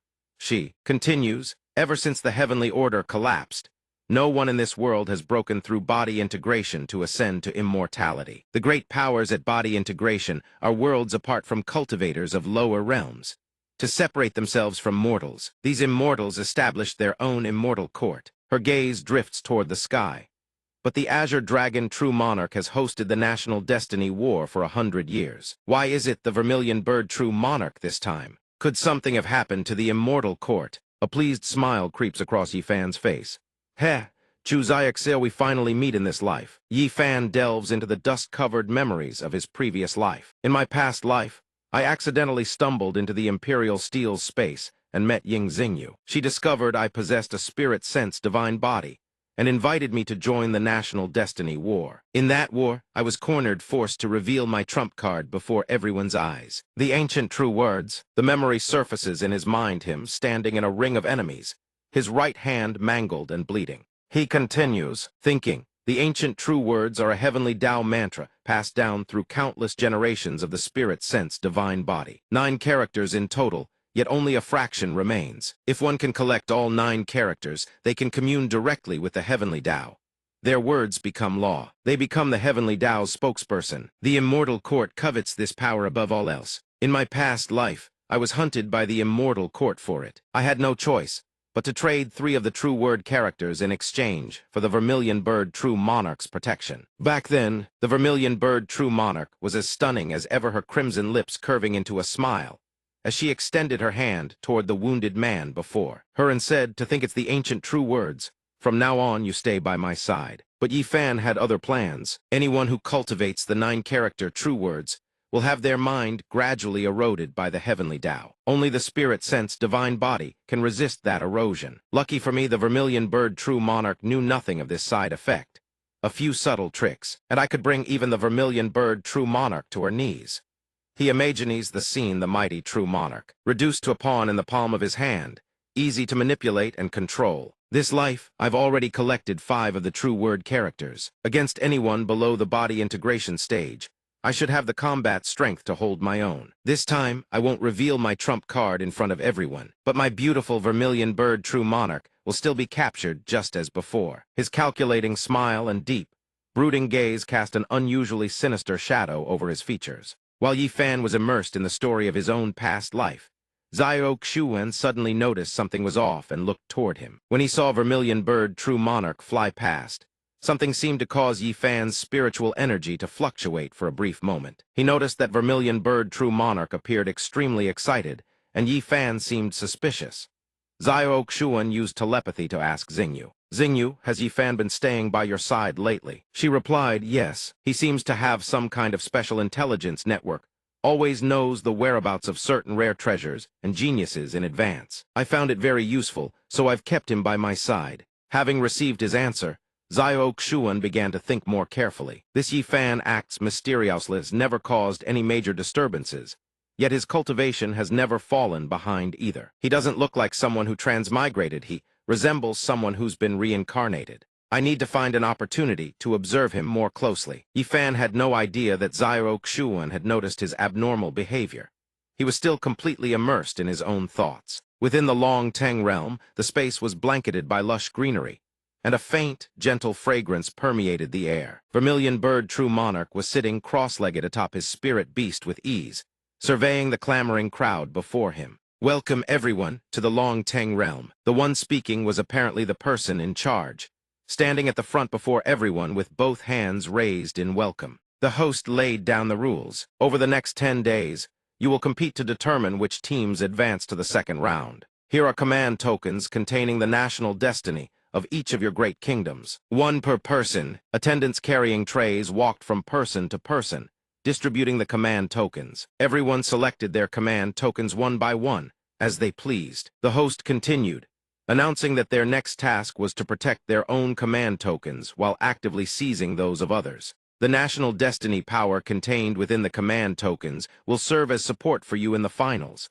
But before that, we hope you'll first ensure you don't lose your tokens and get eliminated over the next 10 days. After 10 days, any team that has lost all of its command tokens will be eliminated. Additionally, before the final Great Kingdom factions are determined, forces belonging to the same dynasty may not slaughter one another. The host clasped both hands together and smiled, saying, "Then I wish you all the best of luck." As soon as the words fell, everyone who had received their command tokens paid close attention to the rules. Xiao Xuan listened to the announcement, then smirked and said, "Protect your own tokens, then try to steal others." Simple and brutal rules indeed. Taoist Xuan Ling spoke up.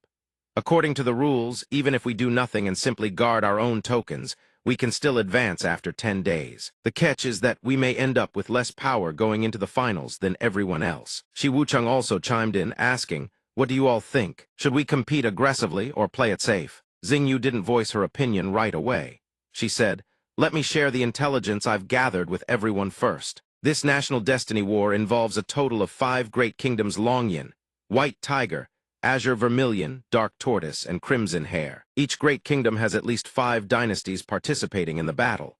Aside from the Longyan Great Kingdom, all the others have spirit-severing powerhouses overseeing them. They are respectively Fei Wu, the national guardian general of the Great Chu dynasty; under the White Tiger Great Kingdom Myriad Plum Fairy Gu Pan of the Wanyu dynasty; under the Azure Vermilion Great Kingdom Ghost King Hua Yulong of the Blood Spirit dynasty; under the Dark Tortoise Great Kingdom and Carefree King Lu Zunyu of the Shanwei dynasty; under the Crimson Hare Great Kingdom." She glanced over at the group below, then turned her attention to the Longyan Great Kingdom's side. "The one who came from over there is, on the surface, the strongest combat force the Longyan Great Kingdom has fielded to date. National Preceptor of the Divine Eagle Dynasty, Chen Qin. Rumor has it his cultivation has reached the nascent Soul Realm.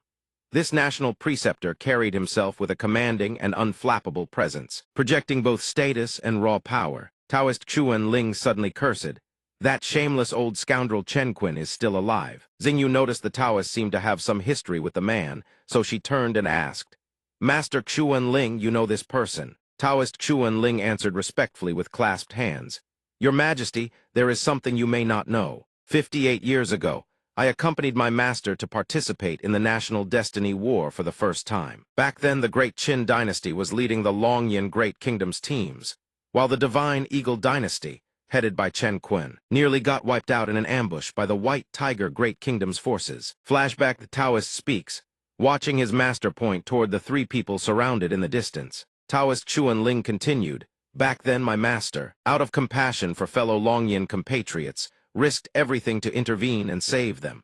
Who could have known that afterward Chen Qin would turn around and scheme against us?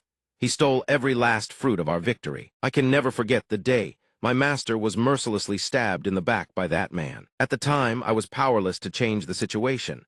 All I could do was stand there, screaming my master's name. The painful past was long gone, but the agony and the images remained forever." Taoist Xuan Ling continued in a heavy voice, "Afterward, the Divine Eagle Dynasty soared in a single leap, surpassing the Great Qin to become the strongest dynasty under the Longyan Great Kingdom, while the Great Qin suffered a devastating fall." Taoist Xuan Ling's face was twisted with fury as he reflected on this blood feud. "The reason I'm participating in this national destiny war is to crush that old scoundrel under my feet and avenge my master." He stood respectfully before Xingyu and said, "But please rest assured, Your Majesty, I only wish to defeat the Divine Eagle Dynasty fair and square, then reveal the truth of what happened that year. I absolutely will not act recklessly and affect the Great Qin." Xingyu rested her chin on her hand, a thoughtful look in her eyes. She said, "I'd heard long ago that the Great Qin's defeat that year seemed strange, but I never knew there was such a secret behind it." Suddenly, Chen Qin approached. He wore a mocking smirk, and his eyes promised nothing pleasant in what he said next. "Oh, if it isn't the great Qin dynasty. It's been many years. Fellow Taoist Xuan Ling, your complexion doesn't look too bad. If you manage to survive this dynasty war by some stroke of luck, you might even live a few more years, eh? As he spoke, Taoist Xuan Ling's expression grew darker by the second. The Taoist didn't back down either. Without hesitation, he fired back. Truly, what rotten luck. Right at the start, and I already run into this faithless, treacherous scoundrel. You shameless old scoundrel. Chen Kun heard this, furrowed his brows, and sneered. As if you're some righteous gentleman, stop slandering me with your filthy lies. Back then, it was clearly your master who wanted to hoard all the credit for himself. I merely claimed what was rightfully mine by reason. Because of your master, everyone nearly deed I in my magnanimity chose not to press the matter. And here you are, still trying to play the victim. You, hearing such shameless, hypocritical words, Taoist Xuan Ling was so furious his teeth clenched tight, his brow furrowed into deep wrinkles. Chen Kun, having successfully provoked him, turned to leave.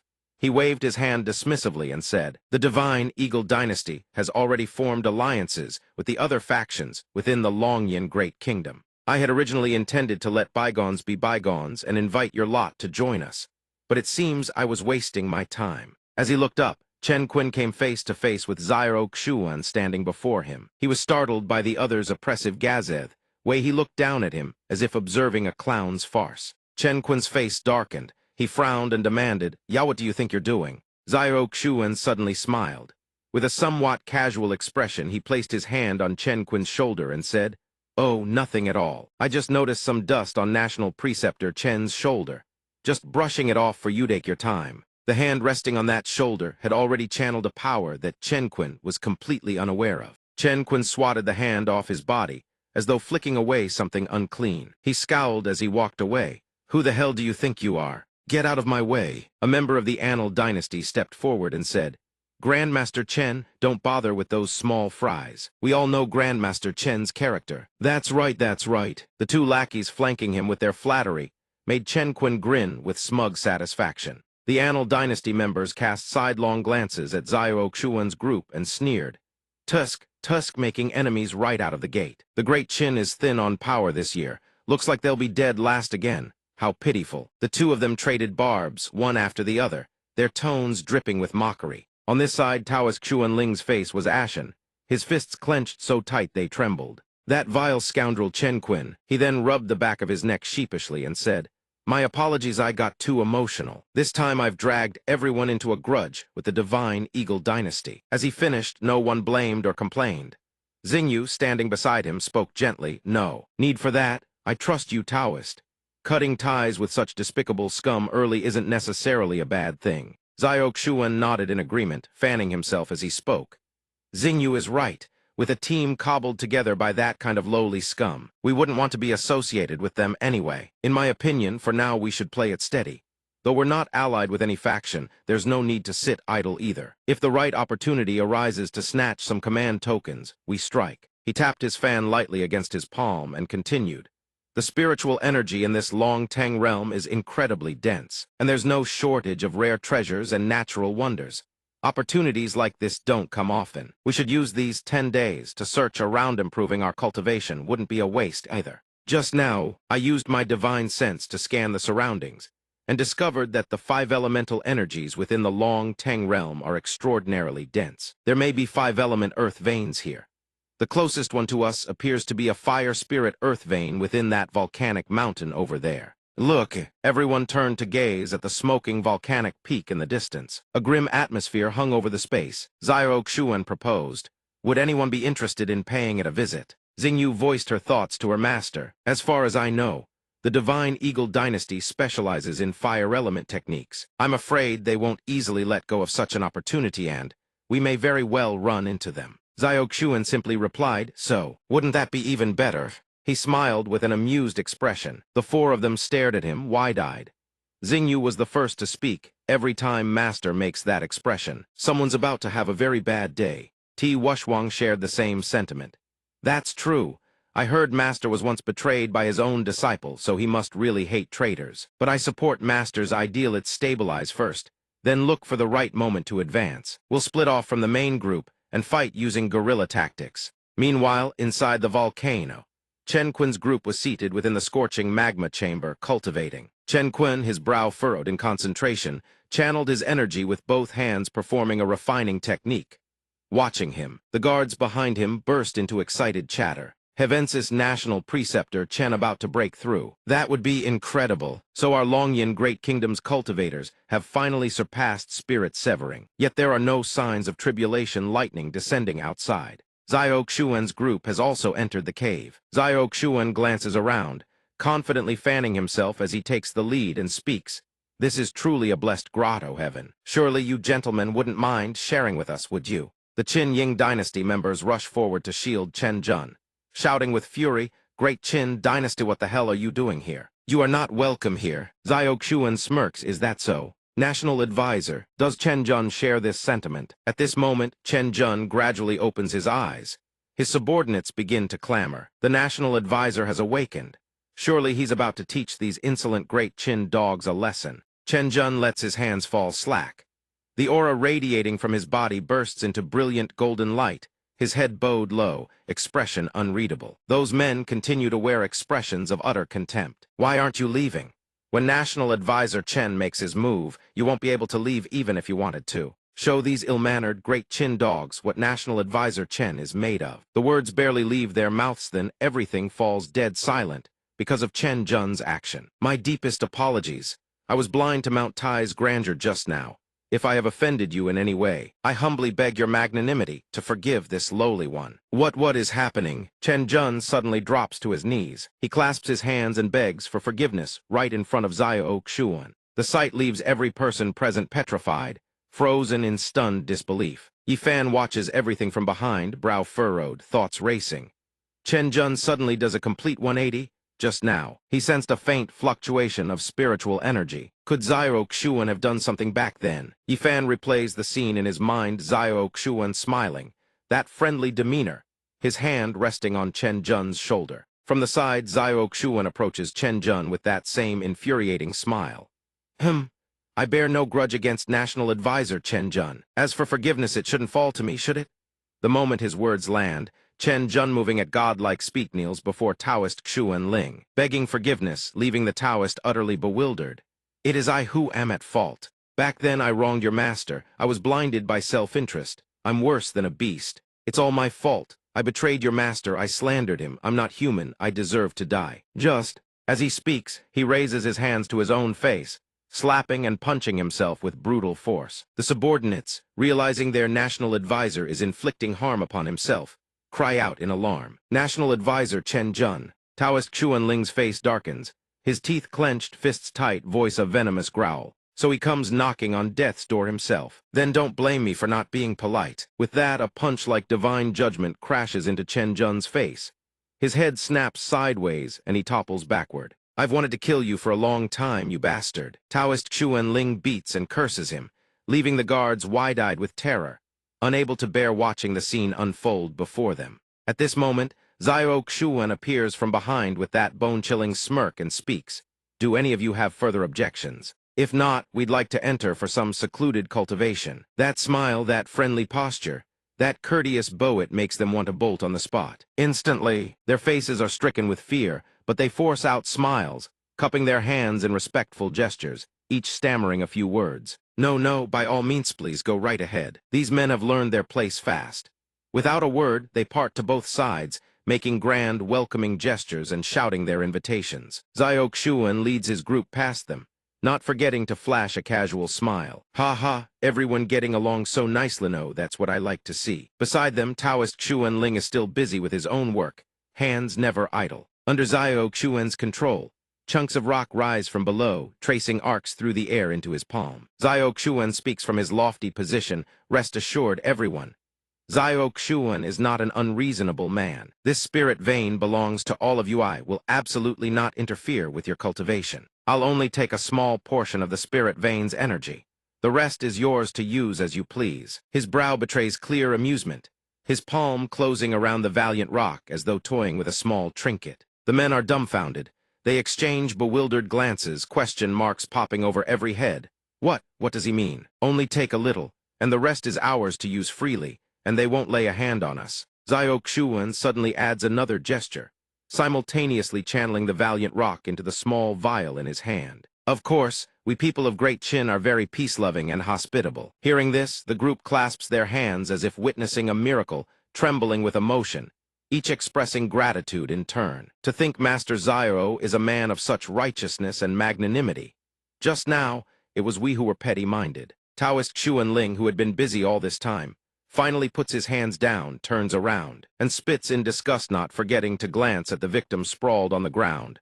Petty scum! Hitting him only dirties my hands. The true monarch is now utterly helpless, his body covered in injuries, the extent of the damage unclear. Ying Xingyu sees her master about to leave and can't help but ask, "Master, are we really just going to leave like this?" Zio Xuan glances in another direction, a half-smile curling his lips. Ha ha. The cave suddenly shakes violently. The guards scramble, frantically steadying themselves. What's happening? Why is there suddenly an earthquake? This isn't an earthquake, the earth vein is damaged. Panic spreads. Everyone is drenched in cold sweat. How did the earth vein suddenly get damaged? It's that Zyro Xuan. He drained the entire earth vein. The whole place is about to collapse. Everyone races toward the cave entrance, desperate to escape alive. Run, wait for us. They don't forget to each grab a limb of their military advisor, dragging him along as they flee the cave. The one being dragged, Chen Juni's still unconscious. Zio Xuan's group hears the commotion from behind and stops in their tracks, turning to listen. The group from earlier escapes the mountain on flying swords, calling to each other, "Hurry, run for it." Li Jianfeng's jaw drops. Heavens, cave collapsed.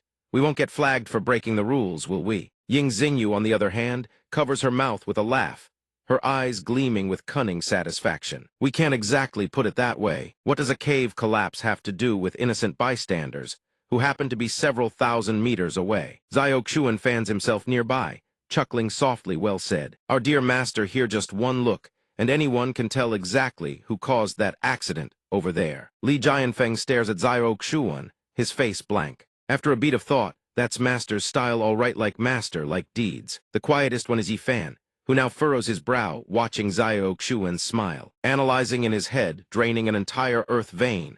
In an instant, that's not something an ordinary person can do. Just how many secrets is Zio Xuan hiding that I don't know about? Zio Xuan leads the group, sweeping aside every obstacle on the path with a single move. While speaking, Camelids track down the other faction's cultivators, see if the other camps have any intel worth taking. They each mount their flying swords and soar forward. The group that fled the volcano has landed at another cave. Someone is clearly waiting for them outside. The one standing at the head represents the Ryushui dynasty. He speaks, "How are national advisor Chen Jun's preparations coming along?" "Where is it?" The Qin Ying dynasty members stammer and avert their eyes. No one wants to answer, glancing at the barren landscape around them. Everyone is struck speechless. Seeing them refuse to answer, the Ryushui dynasty man roars, "What's wrong? Where is it? Speak, all of you." He recalls how his younger brother was injured by a beast at the bottom of the lake. Chen Jun himself had promised that once he absorbed the fire, spirit power from Volcano Mountain, he could heal his brother. The memory surfaces his brother writhing in agony in his arms, while he could only cry out his name in helpless desperation. He continues, "We handed over all our spirit stones and artifacts to your people, and now you've taken our things." Returning from the Volcano Mountain cultivation, his fury has peaked blood veins fill his eyes with murderous rage. A subordinate demands, "Are you going to go back on your word?" The Qin Ying dynasty members know the other side won't be easy to deal with. Swords are drawn. They're surrounded. Everyone shrinking back, so they hastily explain, "It's not like that. We had no choice either. It was all those great Qin people's fault." The others refuse to let it go. "If it weren't for those great Qin people," that fellow named Zio Xuan walks up and speaks. "I heard someone here was injured by cold energy. As it happens, I happen to have fire spirit power on hand.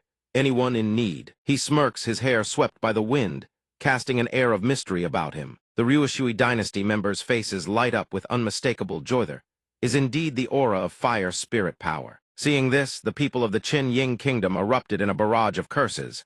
"It's you lot, how dare you even show your faces before us? You bastards! It was this very person who turned our national advisor Chen Qin into a fool. Don't you dare trust him." The people of Ryushui Kingdom immediately dismissed their arguments, jabbing a finger right at the nose of the nearest person and shouting, "Then who are we supposed to trust? You. We trusted you people before, so where's the fire spirit power you promised?" The people of Qin Ying Kingdom, losing the verbal exchange, stammered helplessly. Meanwhile, the Ryushui Kingdom group hurried forward, clasping their hands respectfully and lining up before Zio Xuan. Friend, we have a comrade whose life depends on fire spirit power. Name your pricey. How much would it take for you to part with it? We won't hide it. We are short on funds at the moment. But rest assured, we represent the Ryushui Kingdom in this war. We are people of standing and reputation. We would never take something for nothing. You have our word. We will repay you handsomely. A single glance at their faces made it obvious their purses were far emptier than their smiles, though they chatted and laughed as naturally as could be. Zio Xuan generously tossed the vial over to them, laughing heartily. You're far too polite. We all fight under the banner of the Longyan Great Kingdom. Helping each other is only natural. No need to talk about repayment. The men's eyes grew wet with tears, sniffling as if they'd encountered a saint, they thought. These words warm the heart so deeply. No, this is a truly good person. Not like those sanctimonious hypocrites from the Qin Ying Kingdom. Back then they demanded sky-high prices, and now they have the audacity to show up here with empty hands. Hearing this, the people of Qin Ying Kingdom could only stand there, resigned to their fate. Who would believe their explanation anyway? Calling us sanctimonious hypocrites is a bit much. We really do have our reasons. The leader stepped aside, gesturing respectfully. Please come in. Whatever you need, just say the word. From this day forward, you are benefactors of the Ryushui Kingdom. You're too kind, Zio Xuan replied casually.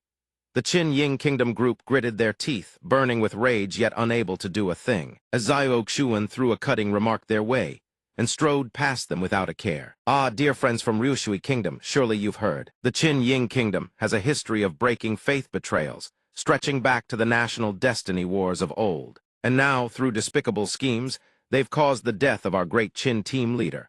Our Taoist Xuan Ling here can attest to it. The Qin Ying people, seething with anger, could only sputter out a single word. You Taoist Xuan Ling strolled over, hands on hips, and burst into laughter at Zio Xuan. Truly exhilarating, simply exhilarating. From now on, Taoist Zio, if you ever need anything, just give me the word. Our Zuhu faction owes you a debt. Zio Xuan waved his hand lightly and replied softly. Easy, easy. Inside the cave, Zio Xuan sat down to examine the patient while everyone stood watching intently. He checked the pulse with a serious expression. This pulse reading is indeed strange. Let's try fire spirit power first and see what happens. He uncorked the vial, and a stream of fire spirit power radiated with light. Zio Xuan guided the spiritual energy, channeling it into the unconscious body lying on the ground. The fire spirit power surged and merged with the body, causing the strange marks across the patient's skin to gradually fade away. At that moment, the tightly shut eyes snapped open. The leader of the Ryushui group rushed over to support him, asking anxiously, Han, you've finally come to. His fellow disciple coughed violently. Cough, cough, so you're awake too. The leader asked with concern. Earlier you went to investigate near the lake, using water spirit power. This mid-tier Long Deng zone shouldn't have powerful demon beasts. How did you end up like this? He replied weakly. When I dove to the bottom of the lake, I found the source of the water spirit power. It was a water spirit lead vein. I was about to approach and collect it when a colossal python suddenly attacked me out of nowhere. Its entire body was wrapped in freezing cold chi, and its power was truly extraordinary. I fought it, but in the end, it overwhelmed me and left me like this. Hearing the account, Zio Xuan pondered briefly. A giant python that can wield the power of ice. Ugh, the young man's face twisted in pain. Brother, what's wrong? The leader's voice trembled with worry. The young man had suddenly reverted to his earlier state, the dark markings spreading across his body at an alarming rate. Zio Xuan frowned at the sight. I don't think your brother was simply injured by a beast. It feels more like he's been hit by a curse entwined with that freezing chi. Simply removing the cold won't cure the underlying condition. You need to break the curse itself. The leader recoiled in shock. What? Then, is there any way you can break it, master? Zio Xuan rose slowly to his feet and spoke. A faint expression flickered across his face, look of a predator. He continued, feeding out information that aligned perfectly with the leader's needs and desires. As it happens, I intend to gather the powers of the 5 elements, so I can also help you track down the one who cast this curse. Seeing Zio Xuan about to turn and leave, the leader hurriedly called out, Master, please wait. This entire forest is shrouded in a bewildering formation of incredibly high sophistication. Among us, only my brother knew the way, but I have a compass here that can guide you. However, it only works once. The Ryushui leader produced the item, a peculiar compass, whose needle had been replaced by a small spoon-like indicator resting at its center. If you don't mind, please take it. This is quite the fine item, Zio Xuan replied softly. Ying Xingyu spoke up. Master, then should we also? Zio Xuan turned his head and instructed, all of you stay here. I'll go alone, that's enough. As he walked, Zio Xuan thought to himself, this National Destiny War really does suit me perfectly. The battlefield is saturated with abundant 5-element spiritual energy for cultivating the yin-yang 5 elements body technique. In another part of the forest, a group of unfamiliar figures trudged forward, weariness etched into every step. They paused beneath the shade of several trees to talk among themselves. What the hell is wrong with this forest? We've been walking for at least half a day, right? Why can't we find the way out? One of them suddenly made a discovery, running his hand over markings carved into a tree trunk. Look, aren't these the marks we left behind earlier? So we've been walking in circles this whole time. They continued talking, but the more they discussed, the more confused everyone became. The scouting party we sent ahead to explore the path still hasn't returned. 3 of our fellow disciples haven't come back either. Could this be some kind of bewildering formation? Are we really going to be stuck here like this? Zio Xuan's voice suddenly cut through the forest, startling the group half to death. You're all trapped in this formation, aren't you? Hey, who's there? He stepped forward, compass in hand. Don't worry, everyone. I'm Zio Mua, just a cultivator who got separated from his team and lost in this forest. Same as you. By any chance, do any of you have a way to break this bewildering formation? They replied dejectedly. If we did, we wouldn't still be walking in circles here. Hearing this, Zio Xuan cracked a half-smirk. Is that so? Well then, I happen to have a plan. Zio Xuan took the lead, gesturing toward the forest ahead. I've been exploring this forest for quite some time now, so I've gained a basic understanding of how this bewildering formation works. He continued, this formation is roughly divided into 3 tiers. Each tier contains multiple gates of death and 1 gate of life. At each gate of death, someone must use spiritual power to destroy the subformation's core node, then occupy the vacated position to suppress it. Once the subformation collapses, the 3rd crossroads will soon appear. That's the 3rd tier of this formation, and so on until every subformation at the gates of death is destroyed. Everyone listened in complete silence as Zio Xuan continued. There are exactly 7 of us here. As long as 1 person enters each gate of death, destroys its formation eye, and claims its position, the formation can be completely shattered. Zio Xuan addressed the group before him. It just so happens there are 7 of us. As long as each gate of death is covered by 1 person, and after destroying the formation eye and claiming its position, the formation can be broken. Upon hearing this, the group began to discuss among themselves. 1 person was the first to speak up, suspicion clear in their voice. Wait, what about the danger? If someone enters a gate of death, what are the risks? Zio Xuan responds. If this one does not guess incorrectly, this formation was undoubtedly birthed by the wood spirit flower. This type of spirit object detests the aura of slaughter. It will not harm you arbitrarily, only cloud your senses. Zio Xuan smiles and continues.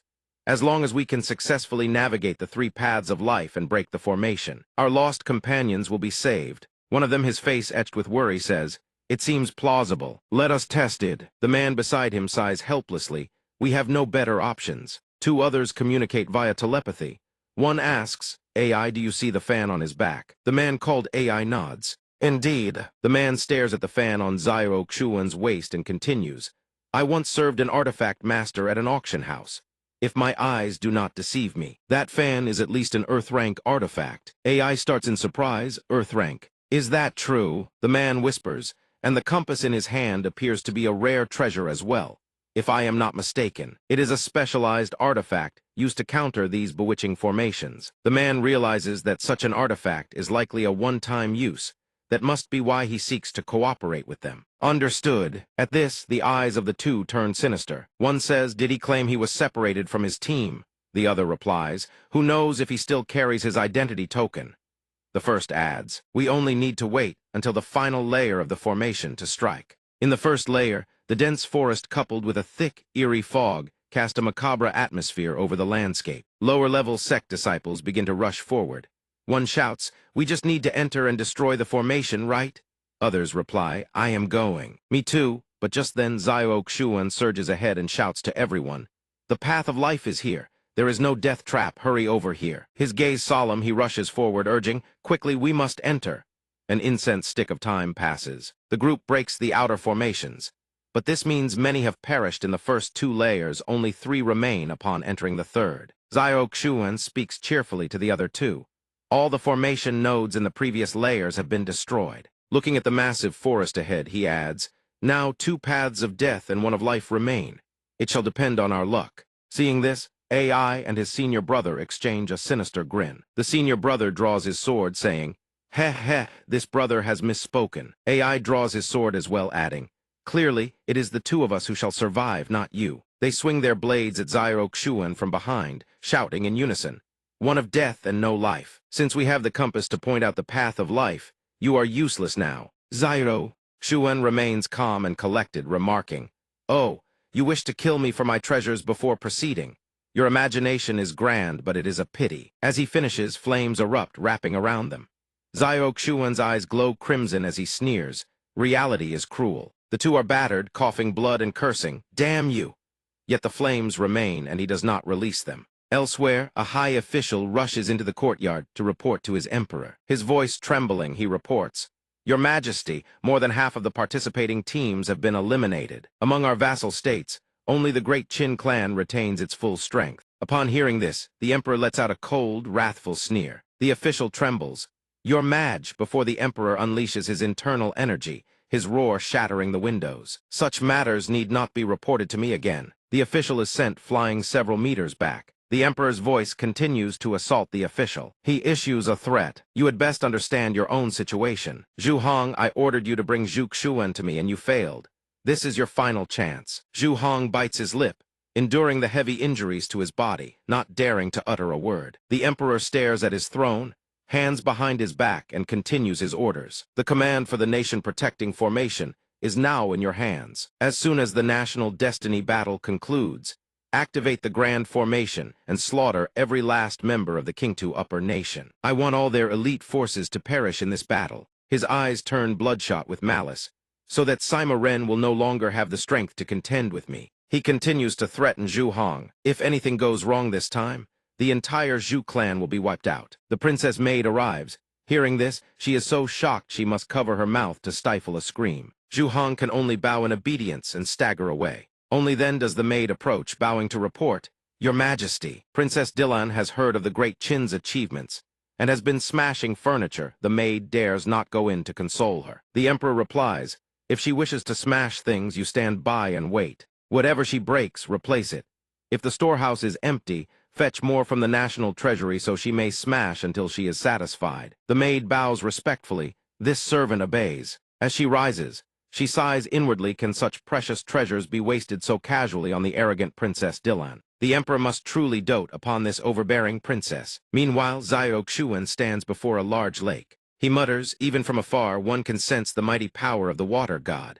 The origin must lie beneath. He observes from a distance, sensing at least 8 nascent soul pinnacle auras. It seems many have escaped the bewitching formation of the wood spirit flower. With that thought, he dives into the water, silently planning to conceal his aura as he investigates. The deeper he descends, the clearer his senses become. He thinks to himself, the deeper I go, the more concentrated the water spirit power becomes. It seems what was said earlier is undoubtedly true. The source of the water spirit power is surely at the bottom of the lake. Upon reaching a certain depth, he spots a glowing blue lingjai mushroom. That must be it, he mutters. He wonders, is there no spirit beast guarding such a treasure? As soon as he says it, a giant snake with blood-red eyes appears right behind him. Seizing the moment, it bares its fangs and lunges at Xiao. He lets out a grunt and draws his sword to deflect the monster's attack. After the clash, he narrows his eyes strange.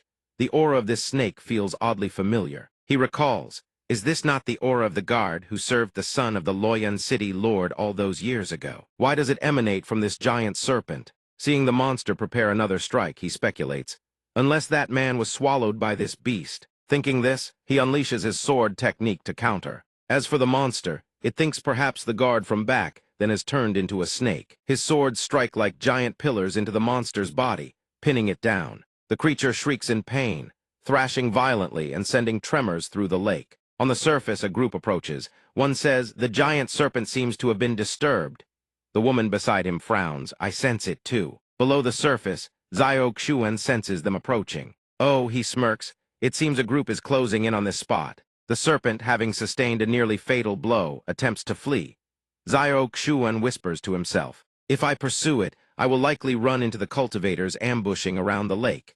Better to watch the tiger fight from the mountain." With that thought, he chases after the serpent. When it breaches the surface, he follows closely. The snake hisses, preparing to strike, its eyes ferocious as it bares its razor-sharp fangs. Why has this beast suddenly gone mad? My formation was set up perfectly. The Ghost King, Hua Yulong of the Blood Spirit Dynasty, asks in confusion. Fairy Yuame of the Gaiyuan Dynasty also notices the snake's sudden agitation. "Master, the snake is going crazy. What should we do? It is merely a beast. You go ahead, I shall be there shortly." The speaker is the Lu Tan of the Zioyan Dynasty, casting a spell on a jar filled with venomous creatures. "Finally, I no longer have to hide. Catching large beasts is my hobby," says Hang Feiyu, the protector general of the Lusuo dynasty, his eyes gleaming with excitement. He lunges toward the giant serpent with the intent to obliterate it. "Come here, beast. Taste a punch from this young master." The serpent's massive frame kicks up rocks and earth into the air. Hang Feiyu strikes,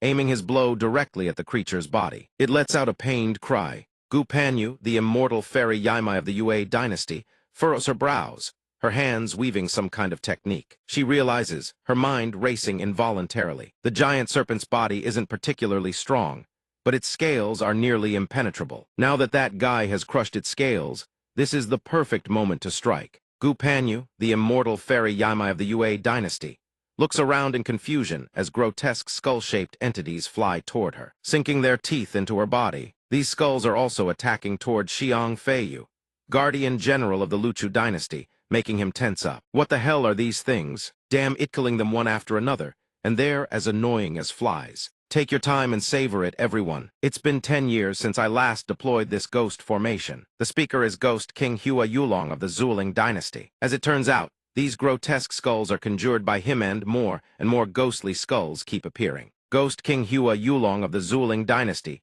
precisely targets the serpent's gaping mouth. "Today, I will claim that dragon embryo beneath the water no matter what." Xiao Xuan is deep beneath the ocean right now, drifting in an unknown direction, his mind flooded with thoughts. Although he had sensed several powerful auras in the area before, he never expected all 4 spirit-severing powerhouses from this national destiny war to converge here. He had planned to sit on the sidelines and watch the tigers fight, but now it seems the great serpent may not be a match for these 4. A sudden doubt strikes him. Did all 4 powerhouses really gather here, just for one overgrown worm? Why does he feel like there's an incredibly powerful aura lurking somewhere beneath the water? Suddenly, a streak of azure light flashes across Xiao Xuan's vision, its water element spiritual energy, seemingly gathering faintly in this direction. "Let's go check it out." He moves closer toward the streams of azure light, all converging on a single fixed point. "Oh, Xiao Xuan has spotted something. That powerful aura hat is this thing?"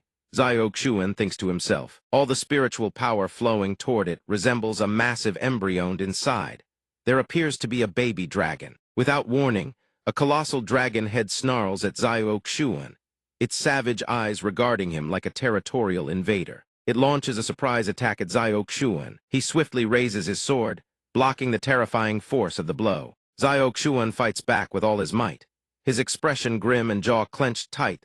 Dragon energy radiating from it is truly formidable. If he had let his guard down even slightly, the dragon's energy would have torn him to shreds. It seems the serpent only revealed itself to throw its opponents off. The real purpose was to protect the dragon embryo hidden beneath the water. Right then, Xiao Xuan realizes the serpent's diversionary scheme. "Too bad you're out of luck right at the critical moment before your transformation into a dragon. You ran into me." Xiao Xuan ends this battle with a single sword strike. He approaches the dragon embryo not far away. Able to release such extraordinary dragon energy, this dragon embryo's grade is clearly not low at all, he thinks to himself. He's heard that when certain demonic beasts evolve to a certain level, they shed their original bodies and condense their bloodline into a true form even purer than their ancestors. If it had successfully completed its transformation, it truly would have become a divine beast bearing an ancient bloodline. He'd seen Vermilion Bird, true monarch, riding a divine beast, soaring across the nation, and it really did look incredibly impressive. I want to experience that feeling too. He reaches out, about to touch the dragon embryo. Should I directly erase its consciousness, or place a puppet seal on it first? I prefer obedient ones. If not, then Suddenly, a voice echoes from within the dragon embryo. I never imagined I'd end up falling into your hands. It seems this must be the will of heaven. Xiao Xuan's hand freezes midair. That voice aren't you the guard who served Yang Zong at the city lord's manor back then? The dragon embryo replies, That's right. I didn't expect you'd still remember me. How did you end up like this? Xiao Xuan asks, bewildered. The baby dragon explains, I was born with a rare beast bloodline. I served at the city lord's manor because I wanted to obtain a multicolored serpent gallstone from there to help me cultivate into a dragon. That time my skills were no match for theirs, and I refused to accept it. Besides, the opportunity to find the destiny needed to become a dragon hadn't arrived yet. He continues, After that, I transferred to another dynasty, became an imperial bodyguard, and eventually ended up here. By sheer coincidence, the water element's spiritual energy here proved enormously beneficial to me, so I decided to hide and cultivate in secret. The dragon embryo seems to accept its fate at Xiao Xuan's mercy. But I never expected to run into you here, of all places. Fine then, I have no complaints if I fall into your hands. If you want to finish me off, go ahead. Hearing this, Xiao Xuan finds himself secretly impressed. Still as proud as ever, huh? I have to admit I admire that backbone of his. Xiao Xuan spreads his hand and speaks with pride. You're resigned to death, but I have no intention of letting you die like this. How about you take me as your master? Not only will I spare your life, I'll help you complete your dragon transformation.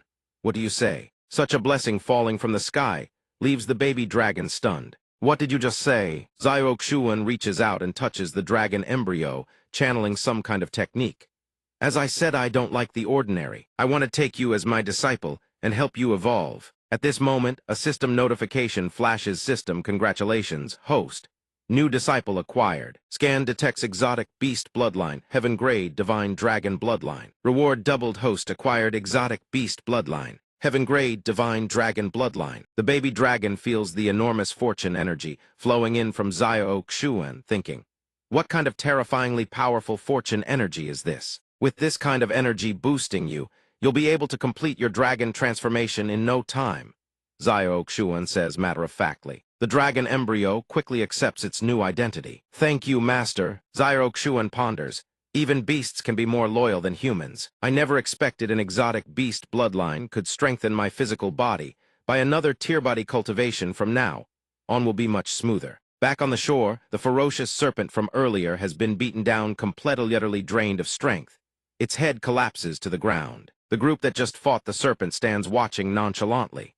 Lu Taniu, the Xiao Yun prince of the Shanwei dynasty, completely unscathed, speaks to Gu Panyu, the immortal fairy Yama of the Yue dynasty, who sits on the ground nursing her wounds. You got this badly hurt just dealing with a mere beast. You're truly embarrassing me. She supports her shoulder with one hand, clenches the other into a fist, and says with difficulty, Master's rebuke is well deserved. Meanwhile, Ghost King Hua Yulong of the Zuling dynasty snarls furiously.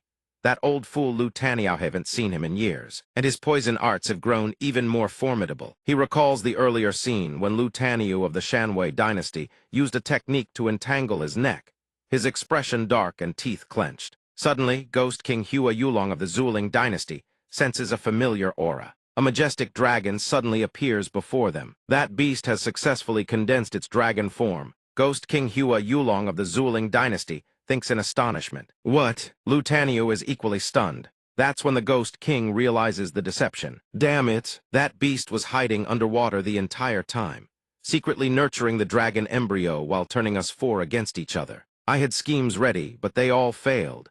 I planned to strike before the beast completed its transformation and end its lifeblood at the final moment. It seems to have stumbled upon some kind of miracle, fully purifying its bloodline into a genuine five-clawed golden dragon. We have to capture Itno.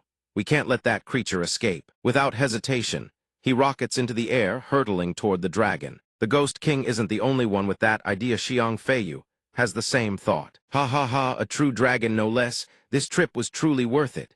One after another, they both fly toward the same target. Lu Taniu suddenly clutches his stomach and breaks into a violent coughing fit. Cough, cough. Master, what's wrong? Yaimai rushes forward in worry to support him. Lu Tanyu's face is deathly pale, as he thinks to himself his venomous insects need to be regularly fed high spiritual energy treasures. Otherwise, they will devour him from the inside. Master, Yamai calls out again, but there's no response. Lu Taniu remains lost in his own thoughts. The dragon embryo is gone. There's only one option left. Use a living substitute. Lu Taniu suddenly plants his feet firmly on the ground and unleashes a technique against his own disciple. Massive vines coil tightly around Yamiche can barely struggle free. KGH, she struggles in agony, refusing to believe her master would do this to her. Master, why? She recalls, that year, after the battle between the Plum Blossom sect and the Poison Immortal. My parents both died at the Poison Immortal's hands. You gave up the chance to form your Five Thunder nascent soul, and redirected the final tribulation lightning toward the Poison Immortal. Your disciple has always admired Yuan, was truly overjoyed when you agreed to take me as your disciple. Ukmai demands an answer. What did I do wrong that you would strike at me like this? Ko Bimat produces a small needle. Without a sound, Luke Tam Du breaks into a sinister smile. Haha, the little beauty crying looks so pitiful. How could I bear to strike back then? Then let me grant you the mercy of dying with your eyes wide open. His cunning gaze flickers toward his disciple. Luke Tam Du suddenly reveals the secret from years past. You think your parents died at the hands of the Poison Immortal. Haha, the truth is they all died at my hands. Back then, the Poison Immortal nearly wiped out Liu, my sect. A sect I had built with my own hands. What? Ukmai goes numb with shock. Luke Tam Du continues. If your clan has thoroughly studied the 9 revolutions poison demon scripture you've been cultivating, then you surely know version you practice is incomplete. The true 9 revolutions poison demon scripture is merely one fragment of that legendary scripture from the immortal realm. Luke Tam Du presses his hand harder against Ukmai, ramping up the damage. She writhes under the intensified torture, screaming in agony. Alug. Luke Tam Du, completely indifferent, continues his tale.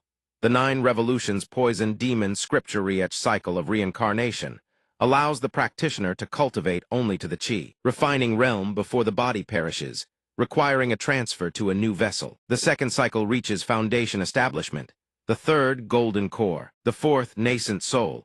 Only at the 9th cycle can one ascend to immortality. I have already reincarnated 7 times. In this life, I can break through to the Mahayana realm. As for Yao, you were originally a vessel I prepared for myself. But it seems you truly are worthless. He continues to crush down with ever-increasing force. Since that's the case, why not become food to nourish my poison insects instead? Luke Tam Du squeezes harder.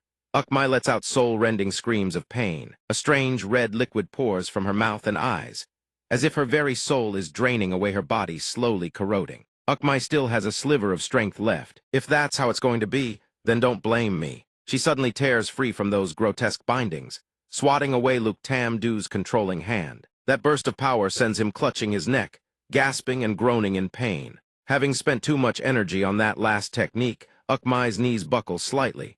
She thinks to herself it worked. I can't let my guard down no even though he's wounded. I'm still no match for him. Her reflexes kick in sharp and fast. She needs to get out of here.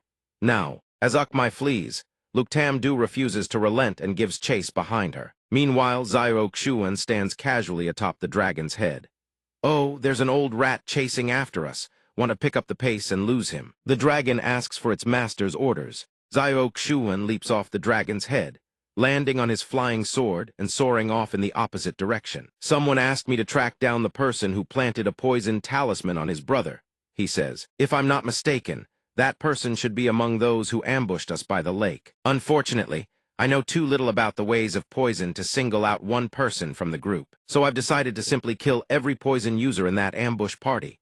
Xiao Xuan turns to ask, but what about you? What do you plan to do now? You've only just undergone your transformation. You're still not used to your new body. You can't fight alongside me looking like that. The dragon explains, Master, didn't you know? After forming the contract, I can transform into a beast tattoo and attach myself to Master's body. Xiao Xuan is taken aback. A beast tattoo. The entire dragon's body suddenly blazes with light. On Xiao Xuan's left shoulder, the image of a dragon appears. So this is what a beast tattoo looks like. The dragon says, that's exactly how it works. After I transform into a beast tattoo and attach to Master's body, I can also reinforce your physical form. Xiao Xuan finally understands the purpose of the beast tattoo, so that's how it works. He raises his hand, sensing the power coursing through his body. Indeed, his strength has increased significantly. My physical strength has increased by at least 40%. Xiao Xuan says excitedly, then it's time to chase that bastard down. In a certain forest, wherever the serpent passes, trees wither and decay. The air hangs thick with an indescribable darkness. Luke Tam-do stands atop the serpent's head, speaking in a chilling voice.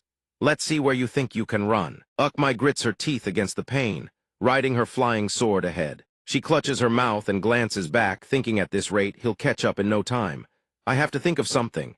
Suddenly, a swarm of skull phantoms swoops toward her. Ukmai panics. Where did all these skull ghosts come from? Ukmai's eyes go wide as blazing swords pierce clean through each skull phantom. It turns out Zyro Kshuan is deploying a formation. He says, "You call yourself the Ghost King, but this is all you've got. Frankly, your Ghost Slaughter formation is an absolute joke." Ukmai is baffled. Who is that person? He shattered Hua and Gok Long's Ghost Slaughter formation with a single wave of his hand. Luke Tam-do suddenly attacks Ukmai's sinister purple energy, surging from his arm toward her. You still have time to watch the show. The attack grazes her cheek, drawing crimson blood. She thinks this is bad. I can't escape anymore. I have to find a way to deal with this madman. There's no other choice. Looks like I'll have to gamble everything. Ukmai soars upward. This is my last resort. She unleashes her technique, conjuring long, razor-sharp needles. Zyok-Shuan turns his head, caught off guard. Where did this little thief come from? Ghost King Hua and Gok Long also turns to look. Don't blame me for being heartless. I have no other choice either. Ukmai thinks, launching those needles straight at the two of them. Hua and Gok Long catches Ukmai's attack barehanded. He speaks through gritted teeth. Miss, you're far too naive. Even if your master Luke Tam-do were here, don't even think the poison in this attack could harm me. I have long since achieved the grand completion realm of the poison body. Hearing about his 100 poisons immunity, Ukmai sneers. Oh, is that so? I'd advise you not to act rashly. The words barely leave her mouth before Hua and Gok Long senses something. He raises his right arm only to see the poison creeping up toward his bicep. He cries out in both pain and shock. What the hell is this thing? Zyok Shuan channels his inner energy while examining Hua and Gok Long's arm. He thinks to himself it looks like some kind of goo parasite. Fortunately, this type of goo still can't breach spirit force defenses. Ukmai flashes a sinister smile, as if responding to his unspoken thought. The poison in my attacks may indeed be inferior to that old beast Luke Tam-do's. But when it comes to goo art 710, Luke Tam-dus combined wouldn't be my match. Before her words even settle, Hua and Gok Long clutches his head in agony, screaming. As the goo worms spread to half his body, a strange aura emanates from him. His eyes lose their light, consciousness abandons him. Only then does Ukmai issue her command, "Obey me." From the distance, a figure atop a serpent comes charging in, shouting, "Did you really think you could escape?" Ukmai whips around in shock, but after a few seconds she smirks and channels her energy. "Who said I was running?" She then orders Hua and Gok Long to attack. He immediately lunges at the newcomer, catching the man completely off guard. Hua and Gok Long strikes a palm at the man, who blocks it instantly, and that man is none other than Luke Tam-do. Watching the two clash, she thinks, I've heard that this Hua and Gok Long is no saint. He once sacrificed tens of thousands of innocent lives just to forge his own magical artifact. HMPH, consider this doing the world a favor. Just as she's about to leave, she suddenly remembers, wait, there was another person who arrived as well. No sooner does she think it than Zyok Shuan appears right beside her, grabbing her wrist. She lets out a startled yelp. She stares at Zyok Shuan, completely unharmed, stunned. She stammers, "Yao, how are you not controlled by the goo worms?" Hearing this, he breaks into a mocking smile. "Miss Goo, that move of yours didn't quite work out." Perhaps when Hua and Gok Long was still in his right mind, he could have given Luke Tam-do a proper fight. Upon hearing this, Ukmai's face drains of color, overwhelmed with terror. He continues, "But you barely understand his techniques. Moreover, you've puppeted his mind, forcing him to fight under your control. He can't unleash his full power. He was never going to be a match for Luke Tam-do." Hearing this, she knows that once Hua and Gok Long falls, she'll be next. Panicking, she launches a venomous dart at Zyok Shuan, while struggling desperately to break free. "Release me. If you don't let go, don't blame me for being rude." Warning bells screamed in her mind. She had to escape now, but the golden grip had locked onto Zyok Shuan's hand. He merely smiled, flicked his wrist, and shattered it to pieces. Seeing this, she was utterly stunned. "What?" she shouted. Zyok Shuan regarded her like a weak creature fluffing its fur. He chuckled. "Don't waste your energy, fairy goo. That little strength of yours can't hurt me at all." Hearing this, she knew she had run into someone formidable. "What do you want?" she asked. Zyok Shuan probed. "As far as I know, you and that Lu Zunyu were master and disciple, correct? So why are you trying to kill each other now?" Hearing this, Yimei snapped. "What does that have to do with you?" His gaze turned ice-cold. He began making his offer. I'm very interested in your current gu-refining technique. If you teach it to me, then I'll help you kill that Lu Zunyu. How about it? Yimei was taken aback by this proposal. She looked at him with suspicion. You, just you. Seeing her disbelief, Xiao Xuan picked up his sword and ran his fingers along the blade. Don't believe me. Then he launched the sword toward Lu Zunyu, his voice hardening.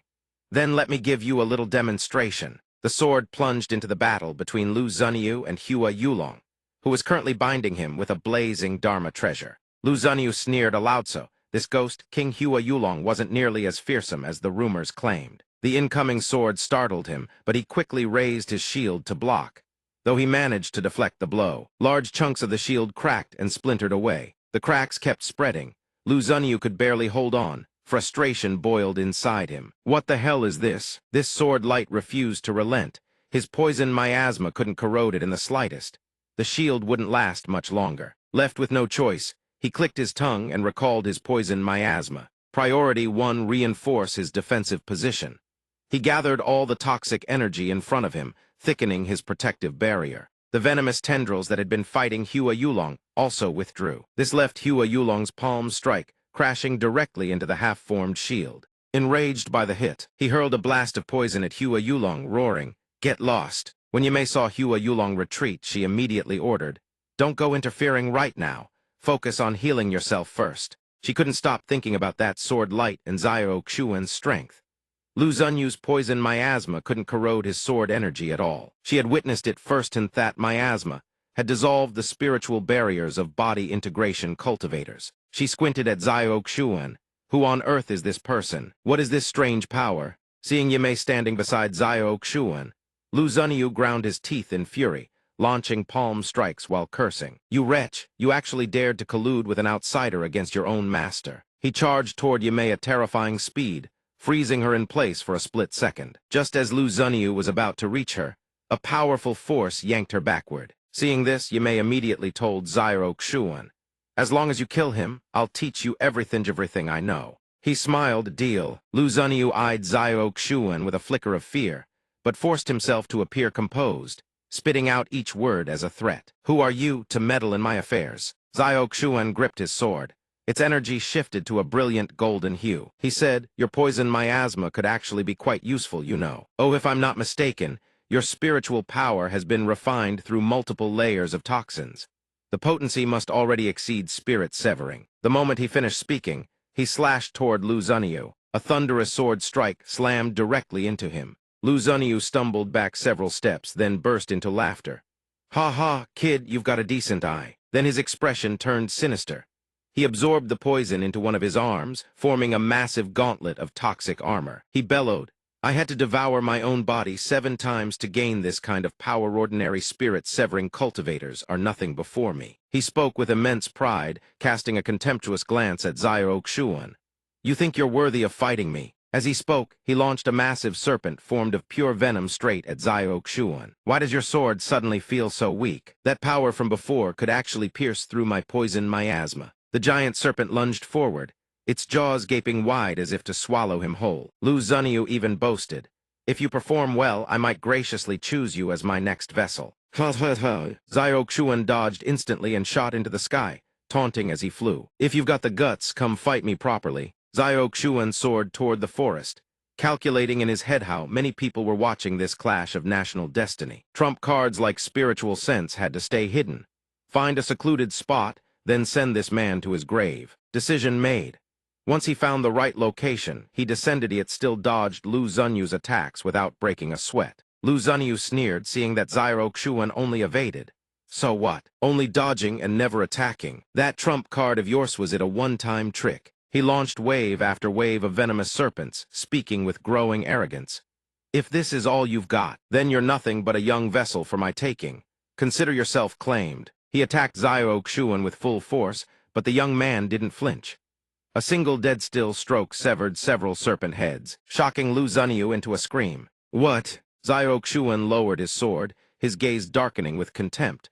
"Your poison miasma reeks to high heaven." He raised his sword again, preparing for the next strike, and frowned. If I weren't worried that spiritual sense would catch the vermilion bird true monarch's attention, I honestly couldn't be bothered to entertain you for even a second. In a flash, he vanished and reappeared behind Lu Zunyu, his blade at the man's neck, eyes glowing crimson. His voice was ice. All right, you'll stay right here in the grave you dug for yourself and die in silence. Lu Zunyu barely managed a panicked "What?" before his head separated from his neck. Meanwhile, deep in a mountain range, a man lay on the ground. The frost covering his face began to crack and shatter. The person beside him shouted, "It's working!" The man woke in the other's arms, dazed. "Where am I?" The person holding him burst into tears of joy. Thank goodness. Choosing to seek help from that young master was the right call after all. This is wonderful. Back with Xiao Xuan, he looked at Yimei and said, "Well, I fulfilled my end of the bargain. What about you, Fairy Goo?" Yimei stared at Lu Zunyu's corpse sprawled on the ground slain who knows, when she still couldn't believe it. A flicker of awe crossed her heart. He actually did it. Realizing she was in the presence of someone extraordinary, she quickly bowed with deep respect. "You have avenged my past suffering, honored master." Gu Pan would brave boiling oil and blazing fire without hesitation. Hearing this, Xiao Xuan smiled. "Then go ahead and call me master." Fairy Yimei Gu Pan blinked in surprise. "You want to take me as your disciple?" Seeing her stunned expression, he raised an eyebrow. "What, Fairy Gu, you don't agree?" Right then, he pulled a ledger out of nowhere and started calculating. "If you don't want to, then we need to settle this debt properly. My appearance fee, nutrition expenses, and weapon wear and tear costs. My sword is a celestial grade weapon, you know, very expensive." Fairy Yimei Gu Pan was completely bewildered. She didn't understand a thing until Xiao Xuan cut in with, "So the total comes to," before he could finish, Fairy Yimei Gu Pan shouted, "I agree." Hearing this, Xiao Xuan knew she would. Amusement filled his eyes as he asked again. Gu Pan winced but forced the words out. "No more, I agree to take you as my master." The instant she spoke, a system notification appeared. "System congratulations, host. Disciple successfully accepted. Venomous goo heart detected. System goo poison cultivation speed multiplier x10. Normal practitioners receive a x2 bonus. System host has received a celestial grade venomous goo heart. Goo poison cultivation speed multiplier x100 compared to normal practitioners." Xiao Xuan saw the notification and broke into a wide grin. "Looks like all the poison experts lurking by the lake have been dealt with. Time to report back. If that doesn't work out, it's a good chance to have Gu Pan examine the person who was hit by the goo poison. Having a disciple skilled in poison arts really does make things more convenient." Thinking this, Xiao Xuan turned to Gu Pan with a smile. "Since we're now master and disciple, your master has a bold idea." Gu Pan stared at him, bewildered. His mind was already racing.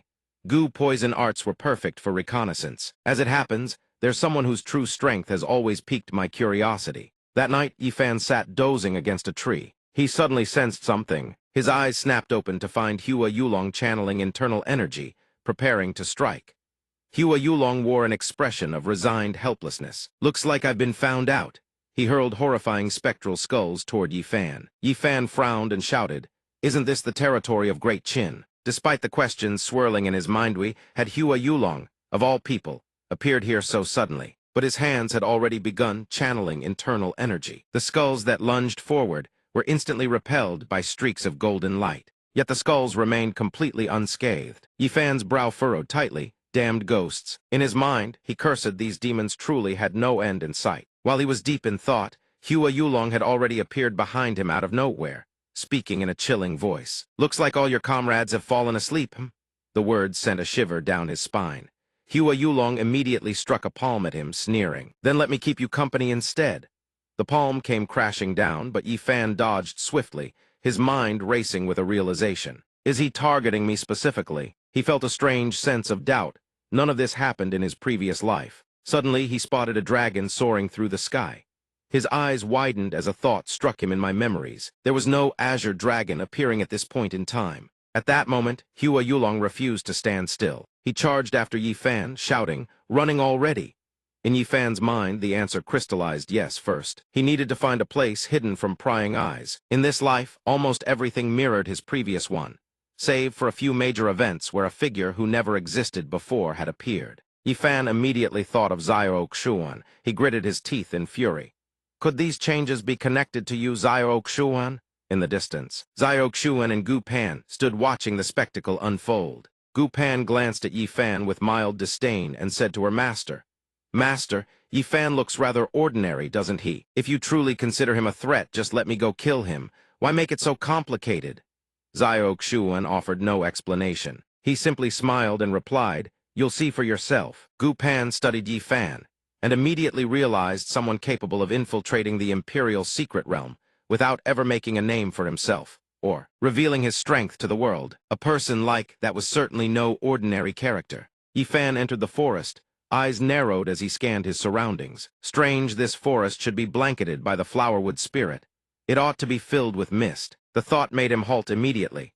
He steeled his resolve. Fine, there's no choice but to use that move. With his mind made up, Yi Fan pulled out a treasure. He thought, this can erect a barrier, isolating us from the outside world. The heaven-stealing, limitless pagoda, surely enough to escape the watchful eyes of Vermilion Bird, true monarch. Yi Fan immediately channeled his internal energy. The celestial technique on his palm began to spin, then a formation materialized, encircling Hua Yulong. Hua Yulong's eyes widened in shock as a massive net descended, enveloping both him and Yi Fan. Yi Fan gave a cold smile. "Good, this time no one will witness our battle." He looked at Hua Yulong and said, "I don't know why you came, but I'll make you regret it." Then he gave a command. Hua Yulong's entire body shuddered violently as a crushing force slammed into him, driving him face first into the ground. The earth and rocks trembled in response. Then his entire body was pressed down by an invisible weight, merging him into the dirt and stone. Back with Xiao Xuan and Gu Pan. Gu Pan spoke anxiously to him. "I've lost contact with Hua Yulong. I can no longer sense his position." Deep down, she was stunned she couldn't see what had happened, but the goo insect inside Hua Yulong's body had perished. She feared Hua Yulong himself had met the same fate. Yi Fan is far more formidable than I imagined. From Xiao Xuan's side, he instantly found the answer to his own suspicion. That man was indeed hiding a lethal trump card. He immediately issued an order. "We leave." Gu Pan asked in surprise, "Aren't we supposed to kill him?" Xiao Xuan chuckled. "Killing him now serves no purpose. I've already begun to strategize. We need to figure out what exactly this person lurking beside Xingyu is trying to accomplish." On another front, Vermilion Bird, true monarch, sat at a distance, stroking the Vermilion Bird beside her, eyes gleaming with amusement. She watched everyone's battles through a divine orb, murmuring, "This national destiny grand battle is quite the spectacle." Her gaze locked onto the dragon radiating golden light within the orb. Not only has a divine beast manifested in the mortal world, but the secrets of the Liumai sect have also been exposed. Both of these events seem to involve that Xiao Xuan. At this thought, her eyes darkened, her gaze turning razor-sharp. She fed the Vermilion Bird as she spoke. "The 9 Revolutions Poison Demon Scripture. I've heard that the Immortal Court once had a poison demon immortal lord who also cultivated this technique. After completing the 9 revolutions and ascending to immortality, his combat power far surpassed that of ordinary immortals." This brought her thoughts back to Xiao Xuan. She began to speculate that Xiao Xuan, merely at the early spirit severing stage, was able to kill Lu Zunyu without suffering a single scratch. Whatever transpired within that vision obscuring, I'm truly curious. Then her thoughts turned to Yi Fan. And that Yi Fan he had always appeared so unremarkable before. Who would have guessed he possessed the ability to slay Hua Yulong? Vermilion Bird, true monarch, rested her chin on her hand, a faint smile playing on her lips. "Perhaps I could recommend both of them to the Immortal Court, though ideally, they'd be better off serving me directly." Near the main camp of Great Qin, Xiao Xuan looked at Gu Pan and spoke. "We part ways for now. If we meet again in the Longteng realm, we'll each fight on our own terms." He turned and waved, but didn't forget to add, "Once we leave the Longteng realm, we'll formally complete the master-disciple ceremony." Gu Pan bowed respectfully behind him. "Yes, master." Outside the Longteng realm, in the Longyan Superior Kingdom, everyone stood before a massive circle, all gazes fixed forward, lined up in 2 neat rows. The announcer spoke. It appeared that after the first preliminary round, only the forces of the Qingxi Superior Kingdom and Great Qin remained under the Longyan Superior Kingdom's banner. The announcer raised an index finger with a smile. "Then the second round shall take place between the Qingxi Superior Kingdom and the Longyan Superior Kingdom, to determine the victor of this national destiny grand battle." A group of people unexpectedly stepped forward, raising their voices to intervene. "Hold on, I am here on the orders of the Longyan Emperor." It was Zhu Hong cupping his fists in a formal salute. He declared with utmost seriousness, reporting to the true monarch, "I come bearing the decree of the Longyan Emperor, representing the Longyan Superior Kingdom. The Longyan Superior Kingdom hereby relinquishes its right to participate in this national destiny grand battle." Vermilion Bird True Monarch stared in disbelief. Relinquishes. Ling Daoran was equally baffled, scratching his head.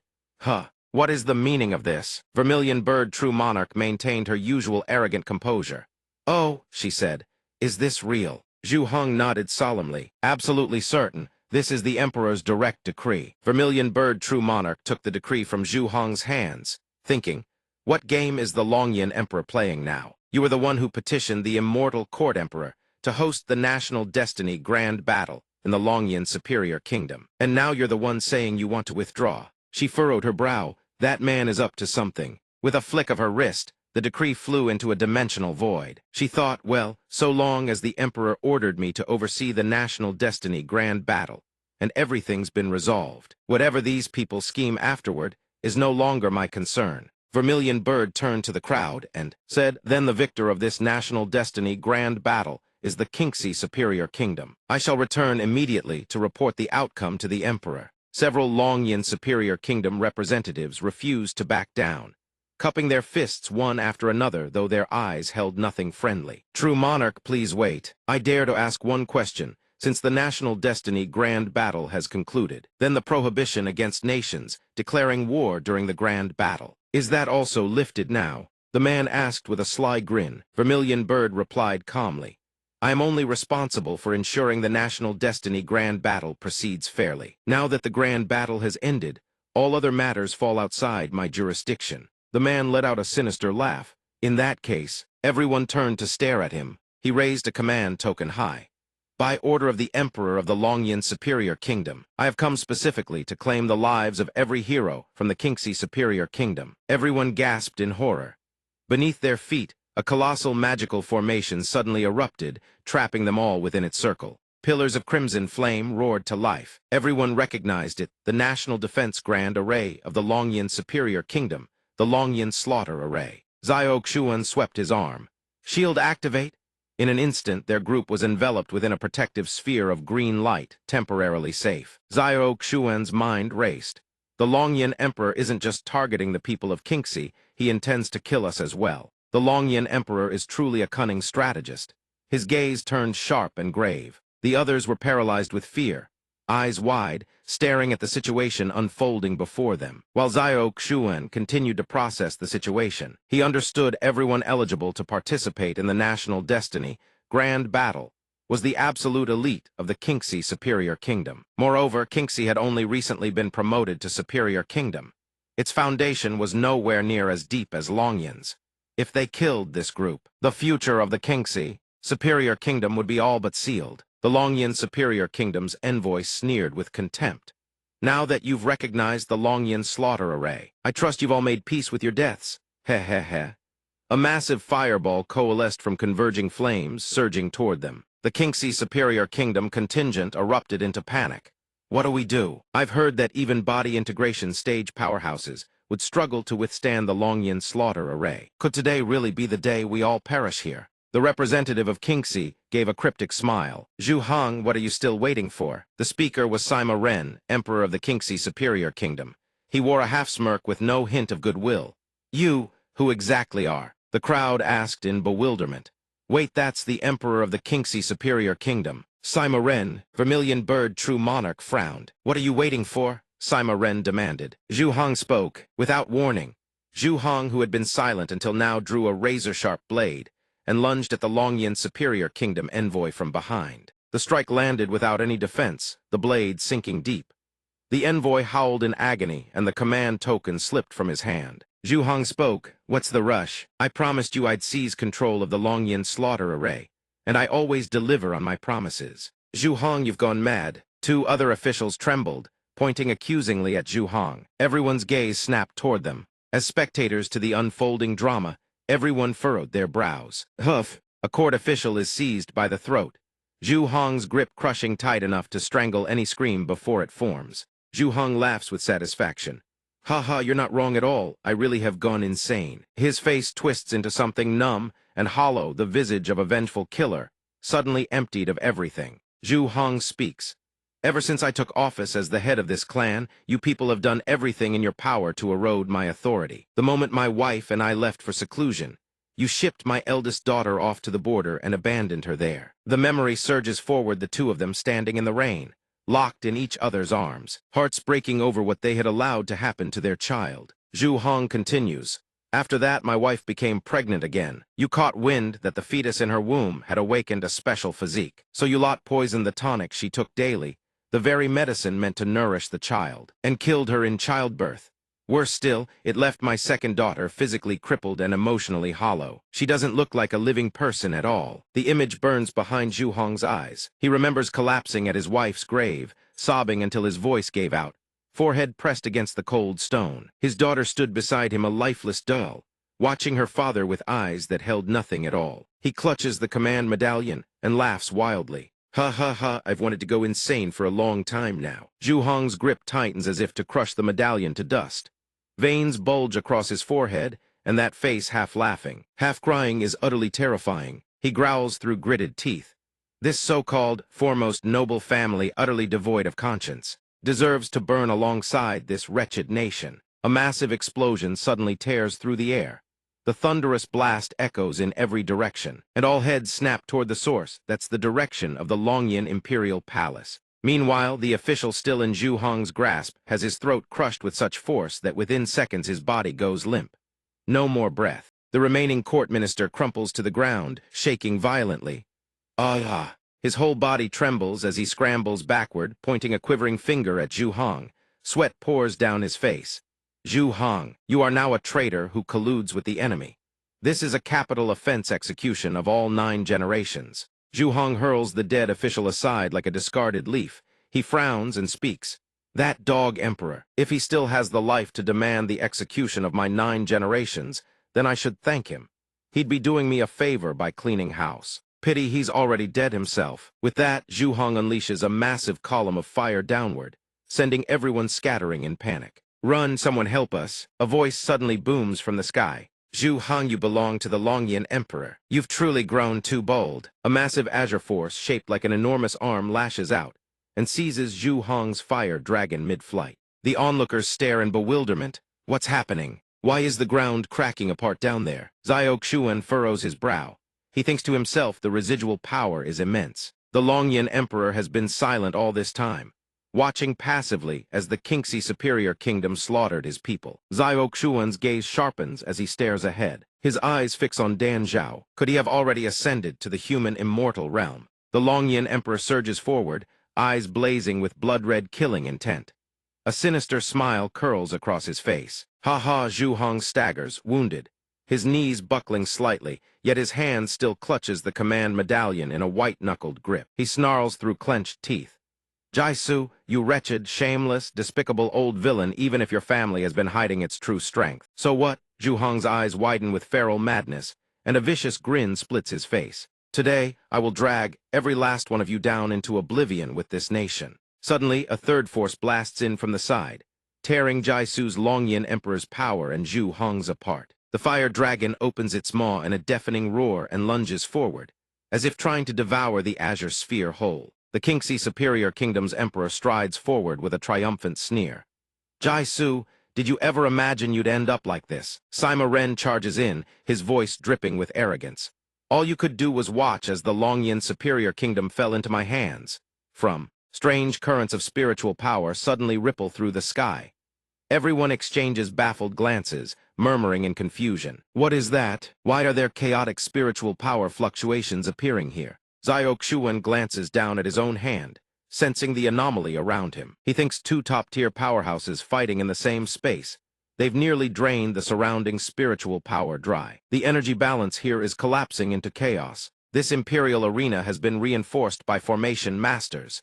At minimum, it can withstand a single full force strike from a peak spirit severing cultivator. A war over national destiny, erupting between 2 powerhouses of this caliber, truly beyond anyone's expectations. On the other side, Sima Ren's arrogance only continues to swell. Jaisu, just die here in peace. Your Longyan superior kingdom, I'll take good care of it for you. Jaisu stands within his protective barrier and lets out a cold laugh.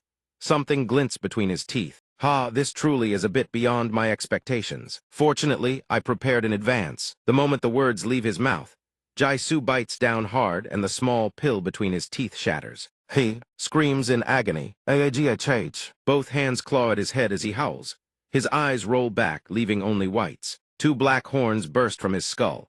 His body begins to transform, arms thickening, scales erupting from beneath the skin. Still clutching his head, he radiates a blinding surge of power that staggers even the fire dragon. Zhu Hong stands frozen, the command medallion still raised in his trembling hand. He realizes it at once the battle formation has cracked. Li Jianfeng gapes. Heavens, what the hell is that? The dragon seal on Xiao Xuan's hand transmits a voice directly into his mind. I sense the aura of a dragon clan bloodline. Xiao Xuan's expression turns grim. He senses it too. Is this my system reacting to the dragon clan bloodline? What just happened? Why did such an overwhelming dragon clan bloodline fluctuation suddenly erupt from that emperor's body? Yifan, standing below, is far from calm inside. If I remember correctly, in my previous life, Jaisu won this battle. To restore his divine dragon bloodline, he even annihilated a minor sect.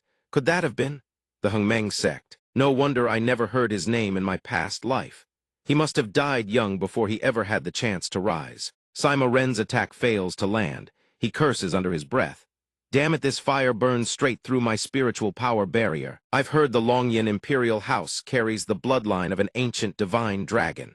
Judging by his appearance now, the bloodline has clearly been activated. Sima Ren pauses. His eyes widen with raw ambition. HMPH, an ancient divine dragon bloodline, so what? He's hidden himself away for years, too afraid to show his face to the world. In my eyes, this divine dragon bloodline is nothing more than that. He summons a massive mirror brimming with crimson shadows and abyssal darkness. A monstrous figure emerges. It is Jaisu. His body has fully transformed nails, elongated into razor-sharp claws like some ancient fiend. Sima Ren lets out a cold snort, and the mirror surges toward Jaisu. Spectral arms, grotesque and demonic, erupt from the mirror's surface, seizing Jaisu's body. He howls in fury. What is this thing? Sima Ren's voice echoes down. This is a binding Dharma treasure bestowed upon me by the Celestial Court's Emperor himself. Struggle all you like, submit quietly. Jaisu thrashes with all his might. He lets out a contemptuous snarl. You were truly born to be a slave, nothing but a dog that obeys the Celestial Court Emperor's every command. Crack! Sima Ren responds by doubling the torment. Jaisu convulses in pain. Sima Ren watches with a twisted grin, half laughing. I'd wager that divine dragon body of yours can't hold out much longer, can it? You swallowed a demon beast, origin-devouring pill, the kind monster beasts use to forcibly refine bloodline power. Isn't that right? Beasts devour their own kind to absorb their bloodline, and the origin-devouring pill accelerates that absorption. Jaisu keeps struggling, desperate to break free of Sima Ren's control, but it's useless. All he can do is clench his jaw and endure. Although humans carrying beast bloodlines can use this method too, they can never fully assimilate the bloodline power the way true beasts do. They can only temporarily seize another's bloodline strength to amplify their own. Sima Ren's grin turns grotesque as he gazes at Jaisu writhing in agony, as if savoring the spectacle. This borrowed power, you can't sustain it for long, can you? Jaisu suddenly bursts into laughter. Sima Ren, you're not wrong. A spatial vortex spirals into existence beside him. If the Zhu family weren't so useless, I would have used the Phoenix clan power within that girl, Zhu Hong's daughter, to complete my bloodline evolution to forge a true divine dragon. Physique. With those words, Jaisu thrusts his arm into the spatial vortex. The spectral arms cling to him desperately, but they cannot stop his action. A colossal arm erupts from the vortex and hurtles toward the crowd below, targeting the eldest princess. The eldest princess looks up at the monstrous arm descending above her. Panic seizes her. What the hell is that? Stay away from me. Jaisu's hand closes around her small body. She screams, desperate. No, someone save me. This princess commands you to turn back and save me. No matter what title she claimed. Everyone scattered and fled, abandoning her without a second glance. They could barely keep themselves in one piece. Yuho, in their right mind, would run back to save her. Crack! Sima Ren sensed Jaisu's intentions. His face went pale, drenched in cold sweat, his heart pounding with dread. Not good, that old monster won't even spare his own daughter. He's going to devour the bloodline power from her body. Princess Yilan, trapped in Jai-Su's grasp, let out a feeble cry toward her father. Father, it's Yilan, what are you doing? You're the one who loved me the most." Feeling the sharp, blackened nails digging into her cheek, Yilan stammered in terror. Please don't," Jai-Su sneered beside her. "What is there to fear? My dear, obedient daughter." The moment the words left his mouth, that massive hand clenched around Yilan's body like she was nothing more than a tiny toy. She managed a single piercing scream before falling silent forever. Jai-Su grinned wickedly. "To die for us, consider it the honor of a daughter like you. We shall unify the holy celestial empire and ascend to the pinnacle of true immortality. Everyone here shall pave the road for us." He no longer resembled anything human. He was a devil. Every thought and action had long surpassed the limits of anyone's imagination. Sima Ren's face twisted with rage. He thrust a hand seal toward Jai-Su and roared. "So that's why the Emperor sent me here to cripple your power. You old monster, you have gone so far off the deep end, there's nothing human left in you." Jai-Su casually loosened his grip, letting Yilan's lifeless body plummet to the ground. Ghostly arms coiled around his entire body, but they no longer had any power to weaken him. Jai-Su let out a sinister laugh. "If this is all you've got, then everyone here dies today." He cackled like a madman. "Sima Ren, you dared oppose the Longyan superior kingdom. Did you ever consider what your fate would be?" In the next instant, his body slipped free from the ghost arms binding with ease, and a colossal fist hurtled toward Sima Ren. The next moment, Sima Ren's body was caught in Jai-Su's palm, squirming helplessly. Sima Ren struggled uselessly in his grasp, thinking this is bad. Then Zhuge Xuan spoke. "I'll go with you, but if you dare lay a finger on any one of them, I will kill myself on the spot. You've clearly gone through a great deal of effort to find me. Surely you wouldn't want to return with nothing but a corpse." The man burst into applause, laughing slyly. "No, indeed. A woman bold enough to be a sect master, Gutsy. I like it." The crowd erupted, calling out to their sect master. Every face was etched with worry. Zhuge Xuan gave her orders. "Do not pursue. Guard the grand formation, protect the Hengmeng sect, wait for Elder Zio to return." She strode past the applauding man, her expression blank, and said flatly, "Then let's go." The man smirked, twirling flames between his fingers. "Oh, it won't be that easy." Without warning, he spun around and lunged at Zhuge Xuan. Within seconds, she was locked in his grip by the throat, completely immobilized. He crept close, his sinister face inches from hers, whispering into her ear. Cold sweat poured down Zhuge Xuan's brow. "Wondering what I plan to do with you? If I hand you over to my father, he'll drain every last drop of your blood. He'll exploit the regenerative properties of your Phoenix clan bloodline to mend the deficiencies in his own divine dragon bloodline, transforming himself into a true dragon god body." He ground his teeth, his brows furrowing to make his expression even more monstrous. "And if that's still not enough, who knows, maybe even I won't be spared. The saying goes, a tiger doesn't eat its own cubs, but that man, he's a lunatic." He tightened his grip, forcing a pained grimace from Zhuge Xuan. "So rather than hand you over to help him ascend to immortality, I'll just drain your Phoenix bloodline right here and now." He grinned like a deranged clown. "Don't worry, once my dragon god body is complete, I'll kill that old monster for you. He'll pay with his life." The pink-haired woman surged to the front of the crowd, screaming, "I'll fight you to the death." The girl beside her also cried out anxiously, "Sect Master." A single sword strike cleaved through the arm gripping Zhuge Xuan's throat, severing it in two. "AHMY arm." He screamed in disbelief, eyes bulging, clutching the stump of his severed arm. Freed from that filthy grasp, Zhuge Xuan sank into deep thought. The Phoenix clan bloodline, I don't know how the news spread, but so that's why Jai-Su wanted me brought to the palace. She knitted her brows with regal authority, one hand gripping her sword as though prepared to mete out judgment upon the unjust. The other clasped behind her back. "His cultivation far surpasses mine. Relying on spiritual power alone, it'll be nearly impossible to wound him. I spent decades tempering a sliver of Hengmeng purple chi into this blade. I must seize this opportunity. One fatal strike." With that resolve, she launched forward, her sword aimed straight at the man before her. Without warning, another blade appeared and blocked hers. The sheer force sent her skidding backward. Zhuge Xuan frowned, glaring at the mysterious figure in a black cloak. She recognized him, the black-clad guard from that day. He had a powerful physique, and half a black mask covered his face, giving him a ghostly appearance. The one-armed man behind him screamed his orders.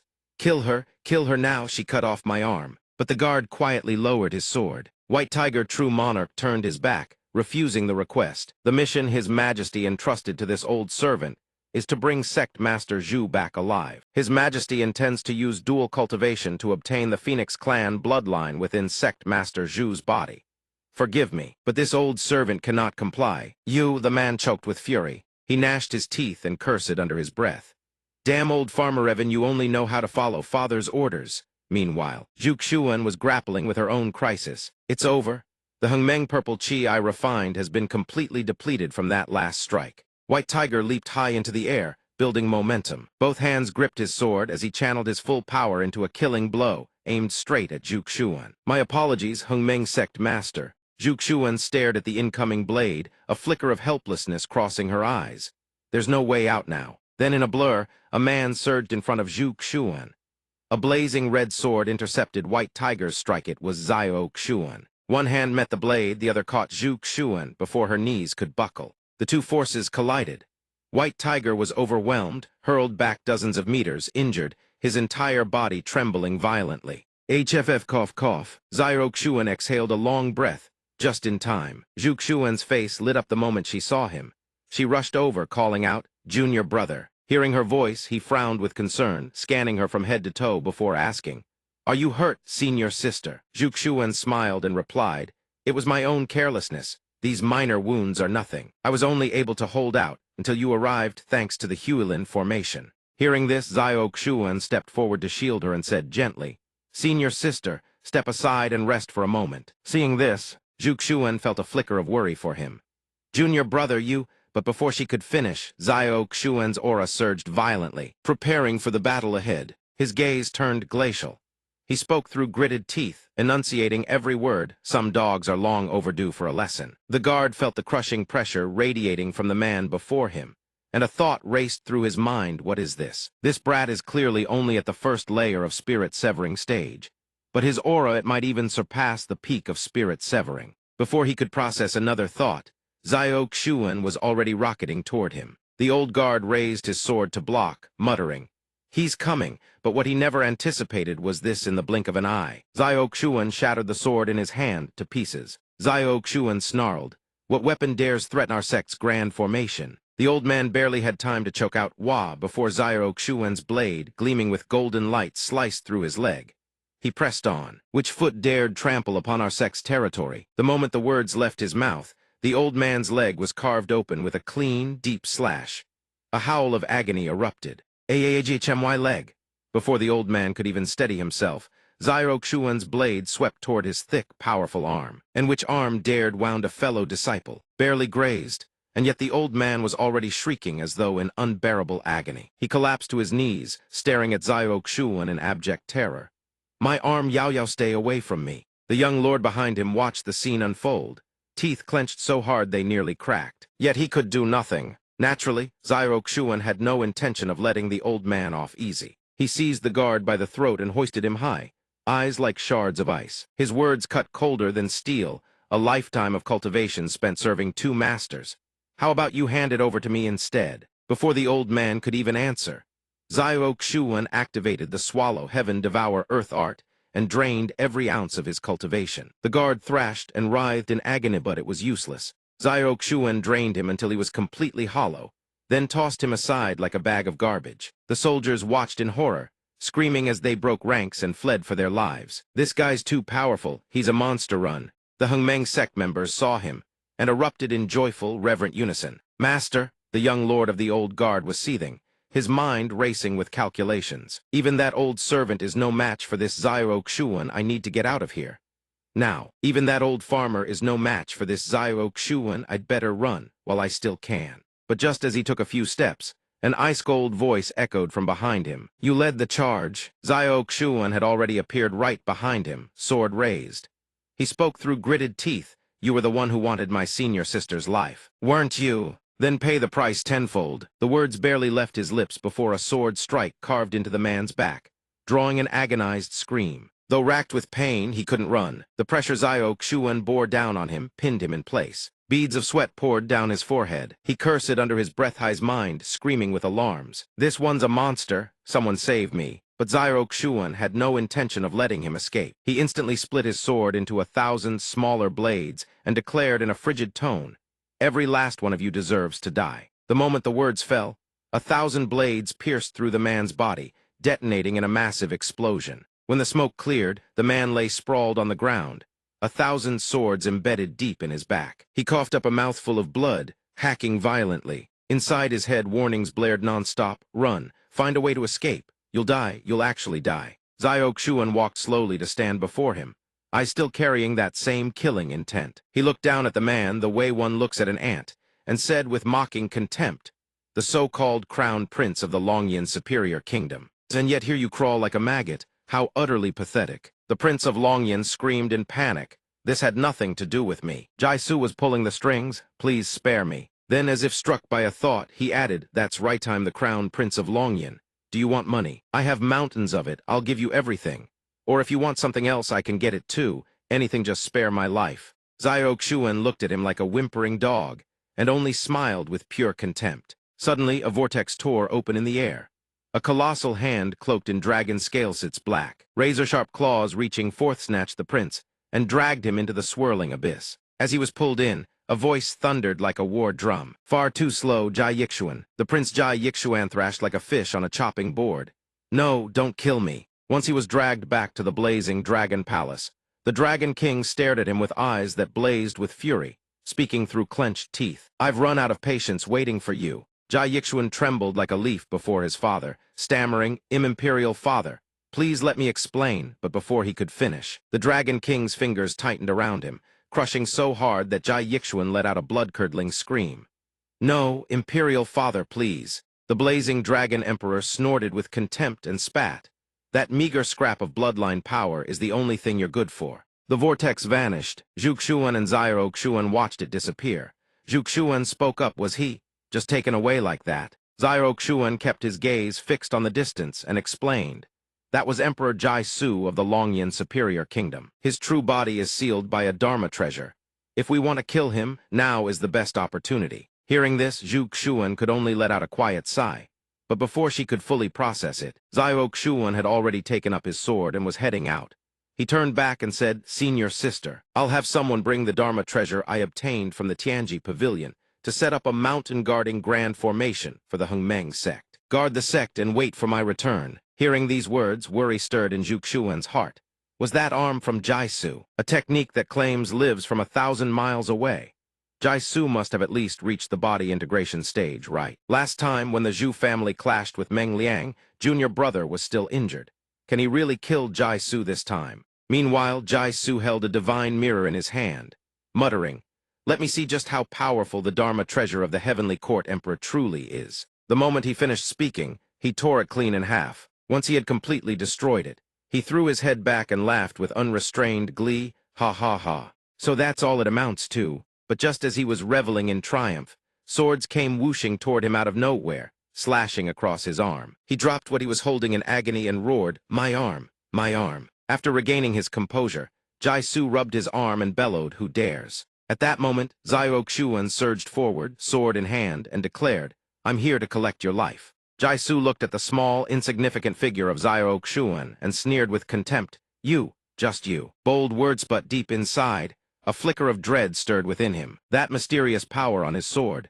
Is it triggering my survival instincts? Could it be the power of the soul? When Jaisu's palm collided with Xiaoxuan's blade, he spoke, "I've never heard of you before, yet you've managed to make a name for yourself in such a short time. So it turns out you inherited the legacy of the Void Abyss Immortal Emperor.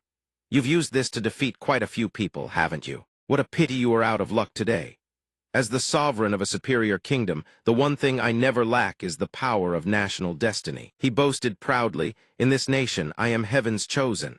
I have gathered all the world's providence into one body." Jaisu continued smugly, "You probably don't even know this, but the Hengmeng ancient emperor scripture you obtained is nothing but a shame enough to sustain only a single major realm advancement. If you wish to progress further, you'd need to scour the entire world for ruins of unknown location, swasting who knows how many years for nothing. With mere soul power alone, I can crush you with national destiny." Despite Jaisu's endless taunts and provocations, Zio Xuan remained utterly silent from start to finish until the old man finished speaking. Only then did he curl his lips into a smile and drop a single line. "Ha, is that so?" Only then did Jaisu sense something was terribly wrong.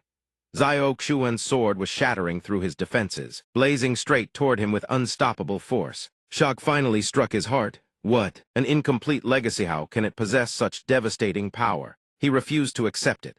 Pouring every ounce of his internal energy into his arm, he lunged at Zio Xuan and screamed, "No! What kind of power have you used?" But no matter how overwhelming his counterattack, Zio Xuan's blade cleaved through effortlessly, slicing into his arm and severing it. It fell lifeless to the ground. Jaisu howled in agony. He stared at his trembling hands and whispered, "How?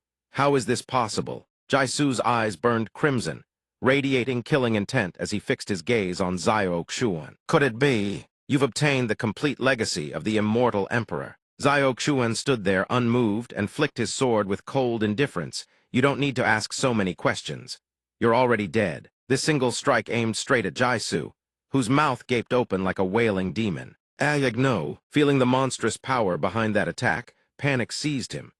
"My dragon god body under his celestial might, it can't even withstand a single blow." Zio Xuan raised his sword, eyes locked on his target with razor-sharp focus. "This strike is for daring to harm my senior sister. You deserve death." The earth-shattering power of the blade surged toward Jaisu, carrying the weight of retribution for his crimes. The force slammed into the ground, detonating in a colossal explosion. It obliterated the structures below. Rubble and debris erupted everywhere. Zio Xuan's sword plunged straight into Jaisu's chest. Yet Jaisu clung to his last threads of breath. What awaited him was yet another wave of force. Zio Xuan executed his technique and declared, "This strike is to reclaim justice for the disciples of Hongmeng." Terror ripped through Jaisu as if every nerve in his body was about to explode, his face contorting grotesquely. Radiant sword light pierced through his body, one strike after another. Jaisu vomited nothing but black blood. Cough-a-cough-hack. Hundreds of sword lights tore through him as Jaisu let out his final, dying screams. "A mere commoner from Great Qin has pushed me to this. Could this truly be the end?" Even on the brink of death, his heart brimmed with fury and defiance. "Damn it, I refuse to accept this. I was meant to unify the heavenly court." Zio Xuan stepped forward and seized him by the throat. "Don't worry," he said. "Did you really think I'd let you die that easily?" Jaisu felt the danger radiating from the hand clamped around his neck. His bloodshot eyes widened with terror. What are you going to do?" Zio Xuan tightened his grip, activating the heaven-devouring, earth-swallowing art to amplify the pain 1,000-fold. His eyes blazed crimson as he spoke. "Naturally, I'm going to use that dragon god bloodline of yours to help me forge my own dragon god body." Jaisu let out an agonizing shriek as countless crimson lightning bolts tore across the sky above. Watching Jaisu gradually disintegrate in his grasp, Zio Xuan murmured, "HMPH. Power completely drained and even his body reduced to ash." He looked down at his own hand and thought, "My physical strength has increased 100-fold. No wonder Jaisu was so obsessed with perfecting the dragon god bloodline." The onlookers stared at the blazing red formation in the sky, bewildered. "What is that?" "A celestial anomaly." From within that crimson light, the voice of the heavenly court emperor echoed across the heavens. "Who dares disturb the mortal realm while I am in seclusion?" The crowd speaks in terror, such crushing pressure. The strength of the Unity stage battle just now pales in comparison to this. "We can barely breathe." Yifan covers his face with one hand, thinking, "This is entirely different from my past life. How could Zio Xuan kill Jaisu? The power he wields is something I have never heard of before. This Zio Xuan is definitely problematic, and this Orit belongs to the immortal court emperor. In my past life, I fought him for 10 days and 10 nights, exhausting every technique, yet I was still executed by him." Yifan gazes at the heavens, inwardly certain, "I cannot be mistaken. Has even the heavenly court emperor been stirred by that man? With the 9-character mantra in my possession, I cannot allow the heavenly court emperor to detect me." Yifan's eyes burn red, brows knit in calculation. He quietly cycles his arts, thinking, while his attention is locked on Zio Xuan, "I must conceal my aura and move with humility." Zio Xuan speaks up, "That man intended to harm my kin and my sect. This one only acted in self-defense." He asks coldly, "Who are you?" The immortal court emperor bellows from above, "Do you know that this Jaisu was merely a vessel I raised in the lower realm to develop the dragon bloodline? You dare destroy my property? You are truly courting death." Xiao Xuan grips his sword tight, bracing for a clash. He retorts, "So, you mean my sect brothers, and I should have just stood still and allowed ourselves to be slaughtered by that wretch." The immortal court emperor laughs, utterly dismissive of Xiao Xuan. "Ha ha, you ants exist only to provide nourishment for my vessels. Should you not feel honored to be of use?" The crowd below suddenly feels agonizing pain, clutching their heads and covering their ears. The immortal emperor says indifferently, "Very well. Since the commoners have drained his dragon god bloodline, you shall take his place as my vessel and beast. Do not forget to thank us for our benevolence." A bolt of crimson lightning strikes down. Xiao Xuan flickers his hand. Releasing a golden force, it is like casting pearls before swine. Two violent forces collide, creating a spectacle never seen before. The raw power from both sides causes the immortal emperor to sense that this strength is not ordinary. He frowns. What? How can he possess such complete spiritual essence? "Wait, I give you one final chance. Swear to be my slave, gather the entire Hengmeng ancient emperor scripture, and offer me all your bloodline power. Then, I shall grant your friend a path to live. Otherwise, I will refine this entire lower realm into a great supplement pill." He summons countless bizarre vortexes, laughing with the glee of an annihilator. Xiao Xuan stands his ground and replies, "If you are capable, try it." He swings his sword, unleashing a gale that illuminates the entire sky. He flies toward the immortal emperor's giant eye. The immortal emperor's voice echoes, "Ah, ha, very well. You had better survive until the day I emerge, so I may torture you to death with my own hands." The immortal emperor declares to all, from this day forth, if anyone kills Xiao Xuan of the Hengmeng sect and delivers the Hengmeng ancient emperor scripture and the dragon god bloodline to me, I shall grant him a position as an immortal court true monarch. The crowd stirs, discussing this reward, which feels like a windfall from the heavens. The Hengmeng ancient emperor scripture recent that the legacy of the Su Yuan immortal emperor. The legacy is with Xiao Xuan. Capture him and become an immortal court true monarch. Seemingly unsatisfied that the crowd is not sufficiently motivated, the immortal emperor increases the bounty. Furthermore, anyone associated with Xiao Xuan has a bounty of 500 measures of spirit stones on their heads. Xiao Xuan's corpse alone is worth 5,000 measures of spirit stones. Zhu Xuan watches with anxiety. Is junior brother all right? Xiao Xuan's expression is grim, yet the immortal emperor continues to provoke him with ease. "Xiao Xuan, I look forward to the day you weep and beg for my mercy." "Master," Xiao Xuan's disciple calls out subconsciously. Yifan thinks secretly, to think Xiao Xuan would end up on my old path from the previous life. I hope he can hold out for a few more days, to buy me time. He calculates the risks, frowning. He must not stay long under no circumstances. Can the upper realm discover the secret of the 9-character mantra he carries? I wonder if Ying Xingyu would be willing to leave with me now. I must attempt it. If I let go of her dragon aura, I will regret it for a lifetime. He grabs Ying Xingyu's arm and speaks, "Xingyu, come with me to hide in the deep mountains. I can protect you. We will cultivate until we reach the unity stage before we emerge and ascend to the immortal court together." Ying Xingyu brushes his hand away, frowning. "What are you talking about? At a time like this, I must stand by my master's side. If you want to run like a coward, go by yourself." Yifan is stunned. She thinks he is a spineless wretch trying to flee while her master is being hunted. He gapes in silence. What on earth is happening in this life? Some commoners point to the sky. What is that? A bizarre green spatial rift appears in the heavens. It turns out to be the heavenly star old ancestor.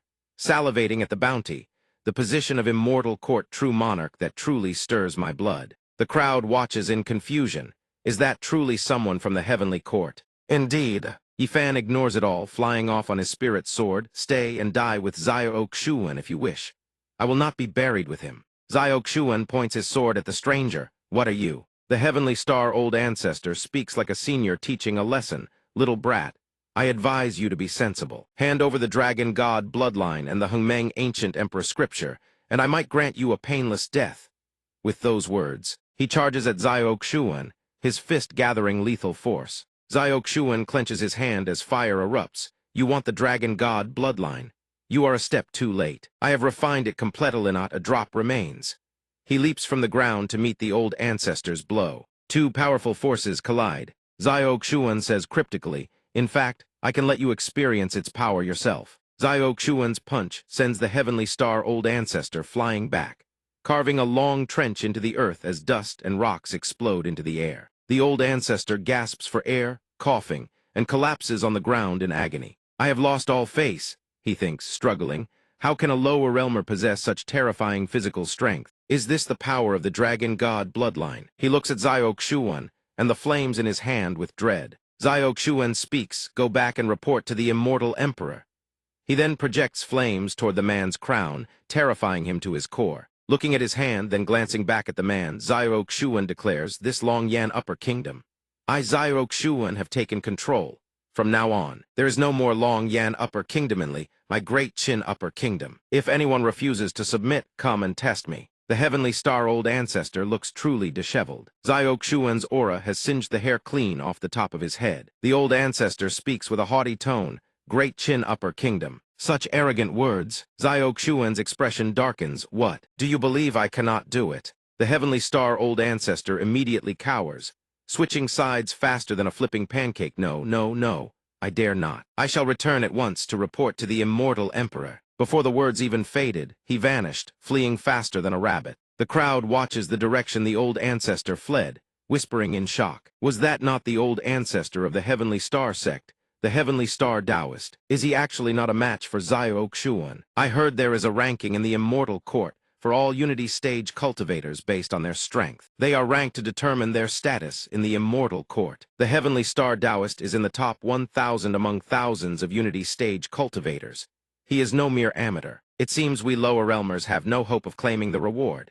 Is Xiao Xuan of the Hengmeng sect truly this fearsome? Ying Xingyu lowers her protective shield. She says the chaotic spiritual power seems to have dissipated. The battle is over. Xiao Xuan approaches them to set the agenda. Xingyu, prepare yourself. We are going to take over the Long Yan Upper Kingdom. Xingyu is stunned. Take over right now. Right this moment, Xiao Xuan answers. Li Wuxuang asks with concern, Master, the Hengmeng sect is currently a target for everyone. Would acting now not make us too prominent? Xiao Xuan replies, precisely now is when we need the support of formidable power. His eyes burn like a predator's. If anyone refuses to submit, this one will beat them until they do. The crowd is terrified by the aura he releases. Xiao Xuan looks at the crowd. Do any of you from the Qingzai Upper Kingdom have an objection? Who would dare touch a hair on his head unless they had a death wish? Everyone quickly denies it in terror. We dare not. We pay our respects to the great Grand Preceptor of Great Qin. After seizing the Long Yan Upper Kingdom, Xiao Xuan helps Ying Xingyu ascend the throne to manage the Great Qin Upper Kingdom, while he continues to serve as the Grand Preceptor. Jaisu had always been brutal. The people of the Long Yan Upper Kingdom had long harbored deep resentment toward his rule. Learning that the emperor had suddenly been replaced, the people cheered in celebration. Since that day, challengers from the Celestial Court come to face Xiao Xuan almost every single day, each one more powerful than the last. Xiao Xuan also uses these challenges as opportunities to continuously sharpen himself. With arrogance, the Celestial Emperor's man points his sword at Xiao Xuan. I hear you defeated Huayan True Monarch a few days ago, one ranked 429 on the leaderboard. Since you count as a notable figure, I'll grant you the mercy of knowing who kills you. King Feng smirks and charges forward. I am King Feng, True Monarch, ranked 340 on the leaderboard. I've come here today especially to... Xiao Xuan slams his fist straight into the man's face. You talk too much. The force of the punch sends him rocketing backward, crashing into the ground and creating a massive explosion. Boom. He sighs, another one dealt with. Lin Zhai watches the two figures clashing in the air. In just a few short days, the challengers have climbed from around rank 1,000 all the way to rank 300. Master really has it rough. Liu Meier also witnesses everything and smiles softly. It seems Master Xiao is truly enjoying himself. Over the past few days, his aura has grown sharper and sharper, nearly impossible to face directly. His strength must have improved significantly. Moreover, Master Xiao has been relying on his sword less and less lately, using only his bare fists and feet to fight his opponents. It seems that after absorbing the dragon god's bloodline, his physical prowess has been greatly enhanced. She continues, however, he has certainly not yet fully unleashed the power of the dragon god's bloodline. If he fully merges with the dragon god's bloodline, I'm afraid his strength could rise by yet another level. Ying Xingyu stands in the center, not in a hurry to speak, her gaze contemplative as if weighing something carefully. A strike slams into the city wall, sending shattered stone fragments flying in all directions. Liu Meier watches with delight. Ooh, he won. Today it only took one incense stick's worth of time. The battles are getting shorter and shorter. Xiao Xuan flies over. Lin Jai and Mayer cup their fists in greeting one after another. Greetings, Master. Master Xiao, no need for formalities. Xiao Xuan replies. He approaches, smiling. Jir, how has everyone been training lately? She answers, everyone has been leaving early and returning late, training diligently day and night without rest. Junior brother Li Jianfeng is preparing to break through to the body integration stage. After you gave him the Hengmeng ancient emperor scripture and the sword scripture, he seems to have gained some special insight. He says he wants to cultivate and develop a unique primordial spirit sword heart. Junior sister Ying Xingyu seems to have awakened a special constitution since becoming the female emperor of Great Qin. Her cultivation speed is extraordinarily fast, so domineering that she advanced to the third level of spirit severing stage all at once. This time, after the Great Qin dynasty was upgraded to the Great Qin Superior Kingdom, her cultivation speed improved even further. I hear her special constitution has been strengthened as well. Truly enviable. Xiao Xuan strokes his chin and smiles, thinking, on that matter, I've already received the feedback. System measurement complete. The host has successfully guided the nation through its upgrade process. Received Superior Kingdom Providence. Overlord Supreme Body upgraded from Earth Grade to Heaven Grade. Reward compensation doubled. System the host's postnatal Chaos Body Heaven Grade can be upgraded to Innate Chaos Body upon reaching the peak tier. Requirement absorb Chaos Origin Chi. Xiao Xuan's eyes widen in surprise.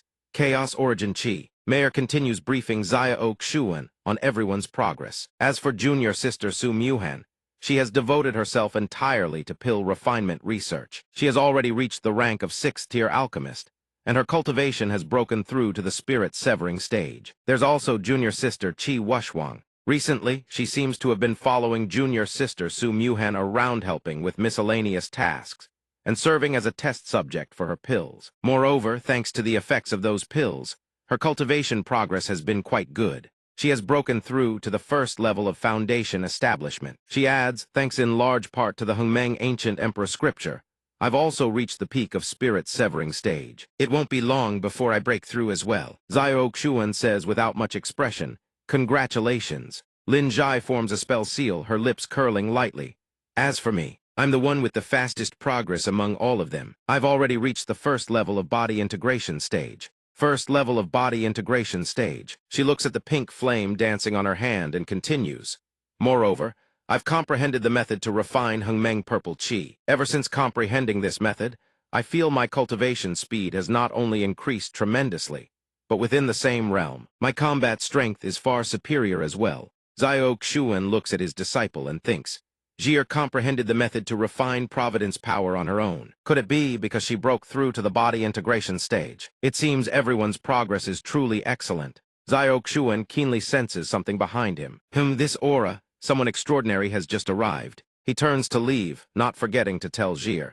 Jir, tonight your master will teach you how to better utilize the Hengmeng purple chi. Remember to come find me. Jir jumps up happily and shouts, okay. Mayor beside her bows respectfully. Farewell, Master Xiao. The green-haired girl on this side has remained silent all along, not participating in their conversation at all. Yi Qingcheng, the saintess of the divine nation, slowly rises from a large circular crater as if she had just crash-landed. She rubs her head and grumbles, Sigh, this world is really complicated. I don't even know where I am right now. Spotting Xiao Xuan approaching, Yi Qingcheng starts to tease. Oh my perfect timing. Let me ask Yao, where is this place? Is it far from Great Qin? Do you know someone named Xiao Xuan? Xiao Xuan answers seriously. This is Great Qin. I am Xiao Xuan. You're Xiao Xuan. What a coincidence, Yi Qingcheng says, but her hands are already forming combat seals as a fist surges toward him. Cut the chatter, take this punch. He sees the fist flying toward his face and thinks with displeasure. Attacking first before even talking. Yi Qingcheng throws punch after punch. Xiao Xuan dodges them all effortlessly. She snarls, faster. As long as you can take one punch from me, I'll give you an immortal-grade Dharma treasure. Stop running, you. Xiao Xuan raises his barrier. He speaks up. In all my years, this is the first time I've ever heard someone make that kind of request. You'd better keep your word. Qingcheng grins with amusement. Relax, I won't go back on my word. As long as you survive one full power punch from me, that's all that matters. Qingcheng's fist slams straight into the barrier's center, unleashing a massive explosion that startles everyone nearby. Kaboom! What happened? It looks like the Imperial Preceptor is fighting someone. The two pause their exchange and lock eyes.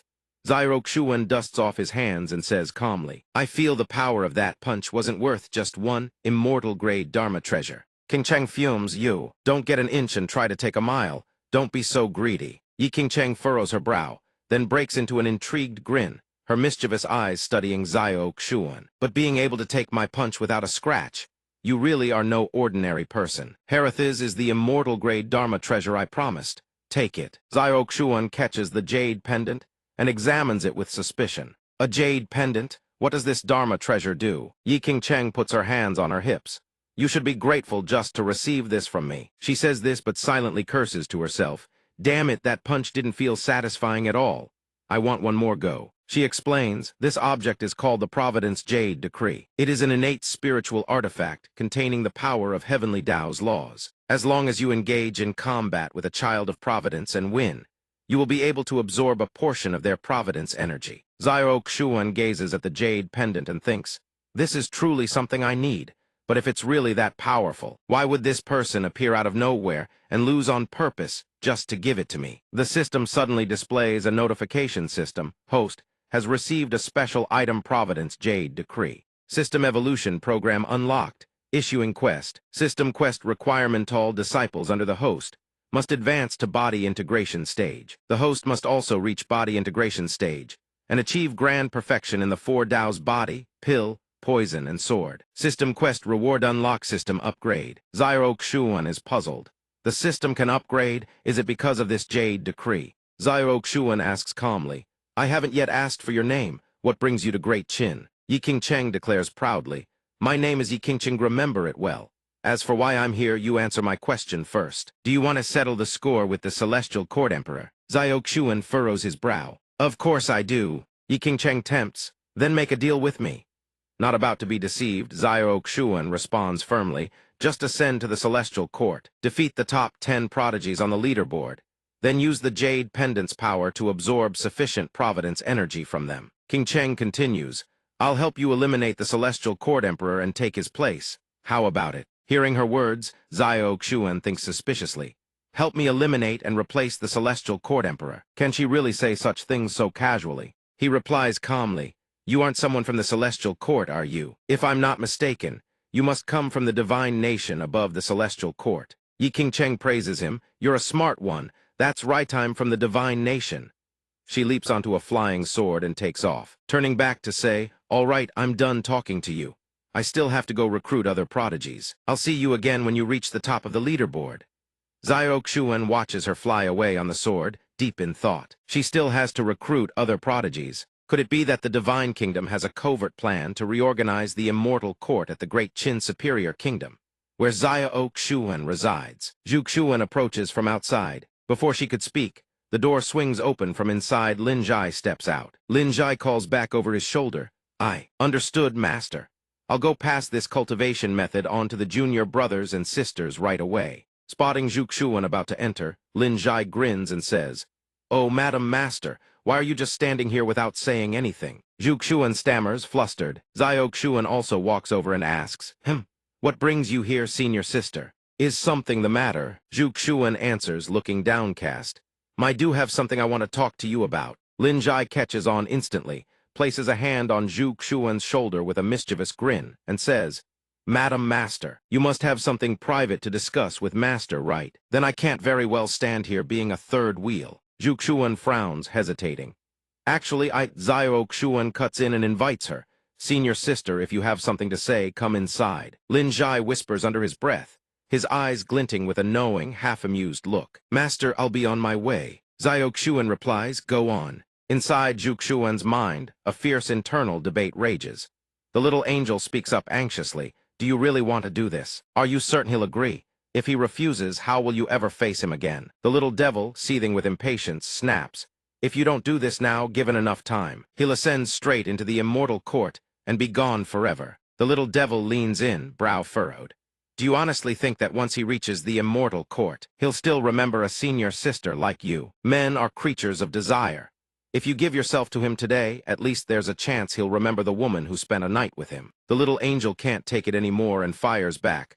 What kind of nonsense are you spouting? How could junior brother possibly be that kind of person? You two grew up together since childhood. Don't you understand him by now? If you truly like him, then focus on your cultivation. You'll meet again in the immortal court someday. The little devil grows furious, pressing closer. Understand him how a husband and wife can live together for decades and still not fully know each other. His power has skyrocketed in recent years. Has he ever told you why? Where do you get the confidence to claim you understand him? The little angel refuses to back down and counters. Everyone has their own secrets. What does that prove? How many years have you and he known each other? Haven't you also kept your own past from him this whole time? If it weren't for this incident, would you ever have told him about your past? The little devil waves a hand dismissively with a smirk. Exactly, that's why you need to take direct action. A woman pursuing a man is separated by only the thinnest veil. And even if, in the end, he doesn't feel the same way, you can always say you were simply repaying the kindness of all the times he's helped you. Come on, stop hesitating. Just go for it. The little devil wins out.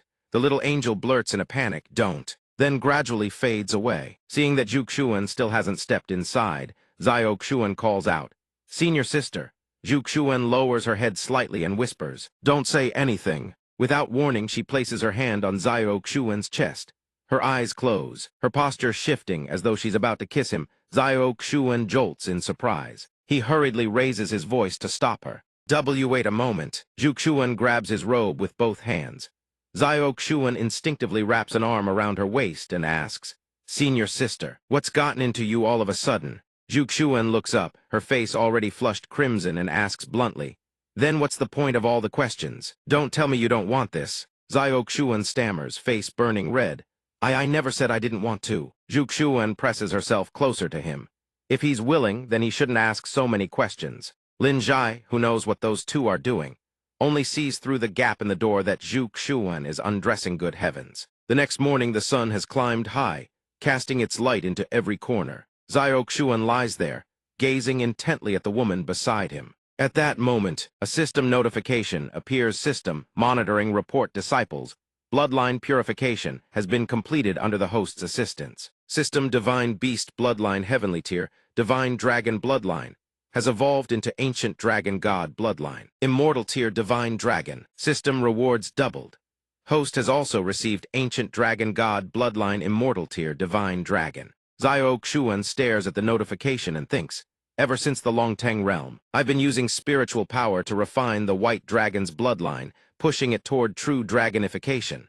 Most of the time, it's been in deep slumber digesting that power. I didn't expect that because it's always latched onto my body. Not only has my own divine dragon bloodline been purified, it too has undergone bloodline purification. What I never could have imagined even more is that things would turn out like this. Senior sister and I actually. He gently reaches out to touch her face and yanks his hand back when Lin Zhai's booming voice erupts from outside the door. "Master, are you in there?" This brat just ruined his good moment. Zhao Xuan seethes inwardly. Why does this kid have to be so nosy at a time like this? Zhu Xuan beside him rubs her eyes drowsily and pulls the blanket up to her chest. Why am I here? She flushes as memories of last night come rushing back. Her eyes widen. Oh no, the events of last night, their gazes meeting in the dim light. She blushes to the roots of her hair. Zhao Xuan leaps out of bed, scrambles into his clothes, face scarlet, and stammers, "See, senior sister, just keep sleeping. I'll take little Jir out first. We'll meet later at the ancestral hall behind the estate." Now only Zhu Xuan remains in the room. She buries her face in her hands, replaying the scenes of last night's passion in her mind. Last night she and junior brother actually. Zhu Xuan's eyes go round, her entire body burning with embarrassment. Outside, Lin Zhai trails behind Zhao Xuan, probing, "Master, why is your face so red?" Zhao Xuan turns away and lies through his teeth. The sun's just really harsh today, that's all." Lin Zhai looks up at the overcast sky, utterly bewildered. The sun is harsh. At the Hengmeng sect's ancestral hall, Zhu Xuan approaches. She pushes the door open and thinks to herself, junior brother will probably be able to advance to the human immortal realm before long. Once he reaches the immortal court, an entirely different world awaits him. A cultivator's lifespan stretches on for hundreds, even thousands of years. Will he still remember the Hengmeng sect? Will he still remember me? Zhu Xuan clasps her hands together and prays earnestly. But I sincerely hope his journey ahead is smooth sailing, that he soars to the heavens in a single bound. And I hope that I, too, can one day catch up to his footsteps. A green aura radiates from the Hengmeng sect's ancestral tablet, swirling around Zhu Xuan as if verifying her identity. A voice echoes forth the voice of the sect's founding patriarch. I sense the providence of the Hengmeng sect upon your person. You are the current sect master of the Hengmeng sect, are you not? Zhu Xuan tenses, hand on her sword hilt. I am indeed the current sect master of the Hengmeng sect, and who might you be? The Hengmeng Taoist materializes, his expression solemn. I am the Hengmeng Taoist, the founding sect master of the Hengmeng sect. Since you are the sect master, you must have read the Hengmeng heavenly scripture I left behind, correct? Zhu Xuan relaxes her guard slightly. The Hengmeng Taoist, you are the ancestor who left behind the Hengmeng heavenly scripture for our sect. He holds up the Hengmeng command token and speaks. I once declared that when the Hengmeng sect becomes the national sect of Great Qin, the providence I left behind would fully erupt. Beyond granting the Hengmeng sect a rebirth, beneath this very land lies an enormous reservoir of spiritual power beyond your imagination. Take this token, and you may command everything upon this land at will. Within the token also rests all the cultivation knowledge I accumulated over a lifetime, along with a heavenly tier cultivation technique I unearthed from an ancient ruined Hengmeng treasure cannon. Cultivate this technique in conjunction with the Hengmeng command token, and you will be able to fuse your destiny with that of the Hengmeng sect. The blessings of this land I have also channeled them into this technique. I rose from a menial outer sect servant, all the way to the realm I hold in the immortal court. This land of Hengmeng is far more wondrous than you imagine. Once you fuse with the token, you will understand. The command token is about to be handed to Zhu Xuan. She quickly stops him. Wait, the eruption of the Hengmeng sect's providence is not my doing. It belongs to my junior brother. Suddenly, something surges into Zhu Xuan's body without warning. She gasps in pain. What was that just now? Zhu Xuan clutches her chest, startled. The Hengmeng Taoist ignores her question entirely. He speaks coldly. As for whose merit caused the Hengmeng sect's providence to erupt, I will decide that for myself. You need not say another word. All you need to do is prove to me that you are worthy of receiving this power. Over on Zio Xuan's side, he pushes open the door and enters the room. Oh, senior sister still isn't here yet. Zio Xuan notices a faint glow emanating from the ancestral tablet. Zhu Xuan is completely drained, her sword clutched in both hands as she collapses to the ground. The Hengmeng Taoist sneered. With only this much skill, you think you're worthy of being the sect master of the Hengmeng sect. Zhu Xuan panted heavily, breath ragged and weak. He continued with a trembling voice. It seems the Hengmeng sect has truly fallen into decline. Since that's the case, he extended his hand, and a miniature image of the Hengmeng sect materialized before him. Zhu Xuan gasped, "This is the Hengmeng sect." The Hengmeng Taoist launched an attack directly at the area below. Rather than waiting for you lot to ascend to the upper realm and embarrass me, I might as well destroy all of you right here and now. Cough! A wave of force slammed into Zhu Xuan before she could even dodge. Cough, cough, cough. The blow left her hacking in agony. Her legs trembled as she slowly forced herself back to her feet. Zhu Xuan spoke. The Hengmeng sect has indeed grown weaker over the years, but it has never abandoned a single soul. Her gaze burned with resolve as she answered firmly. Without the Hengmeng sect, I would have died forgotten in some nameless corner long ago. Perhaps I am not strong enough, but I cannot simply stand by and watch someone destroy it before my very eyes. With that, she swung her blade and struck back at the Hengmeng Taoist. The Hengmeng Taoist froze, then burst into laughter. Ha! That is enough. Go. From this day forward, the Hengmeng sect is entrusted to you. As his words faded, Zhu Xuan plummeted into freefall. Back in the real world, Zio Xuan reached out and caught her by the waist. Their eyes locked. Zio Xuan looked at her and asked, "Senior sister, what happened?" Zhu Xuan's face flushed red. "Junior brother," she thought to herself. She raised her hand to cover her face. I don't even know what just happened." Sensing no one behind her, Zhu Xuan asked in confusion, "Wait, junior brother, when did you get here? Why couldn't I sense someone standing behind me?" He replied gently, "I finished guiding Zio Zhai and came to the ancestral hall. When I found it empty, I assumed senior sister was held up by something else, so I decided to wait here for a while. But then I sensed a surge of spiritual force rolling through this place. The moment it appeared, it vanished without a trace into some other space. So I figured senior sister must have stumbled upon some fortuitous encounter, and I set up a barrier to keep anyone from disturbing you." Zhu Xuan furrowed her brow. "You said you sensed spiritual force. What exactly is that?" He held it in his palm and answered, "It's actually a higher tier of providence force, Senior sister, you've refined the Hengmeng purple chi before thee are fundamentally the same power.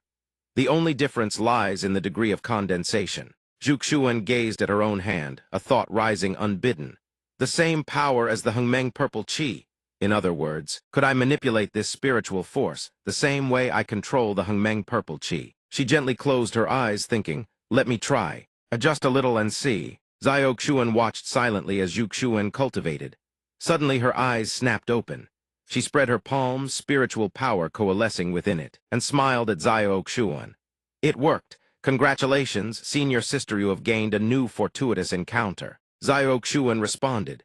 Zhuxuan looked down at the command token in her hand, lost in thought. After I left that mysterious space, the wounds on my body had completely healed, but this command token followed me out. Everything that happened was real. Without hesitation, she held it out to Zhuxuan. Junior brother, take this command token. Zhuxuan didn't understand what was going on. He studied the command token in his hand and asked, this token. Before he could finish, the token slipped from his grasp and flew back into Zhuxuan's hand. Zhuxuan laughed. Ha ha, looks like this thing is bound to you, senior sister. Zhuxuan set aside the matter of the token. Then I have a set of cultivation techniques to pass on to you. Yes, Zhuxuan answered, their hands intertwined, and a ribbon of azure light enveloped them both. System detection host has received a special cultivation technique, Hengmeng Treasure Cannon. System upgrade in progress. To prevent host from idling during the upgrade, an independent side quest has been issued. System upon completion of this side quest, the host shall receive generous rewards. Oh, there's a side quest too. Zhuxuan was taken aback. System continuation within 1 month. All of the host's contributions to the sect shall be converted into sect contribution points. System all progress made by Hengmeng sect disciples shall also be converted into contribution points for the host. System additionally, the system shop has been unlocked for the host. The host may redeem items from the system shop using sect contribution points. Zhuxuan rubbed his chin. The system's own shop. What could that be? Open it up, let me have a look. System shop has been opened for the host. The information left him visibly excited.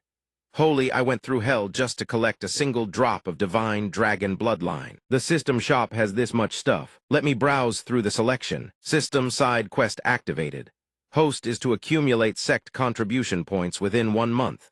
Final calculation will be conducted upon expiry. Zhuxuan then turned to Zhuxuan. By the way, senior sister, what's been going on with you these past 2 days? Yesterday was the same. Has something been troubling you lately? Before his question, Zhuxuan fell silent. She slowly lifted her head and answered, Junior brother, one day you will surely reach heights that I can scarcely imagine in this lifetime. I only hope that when that day comes. She paused, her voice growing emotional. You'll still remember the Hengmeng sect and remember me. Zhuxuan blinked, stunned. Senior sister, I didn't realize that was what you were worried about. To show his sincerity, he gently wrapped both hands around hers and reassured her softly. Don't worry, senior sister, I won't only look out for myself. I want to lead the entire Hengmeng sect to ascension together. Zhuxuan blushed and chided him. What nonsense are you spouting? Are you an immortal? How could you possibly do something like that? Zhuxuan chuckled, sidestepping her question with a grin. Let's not talk about that for now. Senior sister, I happen to have some spiritual power cultivation techniques here. Let's share them. Zhuxuan stared at the pile of cultivation manuals in her arms, utterly bewildered. This many, Zhuxuan replied casually. Just a small token of sincerity. Oh, and senior sister, feel free to distribute these among the disciples of the sect as well. Anyone who can comprehend spiritual power is welcome to study them. Zhuxuan could hardly believe her ears. Techniques of this caliber. You want to share them with every single disciple in the Hengmeng sect. When you said you want to lead the entire sect to ascension, were you serious? Zhuxuan answered without hesitation. Absolutely serious. However, there is one condition. Any disciple of the Hengmeng sect who wishes to leave must first cripple their own cultivation and have all memories related to these techniques erased completely. System detection host has made a significant contribution to sect construction. Reward 1,000 sect contribution points received. Under the influence of these techniques, as sect disciples make progress in their cultivation, the system will settle and award contribution points to the host accordingly. Zhuxuan stared at the notification and thought, a whole stack of techniques, and I only get 1,000 points. System, if disciples use these techniques and make progress, How many contribution points do I get? Zhu Xuan, who couldn't see the system, watched Zhao Xuan staring blankly into space with a puzzled expression. System calculation is based on the cultivation advancement of each disciple. System Qi refining stage, breakthrough 1 contribution point. Foundation establishment stage, breakthrough 10 contribution points. Golden core stage, breakthrough 100 contribution points. System by extension. Each major realm breakthrough yields 10 times the contribution points of the previous tier. Zhao Xuan silently cursed the system for being so stingy. Whatever, a mosquito's thigh may be thin, but it's still meat. If I want bigger gains, the talent of the sect's disciples is also a factor. I need to find a way to fundamentally improve the aptitude of every disciple in the Hengmeng sect. I've got it. Zhao Xuan suddenly slapped his hands together, startling Zhu Xuan. Having made up his mind, he walked toward the door and said over his shoulder to Zhu Xuan, "Senior sister, I've got something to take care of. Let's meet up tonight." Hearing those last words, Zhu Xuan's face turned scarlet on the spot. Meet up tonight. In another scene at the herb gardens of the Alchemy Peak, Hengmeng sect, a group of wide-eyed juniors marveled at the vibrant blossoms before them. One by one they exclaimed, "Senior Brother Cheng's herb field is thriving, truly worthy of being the alchemy prodigy personally appointed by Elder Su." Several others chimed in with unanimous praise. Exactly, exactly. The medicinal potency is so rich you can smell it from a mile away. The one called Senior Brother Cheng stood with his arms crossed, basking in the admiration. He replied with feigned modesty, "It's nothing, really." Su Muhen walked over from behind and asked, "What's going on here? Why is everyone gathered in one spot?" One of them answered respectfully, "Elder Su, we were just praising how well Senior Brother Cheng's herbs are growing." Su Muhen crouched down to examine the beautiful blossoms. "The medicinal potency is remarkably dense. Impressive work. It's clear that Cheng Sumo has put tremendous effort into nurturing these herbs." Pleased by the praise, Cheng Shuimo preened with satisfaction. "HMPH, the herbs I grow are naturally top tier. Isn't that just common sense?" She gathers spiritual power in her palm and replies, "Isn't that the Hua Mulin that sect Master Zio brought back from the Longteng realm? I've already taught everyone the method of refinement." Su Muhen channels spiritual power into her hand, directing it toward the medicinal herb. When cultivating herbs, you can also infuse wood element spiritual energy into the soil to enrich it. It helps the herbs grow much better. The blossoms fuller and brighter than ever left everyone in stunned admiration. Wow, the herbs have become so much more vibrant. Elder Su is absolutely god tier. Sheng Shuimo, no longer the center of attention, quietly seethed in the back. He suddenly blurted out, "Of course I can supplement that too." Before he could finish, he stopped abruptly, his eyes locking onto something in the distance. The ground cracked open and split in two, leaving everyone stunned. "Wow, what's happening? Look, the ground is splitting apart." From beneath the earth, a colossal flower erupted upward, its roots as thick as an ancient tree trunk, blooming into one enormous blossom. Everyone gaped in disbelief. A snow ginseng larger than a mortar, truly worthy of Elder Su. Her herb cultivation skills had reached the absolute pinnacle. "Elder Su, come look at my field. Infuse some of that power into mine too." Surrounded by the eager crowd, Su Muhen smiled at each of them warmly. One at a time, watching the scene unfold before him, Cheng Shuimo clenched his fists until his knuckles cracked. He ground his teeth and cursed under his breath. Damn it. Every single time.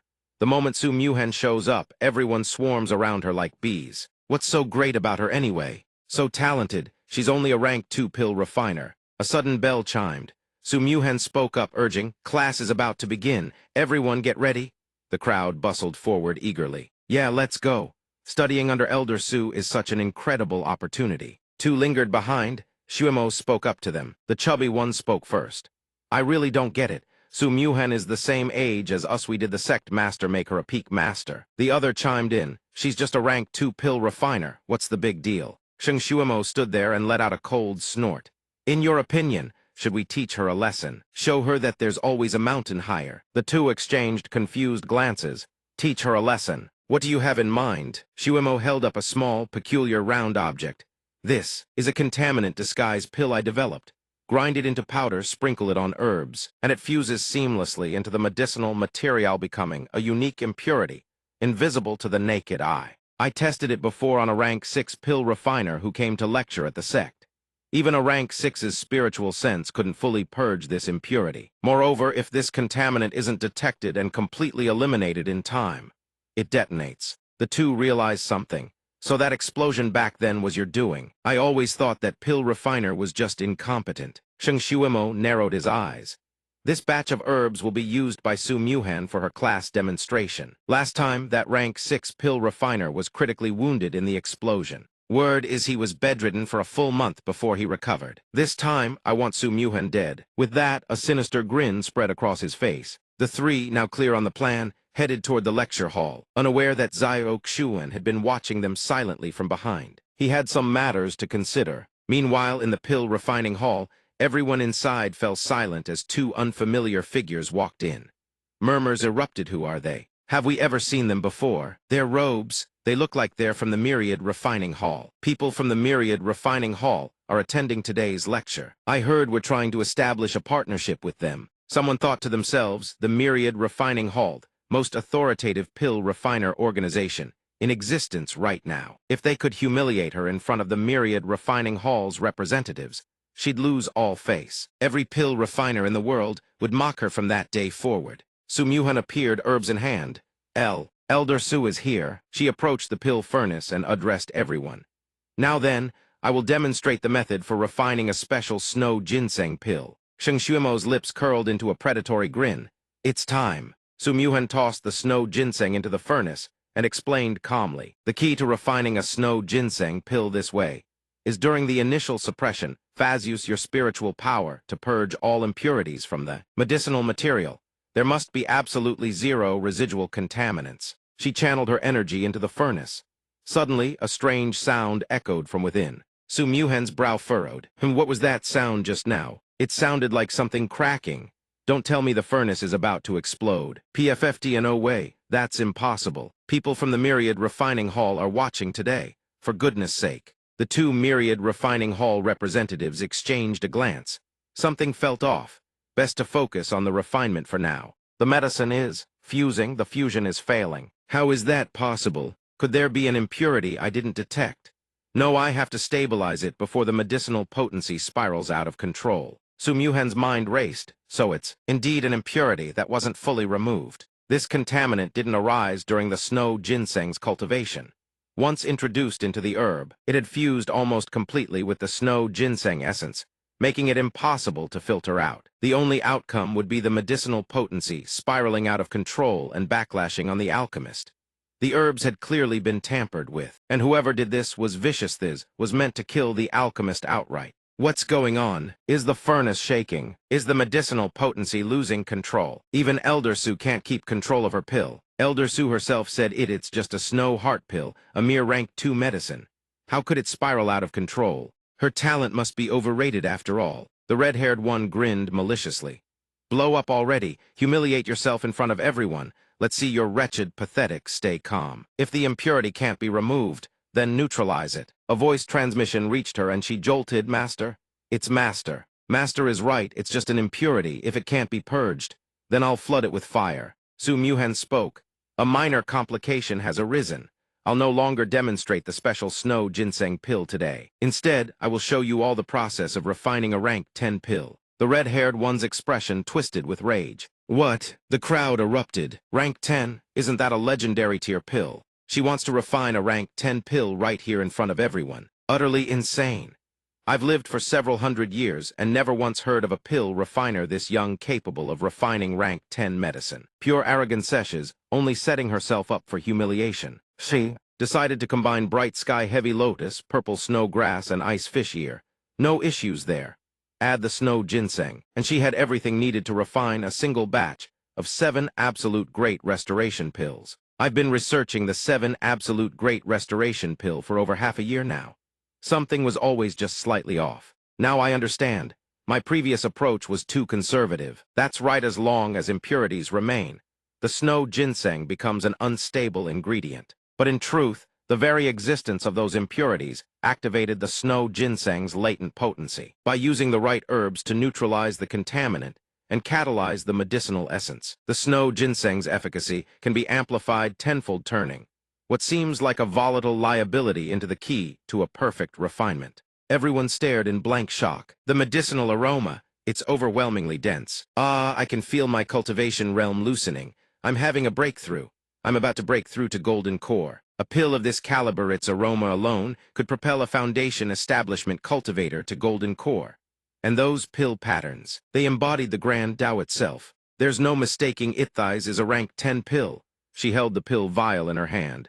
Thank you all for watching. Grandmaster Su, may I ask, are you interested in taking on a disciple? Grandmaster Su, may I stay at the Hongmeng sect to study? No, then even letting me stay to do odd jobs would be fine. Everyone's eyes gazed at her, utterly spellbound. Elder Su, could you teach us how to refine this level 10 pill in the future? Elder Su, you absolutely must stay in the Hongmeng sect. Don't let anyone from the Myriad Refinement Hall lure you away. Exactly. Elder Su belongs to our Hongmeng sect. Below, Xiao Xuan mused silently. Su Muhen's recent cultivation results had been quite impressive. She actually succeeded. Not only did she prevent the impurity-laden snow ginseng's potency from spiraling out of control, and blowing up the furnace actually refined a level 10 pill in front of everyone. How is that possible? Maybe it's thanks to the master behind her secretly slipping something rare in to deceive us. Exactly, it must be that way. This is definitely that woman's trick. I'm going to expose her true abilities before everyone. He charged forward. Out of the way, let me see. Elder Su, what was going on with that shaking pill furnace earlier? Was it because you couldn't control the medicinal potency, causing the furnace to explode? Then why didn't it explode in the end? On the contrary, a level 10 pill was refined instead. Everyone murmured at it did seem to check out. The pill furnace nearly blew up, just know how. Did it suddenly produce a level 10 pill? Isn't Elder Su only a level 2 pill master? Ever since I joined the sect, I've never heard any teacher say Elder Su has refined anything above level 2. Exactly.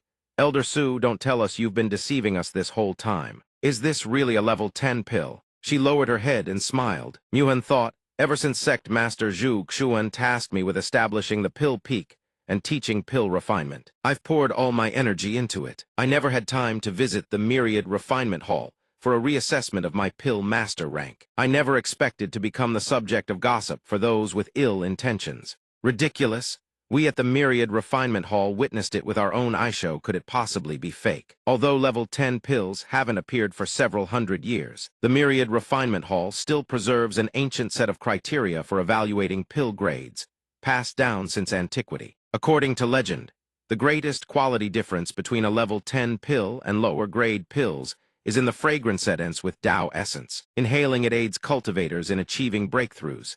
Moreover, the Tao patterns on the pill's surface also possess the effect of helping those who gaze upon them perceive breakthroughs. Grandmaster Su, may I borrow the pill for a moment to examine it? No problem, it's nothing that impressive anyway. I've gained enlightenment. The guy next to him jolted in surprise. Incredible, it really was laid out right before our eyes. Is it truly a level 10 pill? The red-haired man still refused to believe it. How is that possible? Could it be that she's been hiding her true strength all along? It appears it really is a level 10 pill. My apologies. It was my ignorance at fault. I still have matters to attend to. I can't stay any longer. Muhen cut him off. Wait, if I remember correctly, the snow ginseng you used earlier came from your medicinal steresorect. What evidence do you have that those are my herbs? Don't go slandering someone's reputation without basis. She explained, every piece of this snow ginseng contains wood spirit energy. The technique for using wood spirit energy to nurture medicinal ingredients, I haven't had the chance to teach it to everyone yet. Today, it was only applied to the herb fields over there. Besides, I never once said the snow ginseng had any problems. You're getting so agitated that practically a confession without being pressed. I always considered you the most talented disciple on the Pill Peak, and had planned to recommend you as the next Peak Master after reporting to the Sect Master. He was stunned. What? She crushed what was in her hand. But you've disappointed me beyond measure. I never expected you to be such a despicable person. From this moment on, you are expelled from the sect. You are no longer a disciple of the Hongmeng sect. Get out. He stumbled and fell sideways. No, you can't expel me. You're just a Peak Master. You have no authority to expel me. Xiao Xuan spoke up. Then does the Vice Sect Master have the authority? Sect Master Xiao, Master it Sect Master Xiao. The evidence is irrefutable. Now kneel and confess your crimes. Xiao Xuan erupted in fury. The man screamed. He dropped to his knees. Xiao Xuan asked, do you acknowledge your crime? This disciple accepts his guilt. Xiao Xuan continued. The new Sect Master has established a new Rulani disciple. Who leaves the Hongmeng sect must return everything they obtained from this place. When you joined the Hongmeng sect, You were nothing but a chi refining. Layer 1 novice who had just set foot on the path of cultivation. I'll use the heaven-devouring, earth-drying art. Right now, I'll beat your cultivation back down to chi refining, Layer 1. Erase all pill refinement knowledge from your mind, and then throw you out of the sect. He struck him down. All right, drag him straight out of the sect gates. System host has eliminated a sect traitor. Contribution to sect building efforts recognized. 100 contribution points. Turns out eliminating traitors also awards contribution points. Hell yeah, Muhan asked, Master, what brings you here today? Xiao Xuan replied, I had something to discuss with you, but I just happened to witness this little scene. So you can already refine level 10 pills now. How's your cultivation? Every time this disciple refines pills, I gain new insights, and my cultivation advances as well. I'm currently at the peak of the spirit severing stage. Once I return and digest the insights from this successful level 10 pill refinement, in no more than half a month, I should be able to advance to the body integration stage. Xiao Xuan praised, truly worthy of being my disciple. Well done, everyone rejoiced. Peak of spirit severing. Elder Su was actually a peak spirit severing expert all along. Oh my heavens! All this time I've been studying under a peak spirit severing powerhouse. Where else would I get treatment like this if I left the Hengmeng sect? Muhan asked again. Master, you said you had something to discuss with me. Xiao Xuan answered. Ah, right. I wanted to consult with Yaodo. You think we can refine a batch of marrow cleansing pills for the sect disciples to help everyone improve their aptitude. Marrow cleansing pills for us to use. For everyone, oh my heavens. Even the continent's #1 sect wouldn't be this generous, would they? To be able to join the Hengmeng sects must be the fortune I've accumulated through lifetimes of cultivation. Refining marrow cleansing pills is no problem. But Master, are you planning to refine the aptitude of every disciple in the Hengmeng sect? Wouldn't that be somewhat inappropriate? Grandmaster Su makes a valid point. When it comes to precious treasures, the common man is innocent, but carrying riches can easily invite disaster. Besides, we can't guarantee these pills end up in the hands of the worthy. Exactly. On the way here, I was also pondering this very issue. However, I've also been thinking about this problem. But after arriving, I came up with a solution. Muhan, you focus on preparing the pills, leave everything else to your master. She responded, yes, master.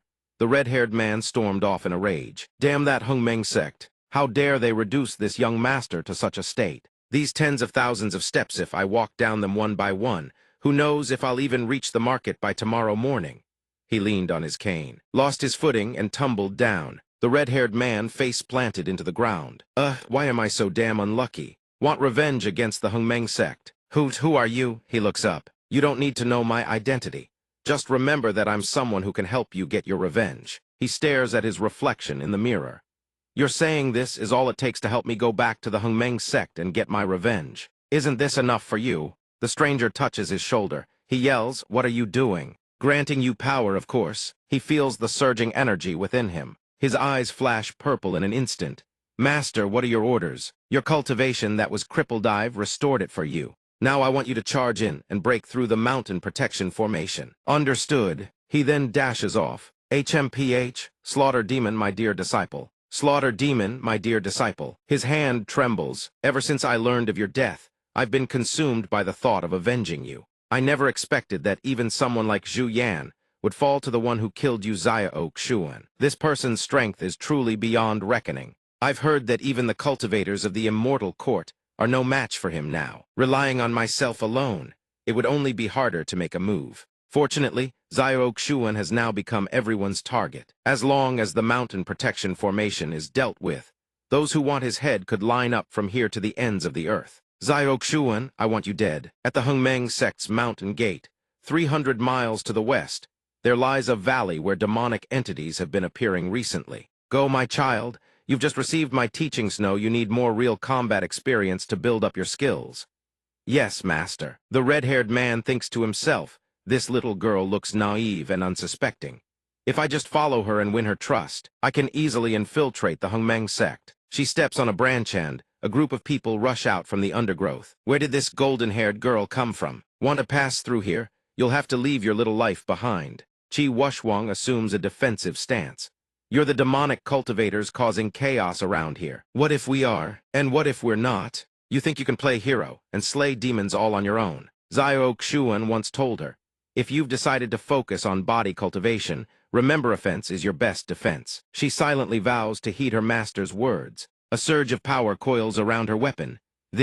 What is this? She thinks to herself, not good. Hold still, little beauty, just surrender quietly. She freezes in shock. I'm dead. A force rushes in, ganging up on someone. How shameless. He stands tall after striking down the opponent. Chi Wushwang says, lucky you came to save me. You thought I'd just disappear. Is it because the owner of the demonic artifact lost consciousness? He helps her up. Are you all right? I'm fine. Thank you for saving me, brave one. There have been a lot of demonic cultivators appearing around here lately. Are you here all alone? I was sent by my sect on a mission to purge the demonic cultivators in this area. I see. However, from what I saw earlier, it seems like you haven't dealt with their kind before, have you? Chi Wushwang scratches her head sheepishly. That's right, me combat experience is still pretty limited. How embarrassing. Thank goodness you saved me. Well then, let me show you a thing or two. Really? Of course, leave it to me. One of them lunges, die. Chi Wushwang strikes him down. He claps his hands. Truly worthy of being a disciple of the Hengmeng sect. In less than 5 days, you've wiped out every demonic cultivator in this entire area. Chi Wushwang beams. Senior brother, I've now fully mastered the techniques for slaying demonic cultivators. I really have to thank you for everything. I'll go search the other areas and kill a few more for practice. Once these demonic cultivators are dealt with, you should be able to fully trust me by then, right? Once I use you, I can infiltrate the Hengmeng sect with ease and then capture all of you in one sweep. Chi Wushwang is still brimming with excitement. The feeling of fighting with her own strength is exhilarating. He shouts in fury, what? You're saying your sect has a new rule that forbids any outsider from entering, unless they receive your master's approval. I'm sorry, but those are the rules. He puts on a sorrowful expression. Is that so? It's fine, really. You don't need to trouble yourself over this. Inside, he's screaming, AARGH, damn Hengmeng sect. Since when did they have a new rule? How come I didn't know about this? Actually, I'm not trying to make things difficult for you either. The reason I want to enter the Hengmeng sect is because a friend of mine went there and then all contact was lost. We grew up together, but we got separated along the way. That's why Chi Wushwang's eyes widen in surprise. So that's why. It's fine, really. If it's truly difficult for you, then forget it. I can't make demands of you just because I saved your life. I'll figure out another way. You can head back. Then take care. He grabs onto her leg. Hey, if you can help, don't hold back. Chi Wushwang pauses. Let me think, I've got it. I can introduce you to my master. He loves talented people, and you're far stronger than me. Who knows, might even agree to take you as a disciple. He turns to stone. Chi Wushwang tugs him along. Come on, I'll take you to meet my master right now. He panics. WW8. We don't need to make such a big fuss about this. He mutters under his breath, I don't want to meet that Zio Xuan. That guy is full of schemes. If my cover gets blown, wouldn't I be torn to pieces? But this girl's grip is absurdly strong. How the hell am I supposed to break free? He breaks into a cold sweat. Wait a moment, she turns back. What? So? Well, I'm thinking. I haven't prepared anything yet. Wouldn't it be rather rude to meet your master like this? What would you need to prepare? Isn't it customary to bring a gift when seeking apprenticeship? At least a few hundred low-grade spirit stones, wouldn't you say? I'm really too embarrassed to meet your master empty-handed like this. Chi Wushwang turns her head and spots Zio Xuan. Hello, master. Zio Xuan asks. Wushwang, this person here, I ran into some trouble while on the Demon Cultivator Purge mission, and this fellow Taoist saved me. He says he has a friend who lost contact after entering the Hengmeng sect, so he hopes to come in and search for clues. But I remember Master once said not to bring strangers into the Hengmeng sect casually, so I thought we not introduce him as one of Master's disciples. Zio Xuan responds, so that's how it is. Hey, I continue to turn to stone. I'm dead, this time I'm really dead. Then please follow me, fellow Taoist. He is stunned. Since you saved my disciple's life, there's no need for us to be so stiff and formal. May I ask the name of the friend you are looking for? Ahehai's name is Xingsumo. Oh, Zio Xuan says. If it's that person, he was recently expelled from the sect for conspiring to assassinate the master. That's impossible. I know my friend's character better than anyone would absolutely never do such a thing.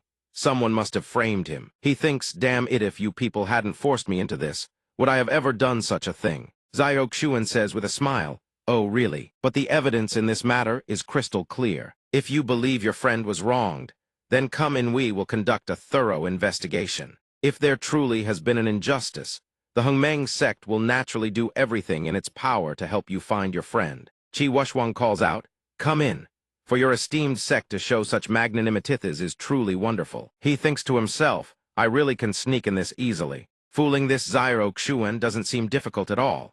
He is elated. As night falls, why did you let Xing Sumo in? There's no way you didn't see through his disguise, right? He closes the book. Ha ha, as expected I can't hide anything from you, senior sister. The reason I let him in is that I sensed a demonic aura from Himvari, similar to that of the sun-moon ghost gate from before. If he's colluding with demon cultivators, then simply expelling him from the sect won't cut it. Besides, I also want to use this opportunity to temper Wushwang. Ever since she was little, the girl has acted strictly by orders. Now, no matter what she does, she follows the rules to the letter, too obedient. I hope she learns to understand. Even the most obedient will make mistakes. Rather than blindly following orders on everything, it's better to learn to think for herself. A figure lurks outside the door, with red-haired one tiptoes away. He leaps onto the rooftop.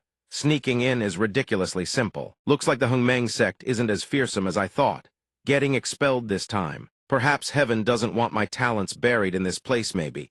It's leading me to find another worthy patron. The spirit stone that maintains the mountain protection formation should be around here. Let's check over there. He thinks back when I was still in the Hongmeng sect.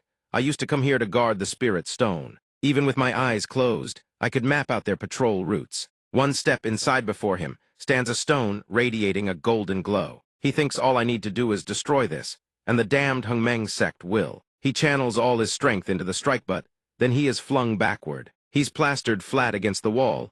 Gah, who's there? Who is it? He thinks damn it, spirit stone has a lethal curse laid on it. The noise was too loud, it's attracted the patrol disciples.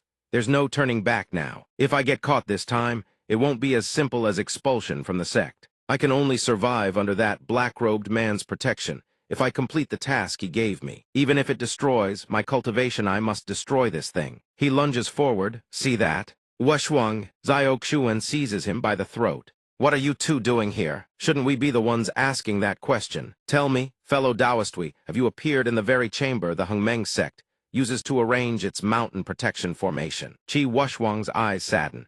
So the only reason you saved me was to serve your own purpose. Xiaoxuan says, It's all right, Wushwang, don't blame yourself.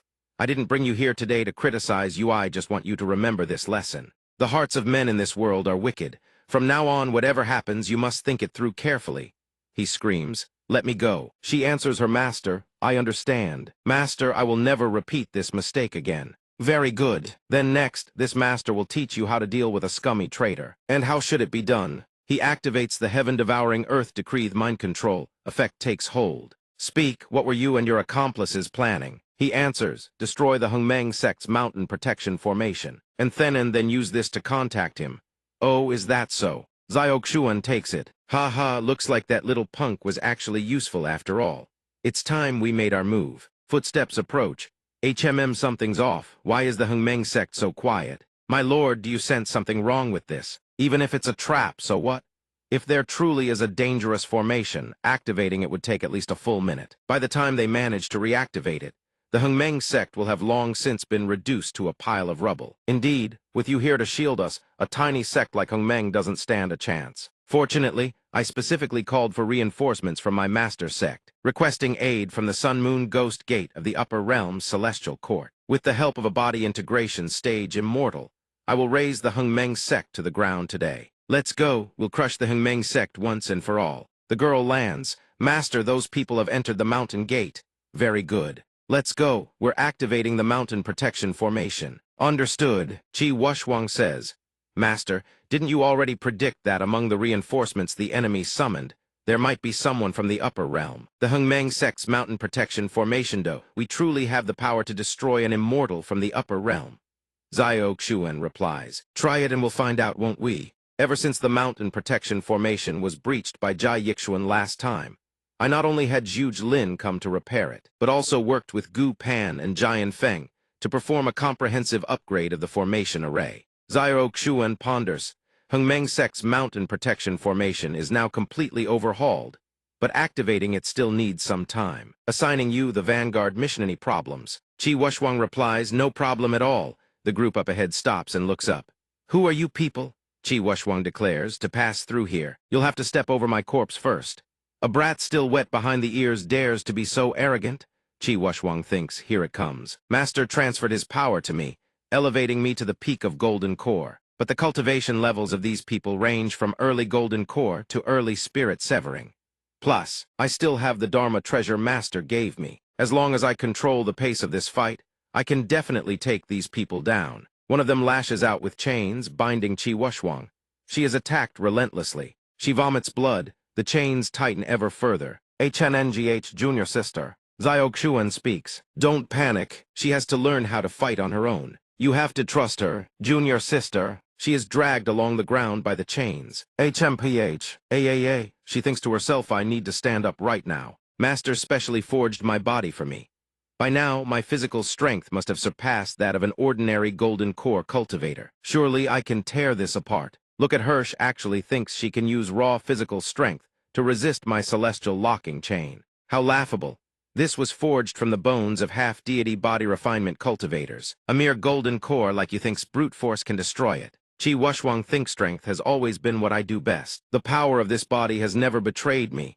I should trust in it. She shatters the chains. Their eyes go wide. What? She actually did it. Qi Wuxuang speaks. Aha, I did it. Don't let your guard down, let's charge together. She thinks calmly Master once taught me combat techniques. Lock onto the enemy's movements, predict the next strike.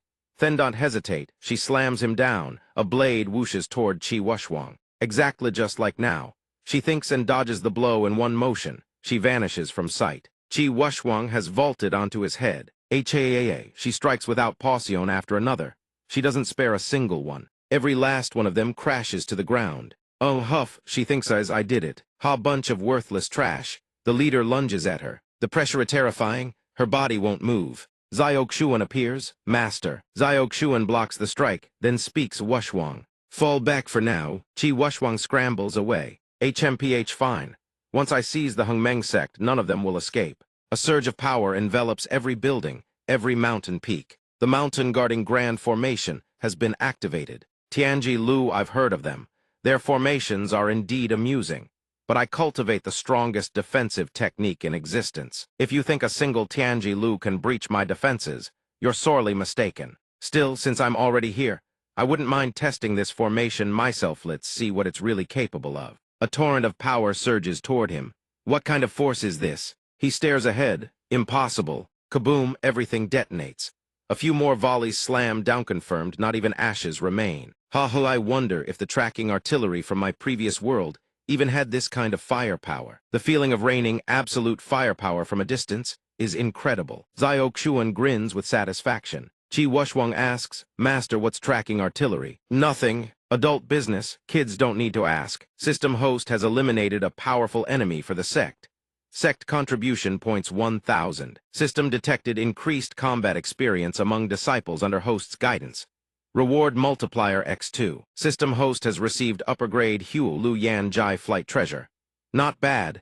Looks like it's been dealt with. Su Muhen speaks. Master, I've finished refining the marrow cleansing pills and the essence restoring pills you requested. Well done. Xiaoxuan speaks. Let's go. We'll deliver the pills to the main plaza. Xiao, go spread the word. Everyone may come and receive 1 bottle of marrow cleansing pill and 1 of essence restoring pill. A reward for everyone's tireless effort. Yes, Master, we can really get marrow cleansing pills and essence restoring pills for free. It's true, it's true. Look, I already got mine. I don't know why the sect is being this generous. Before, you had to complete a full month's worth of sect missions just to exchange for a single grade 1 pill. So many pill patterns. This has to be at least grade 8, right? They're really giving these to us for free. Everyone is stunned. This is the first time I've ever seen pills of this caliber. Same here. What happens if you eat one of these? No idea. The 3 of them jolt in shock. What happened? Did someone in the sect break through? I heard someone awakened a special physique after taking a marrow cleansing pill. A special physique? Can a marrow cleansing pill really do that? If it can truly awaken a special physique, then from now on the Hengmeng sect is my reborn benefactor.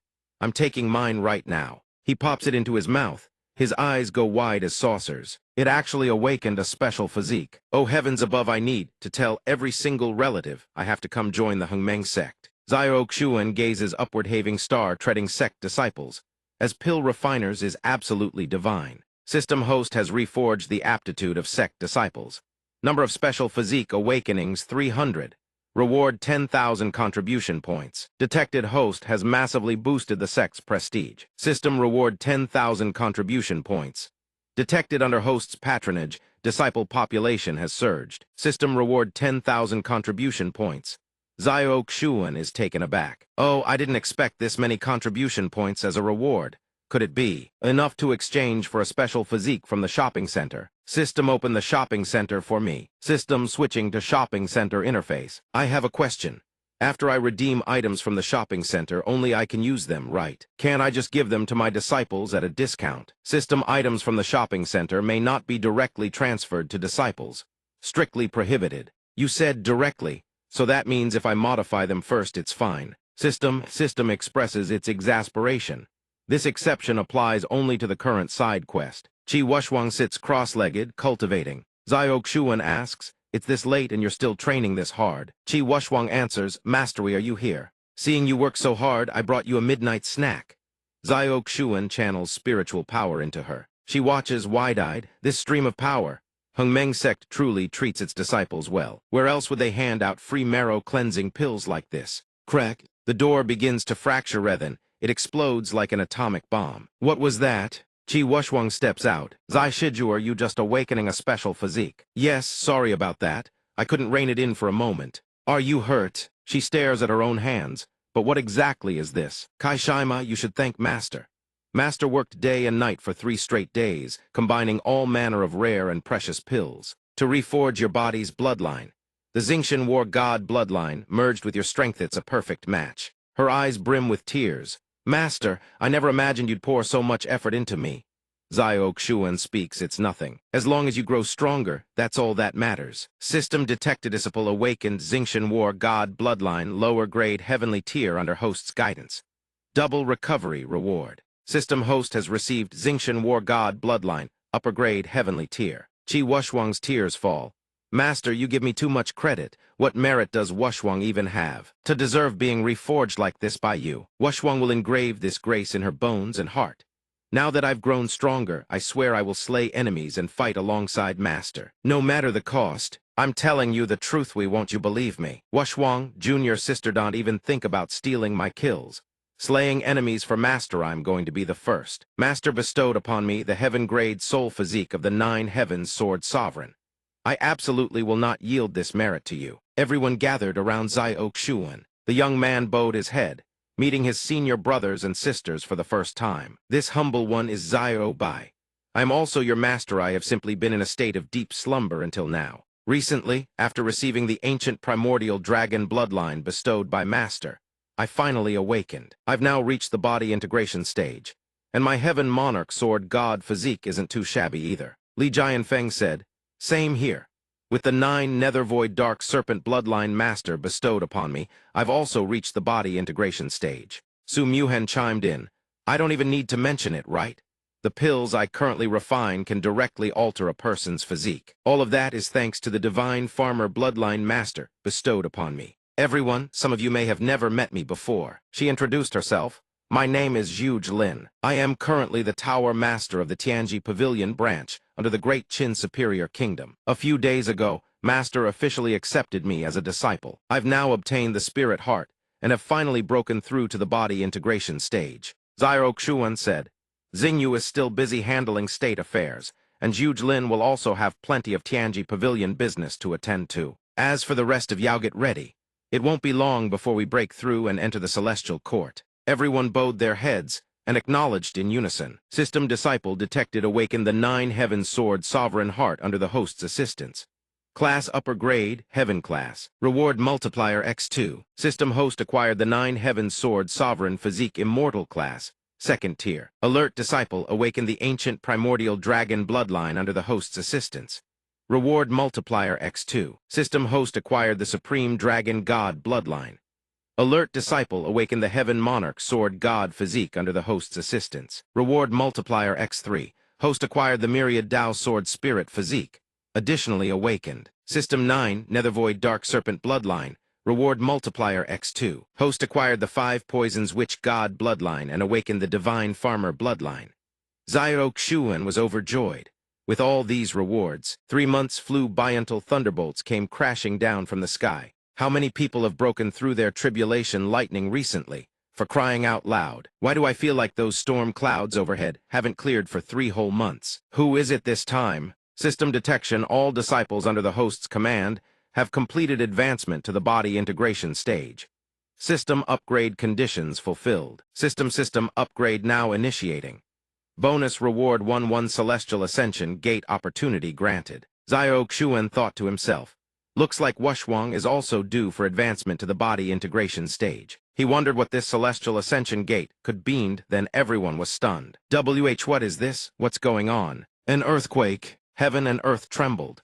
The entire city was lifted into the air, then gradually faded away. At the Celestial Court, inside the Vermilion Bird Palisade, true monarch's residence celestial maidens were sweeping when a massive shadow fell over them. A chunk of land plummeted from above. This was the Vermilion Bird Palace's private chamber. The true monarch sat upon her thronish, had originally planned to recruit both Yi Fan and Zio Xuan into her dark sect. But a minor national destiny battle had unexpectedly spiraled into a conflict between the Celestial Emperor and the lower realm, leaving her no opening to make her move. However, that Yi Fan recently came to my territory and even requested an audience. I figured I could use this opportunity to probe him for his secrets. She thought to herself, I've studied the ancient texts thoroughly. The technique he used that day is most likely the 9-syllable true mantra unique to the spirit body divine sense tribe. This could be immensely beneficial to me. Suddenly, gravel and debris rained into the room, startling her. A maid rushed in.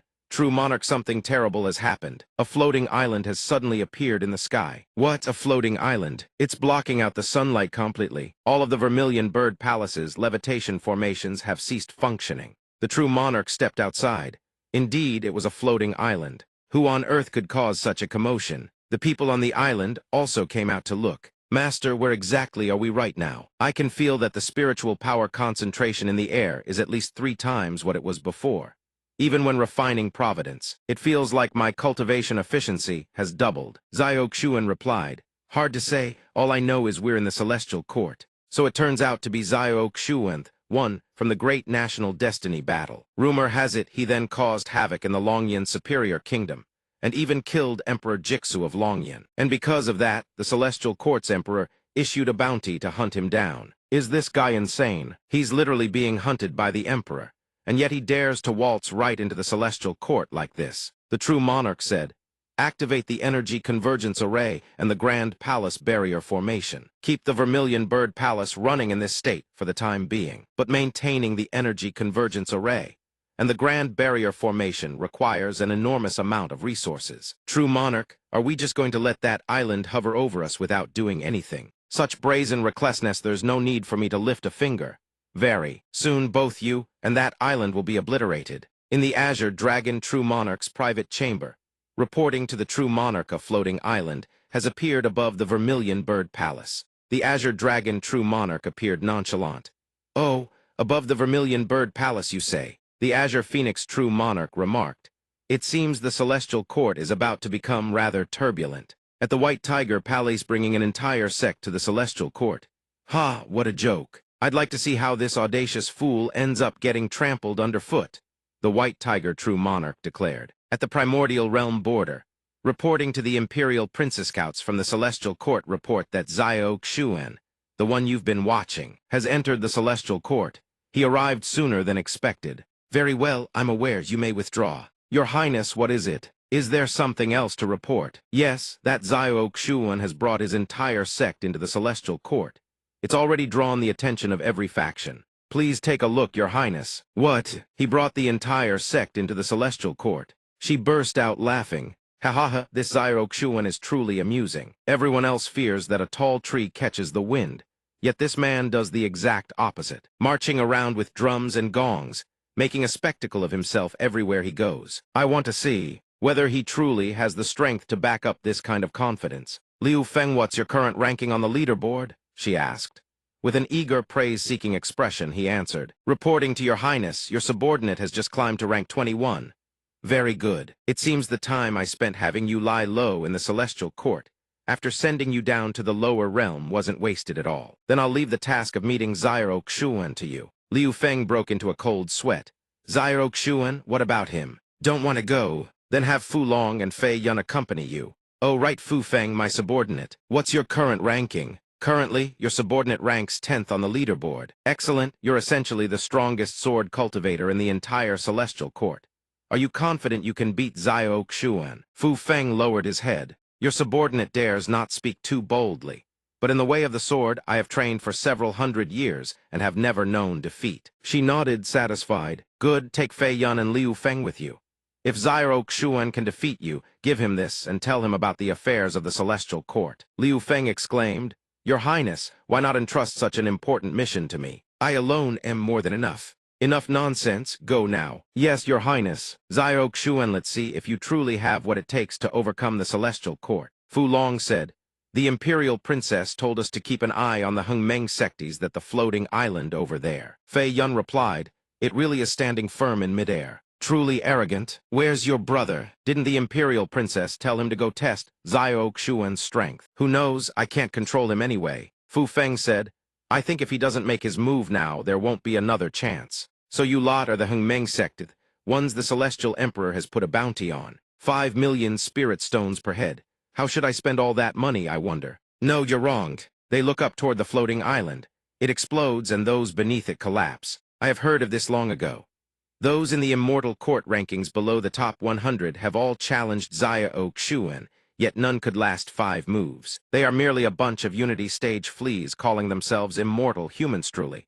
They know how to gild their own faces. If it were not for the fact that Her Highness finds it inconvenient to interfere in the affairs of the Immortal Court, would wiping out the Immortal Court not be as easy as drinking water for the true monarchs of the primordial realm? Fei Yun thinks to himself, ignoring the fact that he is also just a Unity Stage cultivator. Are you prepared? Xiao Zhai, there are quite a few weeds that need clearing. Xiao Xuan asks. Xiao Zhai replies, I am ready. Fu Feng remarks, These minions do not seem qualified to cross blades with him. Liu Feng, being hot-tempered, snaps, Do not mention Her Highness again later. I shall set up a sound-dampening barrier first. Hiding behind a woman, how cowardly. Liu Feng sneers with contempt. Xiao Zhai asks, Who else wants to come up and fight? It is not your place to speak here. Liu Feng charges forward. She thinks to herself, too fast. Xiao Xuan steps forward. After waiting so long, there is finally someone barely worth fighting. Xiao Zhai says, Master, let me assist you. You go deal with the others, leave this one to me. Liu Feng states, I do not even need to draw my sword to deal with you. Seeing how you act, I know who sent you. Xiao Xuan attacks and asks, Did your master not tell you that even she must use 9/10 of her power when fighting me? Liu Feng says, with this power, and is instantly blown away. Liu Feng claims, This is my destiny power. He is stunned. Could it be that Her Highness even gave you the destiny Jade Seal? Xiao Xuan produces it. Are you talking about this? He rages, By what right? By what right does Her Highness value you so much? Hand over the Jade Seal. You are not worthy of possessing it. This is what your master insisted on giving me. Liu Feng roars, Give it to me. Just now I tested him with one blow, gained a slight advantage, and harvested a sliver of destiny power. If I can only make him angry, causing his emotions to lose balance, I can siphon a bit more of his destiny power. I see. The Buddha says anger affects one's fortune, and he is right. It seems as long as I provoke the opponent, I can seize his destiny power. Let me try once more. Xiao Xuan attacks. If you covet the Jade Seal so much, then taste a bit of its power. Liu Feng observes, What? Your Excellency was holding back. Liu Feng asks, Brother, why are you here? I am Fu Feng, here to apologize to your Excellency on behalf of my brother. Liu Feng shouts, Brother, why are you so polite to him? Liu Feng, do not be rude. Xiao Xuan asks, What do you intend to do now? It was Her Highness Dai Yi King Cheng who sent me. She asked me to inquire if you remember your promise to her. You mean the promise that once I ascend to the Immortal Court, defeat the top 10 prodigies on the human rankings, and use the Jade Seal's power to drain their destiny. She will help me kill the Immortal Court Emperor, right? Puff, Fu Feng says, Indeed, I'm among the top 10 of the human rankings. Having just defeated my brother, who is ranked 21st, you have proven your strength. How about we spar as well? It will make reporting to Her Highness easier. He draws his sword. So that is it. What a coincidence. If that is the case, then fight. Both men rush forward. Fu Feng thinks to himself, Strange. I am at the Unity Stage great perfection, yet Xiao Xuan is only at the first level of the Unity Stage. Why is his spiritual power and strength so far beyond mine? It seems I cannot rely on my realm and raw power to suppress him. No wonder he is the one chosen by the Holy Lady. He is truly not simple. Fu Feng says, a hero indeed. Since that is the case, I will not hold back. I fear it may be an insult to your excellency. Xiao Xuan replies, this sword art condenses my life's realization of the Tao of the sword. Please be careful. What a coincidence. My greatest forte is the Tao of the sword. It just so happens I am looking for someone to test my moves. I call this move Sword Come. Fiery red flames appear before Xiao Xuan. Fu Feng stands in the smoke, thinking, this man's strength far exceeds my expectations. The weapon rushes toward him. Oh no, it is too late. It stops right before Fu Feng's face. Oh, he thinks, how fortunate it stopped. I thought I was done for today. Xiao Xuan says, you lost. Fu Feng bows, indeed I am not. Your equal, I am convinced of my defeat. Liu Feng is shocked. What? My brother actually lost. Xiao Zhai cheers, wonderful, as expected of my master. Liu Feng charges, impossible, how could you beat my brother? Are you cheating? Fu Feng speaks. Liu Feng, do not be rude. My brother is unruly. I hope your excellency can forgive him. Xiao Xuan says, it is fine. Since you are here, I will ask who is the top-ranked individual on the human rankings, and what is the holy lady's intention in helping me. He thinks, luckily, the sound-dampening barrier was set beforehand, so no one except the 5 of us can hear this. The top 10 on the human rankings, including myself, are all at the 10th level of the Unity stage. Unlike the lower tiers where rankings shift constantly, these 10 have remained unchanged for thousands of years. With each rank we ascend, there is a massive gap in strength. Note that we specialize in different paths: Qi refinement, alchemy, body cultivation, and poison arts. The 9th-ranked Qiu Tianlian is a body cultivator. His physical form is refined to the point where even heaven-grade artifacts can barely leave a scratch. For sword cultivators like us, he is nearly a natural enemy. He looks extremely robust. The 8th-ranked Dan Kingsley is an alchemist, but his alchemy has reached a state of supernatural perfection. The pills he concocts can even resonate with the heavenly Tao, forcing the laws to overlook him. These 2 have a friendship with me, so I know their strength well. Even if the 10 of us combined, it would be difficult to withstand either of them. As for those ranked above, I have never even seen their faces. If your excellency can truly defeat Qiu Tianlian and Dan Kingsley, perhaps you can uncover something from them. That is all the advice I have. Before you, Her Highness recruited many prodigies from the lower realms, but none could ever complete this arduous task. You had best be careful. Xiao Xuan replies, I see. Then I have one final question. The Holy Lady says she can help me deal with the immortal Emperor, but I wonder, by what means will she provide support? Liu Feng shouts, are you doubting Her Highness's strength? Apologies, my brother is a bit impetuous. Have you heard of what the primordial realm is? The primordial realm is the residence of the god race, the immortal spiritual energy that those in the immortal court spend their entire lives longing for originates from this place. By cultivating in this realm for a time, nourished by immortal spiritual energy, surpassing those in the immortal court is merely a matter of time. Xiao Xuan asks, immortal, what is this spiritual power you speak of? Liu Feng sneers, you don't even know what immortal spiritual power is. How could Her Highness, the Imperial Princess, have taken a liking to someone like you? If Sir can refine Providence power, then surely you must understand it well. That much I know, Fu Feng explains, then it's easy enough to understand. Immortal spiritual power can be considered a type of Providence power, but far more potent and pure than ordinary Providence power. Xiao Xuan, what you have is also a type of Providence power. I wonder compared to spiritual power, which one is stronger. Now that you put it that way, I understand. Go back and report. Tell her that Xiao Xuan accepts this task. Tell her to wait patiently. You brat, you sure are full of yourself. No idea. Fu Feng raps Liu Feng on the head. My little brother is crude by nature. Please don't take offense, sir. Your Miningui will surely relay it to Her Highness, the Imperial Princess. They take their leave and depart. Xiao Xuan speaks. You've all been watching the show long enough, haven't you? Anyone else want to step up and fight? Come at me of you at once. Xiao here will see this through to the end. Even those 2 Fu Feng and Liu Feng get their asses handed to them. We better scram while we can. Everyone bolts, scram, scram. Xiao Xuan says, and here I thought someone might actually have the guts to step up. Xiao is feeling a bit lonely here. Master is at it again with the act. Little Zhai, think about it. If no one else wants to fight, then let's head home and eat. Yes, you may withdraw. The true monarch speaks. The woman has left. No one is here now. Come out. A footstep approaches. Still well. True monarch speak. What matter do you wish to discuss with me? What is it about? Naturally, something that would pique the true monarch's interest. The 9-character true mantra indeed. You flaunt your treasure in front of me, so brazenly aren't you afraid I'll just kill you and take it. The 9-character true mantra replies, of course I'm not afraid the true monarch would rob me. That's precisely why I dare to be so direct. Ha, so you don't take me seriously at all. The true monarch assesses, are you looking down on me? The true monarch asks, the 9-character true mantra summons its power. Don't be angry, true monarch, I haven't finished speaking yet. A figure of the true monarch's stature surely wouldn't stoop to pick a fight with someone like me. I merely wish to present this treasure leisurely. The true monarch wouldn't make things difficult for a small fry like me forever, would she? The true monarch thinks to herself, HMPH, this brat is rather clever.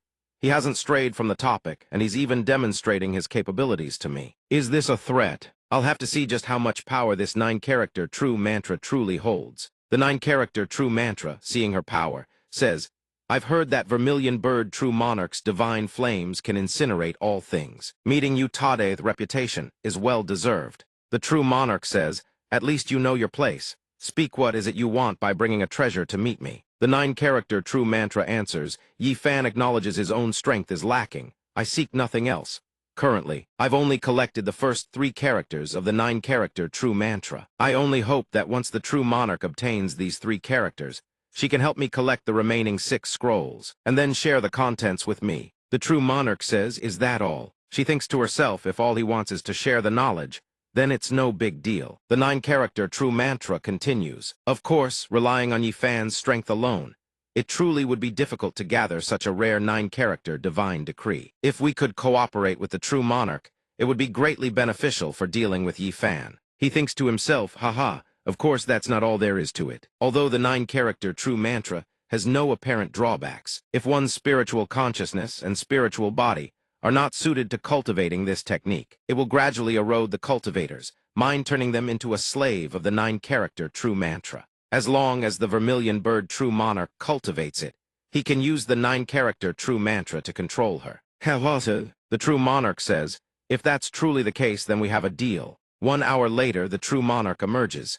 She obtained it without lifting a finger. Now, returning to the primordial realm isn't far off at all. Reporting to the true monarch news about the Hengmeng sect from this morning has arrived. It is said that the 2 immortal lords, Liu Feng and Fu Feng, both fell to a subordinate of that Xiao Xuan. What? That Xiao Xuan actually possesses strength of this magnitude. If that's the case, we should recruit him while there's still time. Has there been any movement from the Azure Dragon True Monarch's side? The True Monarch asks. The servant replies, this subordinate has heard that the Azure Dragon True Monarch has already sent people to prepare gifts, intending to dispatch envoys to the Hengmeng sect to establish relations. Prepare as well. Tonight, deliver an invitation to Xiao Xuan's quarters. Do not let the Azure Dragon side get ahead of us. Understood. A chess piece is placed on the board. Azure Dragon True Monarch speaks. Your mind is still not calm enough. A subordinate of the Azure Dragon True Monarch. Feng Qingyan replies, indeed, I've lost. As expected, I still cannot defeat the True Monarch. True Monarch, I have something I wish to ask. Go ahead. It's the first time I've seen you order me to bring this many precious gifts to visit someone. Are the Hengmeng sect and this Xiao Xuan truly that important? Azure Dragon True Monarch answers, you know the current situation of the Celestial Court. The Emperor has been in seclusion for several hundred years. The remaining 4 true monarchs, myself included, have been of equal status, keeping each other in check for centuries. In truth, none of us have made any significant progress. This time, the Emperor's seclusion lasting so long, it has me worried. If his cultivation doesn't go smoothly, the 4 of us may end up becoming stepping stones for his advancement. So it's better to plan ahead. The Azure Dragon True Monarch puts away the chess pieces. Feng Qingyan rises. This subordinate understands True Monarch, then I shall take my leave. Sect Master the Azure Dragon True Monarch has sent a visiting card, saying he wishes to meet our master. But master departed last night. Last night, Junior Brother said the Vermilion Bird True Monarch invited him to the Vermilion Palace to discuss important matters. He still hasn't returned. Why? And now the Azure Dragon True Monarch comes saying he wishes to pay a visit. Celestial Court True Monarchs visiting one after another. I can't tell if this is a good thing or a bad thing. Go invite the guests in. In a certain hall, the Azure Dragon True Monarch has gathered here. Senior Sister Zhu Xuan speaks. We are honored by the Azure Dragon True Monarch's graciousness in dispatching envoys to our Hongmeng sect. Unfortunately, the timing is rather inopportune. My junior brother Zio Xuan went out on business last night and is currently not at the sect. I'm afraid you'll have to return another time. Feng Qingyan says, Sect Master Zhu worries too much. We apologize for the disturbance today and hope Sect Master Zhu will forgive us. We can certainly wait for Brother Zio to return. Feng Qingyan thinks how laughable. The disciples of the Hongmeng sect mostly haven't even reached spirit-severing stagethier, nothing but a rabble. I have no idea how they earned the Celestial Court's recognition, and yet they're worth me coming here personally to pay respects. He slams his cup down. That Zio Xuan wasn't he just here yesterday sparring with someone. So why is it that the moment I arrive, he's nowhere to be found? I want to see what skills you all have that make you worthy of the true monarch's regard. Feng Qingyan speaks. Sect Master Zhu, sitting here drinking wine in silence is rather dull. I hear the disciples of your Hongmeng sect are all well versed in the way of the sword. Why not let us broaden our horizons and admire Hongmeng sect's swordplay? How about it? Does the esteemed senior mean? Zio Zhai speaks up. To call out 2 disciples for a sword dance to liven the atmosphere. Zio Zhai looks at senior sister Zhu Xuan. Sect Master, sword cultivators have always regarded the way of the sword as their very life. How can they perform like entertainers to amuse others? This man is a sword cultivator tudocent. He understands the significance behind it. If we agree now, it will damage the face of our Hongmeng sect. But if we refuse, won't that just give the Azure Dragon True Monarch's side an excuse to talk? Want to see a sword dance? Does he? Very well then. My sword has never been drawn from its sheath carelessly. If you wish to see it, then have your subordinate draw their weapon and face me in a bout. Mayor speaks. Everyone watches. Senior Sister Zhu Xuan thinks, well done, Mayor. Turning a sword dance into a sparring match thighs neither damages the face of Hongmeng sect, nor leaves room for gossip. This approach truly deserves praise. Cheng Heng, give it a try.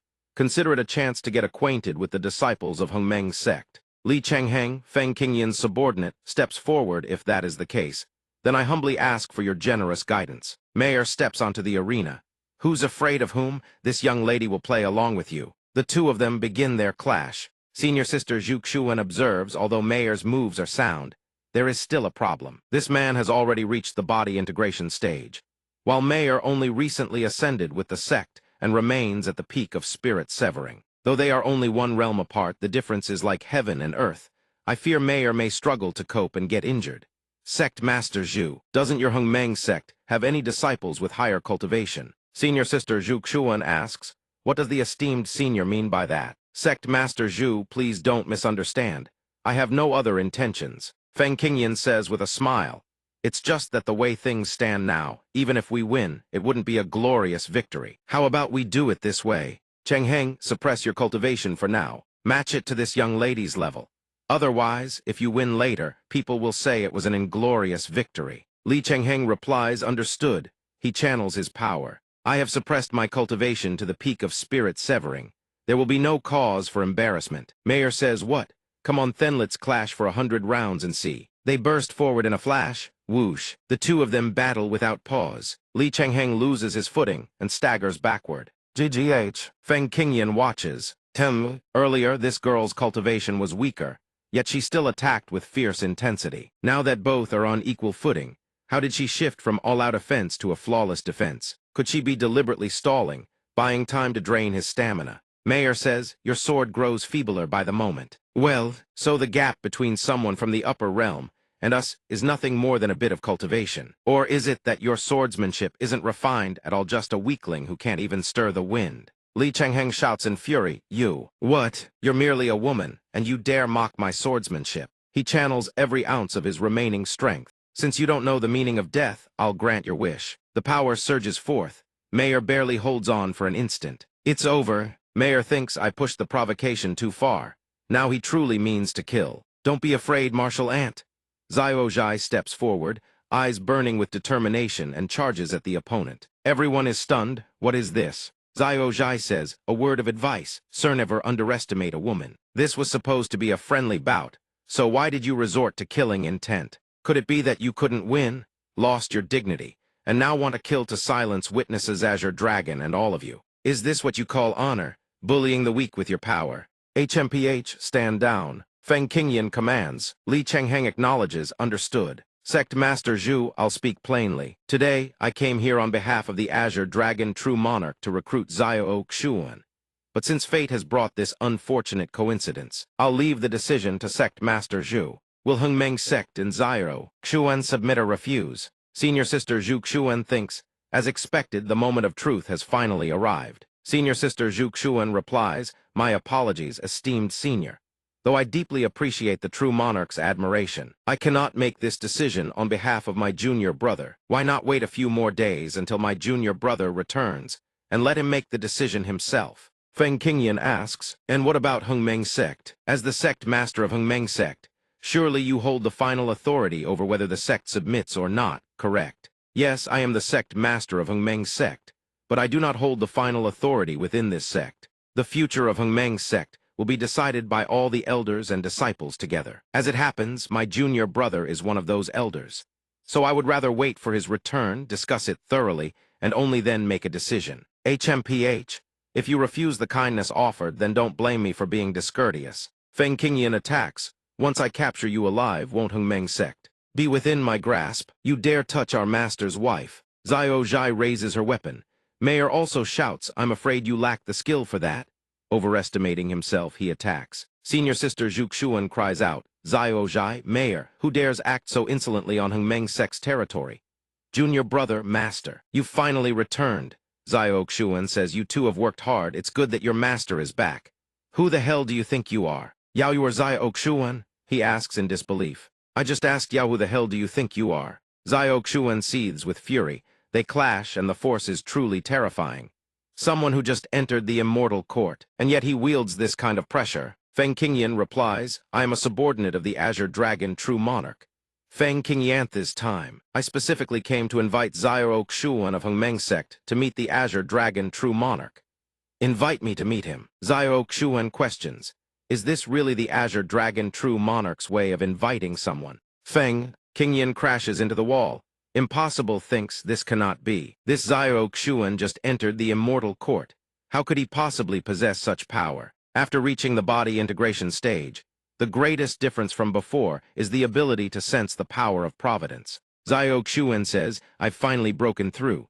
So this is the power of providence that Father spoke of. There are also some with extraordinary innate talent who can sense the power of providence even before entering the body integration stage. However, few people know that the power of providence is actually divided into different levels. The reason the Immortal Court Emperor stands above everyone else in the Immortal Court is because the providence power he possesses has been condensed to its utmost limit, becoming what is known as immortal spirit power. The four great true monarchs obtained this immortal spirit power from the emperor. That is precisely why they stand above all others. I once earned merit and was rewarded by the true monarch, and it was precisely this power. Because I possess immortal spirit power, no one can defeat me. Could it be that this Xiao Xuan possesses a power even greater than immortal spirit power? If not, then how could he possibly be this strong? Xiao Xuan speaks. You'd better give me an explanation. Feng Qingyan thinks, what the hell is going on? This was the same imposing,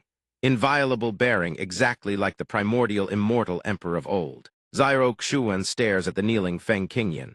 It was I who committed the offense. All my faults are due to my own foolishness, and they have nothing to do with the Azure Dragon True Monarch. Xiao Xuan orders, take your people and get out of my sight. Now, don't ever let me see you again. Next time I lay eyes on you, I kill you. Why, yes. Xiao Xuan asks, how are the two of them now? Xiao Zhai says, the disciple is fine. Just minor injuries after some rest and meditation, everything will be all right. What, these little scratches? A few days rest and I'll be good as new. Year adds, Xiao Xuan says, good that you're all right. Now that we've entered the immortal court, the factions are complex. Our entire sect ascended in such grand fashion, even if we wanted to keep a low profile. It's impossible. Everyone needs to prepare well. There will be many more incidents like this in the future. Xiao Zhai responds, please don't worry, master. I will train even harder so that one day I can protect everyone in the Hengmeng sect. Mayor also chimes in, me too. Even though my cultivation isn't as high as theirs, I'll still give it my all. Junior brother, how did your meeting with the Vermilion Bird True Monarch go? Senior Sister Zhu Xuan asks. It's a long story.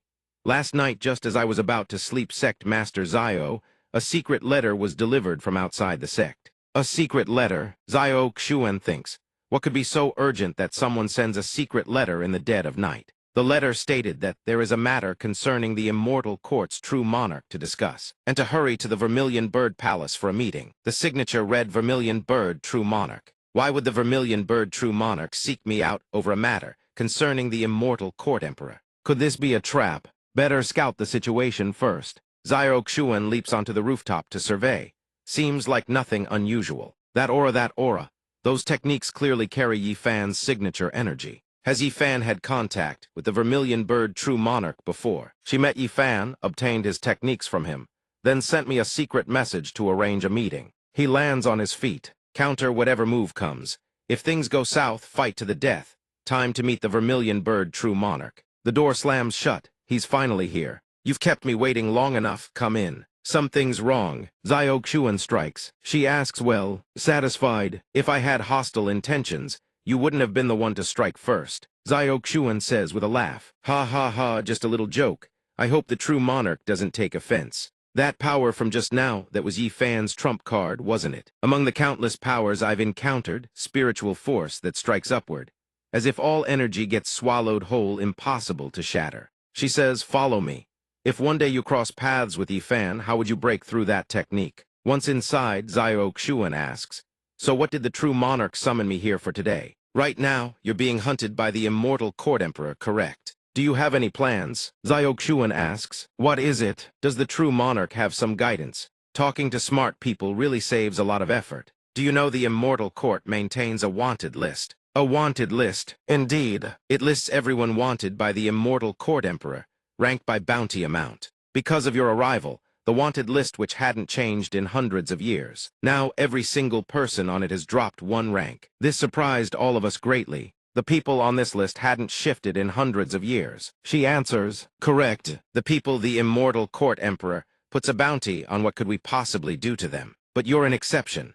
You're the first person from the lower realm to be wanted by the emperor, and the first to command such a staggering bounty. If he weren't in the midst of critical seclusion, he would have long since refined you, and your entire Hengmeng sect into a supreme nourishing pill and swallowed you whole. So right now, I'm the only living target on the wanted list, and also the most catchable one. Xiao Xuan asks, correct. Troubles just keep piling up, one after another. The true monarch laughs out loud and claps her hands. Luo Cheng come out. Xiao Xuan thinks, Luo Cheng, that's the one ranked second on the wanted list, according to what the Vermilion Bird True Monarch just said. Before Xiao Xuan appeared, this Luo Cheng held the #1 spot on the wanted list for hundreds of years. He appears behind him. Xiao Xuan whips his head around in alarm and blocks the surprise strike. What's the meaning of this? Quite the quick reflexes. Xiao Xuan continues to parry, thinking, this kind of brute force power, all shock and no finesse whatsoever. The Vermilion Bird True Monarch speaks. She asks, well, his power doesn't fall short of my retained spiritual force, does it? The Vermilion Bird True Monarch is surprised. Oh, if I'm not mistaken, the power you wield must come from the spiritual force of immortal Emperor Yisu Yuan, correct? That's right, Xiao Xuan replies. If you already know this is spiritual force, then surrender quietly. Continuing to resist truly arrogant. Then let's add 2 more layers, let me see where your limit lies. Xiao Xuan overwhelms his power. What? He's stunned. This power is many times stronger than before. Could it be that he was holding back all along? Fine, then let's see whose power is truly greater. He charges at Xiao Xuan once more. He observes the strength and frequency of Xiao Xuan's attacks haven't decreased one bit from the start. Providence-fueled cultivation is far more difficult to sustain than spiritual power. So how has he managed to maintain this level? Xiao Xuan is already behind him. Let your guard down and you're dead. Dead, only now does he realize it. Enough. The Vermilion Bird True Monarch speaks. Stop. Only after getting beaten do you learn your lesson. You really are something. My apologies, Taoist friend Xiao Xuan. I've lost. And True Monarch, thank you for intervening. Xiao Xuan asks, so it seems you two do know each other, and you arranged all this to test me. No, this has nothing to do with me. Vermilion Bird True Monarch answered. He did not refute it. That's right, this was all my doing alone. It truly has nothing to do with the true monarch. Xiao Xuan showed he didn't believe it. Is that so? Chu T letter 1B0, letter 1EDBC replied. Why would I need to deceive you? In any case, the reason I came to find you today is also related to him. La Cheng, introduce yourself properly. La Cheng said, Earlier there was some disrespect, but in truth, we are the same kind of people. Xiao Xuan was puzzled. The same kind of people? What on earth was going on here? La Cheng explained. Before you entered the heavenly court, I held the #1 spot on the Emperor's bounty list for several hundred years. Fortunately, with the protection of the vermilion bird true monarch, I was able to survive until this day. As for why the heavenly court emperor placed a bounty on me, the reason is the same as yours. 1,000 years ago, I ascended into the heavenly court. My clan possessed a special physique that could refine a unique form of spiritual power. At that time, the heavenly court emperor coveted my clan's bloodline and sought to capture all the women in my family. My clansmen fought to the death. Rather than become slaves to the heavenly court emperor, they chose self-destruction. I was supposed to die that day too, but I had a life-saving Dharma treasure that could preserve a sliver of its master's life force. In moments of mortal peril, that's how I survived. So I didn't die. After that, I went into hiding, determined to raise my strength and avenge my clan. However, when I truly set foot in the heavenly court, I realized just how naive I had been. I challenged the heavenly court emperor, only to be defeated in 3 moves by the vermilion bird true monarch he dispatched. With my strength alone, I was utterly incapable of avenging anyone. What meager skills do you have to challenge the heavenly court emperor? What surprised me was that the vermilion bird true monarch didn't follow orders to kill me. Instead, she helped me hide and supported my cultivation. Where am I now? That is the whole of my story. Xiao Xuan looked at the vermilion bird true monarch. Then what about you? She spoke. My situation is actually not so different from his. My clansmen were exiled from the ancient realm, the true homeland of the divine race, because their bloodline wasn't pure enough. They were banished to the Hongmeng sect's continent. The patriarch originally intended to borrow the heavenly court emperor's power to return to the ancient realm, but ended up being used by him, instead turned into a grand tonic to bolster his cultivation. Only I, thanks to the Dharma treasure my father left behind, survived. After that, I did everything in my power to purify my bloodline. I pretended to be someone who had come from the ancient realm to cultivate a true member of the divine race, not a descendant of exiles. The heavenly court emperor believed my words and granted me the title of true monarch. In return, I promised him that once I returned to the ancient realm, I would bring back the ancient parasol tree celestial spirit, exclusive to that realm, to aid his cultivation. Sometimes I suspect that, given the emperor's temperament, he may never have truly believed me. If the time came when he needed it, and I couldn't produce the parasol tree celestial spirit, he would certainly not care about the divine race identity I fabricated. He would absorb me without hesitation to bolster his cultivation. But that was all in the past. Chu T letter 1B0, letter 1EDBC, slammed her cup down on the table. Beyond avenging my innocent fallen clansmen, I also want to use this opportunity to prove to the clansmen in the ancient realm that even if our bloodline isn't pure enough, it doesn't mean we are failures. I want to show them that I am stronger than any of them. Xiao Xuan thought. It seems the factions within the heavenly court are just as complicated and tangled. So what do you think? The vermilion bird true monarch stepped closer. I feel you're quite capable yourself. Would you like to join our side? Xiao Xuan brushed her hand aside. If you want to cooperate, then tell me. True monarch, what exactly would my Hongmeng sect gain from joining you? Chu T letter 1B0, letter 1EDBC answered. The benefits are naturally plentiful. For instance, this I've already agreed with Yi Fan to cooperate in finding the complete 9-character mantra. If you agree to cooperate, I can share the 9-character mantra with you as well. Xiao Xuan felt that if they truly could obtain the 9-character mantra, the benefits would indeed be very tempting. But cooperating with that Yi Fan, I'm afraid it won't be that simple, will it? That day when he saw me being hunted by the heavenly court emperor, running away alone would have been fine. But before fleeing, he didn't forget to incite Star Moon. As for how he met Star Moon, how could an outsider possibly infiltrate the Imperial Steel Space, reserved exclusively for the royal family? It all seemed as though he had targeted Star Moon from the very beginning. Come to think of it, wasn't his treatment of the vermilion bird true monarch exactly the same? Upon their very first meeting, he paid special attention to her, and even showed her his trump cards, things that should have been concealed at all costs. Xiao Xuan replied, True monarch, I have one more request. Would you permit me to inspect your primordial soul? My primordial soul, Xiao Xuan said. Indeed. To be frank with you, I have specialized in cultivating a type of arcane art that can control others' minds.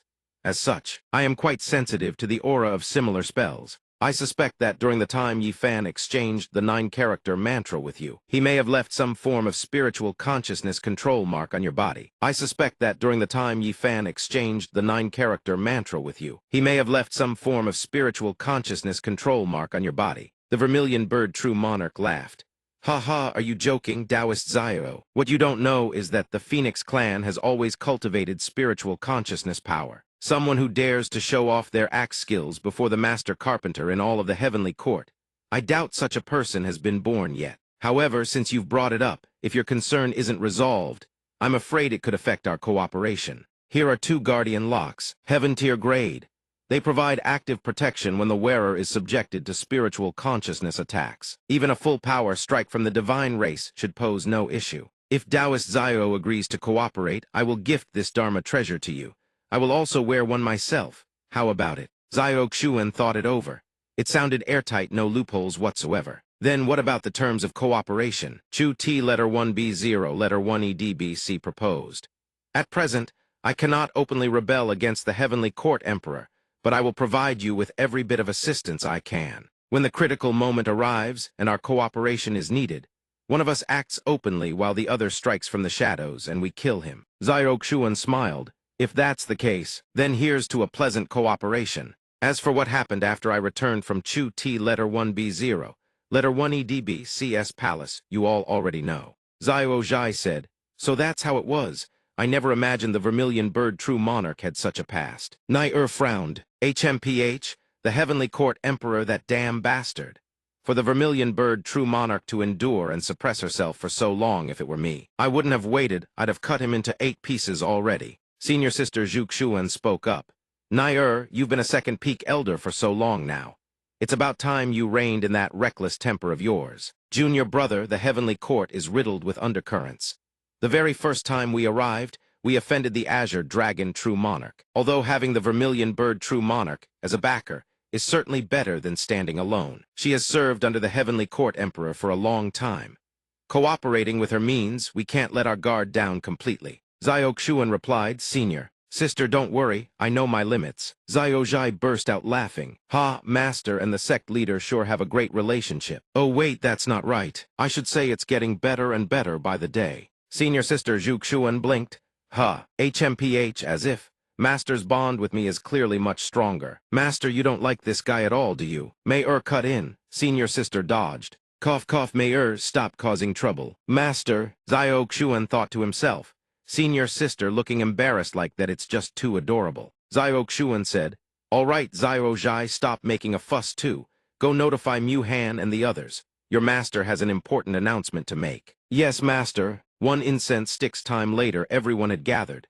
Zio Zhai said, Master, I've called everyone here. Zio Xuan said, today, some insignificant minor sect dared to borrow another's authority and come to our doorstep to provoke our Hengmeng sect. If we continue to let this slide, the day I'm no longer here wouldn't Hengmeng's sect be razed to the ground. Zio Zhai, you possess the innate sword body physique, capable of comprehending sword intent with extraordinary speed. You are also the first among all disciples to have reached the body integration stage. Today, with a single technique, one sword shatters 10,000 loss.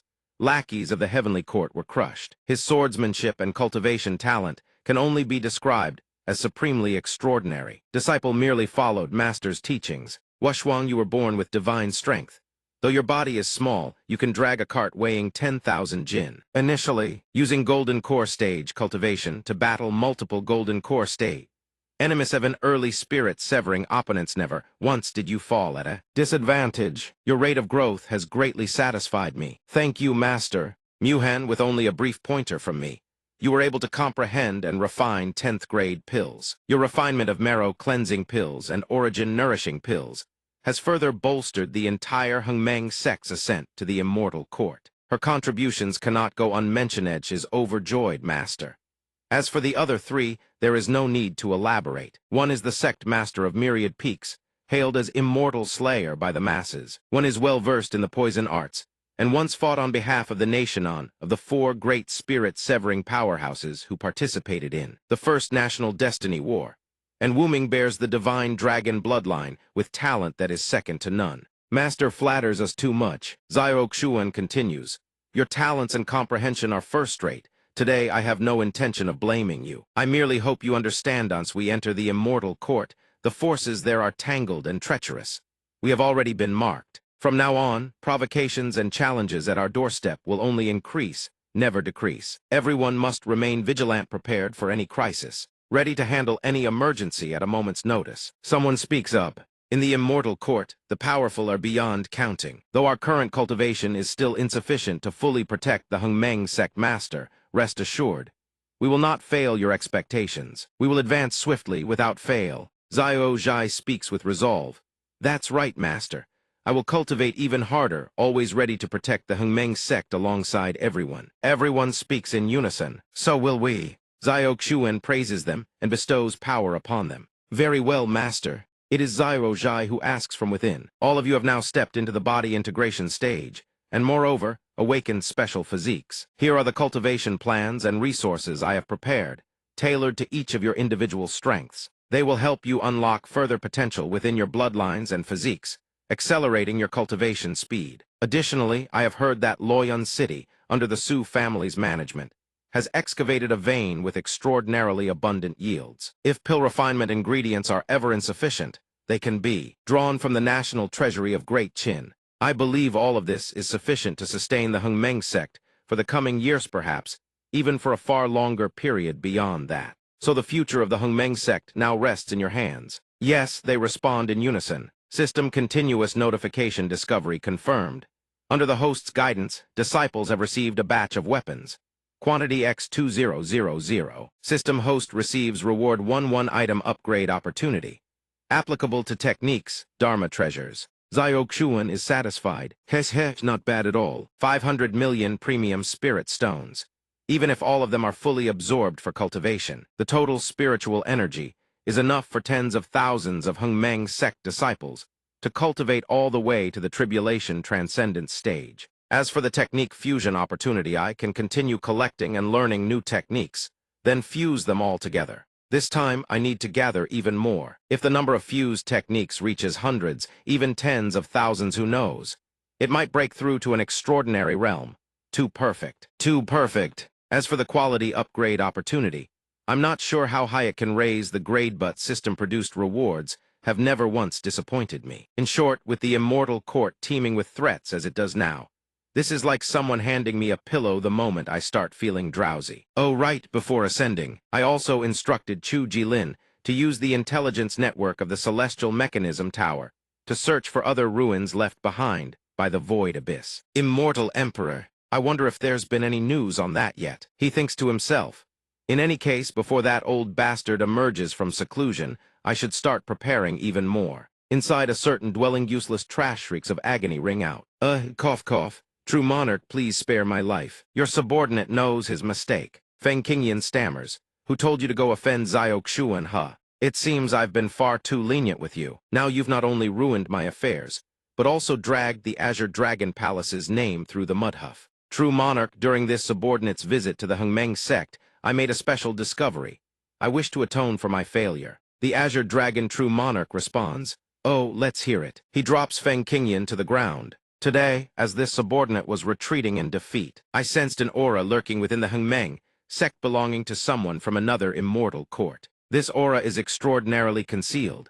Without drawing close, it is nearly impossible to detect. I fear their cultivation is no lower than the 10th level of the body integration stage. This subordinate did not dare act rashly and hurried back to report to the True Monarch. The True Monarch replies, this is already within my records, after all. That brat has been far too conspicuous. It was only a matter of time before he attracted attention. Feng Qingyan crawls forward. Since the True Monarch already holds Xiao Xuan in such regard, does the True Monarch still wish to send someone to show face or perhaps grant him a favor? No rush. Who does Xiao Xuan think he is? That I should scramble to send emissaries to his doorstep time and again. This time he dared lay hands on you, which means he slapped the face of our Azure Dragon Palace. Arrogant and clueless, it's high time someone taught him a lesson. Investigate thoroughly who else has had their eye on him lately. When the time comes, I will personally go meet Xiao Xuanto, show him exactly who he should be pledging allegiance to in this immortal court. Obeying the order. Meanwhile, a door glows softly with lamplight elsewhere. Xiao Mei says, Master, you worked so hard healing our wounds today. This is a tonic soup I brewed from 10 medicinal ingredients, ginseng, 100 herbs dew, heavenly cicada lingjai. It's excellent for replenishing vital energy. Please drink it, Master. Senior Sister Zhu Xuan replies. Mayor, actually I've already recovered quite a bit. She reflects this spiritual power is truly miraculous. After just one circulation, more than half the fatigue from healing Mayor's injuries has already faded. Light spills through the doorway. A figure stands outside. They freeze. Who's there? Zio Mei shouts and lunges forward. Where did this coward crawl out of? How dare you sneak into our Hengmeng sect? POW. The impact sends her hurtling backward. Senior Sister Zhu Xuan rises to her feet. The intruder speaks. I've placed a powerful barrier. Even if you scream yourselves hoarse, no one will hear a thing. Footsteps approach. He speaks. Between the two of Yao, which one is Zhu Xuan, the sect master of the Hengmeng sect. She thinks, wait, that flame appears to be blazing, yet it radiates no scorching heat.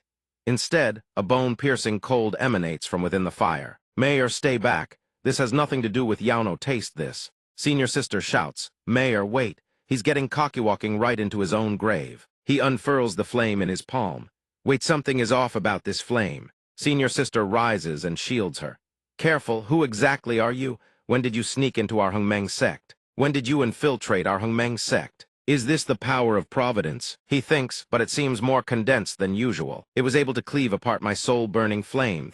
Very one I used to temper my body with, a single sword strike. That thing called the soul-burning flame contains terrifying corrosive properties. If one cannot resist it, the flame devours the soul, reducing a person to a hollow shell that knows nothing but slaughter. Senior Sister Zhu Xuan exclaims, What? Mayor screams. He laughs aloud. Ha ha, you've got quite the discerning eye. So you must be the Zhu Xuan goddess of that Zio Xuan fellow. You know my junior brother? We've never met, but once I capture the two of you, it won't be long before he comes begging at my doorstep in person. Senior Sister counterattacks. Pipe dream. The overwhelming force sends her crashing backward. Ha, I know your special providence power is formidable, but you've probably only just acquired it, haven't you? With strength like that alone, you can't stop me. Since that's the case, the two of you might as well come along quietly. But if Zio Xuan doesn't come to save Yao, don't blame me for being ruthless. Haha, Senior Sister Zhu Xuan realizes things have gone terribly wrong.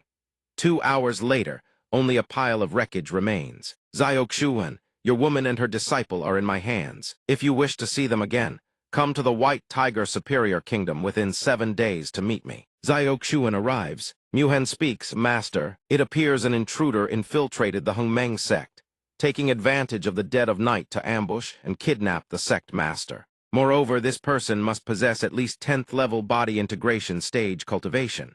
Otherwise, there is no way they could have done this without making a single sound. Zio Zhai observes, the White Tiger Superior Kingdom. I recall that was one of the nations that participated in the great national destiny war of old. This scoundrel is actually someone from the immortal court. Why does Master have to go all the way to the White Tiger Superior Kingdom's imperial palace in the mortal realm to find him? Master, I heard you were here, so I have an urgent matter to report. Li Jianfeng's face pales. What? Something like this has happened. Zio Xuan asks, what do you want with me? Li Jianfeng replies, oh, it's Senior Sister Zhuge who sent word. The Tianji Tower's intelligence network has picked up a lead on of the ruins of the Ziyuan immortal emperor lies within the imperial capital of the White Tiger Superior Kingdom. Zio Zhai says, the White Tiger Superior Kingdom again. Li Jianfeng asks, again, why? Is there something else tied to the White Tiger Superior Kingdom too? Zio Xuan erupts in fury. He says, whoever dares lay a hand on my senior sister must be ready to have their bones ground to dust. Zio Xuan strides away. Watch over the Hengmeng sect. Even if I have to raise the White Tiger Imperial Palace to the ground, I will bring my senior sister back. Understood. 3 days later, shouts ring out from the soldiers. The White Tiger Emperor thunders. How dare you? Who dares storm the Imperial Palace of our White Tiger Kingdom? Zio Xuan strides in boldly. The man who's about to level your White Tiger Imperial Palace. Zio Xuan, Yao your Zio Xuan. He thinks, I've long heard that Zio Xuan, the national preceptor of the Great Qin Superior Kingdom, is ruthless in his methods. He single-handedly annihilated the entire Longyan Superior Kingdom, and even sent several human immortals from the celestial court fleeing in panic. The emperor breaks into a cold sweat. Seeing him in person today, this oppressive aura is truly beyond what any ordinary being can match. The soldiers raise their weapons in unison. Protect the Emperor, kill all intruders, no mercy. Xiao Xuan glances at them.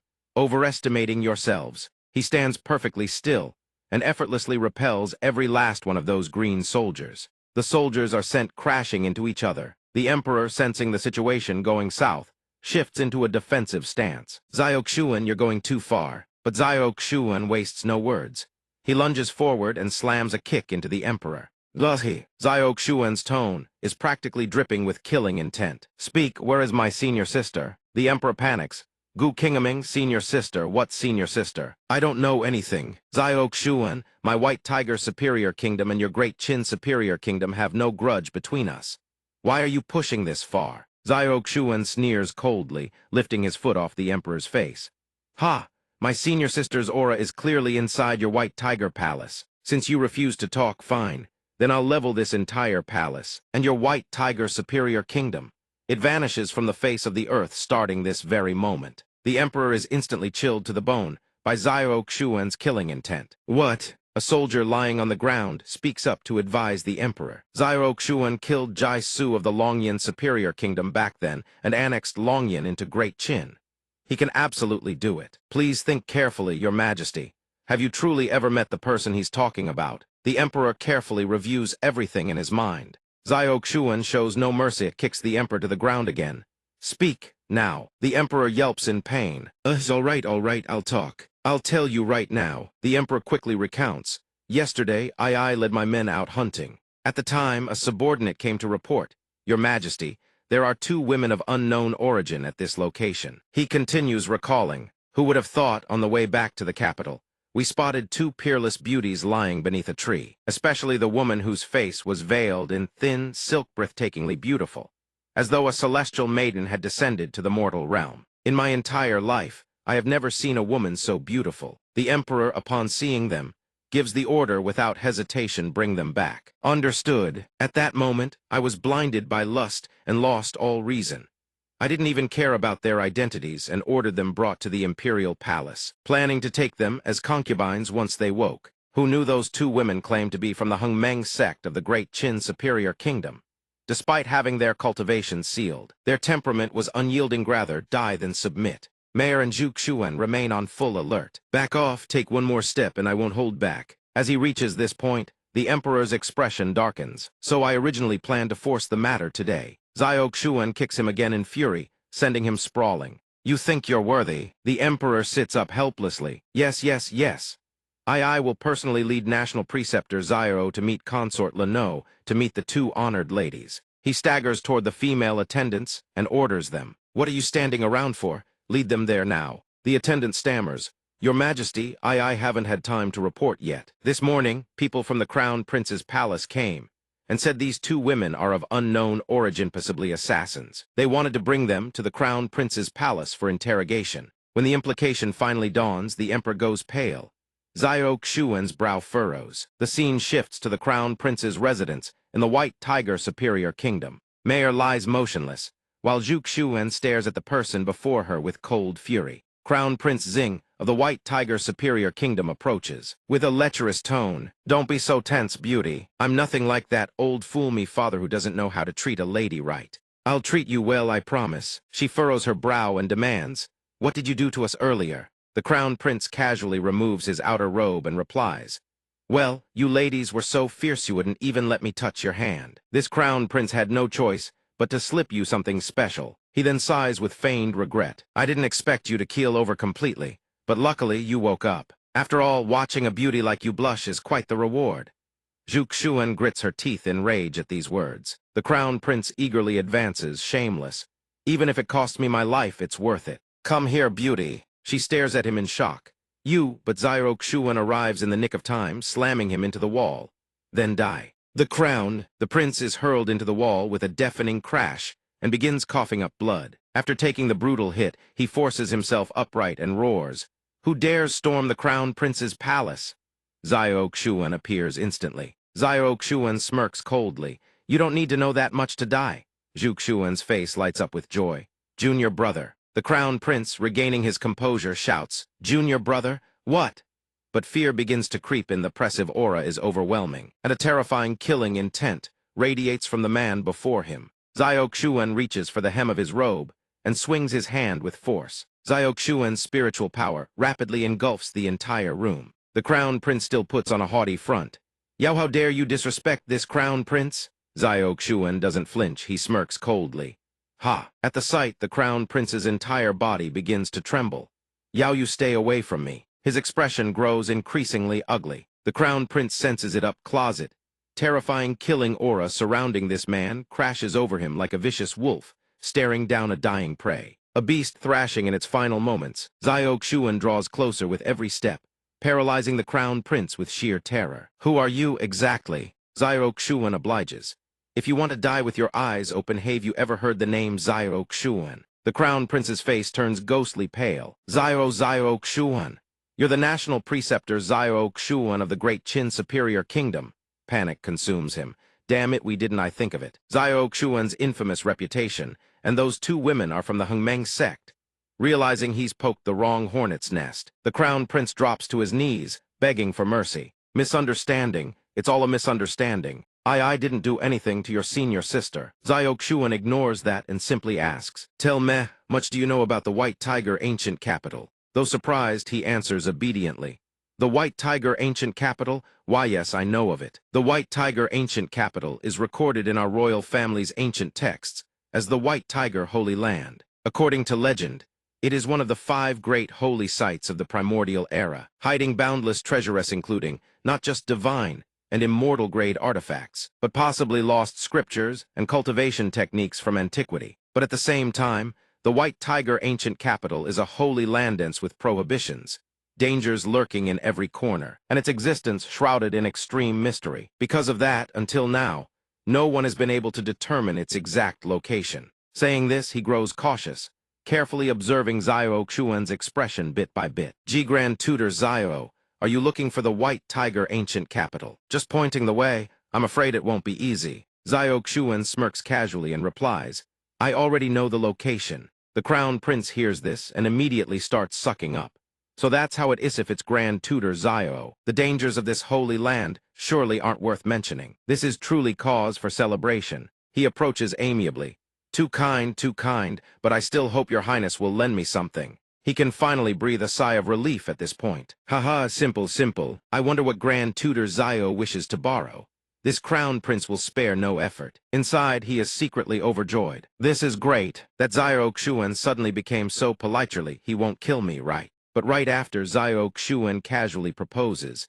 Then let me borrow your highness's life. This proposal leaves the crown prince utterly gobsmacked. What? Without waiting for the crown prince to say another word, Xiao directly drains his blood. He smirks, satisfied with the result. Zhu, witnessing this from the side, is petrified into stone. Is this the technique a newly learned disciple just acquired? Cruel methods to this extent. His screams gradually echo throughout the crown prince's residence. Aagh. A moment later, after having his blood drained, the crown prince collapses limply to the ground. Xiao smirks, radiating arrogance. Ha, the number of masters in this world who have died at my hands is beyond counting. For a wretch like you to die the same way, they did consider it a blessing. Zhu hesitantly speaks up. Junior brother. She herself feels something is terribly wrong. Her head aches, and it seems she has pushed herself to the absolute limit. Zhu senses Xiao silhouette drawing closer. He lifts her chin and softly calls, Senior sister, you don't look so well. Zhu squints, gradually losing strength, unable to help but harbor doubts in her heart. Strange, is this just my imagination? Compared to the junior brother she knew before, he suddenly feels so unfamiliar. Thinking this, Zhu gradually loses consciousness. She collapses onto the bed just like Mayor. Xiao silently watches the two before him, as if contemplating something. At this moment, inside Zhu mind, there is only pitch-black darkness. She stares blankly at the gloomy, oppressive surroundings. Zhu frantically calls out for Xiao again and again. Junior brother, where are you? Suddenly, a familiar voice rings out. Senior sister, I'm here. She immediately turns around with joy. Junior brother, but Zhu is petrified by the sight before her. Xiao stands there swaying like a phantom, and at his feet lie countless corpses. Were you looking for me, senior sister? The scene cuts to the outside. It is already the next day. Zhu Xuan gradually awakens from the nightmare. She sits up on the bed in a panic. The door swings open at that moment. Zio Xuan carries a bowl of soup over and asks warmly, "What's wrong?" "Senior sister." Zhu Xuan quickly composes herself and replies, "Oh, it's nothing. I just had a nightmare." "Right, where's Mayor?" She recalls the dream and can't help but feel puzzled. Why would she have such a dream out of nowhere? He answers cheerfully, "She just woke up. She's still resting." Zhu Xuan suddenly notices the bowl of soup in Zio Xuan's hands. "Oh, junior brother, what's that?" He answers honestly, "I was worried that senior sister might have been shaken these past few days, so I borrowed the inn's kitchen and made you a bowl of calming soup." Seeing this, the suspicion in Zhu Xuan's heart is finally dispelled. "Junior brother even specially made calming soup for me." Zio Xuan leans in, wanting to coax her. "Senior sister, drink it while it's hot." She obediently opens her mouth. Touched by this, she can't help but blame herself. Junior brother is just trying to stand up for me. It must be because I've been so exhausted these past few days that I'm overthinking things. He treats me so well, how could I suspect him? Suddenly, Zhu Xuan freezes in shock. Her gaze locks onto the bloodstains splattered across Zio Xuan's body. Zhu Xuan points suspiciously at the bloodstain and asks, "Junior brother, are you hurt? Why is there so much blood?" He answers without the slightest attempt to hide it. "Don't worry, senior sister, this isn't my blood. I must have gotten splattered. When I struck, it's the blood of those servants in the Crown Prince's palace." This revelation sends Zhu Xuan into a panic. "What? Did you kill everyone in the Crown Prince's palace? The others didn't even harm me." But Zio Xuan looks displeased by this reaction and states bluntly, "Better to kill by mistake than let even one slip. Every last one of those people had to die." She wants to argue back, but before Zhu Xuan can finish, Zio Xuan abruptly changes the subject. "Senior sister, why aren't you drinking?" "Not to your taste." She doesn't have the heart to argue with him, so she can only show a helpless expression. "I suppose I'm still recovering. Haven't felt hungry yet. Come to think of it, junior brother, how did you know I was in the White Tiger Superior Kingdom's Imperial Palace?" Zio Xuan turns and sits up straight to recount. "The one who took you left a note behind. Once I saw it, I set out immediately." Zhu Xuan curiously presses further, "Do you know who that person was?" Instead of answering, he changes the topic and proposes, "Right, senior sister, before he died, the Crown Prince mentioned that the White Tiger ancient capital is a sacred ruin. You heard it too, didn't you? Now that your injuries have recovered, why don't we go explore it together? Of course, the White Tiger ancient capital is a holy land. Dangers lurk on every side. Even if we obtain the inheritance inside, there are still many things to watch out for. Do you remember that?" Zhu Xuan grows slightly wary at this. She forces her most genuine smile and replies, "I remember." Seeing there's nothing more to say, Zio Xuan stands and heads for the door. "All right, senior sister, you shouldn't strain yourself right now. I won't disturb you further. Remember to drink the soup. We'll set out shortly." With that, Zio Xuan turns and leaves. She can only gaze pensively at his retreating figure. The scene shifts to what is said to be the White Tiger ancient capital. Mayor crosses her arms, narrows her eyes, and appraises the surroundings. "So this is the White Tiger ancient capital you mentioned on the way. Looks pretty ordinary to me." Zio Xuan answers her question with satisfaction. "Though it's not entirely clear, I can faintly sense a wave of energy fluctuation. There should be an isolation array formation, serving as an illusion disguise." "An isolation array formation?" Mayor grows curious upon hearing this. Zhu Xuan also confirms, "I can feel it too. Moreover, this energy fluctuation is extremely nothing like a typical isolation array formation. If you don't observe carefully, you'd never notice anything unusual about this place. No wonder the White Tiger Superior Kingdom hasn't discovered it all these years." Zio Xuan gazes excitedly at the array formation before him. Correct, this array formation is composed of 49 different formations intertwined. But if it thinks it can stop me, that's pure delusion. He extends both arms and begins channeling spiritual power. Spiritual power gradually condenses into a small point of light in Zio Xuan's palm. Mayor, witnessing this, exclaims, "That pressure is immense, but why do I sense a cold, sinister aura within it? Kid, when did you learn a technique like this?" Zio Xuan's expression darkens, and he answers without the slightest attempt to conceal it. "It's nothing special. To break through the array formation here, I simply need the blood of the White Tiger Superior Kingdom's Crown Prince as a sacrificial offering." Zhu Xuan has also partly pieced together everything that happened, so that's why he drew blood back then, was preparing for this step. It seems he had planned it all along. After a while, a new spirit stone materializes. She gapes at it in shock. The spiritual energy within it is impossibly dense. Is this a formation spirit, stone specially designed to store formation energy? Xiao Xuan doesn't respond. He simply focuses on his task. Then a massive boom erupts, shattering the sturdy formation completely. Mayor leaps forward protectively, shielding Zhu Xuan. Master, watch out. Time cuts ahead. Moments later, both of them freeze in place, staring at what lies before them. Right there, unfurled before them, is a scroll painting its details rendered with breathtaking vividness. They gasp in unison, a Holy Land ruin. Even Xiao Xuan can't help but marvel at the result. The ancient Holy Land isn't some region on the Honghuang continent. It's akin to an independent pocket dimension. This kind of setup guarantees the Holy Land's security while ensuring a top-tier cultivation environment. He speaks quickly while rushing toward the scroll painting. This Holy Land was likely carved out by an immortal who attained Tao through the art of calligraphy and painting in the ancient era. The mysteries contained within are beyond simple comprehension. Let's go, not a moment to waste. Zhu Xuan responds with a grave expression. Before leaving, she doesn't forget to leave a trace of spiritual power hidden in the grass behind them. Only after that does Zhu Xuan feel somewhat at ease, stepping inside alongside Xiao Xuan and Mayor. They haven't gone far when a group of mysterious figures appears, tailing the three as they venture deeper inside. Mayor is the first to speak, examining the patterns around them. I never expected a mystical cave like this to be hidden within the painting. Aren't the carvings on these stone walls the same as the images on the scroll painting we entered through? Xiao Xuan suddenly notices something strange up ahead. Before them stands a sword, embedded upright in the ground and radiating an aura of strange, razor-sharp energy. She remarks with alarm, sensing the presence emanating from it. What kind of sword is this? Whether it's the material or the aura it conceals, it far surpasses ordinary heaven-grade Dharma treasures. It's quite similar to your Wushwang sword. Xiao Xuan, utterly unconcerned, reaches out to grab it. Oh, my Wushwang sword carries a similar might. Mayor is about to retort, you're stating the obvious, but Zhu Xuan cuts her off bluntly. This cave must be the entrance to the Holy Land, and I believe this sword is the key to activating that entrance. The most important thing right now is to pull it out, and at the same time, decipher the hidden rune inscription on the blade. Xiao Xuan halts his intention and turns his head.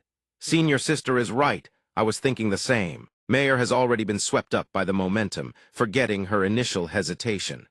Then what are we waiting for? Unlock it already. She proposes eagerly. Indeed, why not let Mayor try? Consider it training. Besides, who knows, perhaps the person who personally opens the Holy Land's entrance might gain some special providence. Hearing this, Mayor looks puzzled. Special providence? But he freezes upon hearing those words, just as Mayor steps forward to try and grab it. Let me have a look first. Xiao Xuan dashes forward to stop her. Wait. Saying this sword is the key to the Holy Land entrance, that's just our speculation. Besides, some of the runes on this blade are extremely sinister. There could be traps hidden within. Let me handle the dangerous part. Zhu Xuan, standing behind, silently commits every one of these gestures from Xiao Xuan to memory. He extends his hand toward the sword. Ha, White Tiger, Holy Land, just what kind of providence awaits? Finally, Xiao Xuan touches it without encountering any resistance whatsoever. Suddenly, a booming laugh echoes through the cavern. I never imagined the Holy Land ruins were hidden within such an unremarkable mountain peak. Truly, one could wear out iron shoes searching and find nothing. Yet upon discovering it, not a single ounce of effort is wasted. Xiao Xuan enters combat mode instantly. Dozens of serpents are hurtling straight toward him. Xiao Xuan leaps up in a flash, perfectly dodging the oncoming serpent. He extends his hand and casts a spell, rendering the serpents utterly unable to resist. They are swiftly defeated and crash to the ground. Xiao Xuan lands and bellows, who goes there? A squad of 5 emerges from the shadows. The purple-haired one jabs a finger at Xiao Xuan and shouts, Boss, this brat just killed the beasts we spent years painstakingly raising. Kill him. The leader, emboldened by numbers, orders smugly, surrender quietly, and I'll leave your corpse intact. He then turns to Mayor and Zhu Xuan. As for these two little ladies, you've walked right into a death trap. She senses the situation spiraling and draws her sword, ready to fight. At that very moment, boulders from above begin to collapse. They trigger a violent tremor that shakes the entire cavern. Zhu Xuan stares in shock at the ground, which won't stop trembling. What's happening? The 5 men, seeing this, panic and rush toward them. No good, the place is caving in. Get to the center now. Mayor moves in alertly, shielding her. What's going on? Is this cave about to collapse? After a while, the dust and debris gradually settle. Cough, cough, cough. Zhuxuan suddenly freezes. She whips her head to the side. Terror is written plain across Zhuxuan's face. What is that? The ground where the 5 men stood begins cracking apart. A long, grotesque tongue unfurls from the crevice. The long-haired man fails to escape in time and plummets straight into the chasm. Water from below splashes upward in violent bursts. A colossal crocodile surfaces and snaps the man up whole. Everyone freezes in sheer horror. The purple-haired one trembles, stammering to the leader. "B-boss, why is there a crocodile that massive down here? I've never heard any rumor about a colossal beast like this in the Holy Land ruins. We were not going to die here, are we?" The leader roars furiously, "Useless trash. Today, these Holy Land ruins will belong to me." With that, the leader can't hold back any longer and charges forward. "After I kill you, I'll deal with that beast. Heaven-severing, earth-severing blade." Zhuxuan smirks, meeting the attack head-on with a grin. "Hey, you think that clumsy blade technique is enough to take my life?" He calmly raises his fist. Delusional fool. The moment the leader sees it, he realizes something is very wrong. What? How can this kid's spiritual power and strength be this overwhelming? This single punch crashes down like Mount Tai itself, surging with devastating fist intent. The thought barely forms before the leader's blade shatters. He's sent flying back into his own men. The leader, shaken to his core, is chilled to the bone by Zhuxuan's overwhelming aura. His voice trembles. "What kind of monster are you?"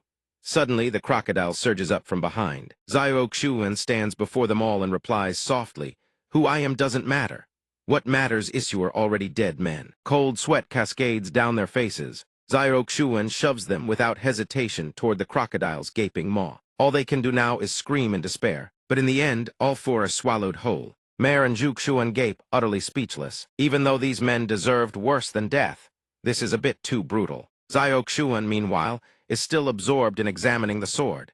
Indeed, this blade is no ordinary weapon. The runes on this sword appear to be script from the great beast cult, not difficult to decipher, just needs a little more time.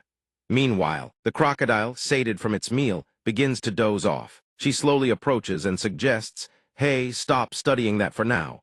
If this crocodile wakes up hungry and attacks again, we might not be able to defend against it. We should team up and deal with it first." Zhuxuan hears her out and agrees. "Makes sense, but why go through all that trouble?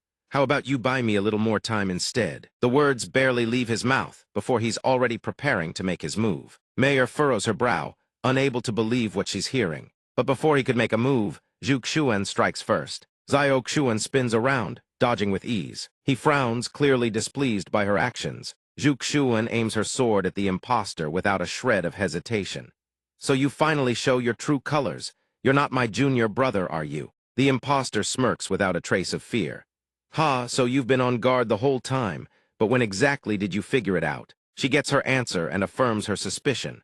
Though her junior brother is ruthless in combat, he would never slaughter the innocent. The one who butchered everyone in the Crown Prince's manor, that's when you gave yourself away. Mayor's eyes widen as if struck by an epiphaniso. That's how it is. No wonder this person's cultivation technique reeked of something sinister, something she'd never once seen Zhuxuan use. Moreover, over the past few days, she hadn't seen him carry the peerless sword that never usually left his hand. When she brought up that sword, his tone was as if he had never even heard of it. She asks, puzzled, "But master, if this person isn't Zhuxuan, then who is he?" Zhuxuan responds, "Do you still remember the one who ambushed us that night? He never once used the phantom flame. At first I wasn't sure. But when I brought up the ambush that night, he kept glancing around and changed the subject, deliberately dodging the question. And just now, when he fought those others, he displayed a physical body eerily similar to that attacker's. I couldn't figure out why he'd take such a huge detour to bring us to the White Tiger Superior Kingdom. Now I see it was all calculated from the start. Besides wanting the Crown Prince's blood to unlock the Holy Land's ruins, he also figured I wouldn't betray my junior brother. So he simply became my junior brother, luring me into the Holy Land with him. If I could help him obtain the inheritance, all the better. If not, the truth would come out and I'd be nothing more than his stepping stone." He grows delighted, laughing with full-blown triumph. "This woman isn't as stupid as I thought, but you only guessed half of it. After all, that fool Zhuxuan is probably raising hell across the White Tiger Superior Kingdom, looking for you right know which. Only makes people want your head." Even more, Zhuxuan grits her teeth in fury. "You imposter, how dare you pretend to be kind? Relax, soon enough I'll crack the runes on this sword too. You'd better start worrying about yourself. A torrent of spiritual power erupts around him. Seeing Zhuxuan hurled backward, Mayor rushes forward in alarm. Master, the impostor charges the moment he spots his opening. Now I'll send you all to the afterlife together. Mayor and Zhuxuan can only stare at him in horror when suddenly, a familiar voice rings out. You dare touch what's mine? You'll have to answer to my blade first. What? He whips his head upward in shock. The impostor lunges back, narrowly dodging the attack. A net of energy unfurls rapidly, trapping him. He gathers his strength to break free, but before he can act, another strike slams into him. The impostor finally realizes in panic. No good. The net shatters from the impact, but the blow continues straight into the impostor. The sword in his hand clatters to the ground. The impostor gnashes his teeth in rage, his body reverting to its true form. The real Zhuxuan finally appears.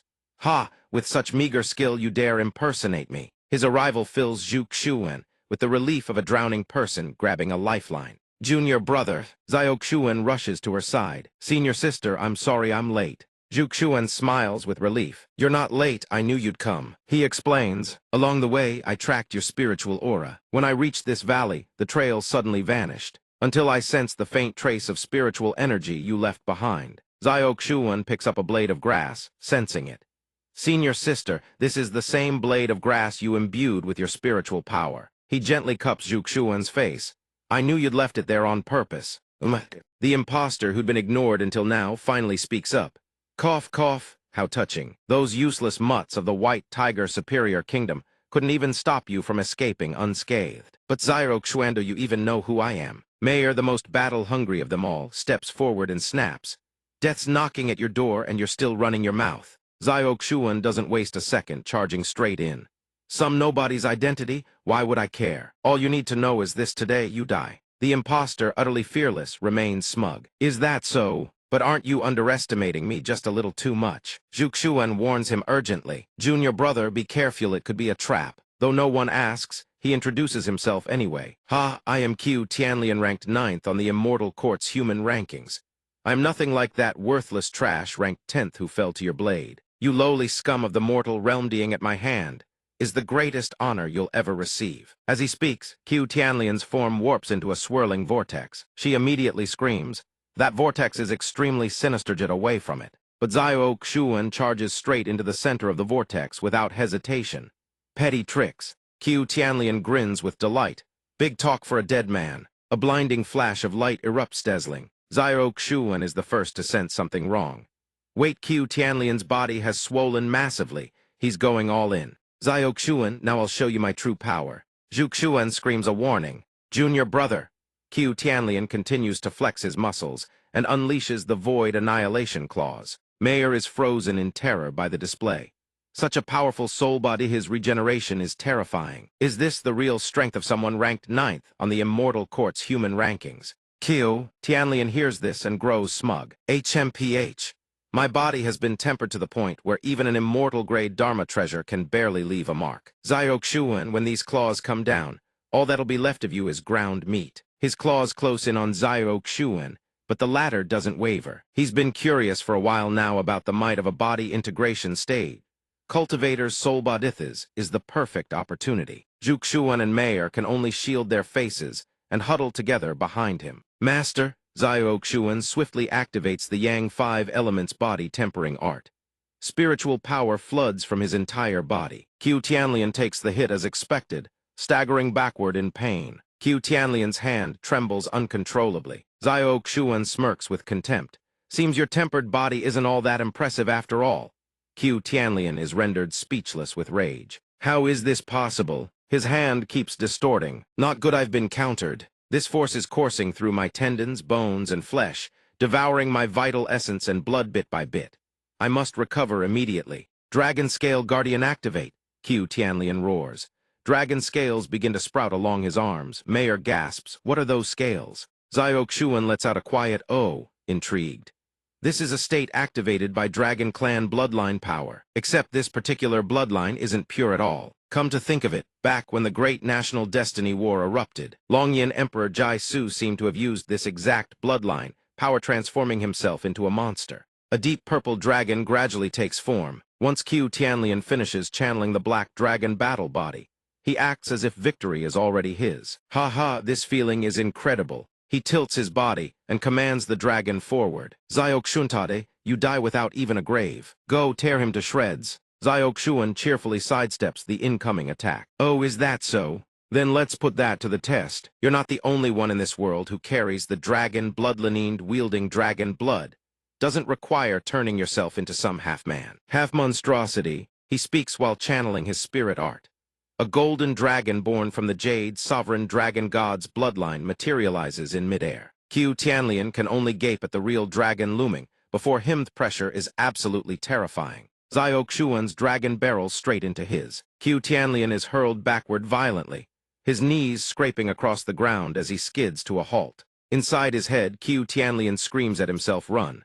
Run now, but before he can bolt, a hand clamps down on his shoulder. Xiao Xuan's yin spirit has materialized right beside Qiu Tianlian's demon-like body. Trying to run, impersonating me with this paper-thin body of yours. You're dead. He slams Qiu Tianlian into the ground with ruthless force. Qiu Tianlian lets out a desperate, hopeless scream. His body feels like it's been trampled by 10,000 warhorses utterly crushed. But that's not enough for Xiao Xuan. He strikes again. Disrespecting senior sister, that's a death sentence. He drives a devastating punch straight into Qiu Tianlian's gut. The impact from that single blow carves a massive crater into the ground. Qiu Tianlian's jaw hangs open, he can feel it. Every organ in his body has been pulverized. The ground suddenly trembles again. Xiao Xuan, having only just arrived, doesn't yet understand why. The giant crocodile, likely stirred awake by the earlier commotion, has awakened. Its tail thrashes relentlessly against the boulder below. Mayor hides behind Zhu Xuan in terror. Master, be careful, she warns him urgently. It's the giant man-eating crocodile that guards this place. It's awake, no, and it seems even stronger than before. Junior brother, this crocodile is insanely vicious. Just moments ago it devoured several people. Holu should seize the chance to. Seeing that Xiao Xuan doesn't respond, Zhu Xuan proposes, let's kill it together. But before she takes 2 steps, she's suddenly sealed in place. Zhu Xuan slams her fists against the barrier and demands, Junior brother, what are you doing? Junior brother, what do you think you're doing? Xiao Xuan turns around with a reassuring smile. Senior sister, wait for me here. The crocodile's roar echoes without end. Zhu Xuan stares in stunned disbelief. The crocodile surges upward in an instant. It lets out a blood-curdling roar of intimidation. She cries out in alarm, Junior brother, watch it, it's here. But Xiao Xuan seems to be enjoying this. Vile beast, he slashes a single arc through the air. Today we find out whether your hide is thicker or my blade is sharper. The crocodile takes the slash straight across its back. Only now does it realize its fatal mistake. The crocodile turns tail and tries to flee. Xiao Xuan raises an eyebrow, excitement flickering in his eyes. Giving up already, you oversized lizard. He doesn't hold back for a second, he keeps attacking. Struggling is futile. Wushwang drives straight through the crocodile's skull. It takes the lethal hit full on and drops dead on the spot. Done, Xiao Xuan strolls up to the crocodile's corpse. Didn't even survive a single exchange. Zhu Xuan and Mayor rush over in a hurry. Junior brother, are you all right? Are you hurt? He replies with a grin, I'm fine. She presses forward anxiously. Next time you encounter a ferocious beast, don't lock me away like that again. I may not be as powerful as you, but I'm not helpless either. Xiao Xuan refuses, insisting on protecting Zhu Xuan. Don't worry, with a beast of that caliber, there's no way it could hurt me. She hears this, and her face flushes red as she retorts. It's not just about that, junior brother. No matter how perilous the road ahead may be, I want to stand beside you, shoulder to shoulder, facing it together. So please don't make me just watch your back anymore. Don't make me stand there helpless while you risk your life alone. He narrows his eyes and pauses. Xiao Xuan's voice softens. Senior sister. He lifts her chin gently and answers. I understand. Mayor stands off to the side like a third wheel, giggling uncontrollably. After dealing with the crocodile, Xiao Xuan finally turns his attention to Qiu Tianlian. He produces the jade horn and begins absorbing the fallen man's power. Xiao Xuan can't help but marvel before, when he absorbed a few wisps of providence, it barely felt like anything. But now, absorbing Qiu Tianlian's providence, he can actually feel the jade horn's power surging upward. Rank 9 on the Celestial Court human ranking sand, the providence stored in his body is already this potent. The ones ranked above him. That makes me even more eager. Suddenly, Zhu Xuan calls out from behind him, Junior brother. She hands him a sword and explains, Qiu Tianlian schemed his heart out for the sake of the White Tiger Holy Land's inheritance. This sword was sealing this cavate's no ordinary artifact. The runes on the blade may be connected to the White Tiger Holy Land. What do you think? Xiao Xuan takes it and immediately begins to test it. I'll find out with a single try. The inscriptions on the sword begin cracking apart, fragment by fragment. Zhu Xuan watches in shock. The runes tear free from the blade, and the sword itself shatters to pieces. Before they can even process what happened, the cave begins showing signs of collapse. Not good, master. Don't tell me this entire cave is about to come down. Zhu Xuan spots it immediately. Junior brother, Mayor, look. Over there behind that rock layer, there's a stone gate. All three of them catch sight of it. She stares at the gate with suspicion. Could that be the White Tiger Holy Land? Xiao Xuan, on the other hand, is thrilled. Let's go. They rush inside in moments. Contrary to the chaos outside, the interior is utterly serene. Not long after stepping in, a voice echoes through the space. How many years has it been? I never imagined someone would actually set foot in this holy land. Mayor shouts with alert vigilance. Who goes there? A woman of breathtaking, transcendent beauty materializes before them. I am a remnant will of Yu Cheng, one of the 7 stars of the human realm. Was it you who slew the spirit-devouring giant crocodile? Hearing this, Zhu Xuan and Mayor freeze in shock. The 7 stars of the human realm. Xiao Xuan falls into deep contemplation. So this woman is also one of the 7 stars of the human realm, guardians of Ziyuan immortal emperors, inheritance that Jian Feng once mentioned. Come to think of it, the other 2 were treacherous as hell. With that thought, he raises his hand and strides forward, ready to strike. So what? If you're planning to play some kind of killing game too, don't bother with the theatrics. I'll settle you right here, right now. Zhu Xuan steps forward without hesitation, ready to join the fight. That's right, count me in too. Yu Cheng lets out a soft, amused chuckle. This only confuses the 2 of them further. Yu Cheng begins to explain, her tone unhurried. The ones you speak of, Jiaoguang and Kaiyang, correct. It appears you've already passed their trials, and claimed the Jiaoguang and Kaiyang portions of the 7 stars' ancient emperor's inheritance. But not all of the 7 stars of the human realm are lofty, untouchable figures. This is the immortal emperor's inheritance, after all. Torturing successors with endless trials. How dreadfully boring. You've come to my domain, so I shall be the host. I'll gladly bestow the Yu Cheng portion upon you. Her body radiates an overwhelming surge of spiritual power. Xiao Xuan feels the torrent coursing through his own body. Could it be because the inheritance is being granted directly? The might of this portion feels far more intense and abundant than the 2 he obtained after defeating the remnant wills of Jiaoguang and Kaiyang. It's like crashing tidal waves roaring through his veins, blood and qi in his entire body erupt into a furious boil. He shouts with wild excitement. How exhilarating! Then bring it one even harder. Zhu Xuan and Mayor stand nearby, brows raised in utter astonishment. Yu Heng thinks to herself, this power. Xiao Xuan is still receiving the torrent of spiritual energy, which flows steadily into him through his forehead. After a long pause, Qiu Tianlian stares wide-eyed as Zhu Xuan approaches to check on him. Junior brother, how do you feel? He lands and replies, I'm perfectly fine. Xiao Xuan is beside himself with joy. Sure enough, although the energy of the Yu Heng star is extraordinarily violent, it causes him absolutely zero harm. On the contrary, it tempers both his physical body and primordial spirit, condensing them and making them stronger with each passing moment. Even I never expected this. I can't believe you absorbed all of it in such a short time. I originally thought you could absorb 30% at most. This fast, aren't you afraid of exploding? Xiao Xuan replies without a shred of courtesy. Is that so? I actually feel like it's still not enough. This leaves her momentarily stunned. What? Yu Heng silently marvels. With energy this dense and this powerful, he didn't just absorb it all instantly, still feels it's not enough. Moreover, he looks completely at ease. He's nothing like someone who's lying. If that's truly the case, then just how terrifying is the bottomless abyss lurking inside his body? But she accepts the fact surprisingly quickly. Well, it's no wonder then that Jiaoguang and Kaiyang both fell before him. Yu Heng extends her hand, preparing to channel more energy. That torrent of power surges into Xiao Xuan once more. Whoosh! Zhu Xuan exclaims in shock. It is Yu Heng who soothes her from behind. No need to worry. This is the legacy of the Fen Zhang Heaven Fist within, the 7 stars ancient emperor scripture. Consider this my handover complete. Xiao Xuan receives the power and doesn't forget to cup his fists in gratitude. I thank the immortal sovereign. Yu Heng slowly recounts the tales of the past. In the ancient era, after the heavenly Tao collapsed and cataclysmic tribulations descended upon the world, plunging all living beings into suffering, the strongest powerhouse of the primordial continent. The void abyss immortal Emperor sacrificed himself to save all creation. His body was destroyed, his fate unknown.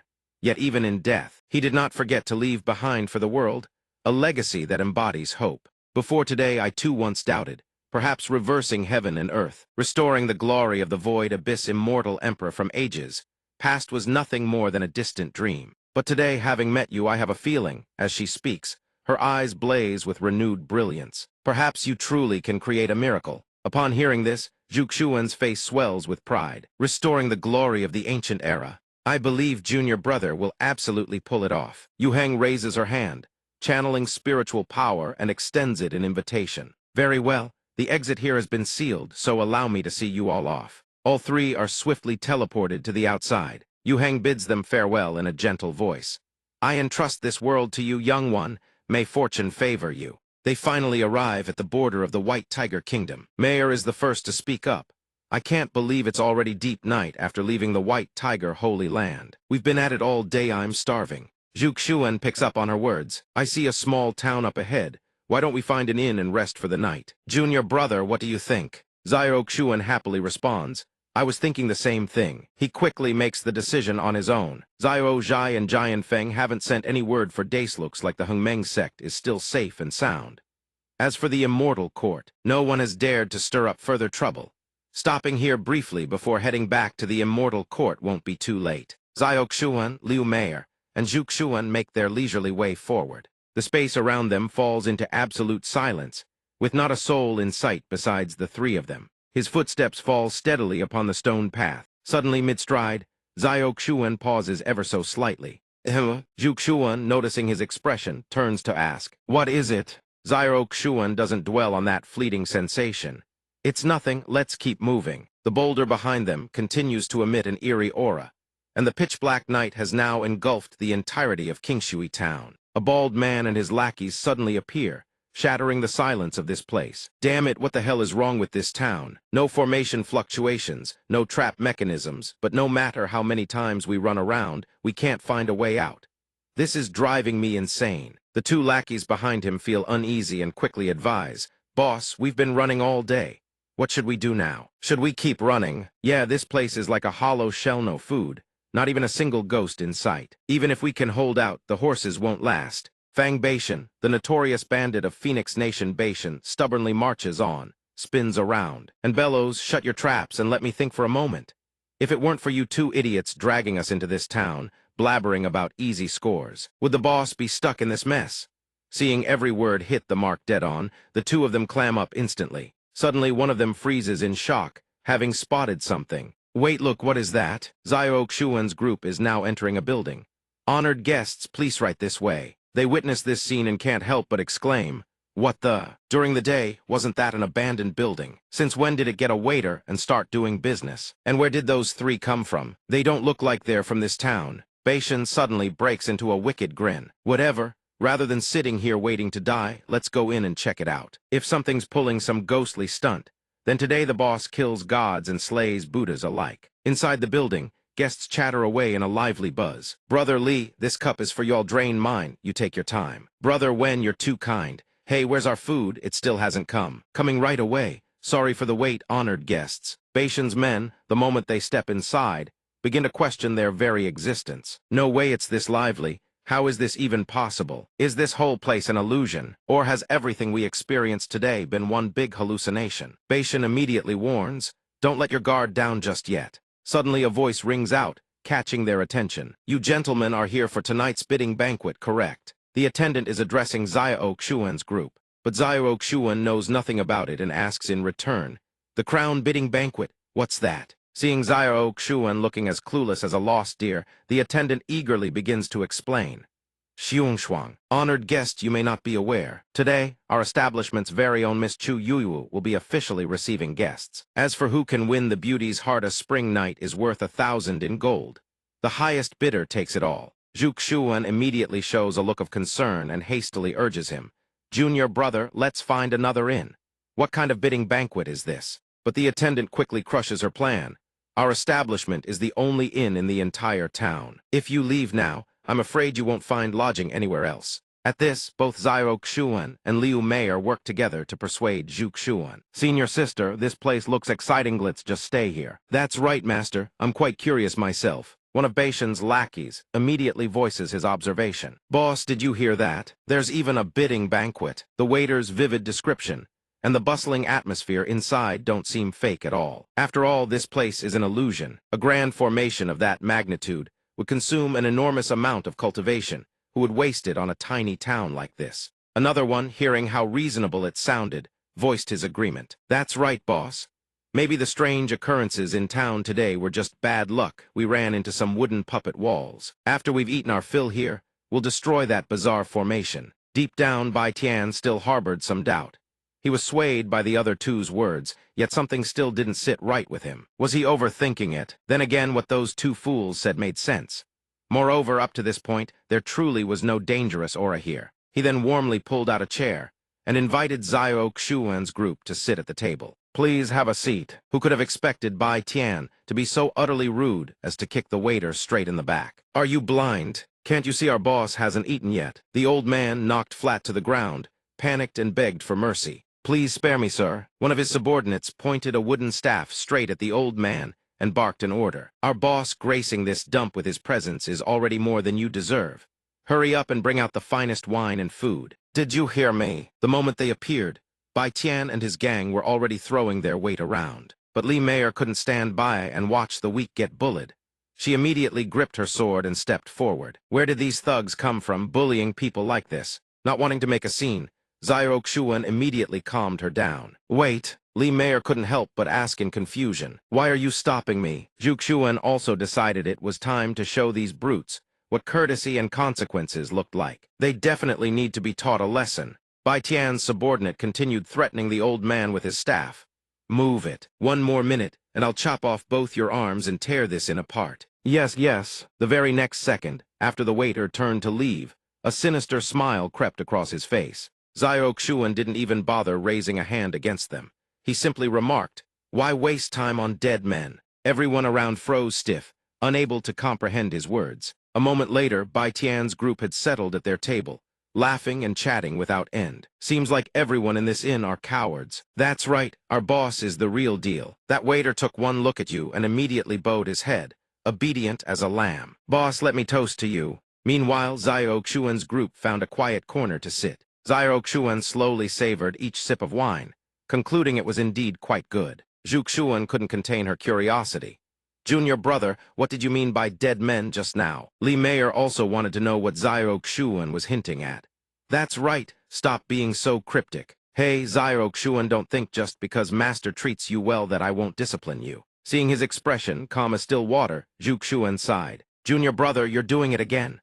Suddenly, Zhao Xuan pressed a finger to his lips, signaling them to be silent. At that moment, the sound of gongs rang out, each note crisp and clear. All three of them immediately turned their gaze toward the source of the sound. The waiter stood in the center of the room and enthusiastically announced the opening of the banquet. "Honored guests, your wait is over. The beauty contest banquet officially begins. Now let us welcome the belle of the evening, Miss Chu Yuyu." Zhao Xuan paid no mind to their earlier questions, turning his attention to the banquet instead. "Senior sister, stay calm. It seems the real show is about to begin." Not keeping them waiting, Chu Yuyu took the stage. King Zhou of Shang doted upon Daji. On the Jaixian Tower, a grand banquet was laid. She glided across the floor, light as drifting clouds, with dance moves soft as flower petals. In life, drink while there is wine, don't wait until the cup runs dry and be left with regret. The crowd was dazzled by her performance, gasping in admiration. "It's Miss Chu Yuyu. Miss Chu Yuyu is here." Every guest present couldn't tear their eyes from the enchanting beauty on her face. At this moment, every man wanted to conquer Chu Yuyu's heart. "Miss Yuyu is mine." "Nonsense, Miss Yuyu belongs to me." Meanwhile, Bai Tian's group didn't take their eyes off her for even a second. Every last one of them was utterly captivated by Chu Yuyu's beauty. "Boss, this woman is absolutely gorgeous, a true peerless beauty of this world. I've never seen anyone so stunning.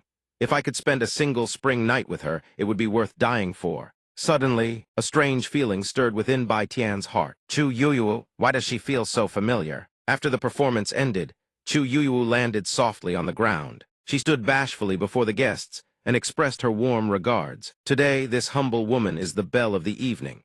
If I am fortunate enough to catch the eye of our honored guests, it would be my greatest honor. Then, the waiter struck the gong a few more times and announced eagerly, any guest who wishes to hold this beauty in his arms, the starting bid for the beauty contest is 300 high-grade spirit stones. The crowd erupted into a bidding frenzy the moment they heard. 300 high-grade spirit stones for the beauty. Leave it to me, I bid 350. 380, 400. Miss Yuyu is mine. Suddenly, a powerful aura burst forth and struck them all. Bai Tian, determined to claim Chu Yuyu at all costs, immediately staked his claim. What are you all fighting over? This woman belongs to this old master. Anyone who dares compete with me, I'll take their life first. Under Bai Tian's terrifyingly aggressive pressure, everyone's hearts quailed. Li Meier, witnessing Bai Tian's thuggish behavior, was outraged. That brute was being outrageous again. Zhu Xuan couldn't even be bothered to look at him. Someone this arrogant must have plenty of blood on his hands. To ease the tension, Chu Yuyu spoke softly. This brave hero is truly forthright. However, although this humble one admires your imposing presence, if you truly wish for me to willingly serve at your side, you must demonstrate real skill. Hearing this, Bai Tian burst into laughter and demanded she state her conditions. Quite the silver tongue, aren't you, little girl? Out with it, what do I need to do to prove I have real skill, so you'll willingly submit to me? Chu Yuyu then gracefully shifted her gaze toward his three subordinates. I can see that the three behind you all carry the bearing of formidable figures, much like yourself. I can't help but admire them. I just wonder, which one is the strongest? Who could have imagined that a single remark from Chu Yuyu would ignite all three of them? Boss, sorry about this. Miss Yuyu has her eye on me too, you know. Let's kill him first, then settle things between us. Whoever wins becomes the true boss. With Miss Yuyu as the prize, I'm in. All three of them cast aside any notion of master and servant, charging straight at Bai Tian in unison. Faced with their betrayal, he showed no mercy either. They were courting death. Seeing them turn on each other, Li Meier was stunned. What's going on? Why are they suddenly tearing into each other? At this spectacle, Zhao Xuan couldn't help but find it amusing, a satisfied smile spreading across his face. Meanwhile, from Chu Yuyu's direction, a strange and enchanting magical aura radiated outward, captivating everyone in the room. Zhao Xuan easily recognized that every bit of this scheme was her doing. Well then, I suppose we should ask Miss Chu Yuyu herself. Chu Yuyu, now the complete opposite of her earlier innocent facade, had become utterly sinister. My, what extraordinary perception you have, sir. With divine abilities this refined, surely under your hands there have been quite a few departed souls, haven't there? But one has to wonder if someone wakes from a nightmare in the dead of night. Will they even flinch? Bai Tian clutches his head with one hand, retorting to Chu Yuyu through gritted teeth. Ridiculous. A man of ambition does not fuss over trifles. The dead are piled high around Yao. What do the lives of those insects have to do with you? What the hell is happening? A splitting headache out of nowhere. Shu Zia and his men refused to back down, charging forward with clubs raised. For Miss Yuyu, I would kill anyone. Go die, Fang Beishan. I'd do anything for Miss Yuyu. Don't blame us for being ruthless, boss. But Chu Yuyu doesn't buy a single word. She tears their masks off without hesitation. For me, you're nothing but pathetic vermin, driven by your own greed and base desires. Time to settle old blood debts. Bai Tian can't take it anymore. His face scrunches up like a monkey chewing chili peppers and he screams. Fine, everyone wants me dead. Then we're all going to hell together. A single decisive swing, no wasted motion, and he sends every last one of them flying. Just like that, his own subordinates are wiped out in a Chinese letter spectacle at Bai Tian's hands. Having witnessed Bai Tian's brutality firsthand, Chu Yuyu isn't the least bit surprised. Fang Beishiana's vicious as ever. 18 years ago, you repaid kindness with slaughter and massacred the elder's family in Clearwater Town, burning the entire settlement to ash and drowning it in blood. Are you not afraid of retribution? He plays dumb like a startled deer, jabbing a finger at her in accusation. Retribution? What retribution? Clearwater Town? Never heard of it. Who the hell do you think you are, talking to me like that? Who are you really? Ever since you showed up, something's felt off. This woman is definitely hiding something. Hearing this, Chu Yuyu erupts with an overwhelmingly powerful aura and lets out a booming laugh. Who am I, you ask? I am Chu Yuyu. Zhao Xuan immediately erects a barrier to shield everyone present. As for Bai Tian, gets blasted away on the spot. Chu Yuyu, the Chu family of Clearwater Town. Nah, that's impossible. Every last member of the Chu clan died that year. How can you still be alive? What's more, I'm certain I dumped your corpse into the desert boneyard myself. No matter how hard Bai Tian tries to forget, the truth of what he did to her and her family remains carved in stone. Now Chu Yuyu no longer needs to hide.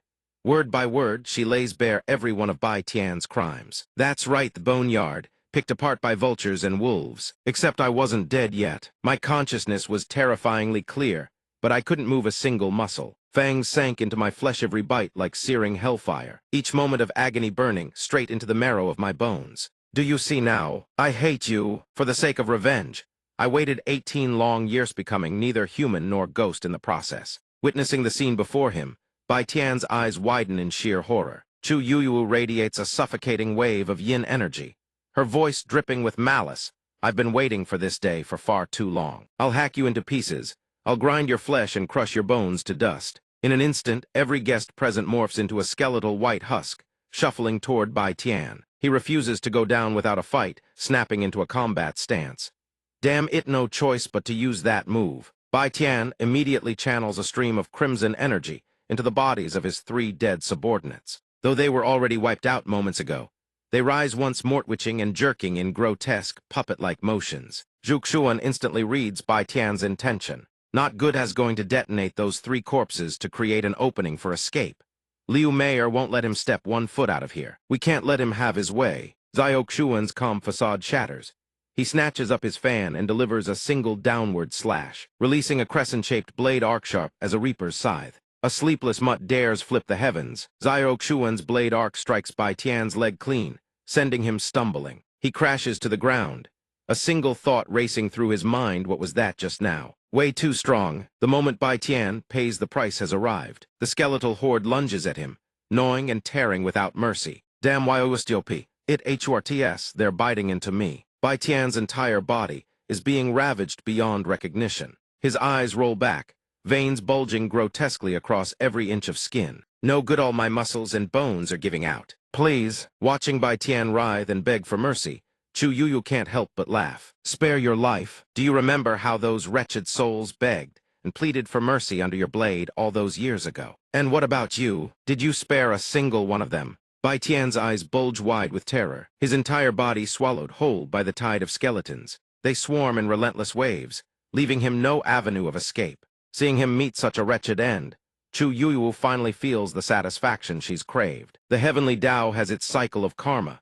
How satisfying, truly, deeply satisfying.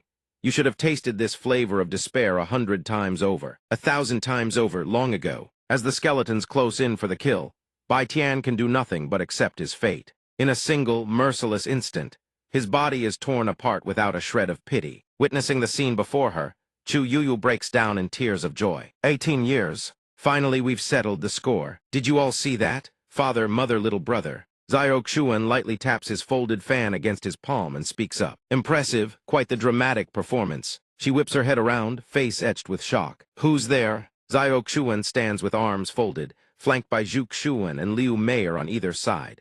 Just a passerby enjoying the show. Inside Chu Yuyu's mind, panic swirls at the sudden appearance of these 3. When did these 3 get here? How did I not notice?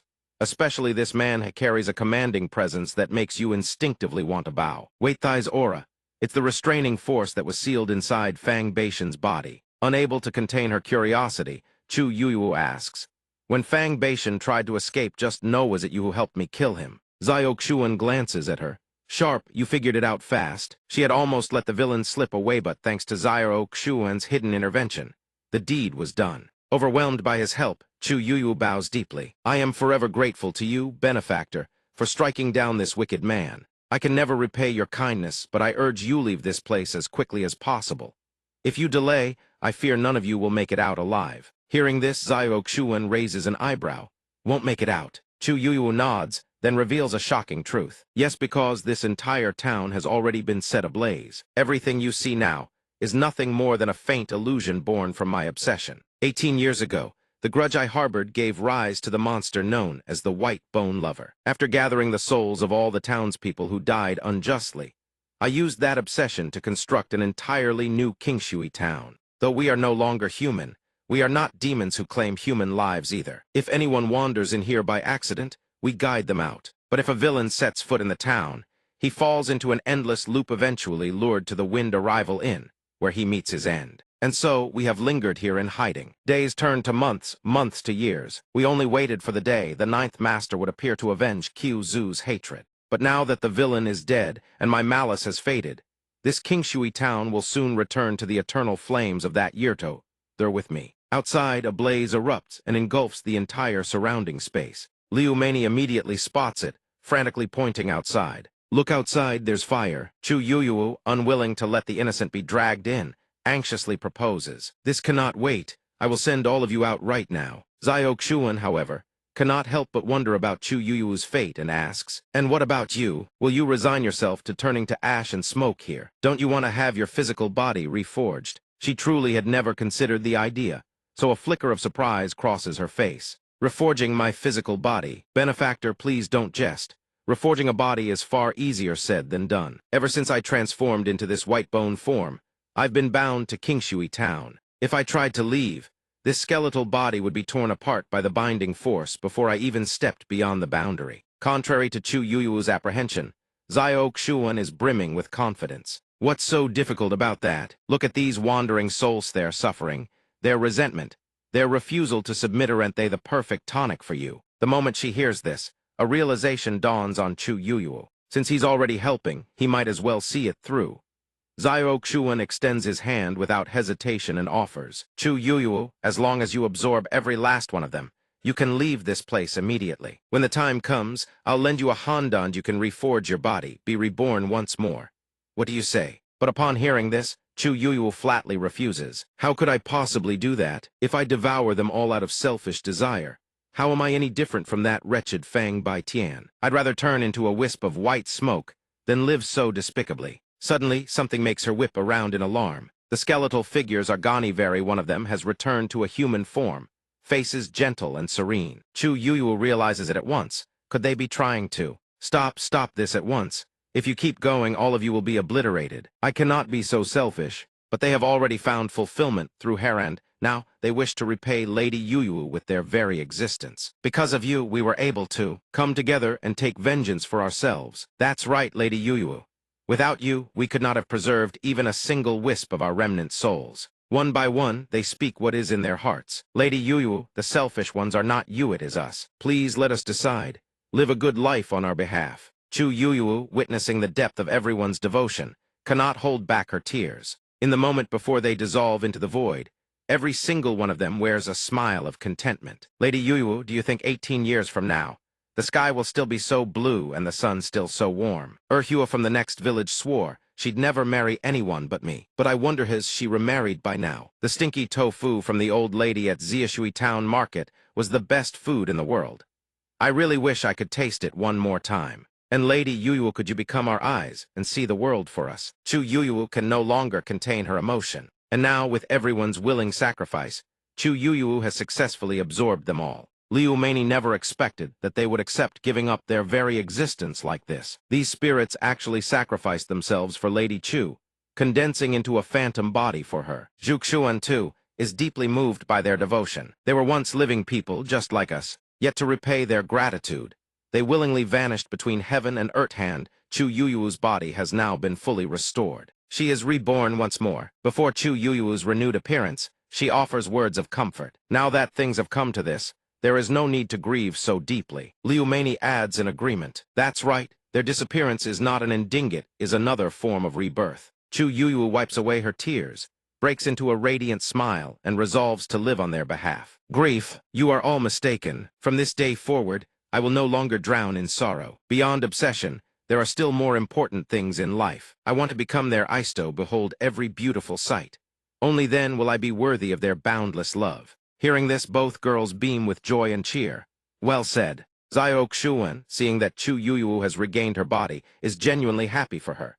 She still cannot believe her own eyes and turns to him. Benefactor, earlier you said you could help me reforge my body. Was that truly real? Xiaoxuan is not one to bluff. He confirms plainly. Of course it's real. However, as you know, reforging a body demands considerable time and resources. If I do it for free, that's a massive loss on my end. Chu Yuyu has no intention of accepting his help without reciprocity, so she immediately replies, "That goes without saying. Benefactor. Name your terms, whatever Yu can do, she will. Hearing this, Xiao Xuan wastes no time and makes his move to recruit her into his ranks. Then how about you take me as your master? You're sharp, your aptitude is solid, and your character is impeccable. If I didn't take you as a disciple, wouldn't that be a terrible waste? Take you as my master. Seeing Chu Yuyu hesitate, he cuts straight to the chase. What, you don't agree? Chu Yuyu is mildly startled, but then she bows her head before Xiao Xuan and accepts the offer. Disciple Chu Yuyu greets her master. He is thoroughly pleased with her decision. Good. System panel displayed. Disciple registration. Chu Yuyu rank 9th direct disciple comprehension, 260 talent white bone yin killing body. Capable of absorbing and converting negative energy from living creatures. Reading this far, he realizes he's struck an incredible bargain. Innate root bone. Could her root bone be so powerful that even the system itself cannot evaluate it? As for this white bone yin killing body, it sounds like a unique physique, capable of manipulating souls and absorbing grievous energy. Not bad at all. The great fire in Qingshui town has been fully contained by your master. It will cause no further damage. However, your current body is only a temporary condensation. To truly reforge your physical form, you must first reach the 10th layer of the body integration stage. Then refine and purge all the dark energy within you. Your obsession has dissipated, but over the past 18 years, the grievous energy between you and the villagers runs deep. It gathered in Qingshui town for so long it cannot vanish in just a few days. Nevertheless, with just a bit of guidance from your master, this grievous energy can become a tremendous boon for your white bone yin killing body. Furthermore, you are currently at the golden core stage. This is a 10th grade pill refined by your second senior sister, known as the soul solidifying body fixing pill. Consume it immediately. Once your physical form is temporarily stabilized, continuing your cultivation will yield twice the results. Chu Yoyu takes it with deep gratitude. Thank you, master. Xiao Xuan is delighted to be addressed this way. Good disciple, call me master once more. Thank you, master. Xiao Xuan gently pats her head and breaks into a radiant smile. Observing this, Liu Minier realizes the truth. He clearly planned to take Chu as his disciple all along, and now his true colors are showing. Xiao Xuan's heart is filled with endless schemes.